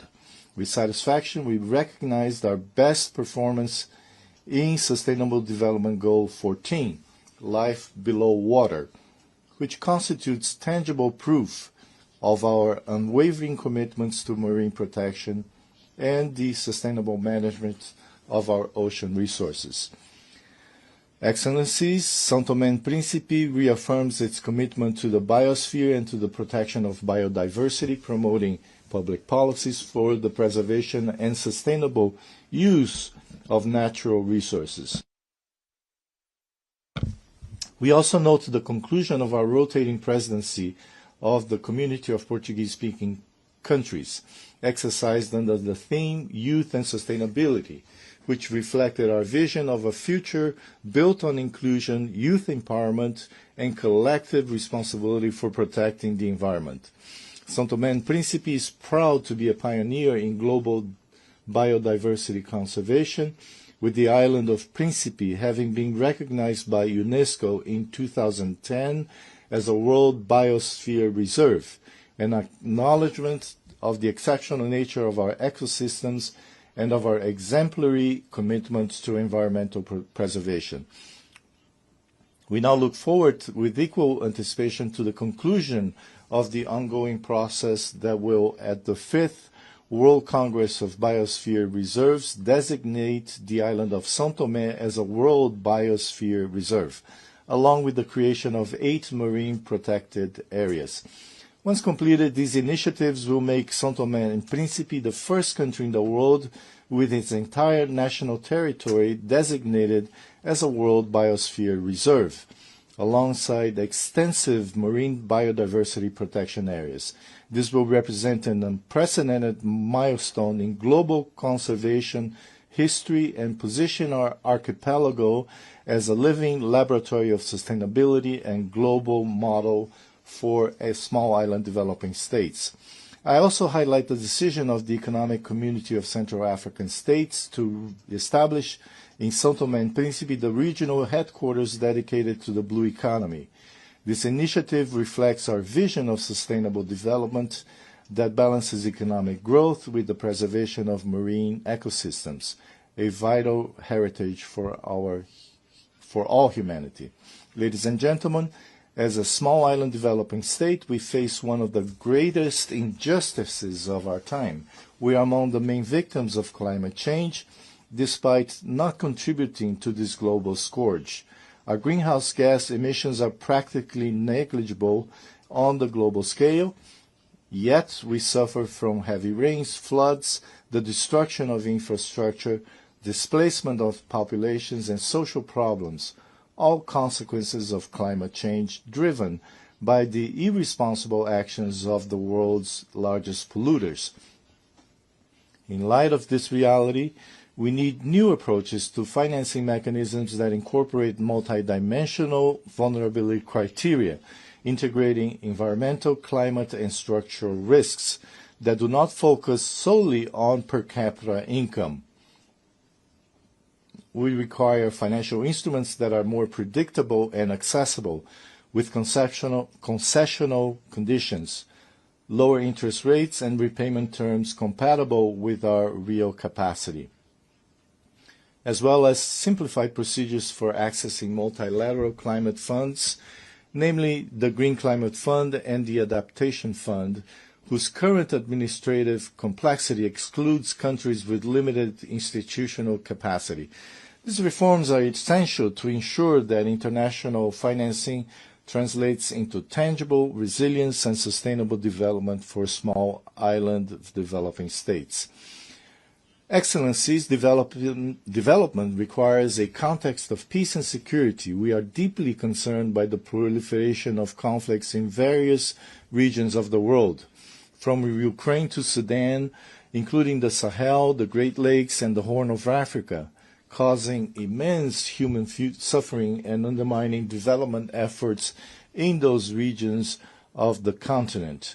In this regard, we advocate for the peaceful resolution of all these conflicts, because only silencing the guns can create an environment in which a better future with peace and development for all peoples can be built. São Tomé and Príncipe strongly condemns all forms of violence and aggression. We stand for full respect of international law and the Charter of the United Nations. We reiterate our call for a peaceful and lasting solution for the Israeli-Palestinian conflict based on the coexistence of two states with secure and internationally recognized borders. We urge the international community to intensify support for African peace and security initiatives, always respecting African leadership and endogenous solutions. São Tomé and Príncipe solemnly reaffirms its unwavering commitment to the fundamental principles of non-interference in the internal affairs of sovereign states and respect for territorial integrity, essential pillars of the international law and the UN Charter.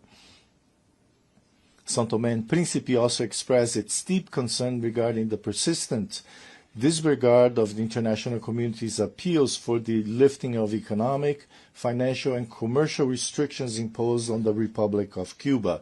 We observe that with concern the worsening of these policies through new extraterritorial measures that compromise Cuba's economy and affect its resilient people.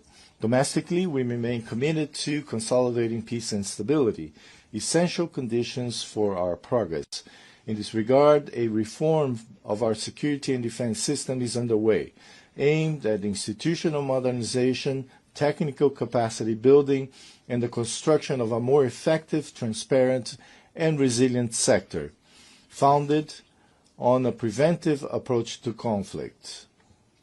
However, this is a demanding process that requires the cooperation of our international partners, both technically and financially, to guarantee its success. Distinguished participants, to control these challenges, we need a revitalized United Nations, more agile and more representative of the diversity of today's world. We support reform of the Security Council so that it reflects 21st century geopolitical realities and includes at least one permanent seat for the African continent.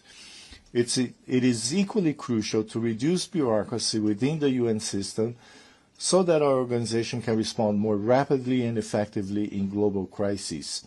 We need a UN that is closer to the people it serves, more transparent, more inclusive in its decision-making, and more accountable for its results. Cross-cutting issues such as women's empowerment and multilingualism must be at the heart of this reform.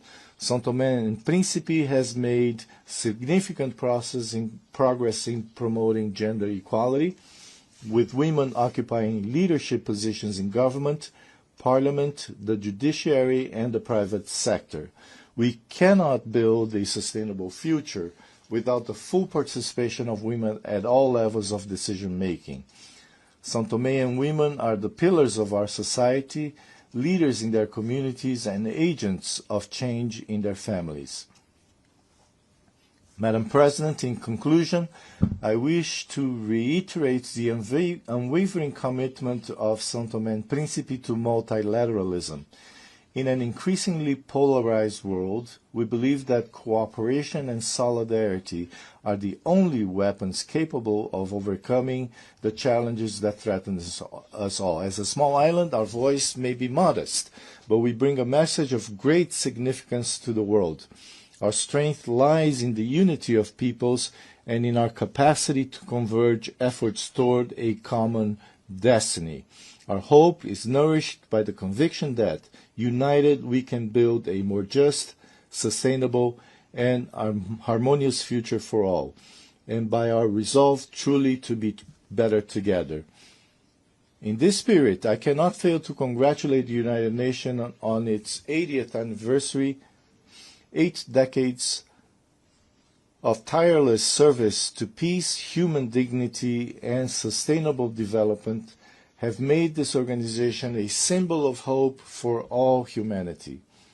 We therefore reaffirm our confidence in the central role of the UN as the pillar of multilateralism, and we renew our commitment to continue walking side by side so that all peoples may live in peace with justice and prosperity. At this solemn moment, I would also like to express our sincere gratitude to all cooperation partners with whom São Tomé and Príncipe has the privilege to work. In particular, I highlight the support of the United Nations and its various agencies, whose contributions have been decisive in strengthening institutions and improving the living conditions of the São Toméan people.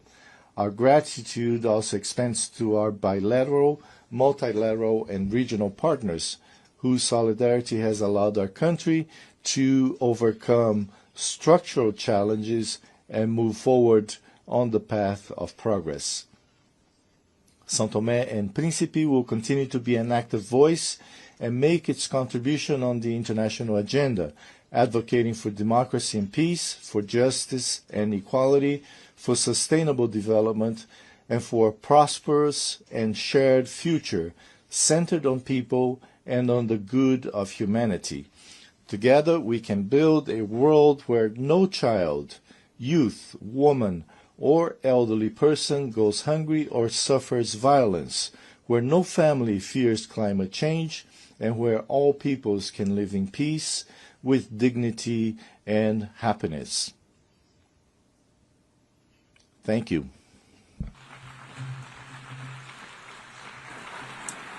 On behalf of the Assembly, I wish to thank the Prime Minister and Head of Government of the Democratic Republic of São Tomé and Príncipe. I now give the floor to His Excellency David Lammy, Lord Chancellor and Secretary of State for Justice and Deputy Prime Minister of the United Kingdom.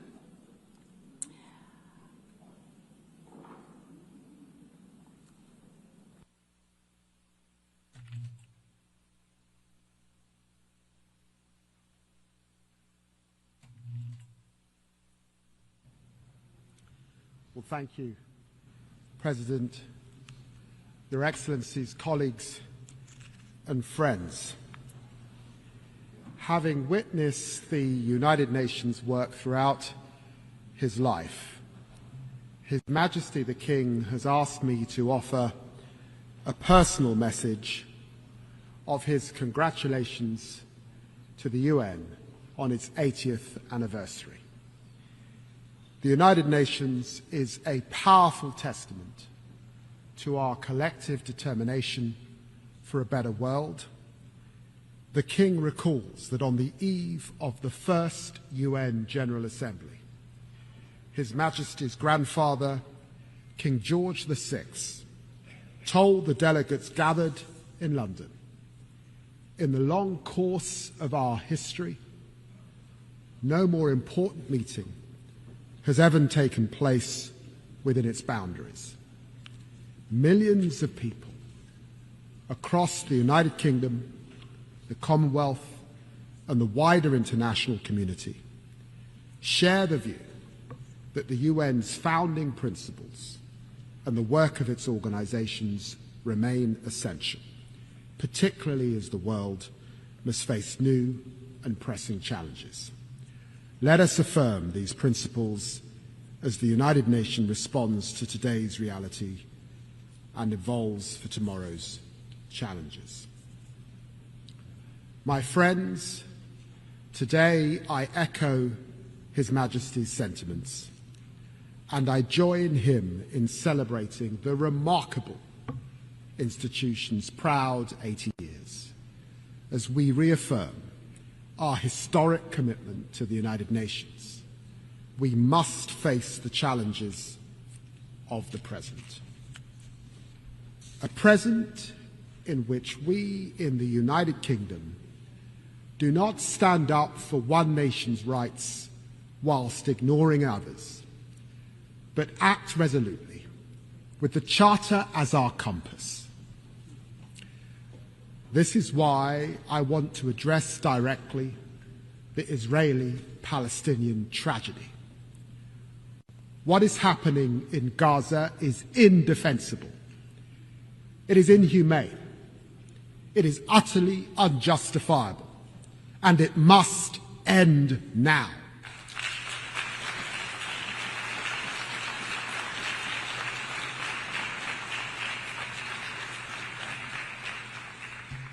The people of Palestine, whose state we proudly recognize this week, and the people of Israel deserve better than the horrific acts by Hamas on October the 7th that left children without their parents and parents without their children. Better than the torment of families waiting desperately for the return of their loved ones from the most barbaric captivity. Better than the fanatical rule by Hamas, a vile, pitiless terrorist organization that must have no future in Gaza. Better than Israel's denial of life-saving humanitarian aid and the catastrophic famine that it has caused. As Israel escalates its military operations and displaces Palestinian families again and again and again, there can be no answer to these horrors but concerted diplomatic action to keep the hope of peace alive. As we work with leaders from across the region and beyond in support of the US's efforts to build a consensus around a durable plan for peace, we commend the momentum achieved by the United States, Arab and Muslim states. Annexation must be prevented, a process for peace advanced, and this terrible, terrible war ended. There can be no answer except for the hostages out now, aid in now, and a ceasefire now. And I vow to you that we will not rest until this day has come, and there are two states living side by side in peace and security. Friends, we stand with Palestine because we believe in the values of the UN Charter, in equal rights, self-determination, and the dignity of all peoples. We stand with Ukraine because we must defend the core values of the UN Charter: sovereignty, territorial integrity, and the respect for international law. And because the world will suffer if aggression is allowed to pay, we must all strive for a just and lasting peace in Ukraine, which maintains the integrity of our UN Charter and sees Ukraine emerge from Russia's brutal war as a sovereign, secure, and independent nation.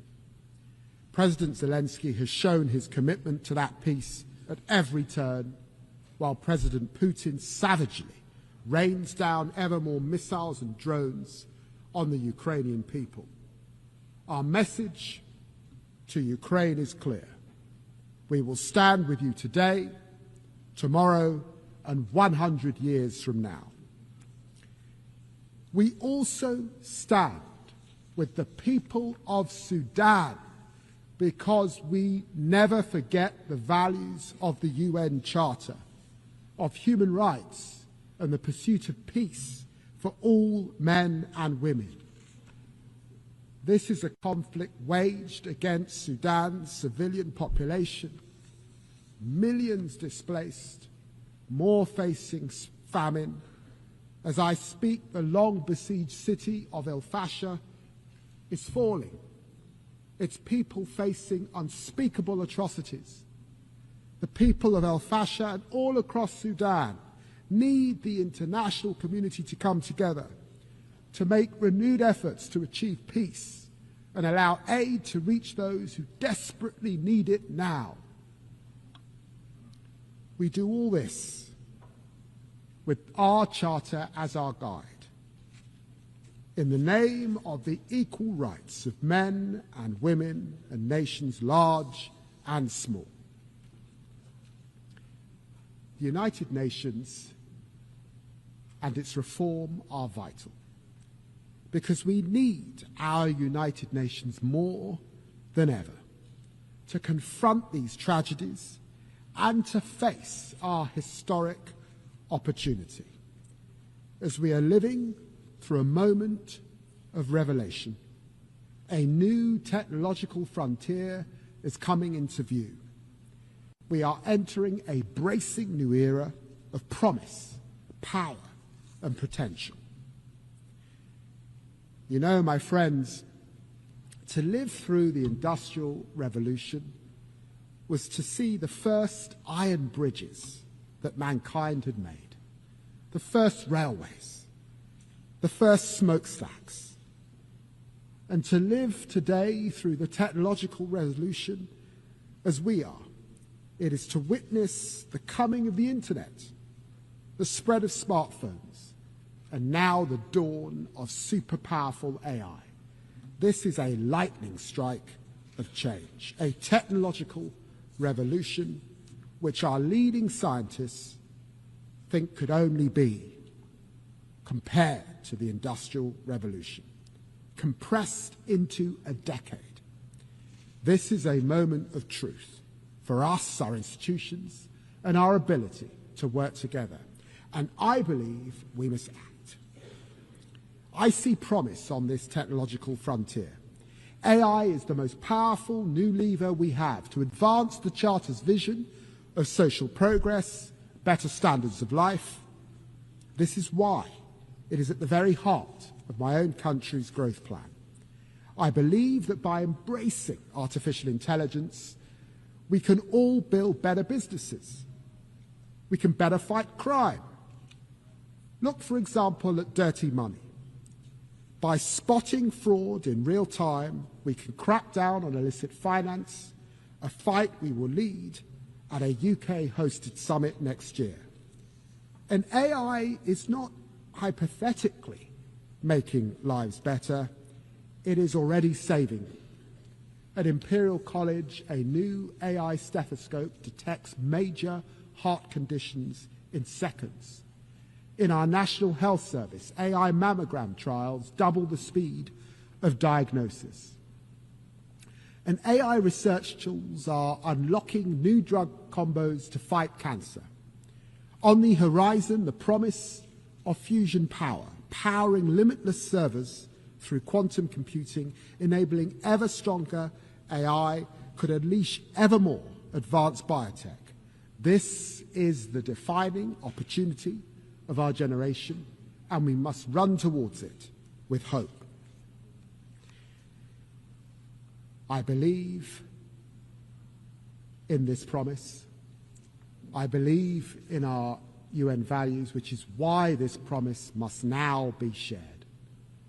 We are witnessing a truly historic surge in investment in AI. This investment promises outstanding productivity gains and with it growth of historic proportions.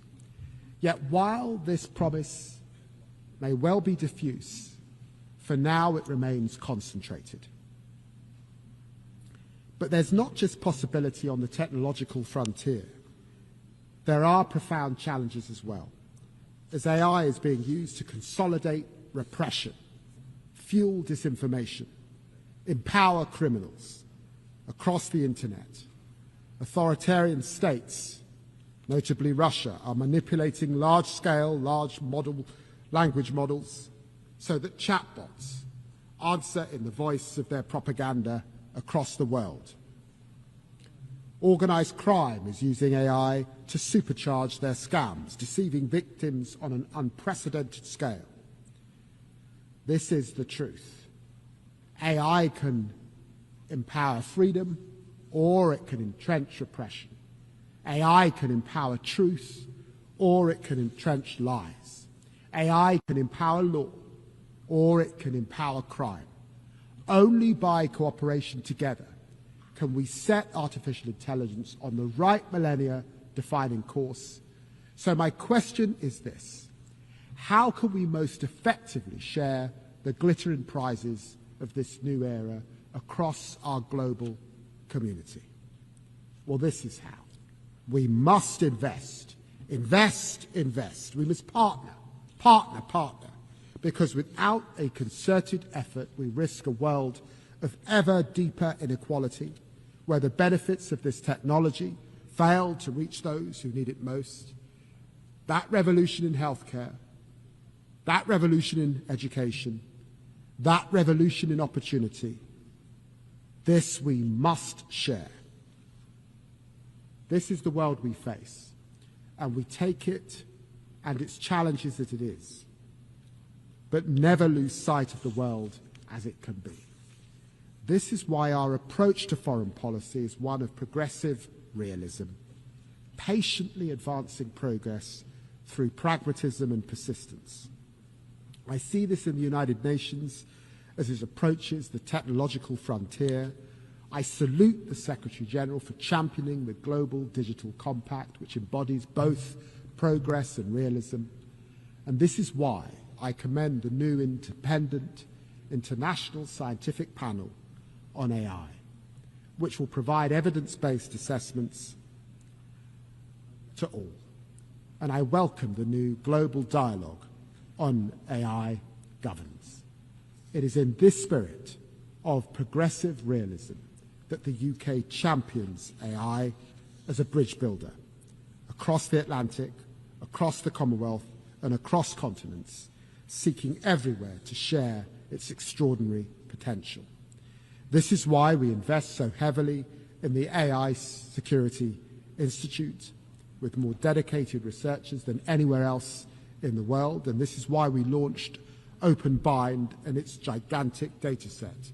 And this is why we champion AI for development, working with 10 African partners, creating AI ecosystems that empower thousands of communities to meet the Sustainable Development Goals. And this drives our digital access programs, which seek to narrow the technological divide for millions. I have seen this happening with my own eyes. I've been so moved to see in Africa, the continent of my ancestors, the young entrepreneurs using artificial intelligence to launch and scale so many businesses that I know will astonish the world, like the UK-funded startup Vinsight, supported by our Assistive Technologies program, which is using its AI-powered app to help thousands of blind Nigerian students read, learn, and live more independently. This is the promise of tech, the promise of growth, the promise of a better world. A better tomorrow turns on one pivotal question. Can we seize the potential in the technological revolution? Can we commit to forging AI as a force for freedom, prosperity, and human dignity? I believe we can together, and together we must. Thank you very much indeed.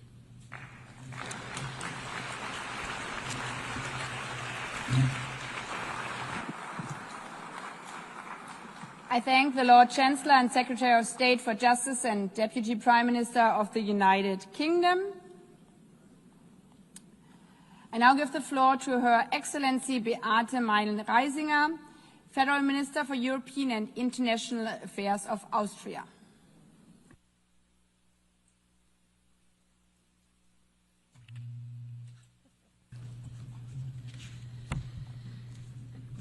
Madam President, Excellencies, ladies and gentlemen, dear friends. As the Austrian Foreign Minister, it is both truly an honor and a profound responsibility to address this assembly today. Yet, I am not only a foreign minister and, by the way, a party leader, I'm also a mother of 3 daughters. When I reflected about why I'm coming to New York to participate in the General Assembly, it became clear to me. The values of the United Nations are the very same values that my husband and I try to pass down to our children. That conflict and dispute can and must be resolved by mediation. That every human being, regardless of their offspring, sex, religion, or race, deserves dignity and owns the same rights. That rules have to be followed by everyone, and big problems can only be solved together, and that every one of us has the responsibility to act not only in their own interest, but to work for a better future for everyone. I suppose that all parents around the globe share a common wish for their children to grow up with the promise of a bright future, especially now, especially in critical times like these, especially in times when these values and simple rules are threatened by disrespect. Madam President, Excellencies, when I listen to my oldest daughter, a teenager, I sometimes get the feeling that weighs really heavy on me, namely that for our children, for my children's generation, the future does not seem brighter than the present. We all can sense that there are fundamental fears. Fears of war and conflict, fears of climate change, of radicalization, of fundamentalism, and the division of our societies. That burdens me deeply as a mother, but also as a leader. I believe that the most powerful and most important promise leaders can make is to do everything in their power to ensure that our future is at least a little better than the present. Yet today we cannot close our eyes to the gap between this aspiration and the harsh reality we live in. For example, in Gaza, where devastation, starvation, and despair have reached terrible proportions. For Austria, it is clear the attacks of Hamas on Israel on October 7th were horrible and beyond imaginable brutality. They must be condemned by all of us. We have said it from day one and will continue to do so. Hamas must immediately and unconditionally free all hostages and its rule in Gaza and hand over its weapons. At the same time, nothing justifies the devastating humanitarian catastrophe we are witnessing in Gaza. Civilians must be protected at all times. There is no justification for violating international law, including international humanitarian law. Austria is not only, because of our own historical responsibility, a friend of the people of Israel, but the actions and decisions of the Israeli government break my heart. This war must end now. The hostages must be freed and humanitarian aid must reach the suffering civilians in Gaza as soon as possible. Our vision, the Austrian vision, is clear: a comprehensive, just and lasting peace in the Middle East. 2 states, Israel and Palestine, living side by side in peace and security within recognized borders. Austria's support for the 2-state solution is not just words. We have supported the Palestinian Authority for many decades. At that point in the future, when this step can make the most meaningful contribution to peace, and when the right conditions have been met, we will also recognize Palestine as a state. We welcome President Abbas' condemnation of the October 7th attacks, his call to free the hostages, the prospect of elections, and his demand to disarm Hamas. We thank all those who took a huge effort to end this war and bring solutions for peace and security to this region. These are steps towards peace, and Austria will work with all partners to turn them into reality. Madam President, Excellencies, we all see the basic principles of the Charter challenged in Ukraine, where Russia has been waging an illegal and unprovoked war of aggression against its neighbor. A very brutal war with horrific numbers of dead and wounded, soldiers and civilians. We support US and all efforts to end the war through high-level diplomacy. Since the beginning of the war, and especially since March, many initiatives have been launched to end this war. Ukraine showed several times that they are ready for peace. But instead, Russia continues its attacks on cities and villages, on schools, on hospitals and kindergartens. Russia even escalates now towards the EU and NATO countries, and this is unacceptable. Austria calls urgently for an immediate ceasefire as a precondition for genuine talks to end this war. Russia cannot simply talk peace during the day and bomb during the night. And it is absolutely clear that it is up to Ukraine and Europe to decide on our hopefully common future and security architecture. But Ukraine and Gaza are not alone. In Sudan, civilians face massacres while a humanitarian catastrophe unfolds on an unparalleled scale. In Haiti, gang violence and organized crime hold an entire nation hostage. In Afghanistan, women and girls are denied their most basic human rights. Against the backdrop of rising insecurity and armed conflicts, countries are now heavily investing in security and defense, also in Europe, also in Austria. We all have the duty to protect our citizens. This is necessary as we are confronted with the biggest war on our continent since 1945. But let us not fool ourselves. Growing nuclear arsenals or uncontrolled autonomous weapons systems will not make our world a safer one. While we all must ensure the safety and security of our populations, we must never give up on international humanitarian law, and we must ban weapons which kill randomly. Excellencies, today we face growing disregard of the UN Charter itself, a rising tide of coercion and unilateralism, a dangerous erosion of trust. The United Nations were born out of the ashes of war and the promise of never again. Does the UN still live up to this promise? Is the UN still fit for purpose? What we do today matters. We must not fail our ancestors. We must not fail our population. We must not fail our children. We must therefore ensure our activeness, an active world community and effective United Nations that can deliver. Austria is ready to do its part to fulfill the UN's promise, to engage in open and fair dialogue, to build true partnerships, to rebuild trust that has been eroded by reckless actions of one country without considerations of others. It is about time to rebuild partnerships. It is about time to rebuild trust. That is why Austria presented its candidacy for the UN Security Council for 27-28 already back in 2011.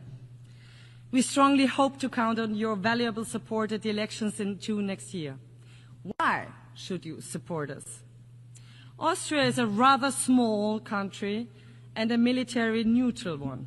We are a reliable host country, proud host country, of one of the UN headquarters in Vienna and support the Secretary General's reform efforts. Many negotiations in Vienna took place that have bridged divides and saved lives. We know that small countries depend on the rule of law, on diplomacy, transparency, and inclusiveness. That's why we will serve the entire international community if elected. We champion international law, the protection of civilians, disarmament, and UN peacekeeping. More than 100,000 Austrians have served as peacekeepers around the world since the 1960s. We are a reliable development partner and make our contribution to the enormous challenge of climate change. And no, denial will not help us to adapt to this challenge. This is why Austria is proud to co-chair the UN Climate Security Mechanism this year. Excellencies, the people of the world, our populations, the children of the world, rely on us.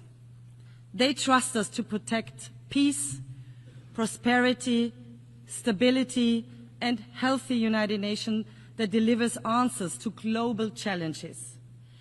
80 years ago, our predecessors gave the world a charter and a promise for a better future.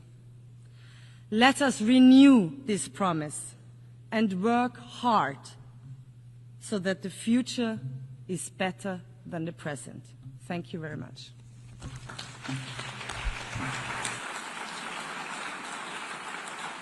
I thank the Federal Minister for European and International Affairs of Austria. I now give the floor to His Excellency Juan Ramón de la Fuente Ramírez, Minister for Foreign Affairs of Mexico.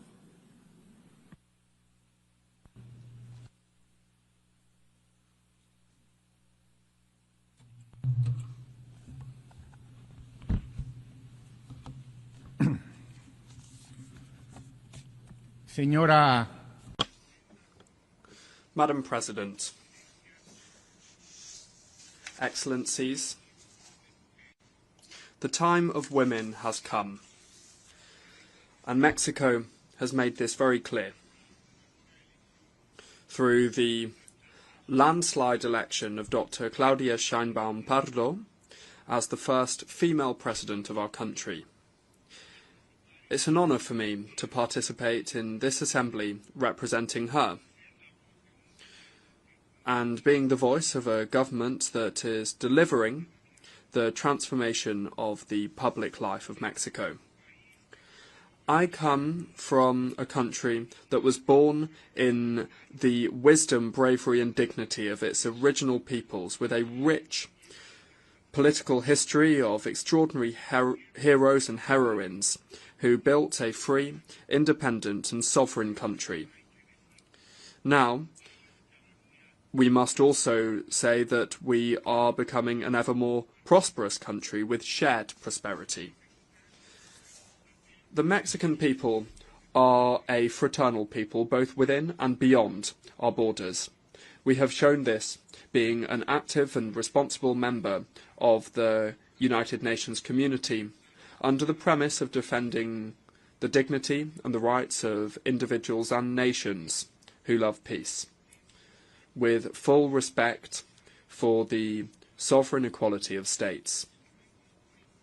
The historic time that we are living through in Mexico, under the leadership of our first female president, is rooted in a vision that we have called Mexican humanism. The trail blazed over the last 7 years is a clear one and has a universal vocation, that is, to build a society based on democracy, freedom, equality, and shared prosperity for the benefit of everyone, putting the poor first. The guiding pillar of this project is a vision of justice, full recognition of the dignity of people, and inclusive social development without discrimination. It is a project that establishes a separation between political and economic power, that moves towards achieving a moral economy that seeks coordination and cooperation with external actors, and doesn't accept any type of subordination, because national sovereignty is non-negotiable. This new way of doing politics has given voice and agency to those who were historically marginalized and forgotten. Women, girls, indigenous peoples and persons of African descent, youth, LGBT plus persons and the elderly. And the results speak for themselves.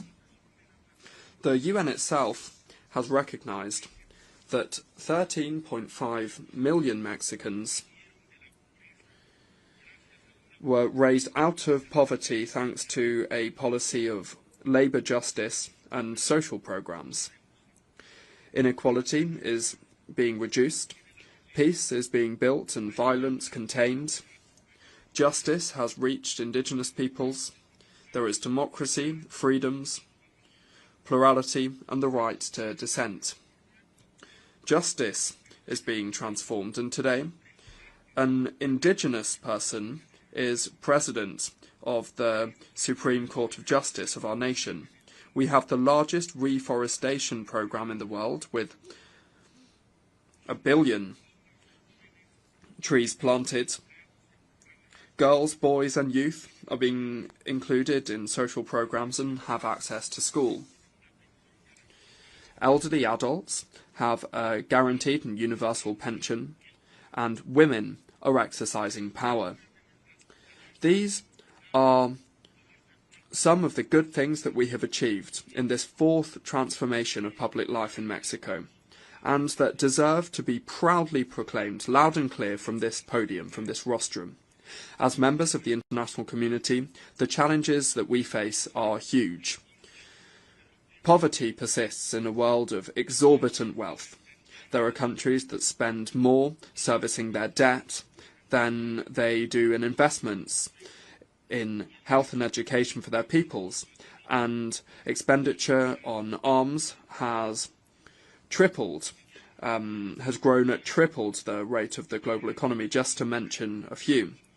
And the diagnostic has always been clear: the arms race, the immoral concentration of wealth, violations of international law and of human rights are the fuel that fuel the flames of war and violence. Mexico has not forgotten the lessons of history. 80 years ago, we participated in founding the United Nations, convinced of the moral obligation that we have as a nation to contribute to avoiding the scourge of wars.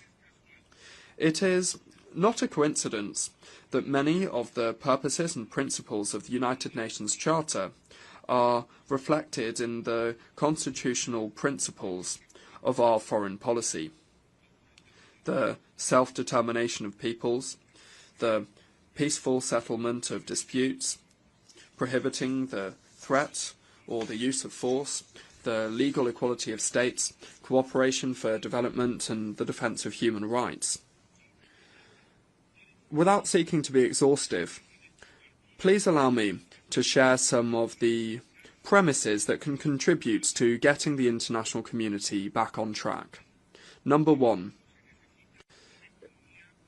the world needs a moral economy of well-being.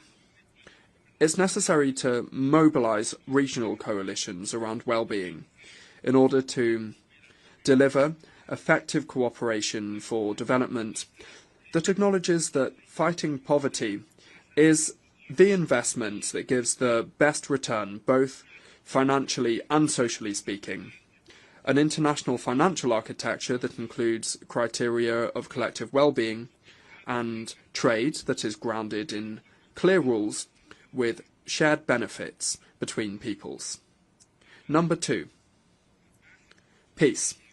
Peace is built from the bottom up. Ensuring well-being involves addressing the structural causes of violence. Solving conflicts often begins in the home. It continues in education and then in decent jobs with fair wages and social security that enables the inclusion of the whole of the social fabric. The international community must take a look with a more critical and innovative spirit at what youth today have as alternatives. Similarly, it's the role of the international community to put an end to the arms race, not only when it comes to nuclear weapons, but also the illicit trafficking of firearms and the spiral of expenditure on arms that is feeding poverty and exacerbating conflict. In response to the staggering proliferation of weapons, it is necessary to respond with politics, mediation, diplomacy, law and dialogue. The United Nations must play a much more active role in the prevention and the solving of these conflicts. Multilateralism must become again the space where disputes are settled. And this leads us to our third premise. Number three, it's necessary to uphold international law alongside human rights. If we really want to avoid the proliferation of conflicts that have an impact on the lives and the dignity of people, we must respect international law, including international human rights law and international humanitarian law. Whether it's in the Middle East, in Europe, in Africa, in Latin America, or in any other part of the world, war is taking an intolerable toll, and it threatens triggering an even larger escalation of conflict that could even be profoundly destructive for the whole world. The wars in Gaza, in Ukraine, and in all the other places that they're taking place must end now. We will not tire in insisting on the urgent appeal for a ceasefire, to always achieve a negotiated solution with the participation of all parties directly involved. There can be no negotiated solution if any of the parties are excluded. The solution must be a diplomatic one, otherwise it will be hardly achievable. Mexico will always advocate for the peaceful settlement of disputes, and that's why we reject sanctions and trade embargoes that only harm the well-being of peoples and do not contribute to building regions of peace or prosperity. We reiterate unambiguously our historic position against the embargo on Cuba and our appeal to remove this country from the list of countries that sponsor terrorism, state sponsors of terrorism. Respecting international law is safeguarding peace. It's the antidote to a logic of power that makes the weakest nations even more vulnerable. In the words of our Benemérito de las Américas, our eminent Benito Juárez Garcia, everything through reason and law, and nothing by force. Madam President, the struggle for justice is rooted in the conviction that all people are equal before the law. Compelled by fraternity to understand each other and to respect each other as equals in dignity and in rights. Mexico has a tireless commitment to human rights, to freedoms and to non-discrimination in the world. We condemn classism, racism, and all forms of discrimination, including discrimination based on sexual diversity or gender identity. We particularly reject the criminalization of people who, for whatever reason, have been forced to leave their homes and forced to migrate, whether it's to seek refuge or to escape conditions of injustice or poverty. For us, migrants are people with rights, who care for their families and who contribute with their efforts to improving and strengthening their host communities. It's only by understanding the phenomenon and addressing its structural causes that we will be able to move towards a framework of global and regional collaboration that will enable us to move towards a safer and more orderly mobility.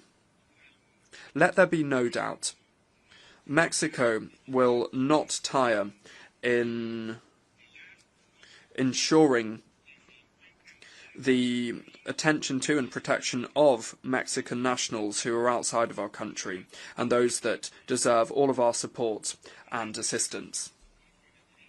In this framework of justice and rights, we are including the fight of women and for gender equality because despite the progress there are still gaps and violence against women in the world that are wrenching away freedom from girls, young women and women in all of their diversity. 30 years since the Beijing Declaration and Programme of Action, the diagnostics and the roadmap are clear, and we invite all nations to mobilise to accelerate the progress towards gender equality. In my country, the transformation of consciences has been intrinsically linked to the fight for gender equality. Today in Mexico, we are seeing gender parity prevail in the legislative and judicial branches of government, in public policies. We are including a strict gender perspective, and that has been enshrined in our constitution. Madam President, 80 years since the United Nations was created, we must recognise the grave dilemma that it faces, and this is something that can not be delayed. The United Nations must assert itself once again as an institution that not only helps to contain war and prevents pandemics, but also shapes narratives that leads to public policies for human dignity.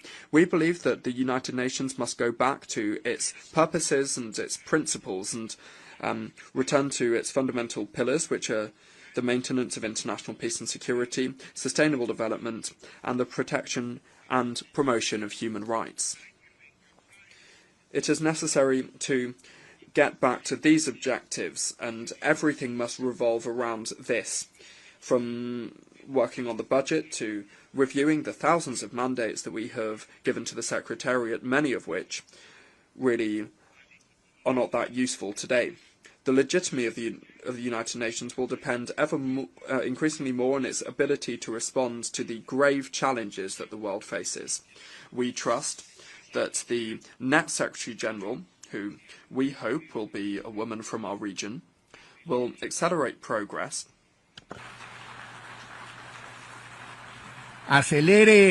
will accelerate the transformation process that we set forth, with the objective of ensuring peace and justice, as well as the well-being and freedom of people, the sustainability of the planet, and shared prosperity. In Mexico, Excellencies, colleagues, Madam President, in Mexico, the time of women has come, and it's going very well for us. We think that at the United Nations also the time for women has come. Thank you very much.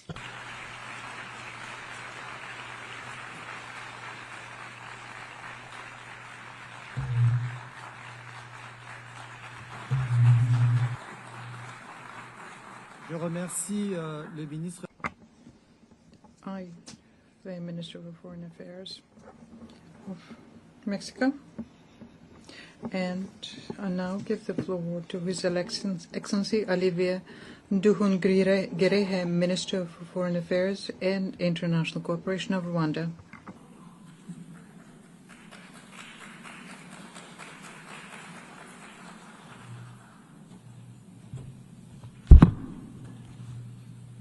Your Excellency Annalena Baerbock, President of the 80th General Assembly, Your Excellency Antonio Guterres, Secretary General of the United Nations, Excellencies, Heads of Delegation, ladies and gentlemen, good evening.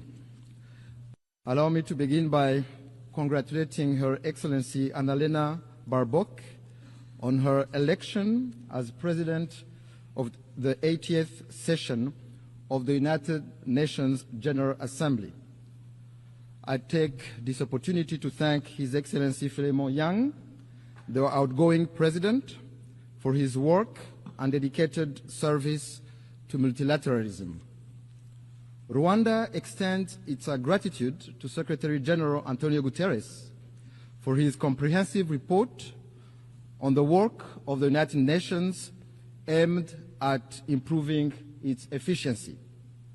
In this regard, Rwanda has formally expressed interest in hosting UN agencies as part of our shared commitment to a cost-effective and decentralized UN system.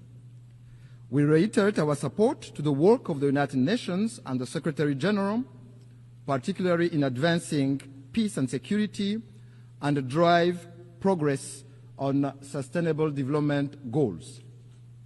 Excellencies, this year, the United Nations turned 80. This journey has not been without challenges. Fast-changing realities, including economic shocks and the legitimate aspirations of regions long denied a voice, compel us to quickly adapt to make the UN fit for purpose. That is why Rwanda strongly supports reforms, especially of the Security Council. The composition of this body does not reflect current realities. Africa is a 1.2 billion people strong continent where most of the conflict of the Security Council's agenda reside. Therefore, it cannot remain excluded from permanent membership. Excellencies, the United Nations development pillar remains central to advancing peace, prosperity, and dignity for all. We commend the UN development system and its partners for their tireless efforts in supporting countries to address pressing development challenges, from poverty eradication to climate resilience, and in driving forward the ambition of the 2030 Agenda. This 2030 Agenda for Sustainable Development embodies our collective aspirations for a just, inclusive, and prosperous world where no one is left behind. Rwanda remains firmly committed to its full implementation recognizing that connectivity, innovation, and inclusive development are indispensable drivers of progress. Despite global challenges such as the existential threat of climate change and widening technological inequalities, Rwanda has taken bold steps to align national priorities with the SDGs. These efforts demonstrate that development, connectivity, and environmental stewardship can move forward hand in hand. Yet, the persistence of unequal access to finance, technology, and markets threatens to widen the gap between those with means and those without. In this context, solidarity among nations through development cooperation has contributed to bridging development gaps.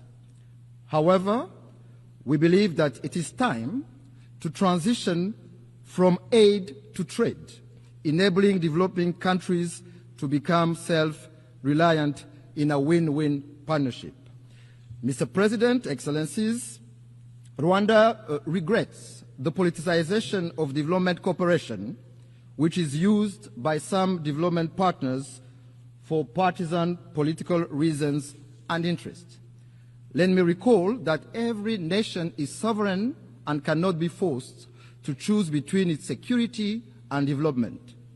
Development aid must serve as a tool for solidarity and progress, not as a weapon of coercion. Excellencies, the history of the 1994 genocide against the Tutsi in Rwanda called on us to become global advocates for a peacekeeping that always puts civilians first. We pay tribute to the men and women who have worn the blue helmet and who have paid the ultimate sacrifice in the service of humanity. Their legacy is written in the history of the United Nations and lives on through the lives they helped save. But peacekeeping must be judged by its results.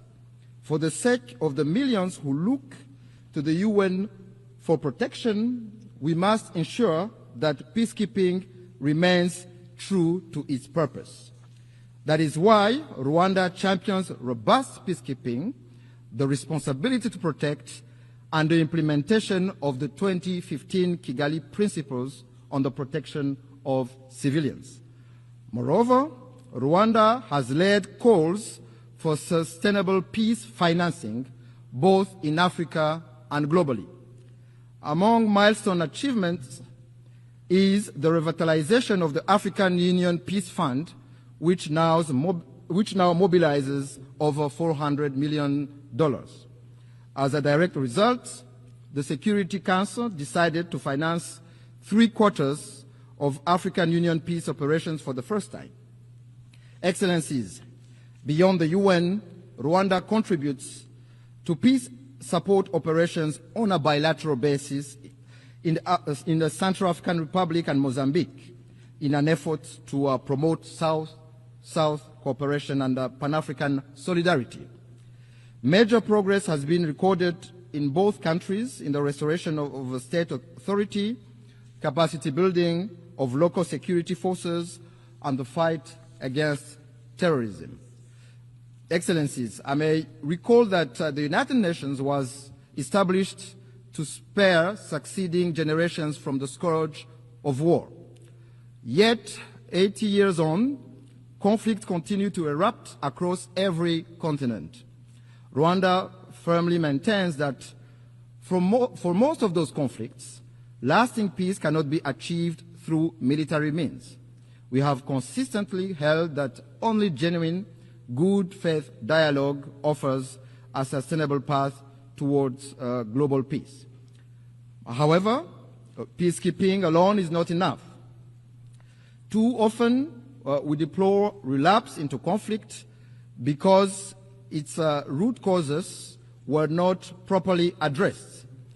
Prevention, mediation, and effective peace building must be our first resort. This lesson is particularly urgent for the Great Lakes region of Africa. The current conflict in Eastern DRC is not new.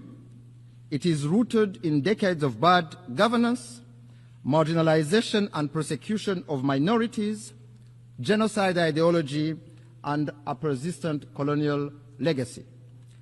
Rwanda believes that peace in Eastern DRC is in everyone's best interest. Our goal has always been and will remain the security and well-being of Rwandans and the people of our region. In June this year, Rwanda and the DRC signed a peace agreement in Washington. It provides for a comprehensive framework encompassing security, political, and economic components. This achievement was made possible thanks to the strong leadership of His Excellency President Donald Trump of the United States and of His Highness Sheikh Tamim bin Hamad Al Thani, Emir of the State of Qatar, whose vision for peace and prosperity in our region Rwanda fully shares. We also acknowledge the vital role played by African-led initiatives, notably the joint EAC SADC process, supported by the African Union mediation, for their efforts in favor of peace. Nevertheless, since the signing of this peace agreement, progress has been moving slowly. While promising meetings are taking place in Washington to implement the June peace agreement, the situation on the ground remains deeply troubling. The DRC's renewed militarization, coupled with its continued collaboration with genocidal and UN-sanctioned armed groups, such as the DRC-backed FDLR and Wazalendo militias, and the deployment of attack drones and fighter jets against civilian populations, particularly the Banyamulenge and other Congolese Tutsi, underscore the gravity of the crisis. This goes against the letter and spirit of the Washington Peace Agreement. Additionally, this coalition is supported by foreign forces, including mercenaries, in clear violation of the 1977 OAU Convention and the 1989 UN Convention against the use of mercenaries. Rwanda condemns these developments and calls on the DRC to reject the military solution and implement in good faith the Washington Peace Agreement, which is a golden opportunity to end this conflict that has lasted for far too long. Excellency, since 1999, the United Nations has maintained a robustly mandated peacekeeping mission in the Democratic Republic of Congo, named MONUSCO, to help address the crisis. Yet, despite its efforts, the mission has not succeeded in halting the proliferation of armed groups, especially the eradication of the DRC-backed FDLR. Instead, MONUSCO has ended up working alongside a military coalition that includes the FDLR, going against more than 20 Security Council resolutions calling for the neutralization of that group. There is an urgent need to review the legal conformity of MONUSCO's mandate. Of particular concern to Rwanda is the emergence of Wazalendo militia, armed and supported by the DRC government, which are committing countless abuses, including burning down whole villages of Congolese Tutsi, lynching and burning alive civilians and military officers, as well as arming children for ethnic cleansing. Their brutality, methods, and ideology bear an alarming resemblance to that of the genocidal militia of 1994 in Rwanda. Strong action is needed to put an end to this dangerous development before it is too late. Excellencies, human rights are a major pillar of the United Nations. Rwanda rose from the ashes of the genocide in 1994 by placing human dignity, unity, and accountability at the center of our governance. We thank the United Nations for establishing the International Day of Reflection of the 1994 genocide against the Tutsi, commemorated every April 7th. We also thank the Secretariat and the many member states who have established genocide memorials on their soil as a lasting pledge to never forget. Equally, we commend the work of the International Criminal Tribunal for Rwanda and the residual mechanism for prosecuting genocide perpetrators. However, Rwanda is deeply concerned about the persistence of genocide ideology and related crimes in eastern DRC under the watch of the international community and the UN itself. We call on the international community to not turn a blind eye once more for what is clear to see. The targeting, persecution, and massacre of Congolese Tutsi, including the Banyamulenge community, amounts to crimes against humanity which have all the early warning signs of a genocide. Indeed, genocide follows a pattern. It follows clear stages. It is not an umbrella term. It is defined by international law. Genocide targets a specific group for who they are, with the intent to exterminate them as such. In this regard, no amount of calculated cynicism can rewrite the truth and recast perpetrators as victims or victims as perpetrators. These are denialist behaviors often deployed by perpetrators. In the same vein, no claims from a government arming a genocidal militia will change the facts of history. Financing and providing weapons to a group with a proven genocidal record and ongoing intent is nothing less than complicity in the crime itself. I must say that if there are crimes in the DRC committed for economic gains, they have clear names.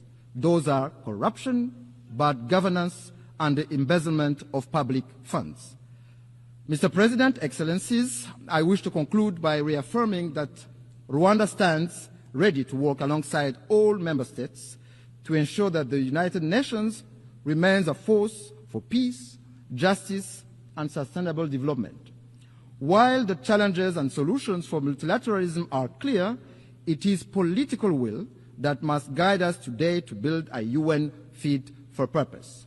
Together, we must build an organization capable of addressing the needs of billions across the globe, tackling human rights abuses, climate change, and responding to an increasingly interconnected world for successive generations to come.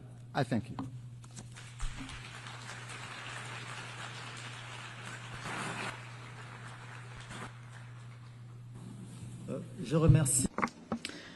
I wish to thank the Minister for Foreign Affairs and International Cooperation of Rwanda. I now invite Her Excellency Maria Gabriela Sommerfeld Rosero, Minister for Foreign Affairs and Human Mobility of Ecuador, to address the Assembly.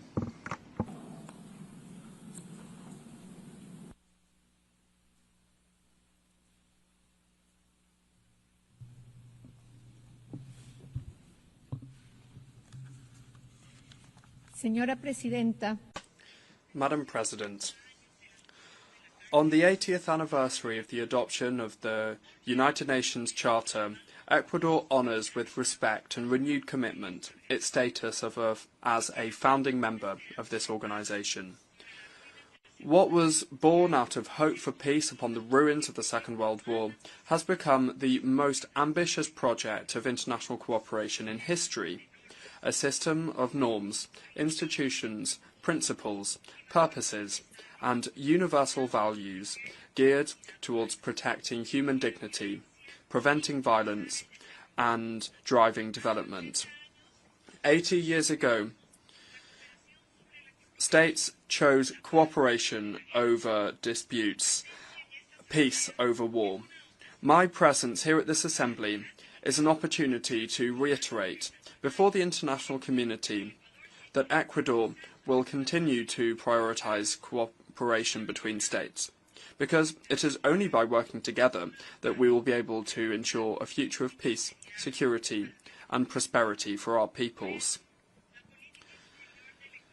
Therefore, the foreign policy of Ecuador supports multilateralism, which is the model that enables international cooperation to be possible in order to address global challenges and to achieve common goals. Madam President, multilateralism needs to change in order to respond to the current demands of peoples and to confront new threats. Ecuador believes that the concept of international peace and security must be broadened and include the fight against transnational organised crime, which is a phenomenon that undermines governability, that feeds corruption, that perpetuates violence and that erodes the perspectives of progress. Indeed, it causes consequences that are similar to traditional armed conflicts in the economic, political and social realms. We're not talking about local gangs here, but rather international networks and logistic chains that move thousands of tons of drugs, that exploit illegal mining and that traffic weapons, people and even human organs. In light of the rise of the many acts of violence and narco-terrorism, the government of Ecuador recognised the existence of a non-international armed conflict in January 2024 and designated several of these groups as terrorists. We have deployed huge efforts and resources in order to safeguard our security and to put our citizens first. We are doing this by adopting programmes focused on the prevention of youth violence, including the recruitment, use and utilisation of boys, girls and adolescents. At the same time, we are implementing public policies to attract investment and jobs in order to ensure sustainable security. I wish to insist on the fact that Ecuador, without having sought this out, but due to the fact that we are very close to the main producers of cocaine in the world, is on the front line of the battle against transnational organised crime and is waging an existential war against narco-terrorism. Milestones in the fight of Ecuador against transnational organised crime and narco-terrorism include the seizure of 295 tonnes of illicit drugs in 2024, as well as the decision to call on friendly countries to provide their support in different areas of this confrontation, because given the potential of joint military operations, fully respecting the constitutional framework. The Ecuadorian government has called a national and democratic debate on foreign military bases, by way of a referendum that will take place in November next, providing strategic areas that can serve to help us to control and monitor criminal activities in order to achieve peace and international peace and security. This referendum will be coupled with a call for a constituent assembly that will be tasked with drafting a new fundamental charter that will contribute to defeating narco-terrorism and lead us inexorably down the path of prosperity and social peace. Madam President, on a regional level, Ecuador has established and what spearheaded the establishment of the resolutive plan of action as a strategic response of the Andean community to the illicit trafficking of drugs and transnational organised crime. On a multilateral level, Ecuador has spearheaded initiatives such as the presidency of the Latin American Community of Security and Intelligence, where we have promoted the updating of the operational action plans and organised the Latin American Security Summit, consolidating strategic alliances with the European Union and Ameripol. We agree that transnational organised crime and narco-terrorism are global scourges that know no borders, and no country can act against them alone. It's therefore essential to coordinate our efforts to reach cooperation agreements with countries and with international bodies that include financial assistance and technological equipment. Madam President,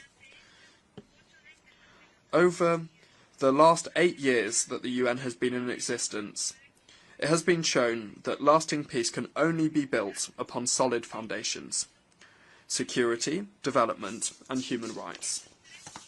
These three pillars, which are independent and indivisible, represent the pillars of the international order and multilateralism that are currently seeing cracks in them that are compromising their stability. Indeed, today multilateralism is being called into question, and rightly, because it hasn't been able to address the contemporary conflicts and challenges effectively.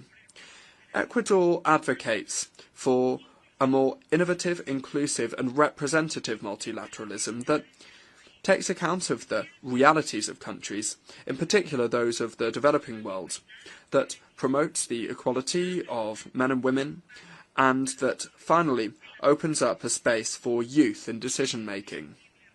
It's essential to strengthen the respect of the fundamental principles of international law enshrined in the United Nations Charter, that is the bedrock of this organisation and whose strength depends on our adherence to its spirit and letter. Abandoning it would lead us back to a time in which the only source of law was force. It is therefore our role to reform it and update it, so that it can respond to the current challenges we face on a global level, so that precisely we can strengthen these principles. In summary, this institution is called to support the evolution and accompany the evolution of human beings and of the planet, to address technology changes and new challenges. Madam President, human mobility is yet another of the most complex challenges of our time.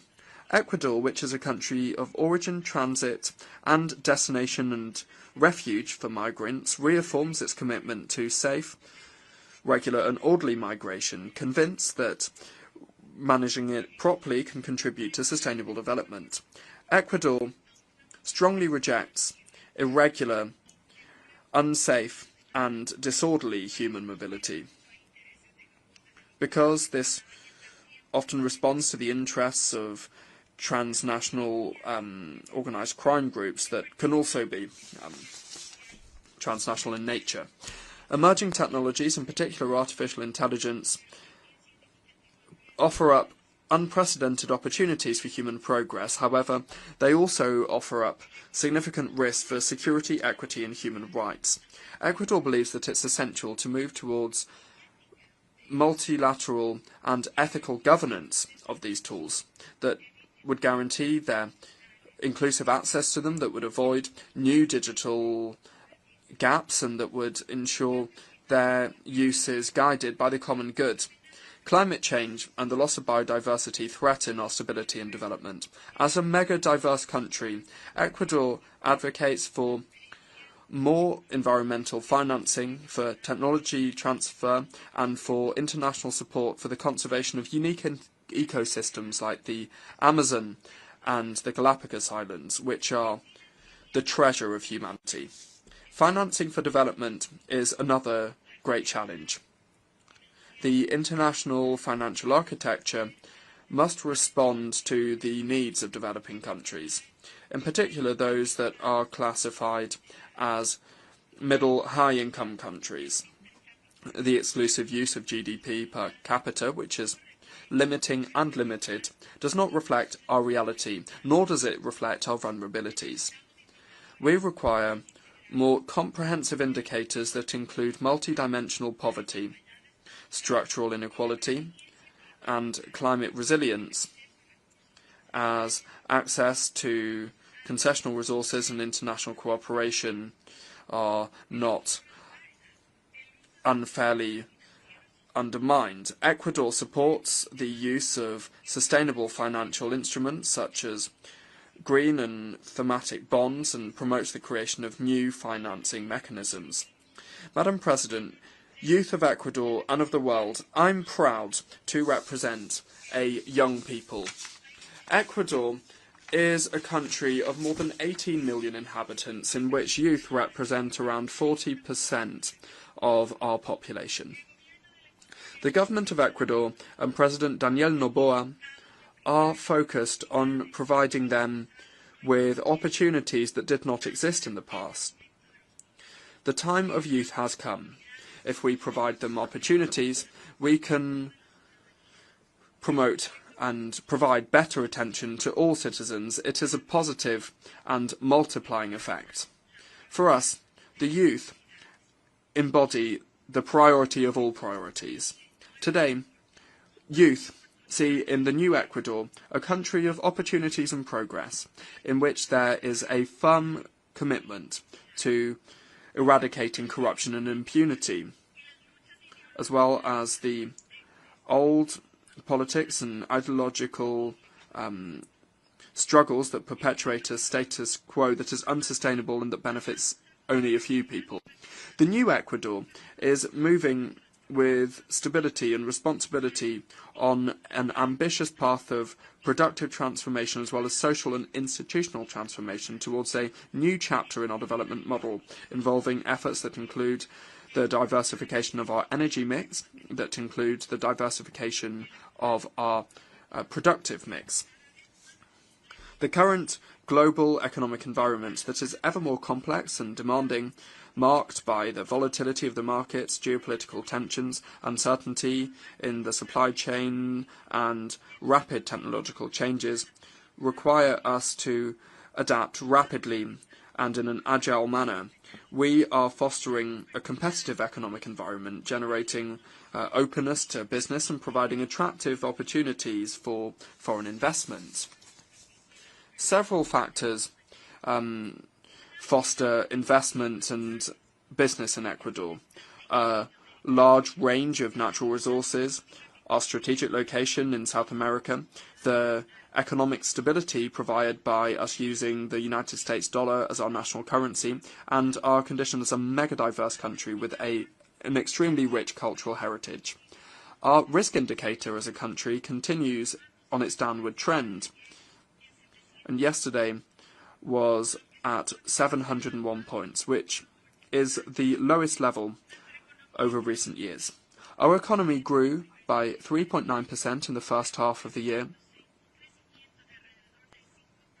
achieving growth of, heralding growth for around 5% for the second half of the year. And as for the security environment, well, the economy is improving even with the challenges that we still face. In July 2025, we saw 38.6% of decent jobs. In other words, 282,000 more Ecuadorians are benefiting from a decent job compared to 2024. So that is a change of 3.7% compared to July 2024. These achievements are also to do with the laws that President Daniel Noboa and his cabinet have drafted and put to the National Assembly that seek to safeguard peace, transparency, and the fight against terrorism and crime, and also providing jobs, economic stability, and creating social programs and opportunities for development. Madam President, the 80th anniversary of the UN is a turning point. On this historic commemoration of the United Nations, I invite you to adopt a creative vision like the one that we had in 1945 that's able to renew and strengthen this institutionality grounded in an ethical model of democracy and changing to adapt to contemporary challenges. Global challenges such as transnational organised crime, narco-terrorism, migration and climate change require more multilateralism, more cooperation and more collective action. Ecuador reaffirms its commitment to the defence of peace and security, human rights and development. Thank you very much.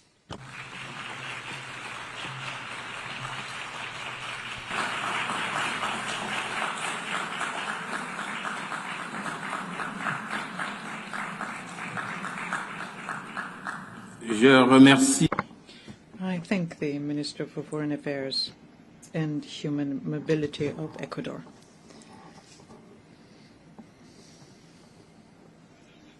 I now give the floor to Her Excellency Maria Malmer Stenergard, Minister for Foreign Affairs of Sweden. Je remercie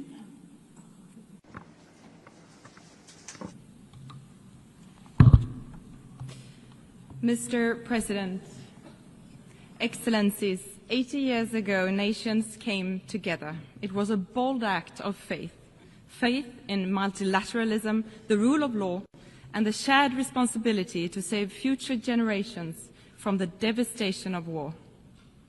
But as we gather here, the world and our organization, the United Nations, are facing the risk of failing. Leaders of several nations are choosing conflict over cooperation. Around the world, we are witnessing grave violations of the rules and principles that we have all agreed to. For too many, peace is fragile, justice abstract, and dignity denied. There is so much wasted potential. The UN was founded to curb aggression and the arbitrary exercise of power by the strong against the weak. That vision remains as valid today as it was then. Mr. President, it is not only the UN that turns 80 this year, it happens to be 80 years since Astrid Lindgren published her first book about the strongest girl in the world, Pippi Longstocking, a strong-willed girl who believed everything was possible. Pippi has inspired generations of children, especially girls, to believe that strength and independence are not confined by expectation or tradition. I have never tried that before, so I should definitely be able to do it. Although not a direct quote, it captures the spirit of Pippi. Let us use the coincidence of anniversaries as a reminder that even in the face of unprecedented challenges, we must approach the impossible with boldness and resolve. Mr. President, Sweden is a committed defender of international humanitarian law, principles that safeguard human dignity even in the darkest of times, and they must be upheld without exception. We cannot be deterred by a few states' disregard for our charter. This is our time to act and to defend these fundamental rules and principles for us and for future generations. We need an efficient UN that defends the right of every state, big or small, to uphold its sovereignty, territorial integrity, and political independence. We need a strong UN that helps member states deliver on their commitments to respect, protect, and promote the human rights of every individual. And we need a focused UN. The UN must remain true to its core, securing peace, advancing human rights, driving sustainable development, and providing humanitarian relief. Mr. President, as a steadfast partner and major donor to the United Nations, Sweden remains committed to addressing global development challenges and to humanitarian efforts to provide protection and life-saving assistance. Sweden is also a strong supporter of UN peacekeeping and peace-building efforts. We actively take part in the Peace-Building Commission. We chair the Liberia configuration, and we have contributed substantially to the Peace-Building Fund since its creation. The Security Council must evolve to better reflect today's global realities. Sweden supports a balanced expansion of the Security Council by adding permanent and non-permanent seats, including African countries. We need to act together based on our shared principles and common goals. These include our commitments under the Pact for the Future adopted last year. Looking ahead, we will seek a candidate for the next UN Secretary-General who leads the way and builds on important reform initiatives. And let me be clear, Sweden's choice is always merit-based. But isn't it strange that for 80 years no woman has been elected, especially if the selection is based on merit. Mr. President, in a world in which armed conflicts are multiplying, we must not allow injustice to go unpunished. Accountability is critical to uphold our international rules-based order. The integrity, independence, and impartiality of our international legal system, including the International Court of Justice and the International Criminal Court, must be protected. When I think of accountability, I think of little Angelina. You have probably seen the picture of her celebrating her 2nd birthday next to a giant teddy bear. Angelina never got to celebrate her 3rd birthday. She was born during Russia's war, and she died from a Russian missile. Little Angelina and her mother were killed in one of Russia's deadliest attacks on Ukraine in Kiev in August this year. The only one saved from the rubble was her giant teddy bear. Russia's war of aggression against Ukraine is a blatant violation of the very foundation of this organization. A permanent member of the Security Council has brutally invaded another UN member state. This cannot be tolerated. Holding Russia accountable is essential for all of us to deter further aggression and to preserve the global order. From the very outset, Ukraine has sought a just and lasting peace based on international law, including the UN Charter. Sweden remains unwavering in its support of Ukraine's sovereignty and territorial integrity. Mr. President, on October 7, 2023, Hamas carried out the worst mass murder of Jews since the Holocaust. Men, women, and children were brutally murdered and kidnapped by Hamas terrorists. And when the music faded at the Nova Festival, so did the lives of young, peace-loving people. They were raped, killed, and taken hostage. It was truly a painful reminder of how dark the world can be. The hostages are being held in appalling conditions by Hamas. More pressure must be put on Hamas to immediately release them, and Hamas must never have a place in the future governance of Palestine. The war in Gaza has led to suffering beyond imagination. We are reminded daily of the painful desperation inside Gaza. The offensive against Gaza City is worsening an already catastrophic situation. Parts of Gaza are now officially in the grips of famine. This cannot go on.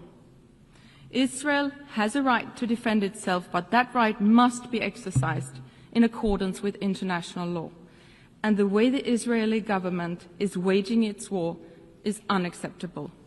The UN and other humanitarian actors must be allowed to work safely in all parts of Gaza.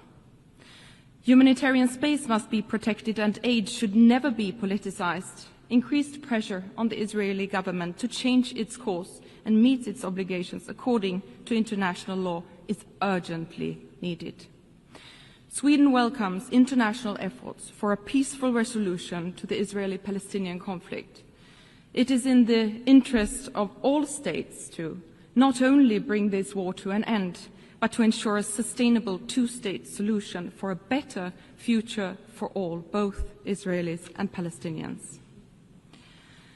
Mr. President, the situation in Sudan is deeply alarming. It is the largest humanitarian crisis in the world and not given enough attention. Full, safe and unhindered humanitarian access and immediate ceasefire and negotiations ensuring a return to civilian rule are urgently required. Conflicts all over the world are wasting human potential. Every conflict tears families apart, disrupts education and silences voices. The cost is immeasurable. Mr. President, authoritarian regimes challenge democracy, rule of law and gender equality.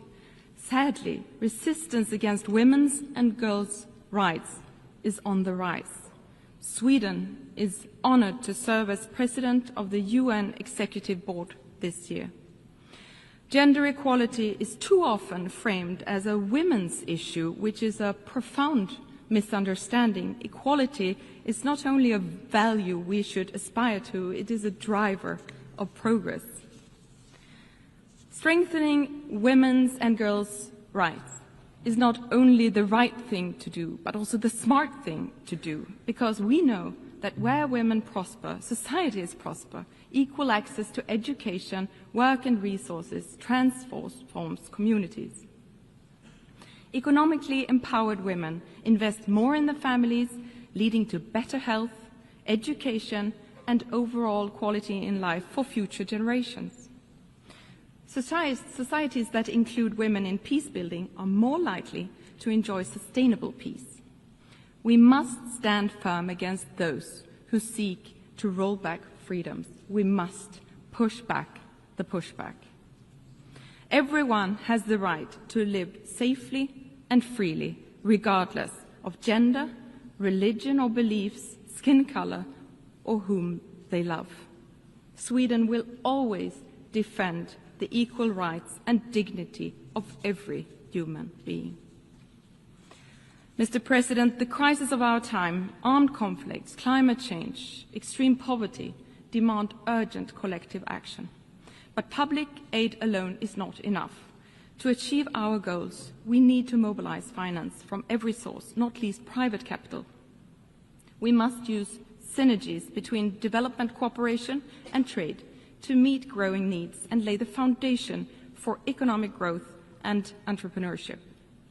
The green and digital transition brings great opportunities in terms of jobs, growth and solutions to mitigate climate change and achieve the goals of the Paris Agreement. Emerging technologies such as AI hold immense promise in addressing some of our most pressing common challenges. The global community must support innovation while addressing risks. Mr. President, the UN was not created to take mankind to heaven, but to save humanity from hell. These words of the second Secretary General of the United Nations, Dag Hammarskjöld, remain just as valid today. These are difficult times, but times have been difficult before. Let us not surrender to despair. Most nations continue to stand by the fundamental principles agreed upon 80 years ago. We should not let this anniversary become a celebration of the past alone. Let's see this as a call to action. Let's embrace the spirit of Pippi Longstocking and carry on with fearlessness and conviction. Together we must act for ourselves and for future generations. Let them inherit a better, freer, and fairer world than the one we found. For my son, Christian, and for my daughter, Kajsa, for all our sons and daughters who deserve to grow up in a world where their paths are not limited by their gender, tradition, or violence. We must not let potential go to waste. We must not let them down. I thank you.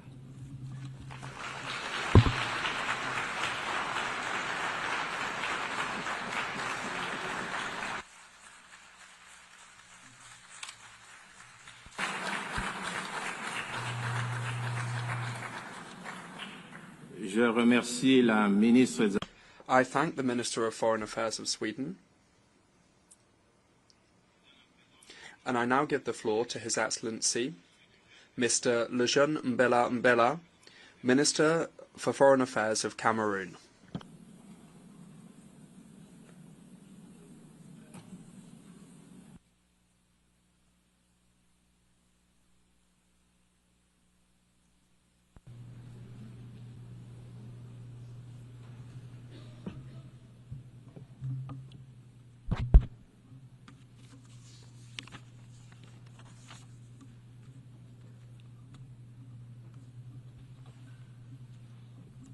Madam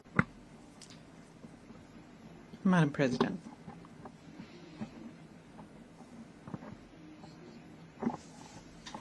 I was entrusted with the honor on behalf of His Excellency Paul Biya, President of the Republic of Cameroon, Head of State, and he instructed me to speak in his name. Allow me, therefore, to renew Cameroon's warm congratulations on your election as President of the 80th session of the General Assembly of our organization. Your diplomatic experience and vision, which encourage us to unite our efforts for a better future, are guarantees of success for both your mandate and deliberations throughout this session. You can count in this regard on the full cooperation from the Cameroonian delegation. As you know, my country was honored to see your predecessor, Ambassador Philemon Young, preside over the 79th session of the General Assembly. And I would like here to commend his commitment, his professionalism, and his determination, which was marked by his spirit of being able to listen and conduct a dialogue as he fulfilled his mandate. Let me also reiterate to Mr. Antonio Guterres, Secretary General of the United Nations, the sincere appreciation of Cameroon for his tireless efforts at the helm of our organization and for his clear commitment to strengthen multilateralism in an international context which happens to be particularly difficult and complex. Madam President, Excellencies,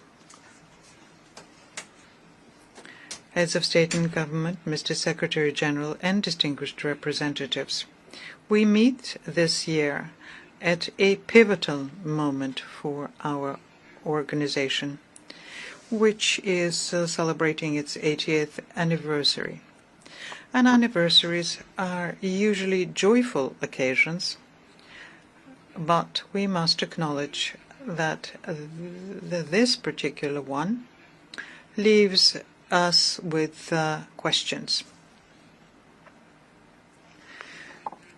This is an opportunity for us to take stock and reflect on how we can make the United Nations more effective in fulfilling its missions and recommendations and promises contained in the Charter. You therefore proposed in this regard, Madam President, that we pool our will, our efforts, and our resources. And you believe, and rightly so, that we are better together. Cameroon shares this vision and welcomes the theme we have chosen for our discussion, which is, I quote, "Better Together, 80 years and more for peace, development, and human rights." End of quote.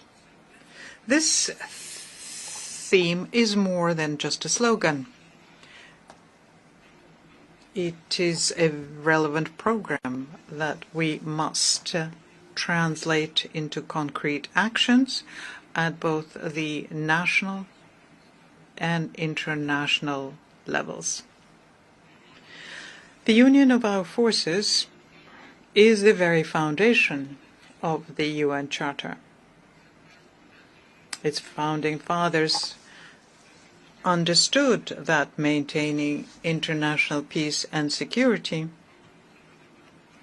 and promoting economic and social development for all could only result from our collective labor. And that is why we must maintain this dynamic for the well-being of our populations. Madam President, the UN was created to be, at the same time, a beacon of hope, a forum for dialogue, and a catalyst for concrete actions so as to build a more just, safer, and more united world. And 80 years later, it is useful, as I mentioned earlier, it is useful to take stock and draw lessons for the future. So the following questions arise here. Have we succeeded? Have we managed to shield our peoples from the fear of war?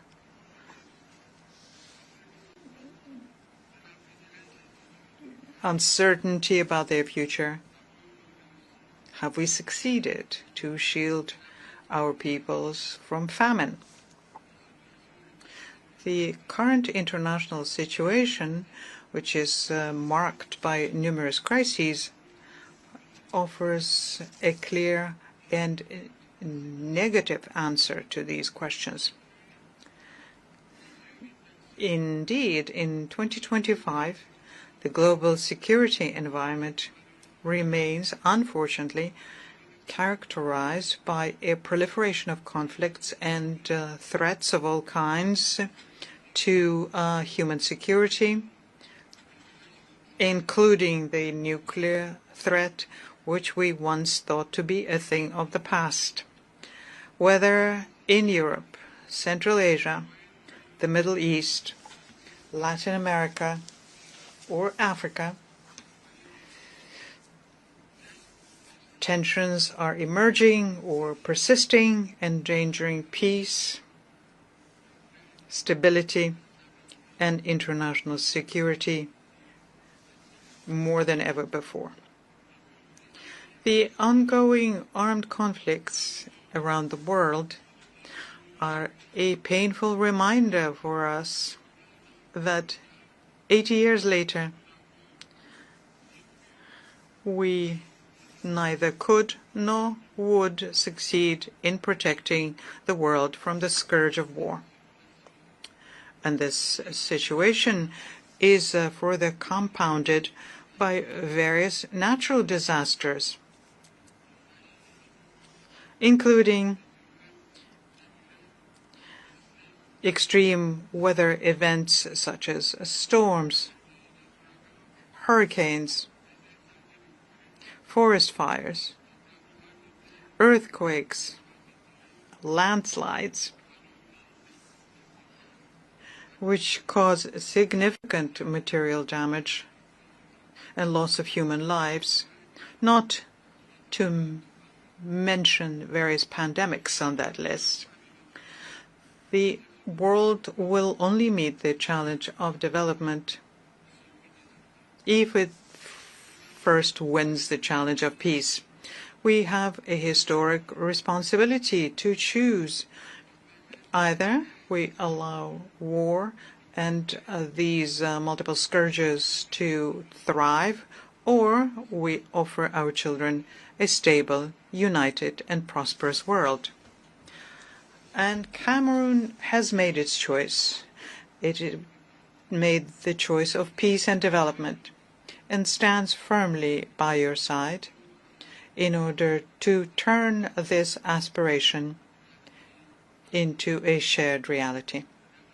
Madam President, Your Excellencies, it is well known that there can be no development without peace, nor can there be lasting peace without development. The ongoing crises, which negatively affect international trade, the cost of raw materials and market supplies, undoubtedly hinder the development of many countries. And yet, economic development through the Sustainable Development Goals remains a primary objective that the United Nations must attain for the well-being of our peoples. In recent years, however, we have seen with regret that millions of people still live in extreme poverty, facing disease and food insecurity. In this particular context, children, women, and the elderly, and people with reduced mobility are the most vulnerable.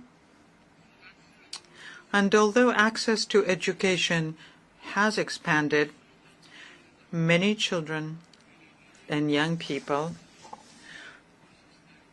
remain outside of the school system. At the same time, we observe a decline in life expectancy. We see deteriorating health indicators and a critical shortage of healthcare professionals, especially in Africa. With 5 years remaining until the SDG deadline, it is urgent that coordinated actions be taken to fulfill the promises of the 2030 Agenda. We must indeed take our responsibility individually and collectively so as to achieve these goals that we had freely and voluntarily set for ourselves. Your Excellencies, ladies and gentlemen, Cameroon, a ward of the United Nations, remains committed to the purposes and principles of the United Nations Charter and spares no effort under the high leadership of His Excellency Paul Biya, President of the Republic, to promote peace and international security. And in this spirit, my country actively participates in UN peacekeeping operations and through its 3 major specialized schools, trains police, gendarmerie, and other African civilian personnel who take part in these operations. Moreover, Cameroon remains consistently engaged in the fight against terrorism in general, and in the Sahel, and particularly in the Lake Chad basin, where the Boko Haram sect operates. Now, in economic terms, my country has adopted an ambitious national strategy that promotes harmonious economic and social development across the nation, whilst advancing democracy, respect for human rights, and good governance. This allows us to progressively and systematically realize the Sustainable Development Goals and the African Union's Agenda 2063, among others. Madam President, in the Congo Basin, Cameroon actively contributes to finding solutions to global climate change and to protecting wildlife and biodiversity. He will always do its part and expect that promises made, especially in terms of financing, will be honored. For Cameroon, it is essential that the efforts of developing countries be supported. In this regard, it is worth recalling yet once again that over a decade ago, developed countries pledged collectively to mobilize $100 billion annually to support climate change efforts. The same applies to development aid, which was set at 0.7% over 50 years ago. To date, none of these promises have been fulfilled. Cameroon believes that it is time for these funds, which were expected to be effectively mobilized to support the substantial efforts made by developing countries, especially in Africa, to preserve our shared environment for the benefit of all. On another front, Cameroon is mobilizing resources for major projects in education, health, infrastructure, and rural development, etc., all aiming to bring about structural transformation in our country. We take this opportunity here to thank our multilateral and bilateral partners who support us in this endeavor. And we encourage them to strengthen this partnership to help us achieve our goals. Your Excellencies, the Pact for the Future and its two annexes, namely the Digital Compact and the Declaration for Future Generations, require that we implement them. Similarly, the recent final documents that came out of the Nice and the Seville conferences, as well as the Yaoundé Declaration on Sustainable Blue Economy in the Gulf of Guinea, reaffirm commitments regarding financing and access to technologies, especially in this digital and artificial intelligence era, as decisive factors for promoting sustainable development. Cameroon welcomes these advances and the commitments made during these occasions for reforming the international financial architecture and advancing energy transition. My country aspires very much to see the realization of other long-awaited reforms, notably that of the United Nations Security Council, to allow Africa to occupy its rightful place in line with the Eswatini Consensus and the Sirte Declaration. When it comes to human rights, Cameroon welcomes the drafting of the International Pact on the Right to Development. The eventual adoption of this important instrument will mark a milestone in human history by unequivocally affirming that development is a fundamental right and not a privilege. Madam President, Your Excellencies, ladies and gentlemen, at this pivotal moment in the history of the United Nations, we must act. It is imperative obligation that we cannot ignore. This requires, in my view, respecting our commitments to development financing, fulfilling our promises for peace, and ensuring the effectiveness of our choices in human rights and humanitarian assistance.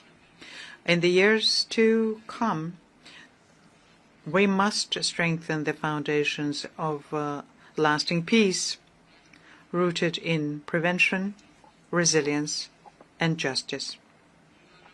And we have the means to do so, especially now when global wealth in 2025 has reached unprecedented levels and technological development allows for significant improvements in living conditions for all. In conclusion, and as a call to action, we must do better and we must do more so that the United Nations fulfills the promises made to the peoples of the world and becomes, more than ever, the engine of strengthened multilateralism, fair and equitable cooperation, and reimagined solidarity in the face of the concerning rise of multipolarity. I thank you for your kind attention.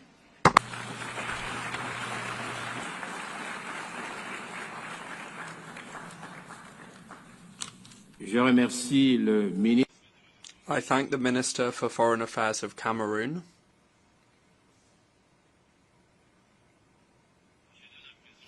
I now give the floor to His Excellency Mr. Espen Barth Eide, Minister for Foreign Affairs of Norway.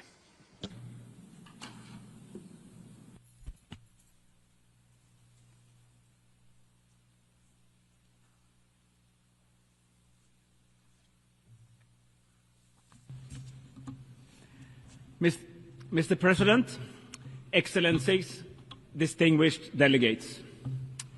80 years ago, against the backdrop of the Second World War, world leaders gathered in San Francisco to sign the UN Charter, to save succeeding generations from the scourge of war.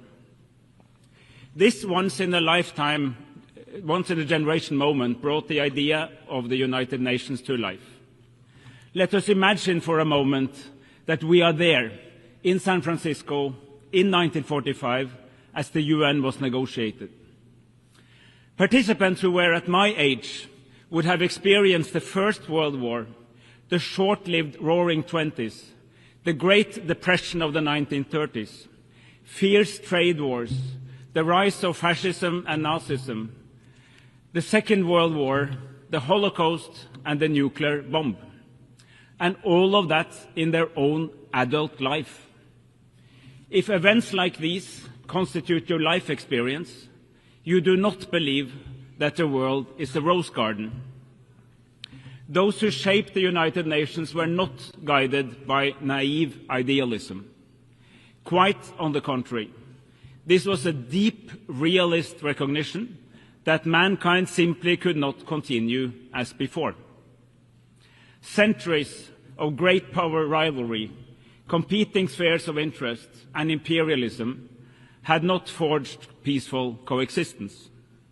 The founders, however, were indeed visionaries, as they believed that a better world was possible. Our founders realized that the world needed shared norms and principles in order to avoid yet another world war.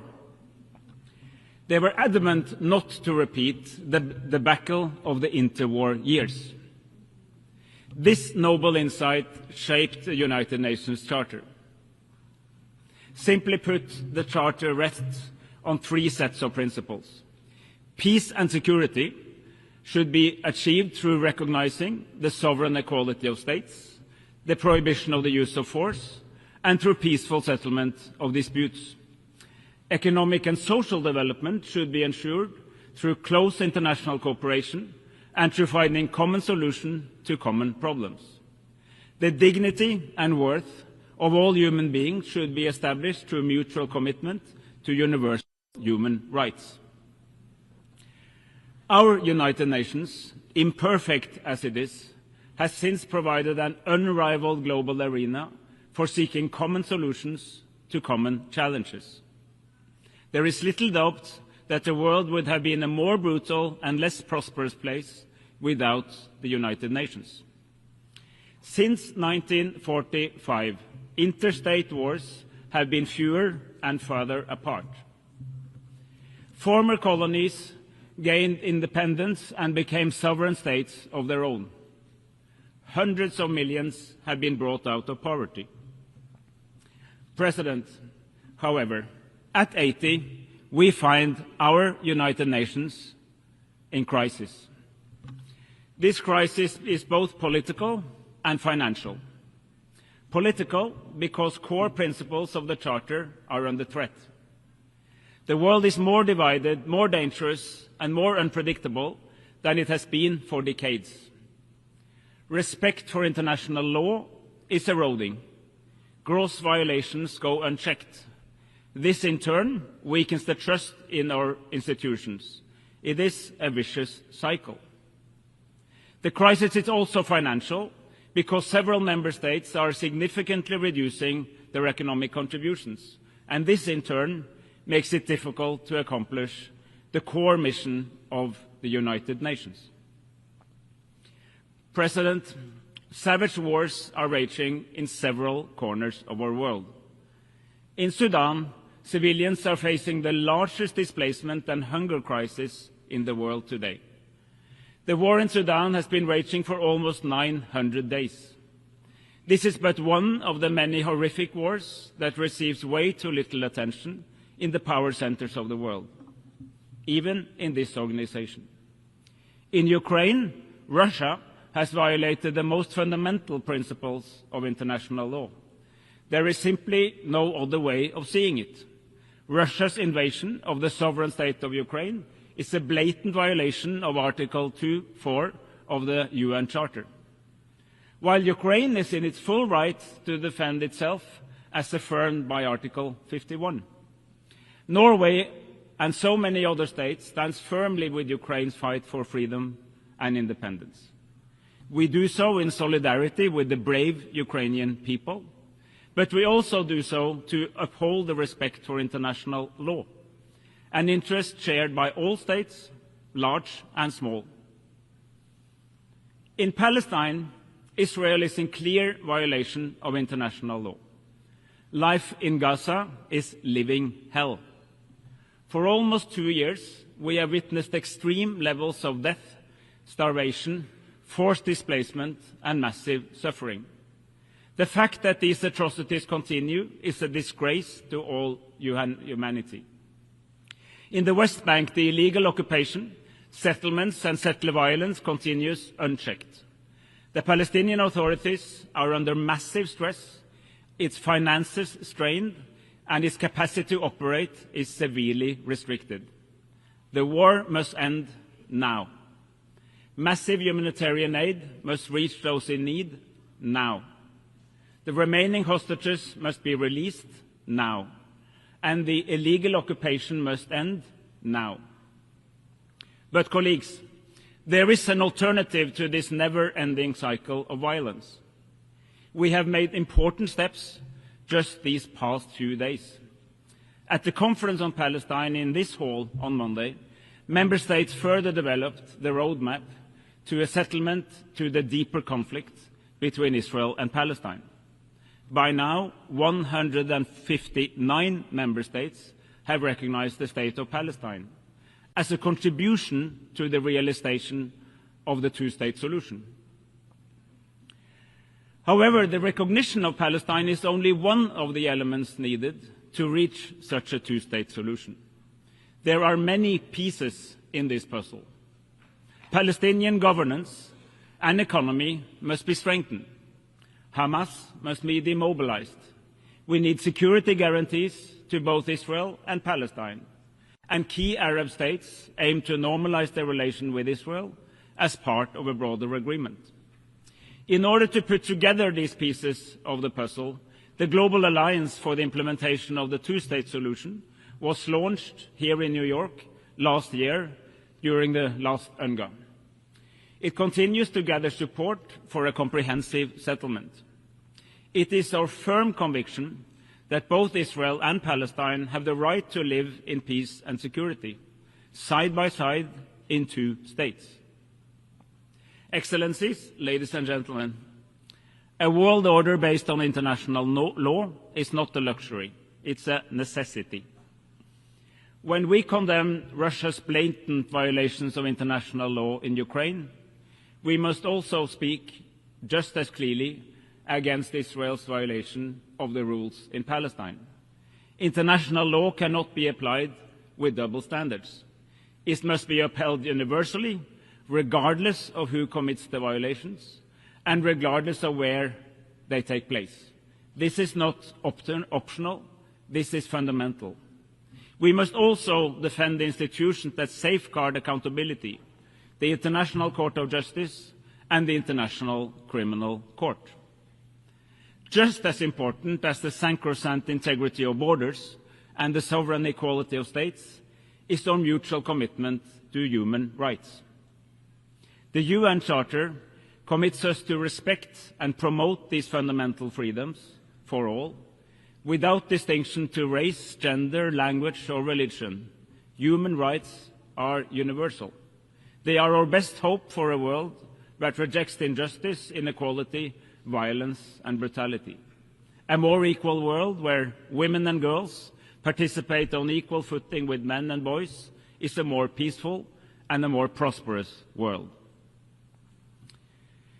President, in these times of crisis, the United Nations must reposition itself to meet a new political and financial reality. The UN 80 initiative gives us a unique chance to turn this crisis into an opportunity and to build a United Nations that is not only stronger, but also smarter. As a country with an unwavering commitment to the United Nations, I can say this with conviction. It is time for some tough love. We want a UN that is stronger, yet leaner. A UN that is more efficient. A UN with structures optimized to deliver real impact where it matters most, on the ground, with the people we serve. We need a UN with sharper prioritization of resources, clearer mandates, and a UN that works smarter, not just harder. This is also a moment for self-reflection for all of us as member states and for our United Nations. As member states, we have contributed to a proliferation of mandates, long, complicated, overlapping, and burdened with endless reporting requirements. My country, Norway, is not exempt. We too are guilty as sin. The time has come to change this. We need bold and ambitious reform. We must stand firmly behind the Secretary General to drive this forward. We need a UN that can continue to uphold the rules and the principles that have underpinned our international order for the past 80 years. And we need a UN 80 process with a roadmap for the next Secretary General. When she assumes office in 15 months, she must be able to head the reformed UN fit for the next 80 years. President, we need a global convention on tax cooperation. States have the primary responsibility to provide essential service to their people. Then we must enable states to fulfill this duty. The capacity to tax both citizens and companies is paramount. It is the backbone of public service delivery, the engine of resource redistribution, and the cornerstone of sustainable development. We know what works, but we must assure that it can work for all. Colleagues, let there be no doubt. The climate crisis is real. It is here, it is man-made, and it's affecting the lives of millions of people around the world. As an Arctic nation, we experience some of the fastest paces of climate change anywhere on the planet, and we feel its impacts in our everyday life. The science is irrefutable. Observed warming is outpacing predictions. Curbing global warming and making peace with nature is the greatest collective challenge of mankind. We have no time to lose. Yet over the past decade, the world has achieved significant progress in this area. At COP28 in Dubai, nations united around the goal of phasing out fossil fuels in a just, orderly and equitable manner. Today, countries, regional organizations, companies and investors are beginning to recognize a fundamental truth. Embracing the technologies of the future, low on carbon, high on circularity and responsible resource management, is not an obstacle to growth. It is an opportunity for growth, innovation and a sustainable future. Now we must build on this momentum. COP30 in Belém presents a crucial opportunity to reconnect the climate, biodiversity and pollution agendas into a coherent, integrated approach. President, as we mark the 80th anniversary of our United Nations, let us protect the foundations for peace, human rights and development. The norms and the principles are not the problem. They are just as relevant for the world today as they were back then. What does deserve scrutiny is the system we have established to protect and enforce these norms and principles. And that is what the UN 80 is all about. Let us make sure that these principles apply for all people, everywhere, all the time, so that in another 80 years, future generations do not have to build a new version from the ashes of another devastating world war. It is up to us to find the answers that fit the 21st century. But when it comes to the core purpose, we should take the cue from our founders. We are, indeed, better together.